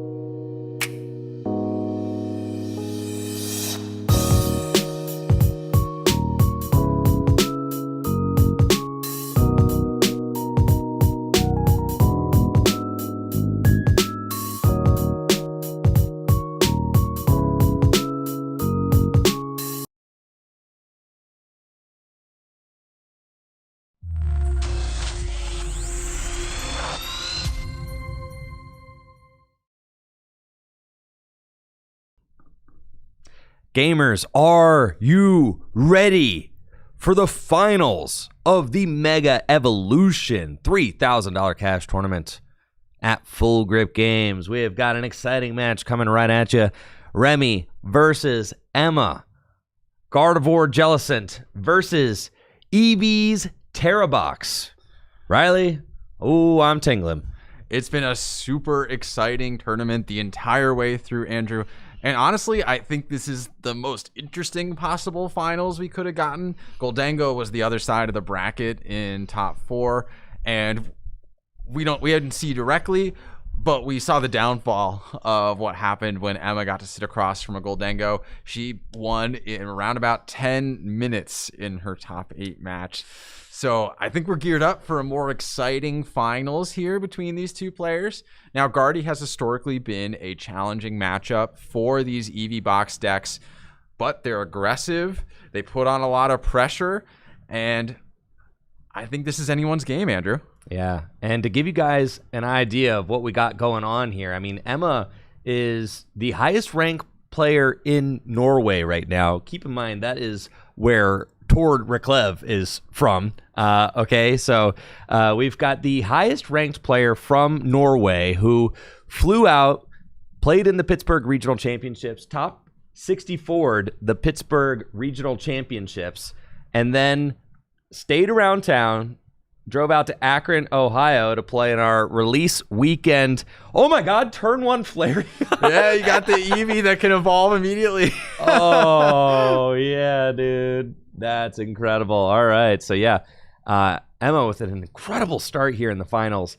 But yes, Emma participated in the Pittsburgh Regional Championships, top 64 there, came out to Akron, Ohio to play in our release weekend Mega Evolution event, is in the finals here, and then plans on attending the Milwaukee Regional Championships in 2 weeks as well. So Emma is just on a tear right now and is playing some incredible Pokemon, as you can see, as evidenced by her performance here on stream today. Goodness gracious, look at all those basic Pokemon Emma had access to between the fan call and her opening hand. Going so wide, has access to the Flareon on turn 1, and I don't think this Frillish is going to be problematic, Andrew. Yeah, Remy is in his 3rd year of seniors. He's 13 years old. I asked him during our interview how long he's been playing Pokemon cards, and he's like, I've been playing since I was 5, so 8 years. And wow, I didn't expect it to be that long. Honestly, I started playing Pokemon competitively when I was 21. So yeah, I mean, I've been playing for about 8 years. Yeah. So, but it's a different proportion of our lives, I think. Yes, at this point, like, Remy has grown up learning how to play the game, and that makes you an incredibly strong card player. Your ability to understand card language, your ability to understand routes and decision trees and probabilities and things like that. With someone like Remy, who has been playing since he was 5 years old, that card knowledge gets baked into your mind, literally. As your brain is forming, it's forming around card games. Right, exactly. It's like the language learning synapses, right? You know, people talk about how it's much easier to learn a language at a young age and how you retain it better. And I think Remy is a good example of how that can apply in like a gaming sense, or even, athletics is another example where this stuff 100%. Remy doesn't necessarily just have like the practice and the experience with a given deck. Remy has the instincts that's been baked in over a huge chunk of his life being spent playing Pokemon cards. So very impressive stuff. And as more and more of these folks age up into seniors and masters, I mean, we've seen them dominate the field. Dude, there has been in every single one of our cash release weekend events where seniors and masters, and that's like a really fun thing about these release weekend events, is that there is one age division. Everybody plays in the same pool together, right? So this is, for the seniors, this is one of their major opportunities to show that they can play with the masters. And I think is a really neat chance for them to get to prove themselves with the best. And Remy is certainly showing that here today. Just 13 years old, but has made his way through a field of mostly Masters players here, to make his way all the way to the finals. In every single one of our release weekend events, since we restarted them with Journey together, there has been at least one seniors division player in top 8. Yeah, it's very, very impressive. And now we have 2 different instances of a senior division player in the finals of these events. I will also note, Remy, with that Iono, got to knock Emma's Noctowls back to the bottom of her deck. So thankfully, she does have the Crispin, so able to chain that Flareon attack off that strong first turn. Guaranteed here. I don't know if she'll be able to power up anything particularly meaningful. Yeah, just getting ready for a Carnelian for the following turn. And Remy does not have an excellent start. Yes, forced to go straight away into just a Ralts on the bench. Perhaps was hoping that Frillish would be slightly more impactful on turn 1. We do see Remy really valuing the Frillish, though, opting to Super Rod it back right away. Maybe paired with something like a counter catcher could buy a turn. Now, we do know from our previous match that Emma does play multiple switching outs. She has access to Latias if Area 0 enters play. That's something that she could bench. She has access to a Switch and a Kieran. So 3 different ways to get this Pidgey out of the active, even ignoring the fact that just energy will get it out of the active. Yeah, and that is certainly clutch. I mean, there are a lot of decks that are seeing success with cards like Maractus. There's lots of item lock, stall strategies, things like that. Having all those different ways to move the Flareon, move your Owls, things like that, it's all very valuable. One of the major weaknesses of these Terra Box decks is sometimes getting a guy you don't want in the active spot. And having those switch outs just makes your deck even more versatile, especially when Noctowl can search them out with its Jewel Seeker ability.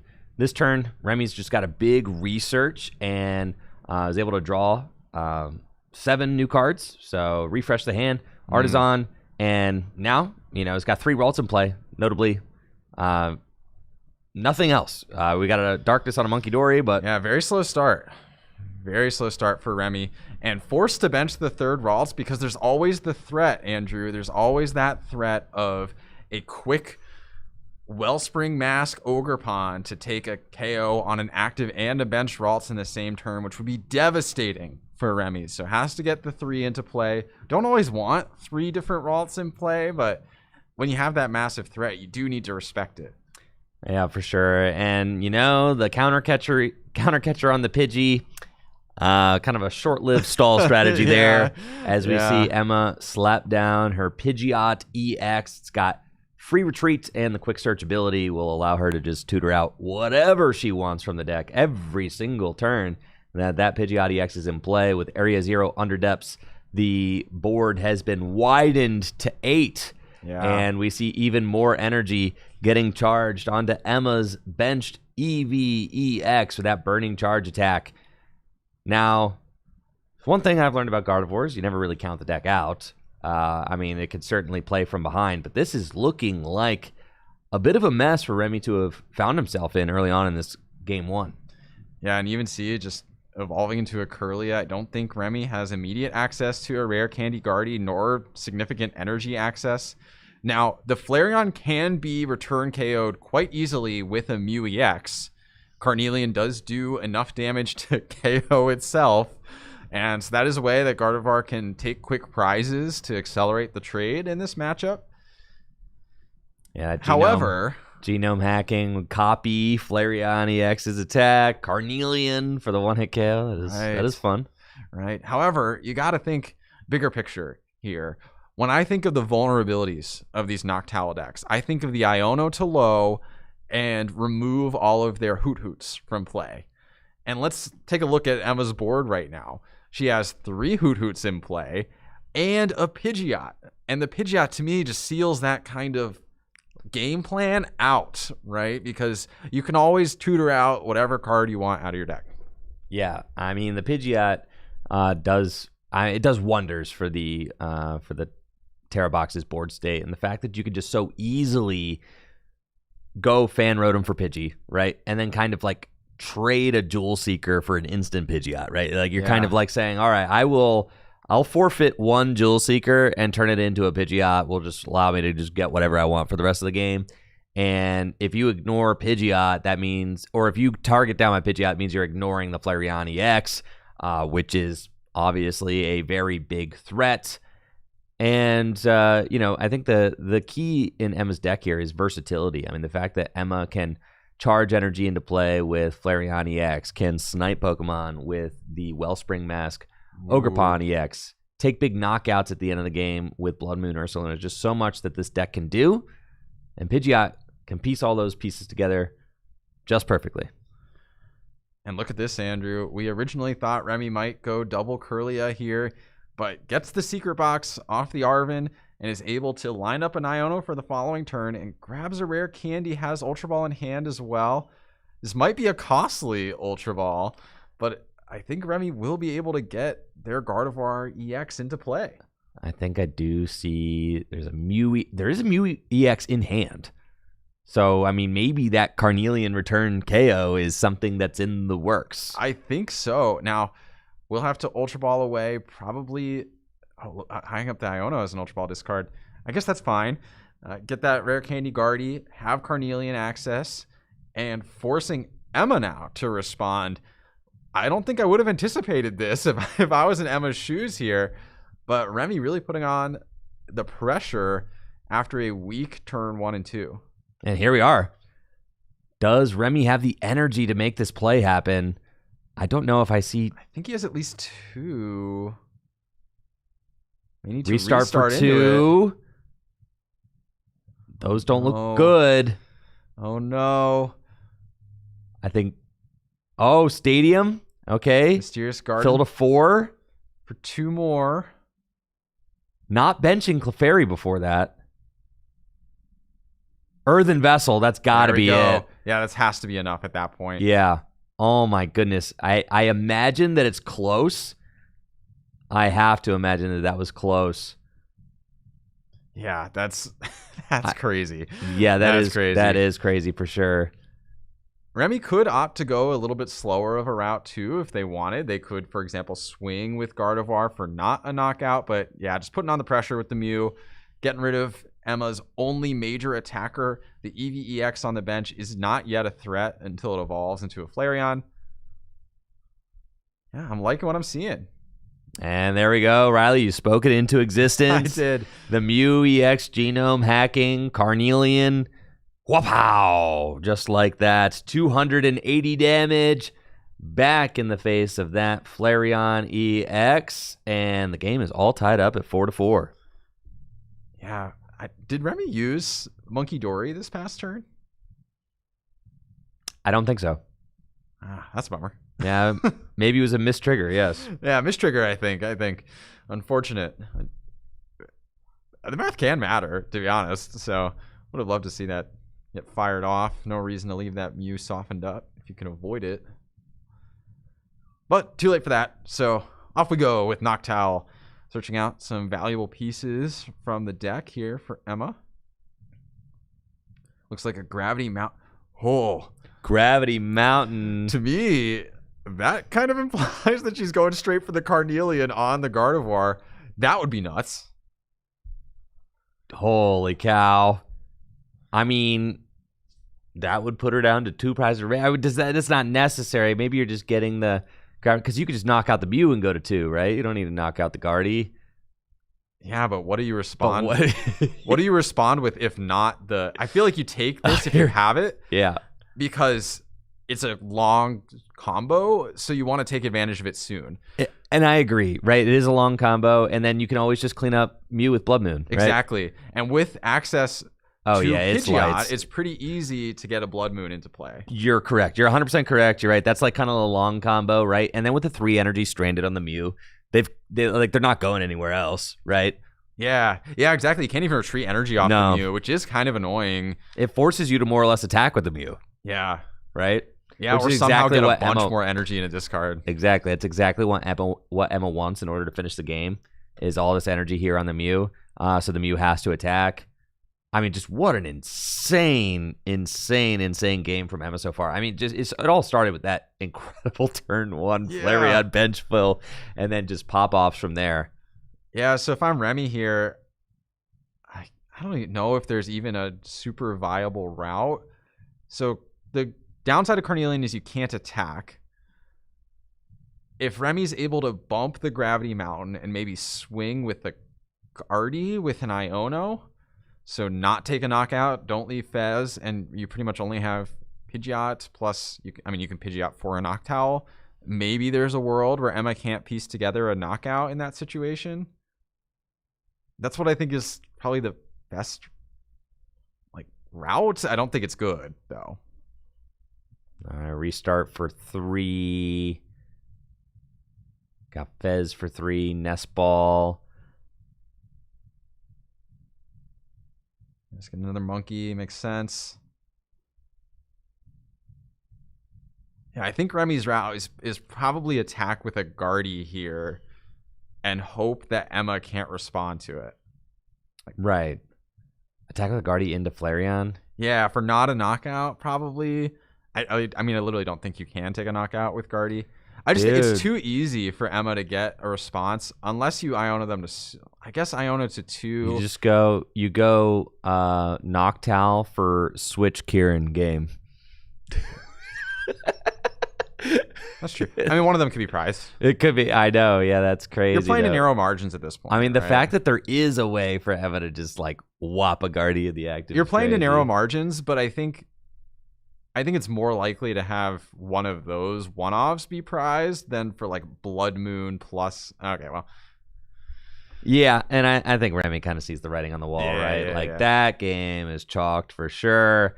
It was looking rough. I mean, Emma popped off. That was a pop off for sure. I mean, just an excellent route. I mean, you could tell Emma knows exactly the routes to take with this deck. I think it's the same exact 60 she played in Pittsburgh. So she just had tons of reps with it. Played through all of day 2 in Pittsburgh as well. Top 64 finish out of thousands of players in Pittsburgh. Yeah. And now here, playing the deck in a brand new format. But I mean, when you're just using Pidgeot, Noctowl, Crispin, and I think 0 new cards from Mega Evolution, but don't need them, right? Don't need them in Terra Box. No, you definitely don't. And these sorts of toolbox strategy. I mean, I think this is a great call for this event, knowing that Goldango was going to be a super popular pick, especially after Champions League. People were really, really excited about Golden Rocks. I mean, we were really excited about the Goldango Rocks deck. Oh, yeah, dude. And that excitement can be capitalized on. Flareon historically has had the Goldango matchup as one of its major kind of hills to stand on, so to speak. Oh, for sure. And so going into this event, recognizing the hype cycle was very high on Goldango in that moment, Emma saw the writing on the wall and went straight for it. All right, we got Remy with another Frillish start and a big research there to start. I think I saw Jellicent go down, Countercatcher go down. Emma obviously going to pick that up, take a look. Clefairy EX getting the pitch as well, as it's just a very easy target to KO. Not the strongest TM Devo in Remy's list in hand. Not the strongest draw here. I mean, no. Does have Ultra Ball. Yeah, I mean, there's an Ultra Ball for a Ralts, right? And we're using Gloomy something here. Gloomy something. Oceanic Gloom. There we are. Yeah, Yes. so Oceanic Gloom does prevent your opponent from playing items. It is in some ways a harder lock than Jellicent because you can't gust around it. For sure. But also it doesn't put on as much pressure as Jellicent, nor are you as tanky. So, there's pros and cons there. Emma did get effectively 2 energy onto the trap or onto the Teal or Wellspring Mask, Ogerpon on the bench this last turn. But with a 2 energy or 2 retreat, Hoot Hoot in the active, that could be really awkward. Just an energy pass from Emma. I think Remy kind of understanding that he needed to put a Pokemon down there, he could have lost, right? I mean, if Emma goes energy air balloon, then that, or energy Kieran, Yeah, or just Noctowl. That Noctowl to get those 2. Yeah. Yes. Could have been And Noctowl for Crispin also did it. Yeah. Oh, yeah. Right. Like there's just Crispin in the hand, which is like certainly not too much to ask, right? Yeah, Crispin in hand actually wouldn't do it because this Hoot does have 2 retreat. Oh, it's 2 retreat. God, it's the fat one. Yeah. Punished for starting the fat Hoot here, unfortunately. But Remy now getting that free opportunity to get the secret box. And this is exactly what Gardevoir's hoping for, right? When Gardevoir gets an inch, it takes a mile. Oh, yeah. I mean, Oceanic Gloom all the way to the moon. Here we go. You know, just locking the game down. Went second. Opened the frilly. And that's great. I mean, Remy didn't have, like, the best start either. But Remy has the benefit of putting Emma under item lock. So Remy is playing Arven for Secret Box, going to go get one of each different kind of trainer card out of the deck. Looks like he's still thinking on those. Yeah, has yet to discard for the Secret Box, so just preemptively planning what it is right now. How is he in deck then? He's still on the Arven. Oh, okay. Hasn't completed the Arven Okay, yet. all right. I see. Yeah, but thinking through the Secret Box options, eyeing up Earthen Vessel, research for next turn. I mean, Remy isn't obligated to go ham, right? Like, no. He can take it slow, keep the Oceanic Gloom going. And if anything, taking a knockout here, like for example, if Remy were to evolve and attack with a Jellicent, that would actually make it easier for Emma to take prizes this following turn than just an Oceanic Gloom for not a knockout. Right. That is true. But I think maybe are we going to see like a TM Evo play? I don't hate under Jellicent. Evolve TM Evo. That is like a really nice play that Gardevoir has access to when it plays Jellicent, is to item lock while evolving. Yeah. We are seeing Remy is kind of, really in the tank with this particular Secret Box, right? It's still kind of like, so hasn't started shuffling his deck yet, so. Yeah. Still has plenty of, this is still a fine enough pace. Pretty long deck search, but I imagine there's going to be a lot of rapid actions following. You know what has been just like a huge breath of fresh air is that we just have, I feel like I haven't been commentating over like slogs of turn 1 deck searches today. Yeah. Which has been like, I can handle one long deck search. That's fine. I mean, Remy's clearly in the tank here in the finals, playing like one of, a very large money match for himself. He does need to make a decision, and I hope the judge does eventually call it out and be like, we got. I think that might be happening right now. Yeah, I mean, you do actually have to. Yeah, okay. Yeah. Good. Yeah, speaking of just like time and the impacts therein. So for those of you who are unfamiliar, maybe you're just now tuning in, this event, we did do a 60-minute +1 format with a 5-minute hard cap on the +1 turn, as opposed to the current regional format, which is 50 minutes +1 with a 10-minute cap on the +1 turn. And we've seen great results. Yeah. The tie rate for this event was a mere 6%, Andrew. And comparing that to our last tournament, which did the 50+3, that was a 17.7% tie rate. That's insane. A third of the tie rate just by adding those 10 minutes. That's nuts. And the thing is that like you don't actually add 10 minutes. You're adding 5 because you're taking 5 minutes off of the end game. I mean, like that because there's a 10-minute hard cap, right? So you're taking 5 minutes off of that. It's 5 more relative to the Pokemon Regional. I'm thinking it's 10 more core gameplay minutes. Yeah, for sure, right? Yeah, no, but that's obviously very encouraging from a tournament organizing standpoint. And I know that players seem to give us a lot of really positive feedback on the 60-minute +1. Tournament system. And to me, it seems like a much more enjoyable experience. And it's been a much more enjoyable experience for me to watch as we have not had many ties on stream either. Yeah. It's really refreshing. It can be quite frustrating to have to watch tie after tie as a viewer too. Like you want to see these games come to conclusions. Right. So yeah, I really appreciated the adjustments we've been making. Yeah, no, it's been exciting to be a part of. I mean, since these events that we host, they are sanctioned events, but they are not championship point awarding events.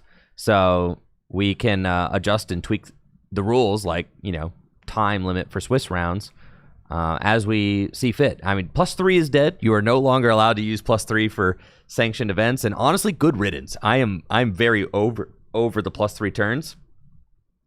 But 60 minutes +1, I think, has been a real joy, and I don't mind that at all. Yeah, absolutely. That said, we're here in the finals, which is a significantly longer 75 minutes +1. That's for sure. They are playing a money match here. Grand prize is $1,000. Yeah, nothing to scoff at here in the finals of a 3K. Remy getting that Gardevoir. Will he finally be able to evolve up? No, it looks like it's real Jellicent hours, actually.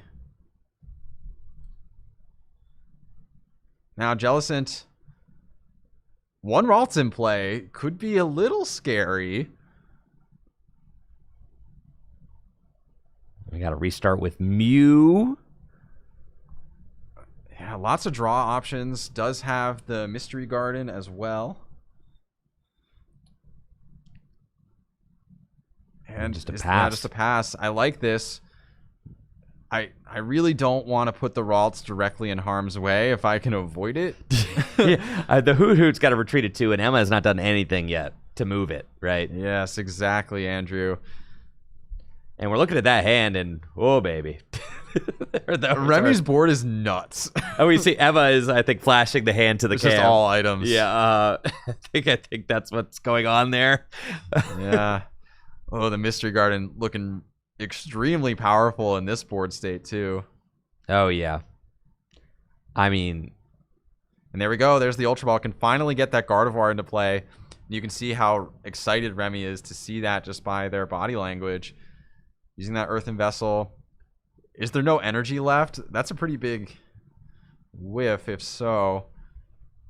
These players are playing a $300 money match right now. First place takes home $1,000. Second place gets $700. And it might just be another pass here. You really can't put that Kirlia in harm's way.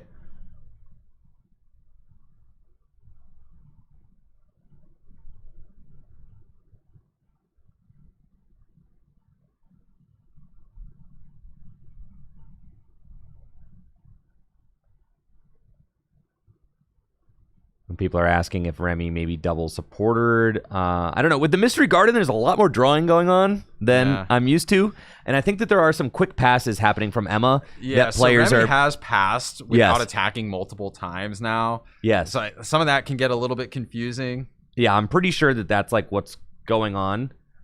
Is that there's some fast passes happening from Emma. I mean, there's nothing. Right. Emma's turns are so short that it's easy for it to feel like it's a continuous turn from Remy. Yes. And the judges are on top of the judge. There are two judges watching. So they are keeping track of like the past turns. I mean, Emma is like literally drawing passing like it's all happening very fast. Remy is solitaring is what Chad is saying right now.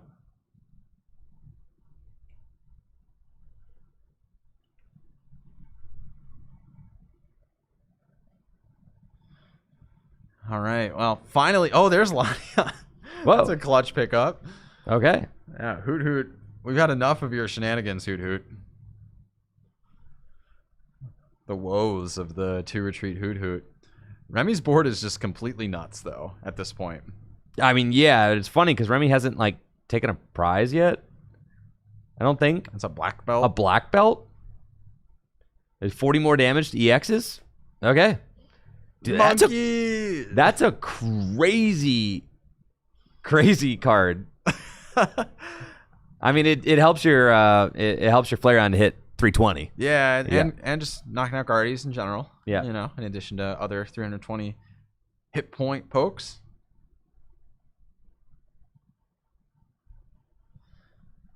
All right. Well, Monkey goes down. Remy still has an extremely powerful board setup.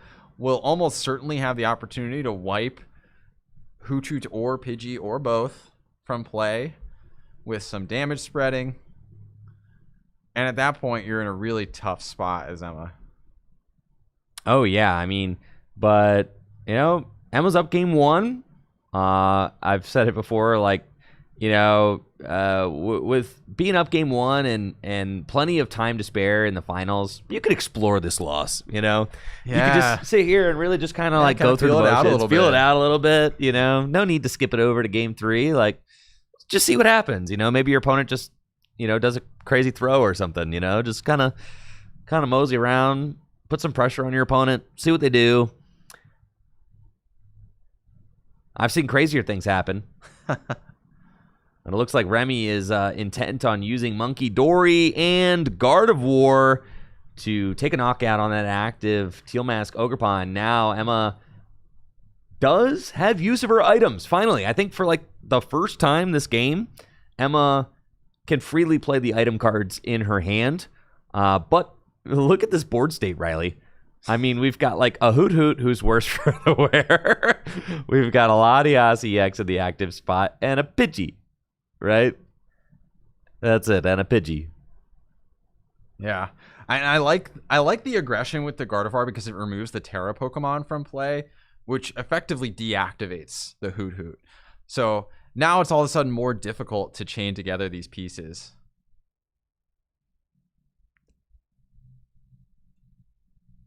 Let's see. Now Emma is going to take this time and really has been passing forever, right? And now she finally gets to play the cards out of her deck thanks to the item lock being broken. Pheasantipity coming down off of a Nest Ball.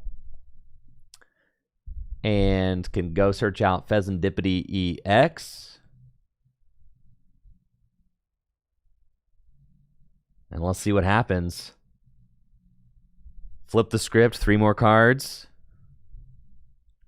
Yeah, does need to get a Terra Pokemon into play to take advantage of Noctowl. Right.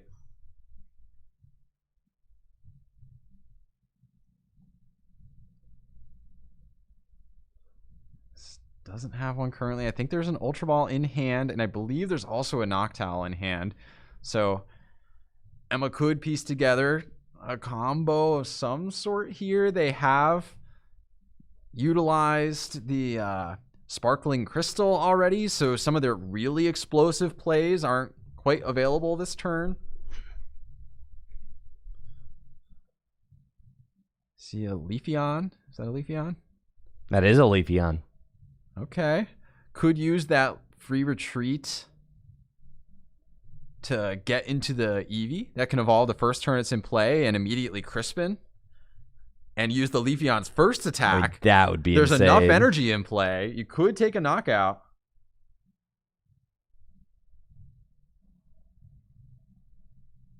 And we see Emma really in the tank trying to figure this out, right? Because like maybe there's a line. Okay, I think now we are getting some sort of intervention from the judges because potentially there was a double attachment that had happened. I mean, there were some things that were happening very fast earlier in the game, and we are getting some reports that maybe there was a double attachment from Remy.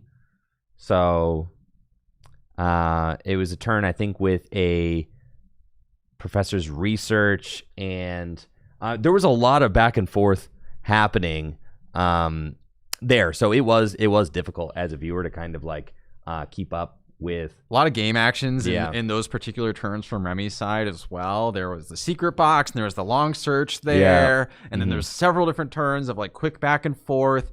And so we're taking a look, trying to make sure everything's fair on the table here. Right.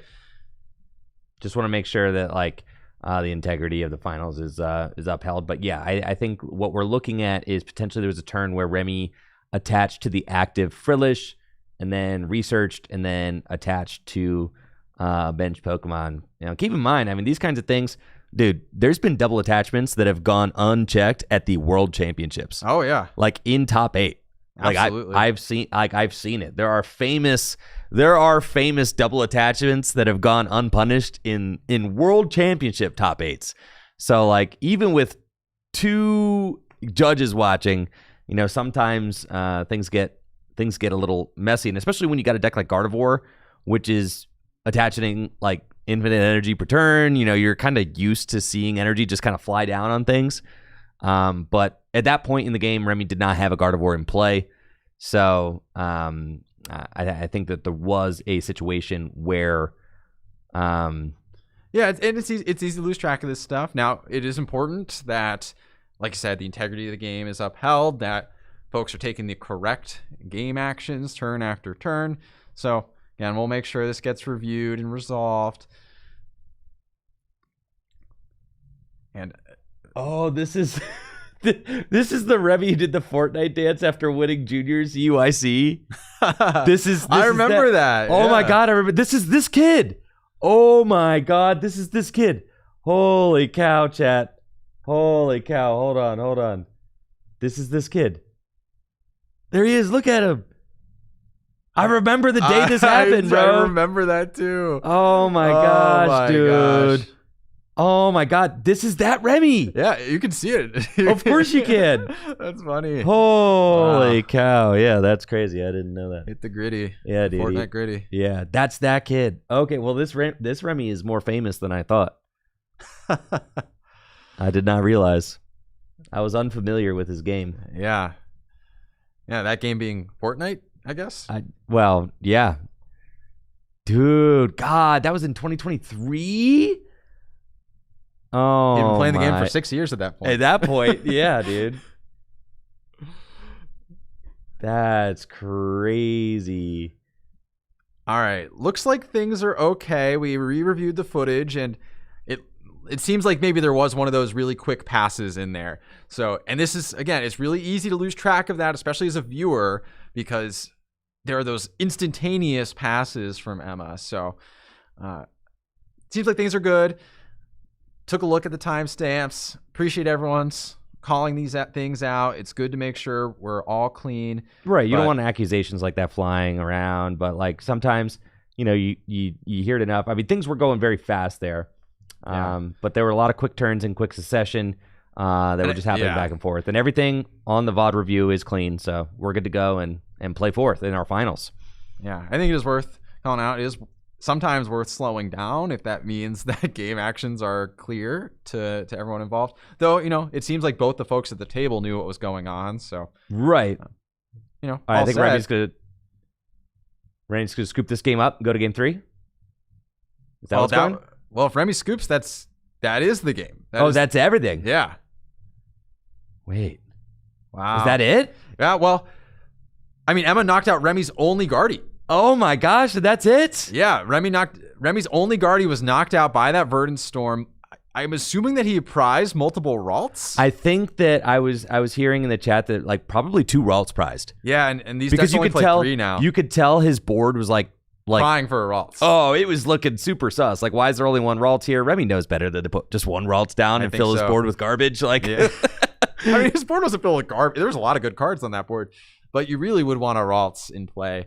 And yeah, losing that, you'd also retreated all that energy off of the Jellicent that turn, so no access to a backup attacker. Emma, with a dominating showing in that finals, just completely running the tables at this tournament. Yeah, huge congratulations to Emma Hagen. An absolutely incredible display with her Flareon Terrabox deck. I mean, Riley, it was a joy to watch her operate that deck so smoothly and efficiently all day. I mean, really, she talked a big game there in the interviews there before. It was fun to get to watch her and Remy do a little trash talking before the finals, and Emma ultimately showed Remy who's boss. Yeah. Well, she kept her word. Yep, she kept her word.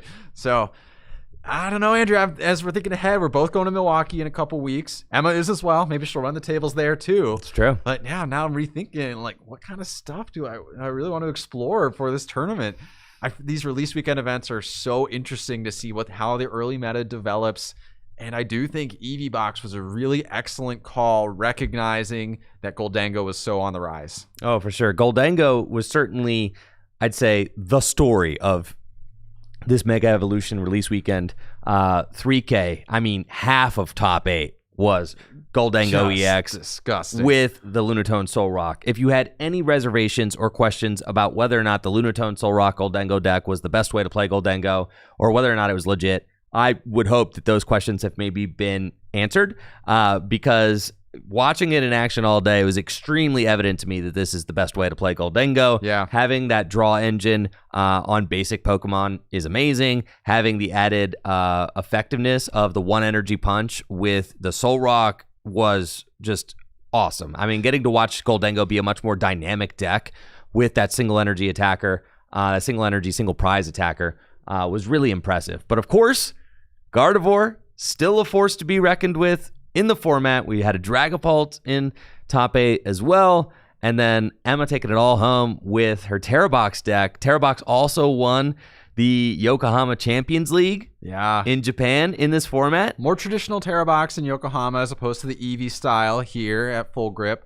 But same kind of vibes, right? The Noctowl piecing together with Crispin, these crazy attackers turn after turn. Seems like it's a really potentially strong strategy as a mainstay in the Mega Evolutions format. Exactly. So huge congratulations to Emma and Remy, our finalists. Remy taking home the second place prize of $700 and Emma with the grand prize of $1,000. We're going to wish her good luck in the States here as she travels around. Again, the top rated player from the Netherlands. Tearing it up in the U.S., hot off a top 64 finish at the Pittsburgh Regional Championships. Now a win here at the Mega Evolution Release Weekend 3K. And we'll be looking out for her at the Milwaukee Regional Championships as well. For sure, Andrew. We're going to take a quick break and then hopefully get a winner's interview with Emma. Stay tuned to hear Emma's side of her amazing story of this tournament.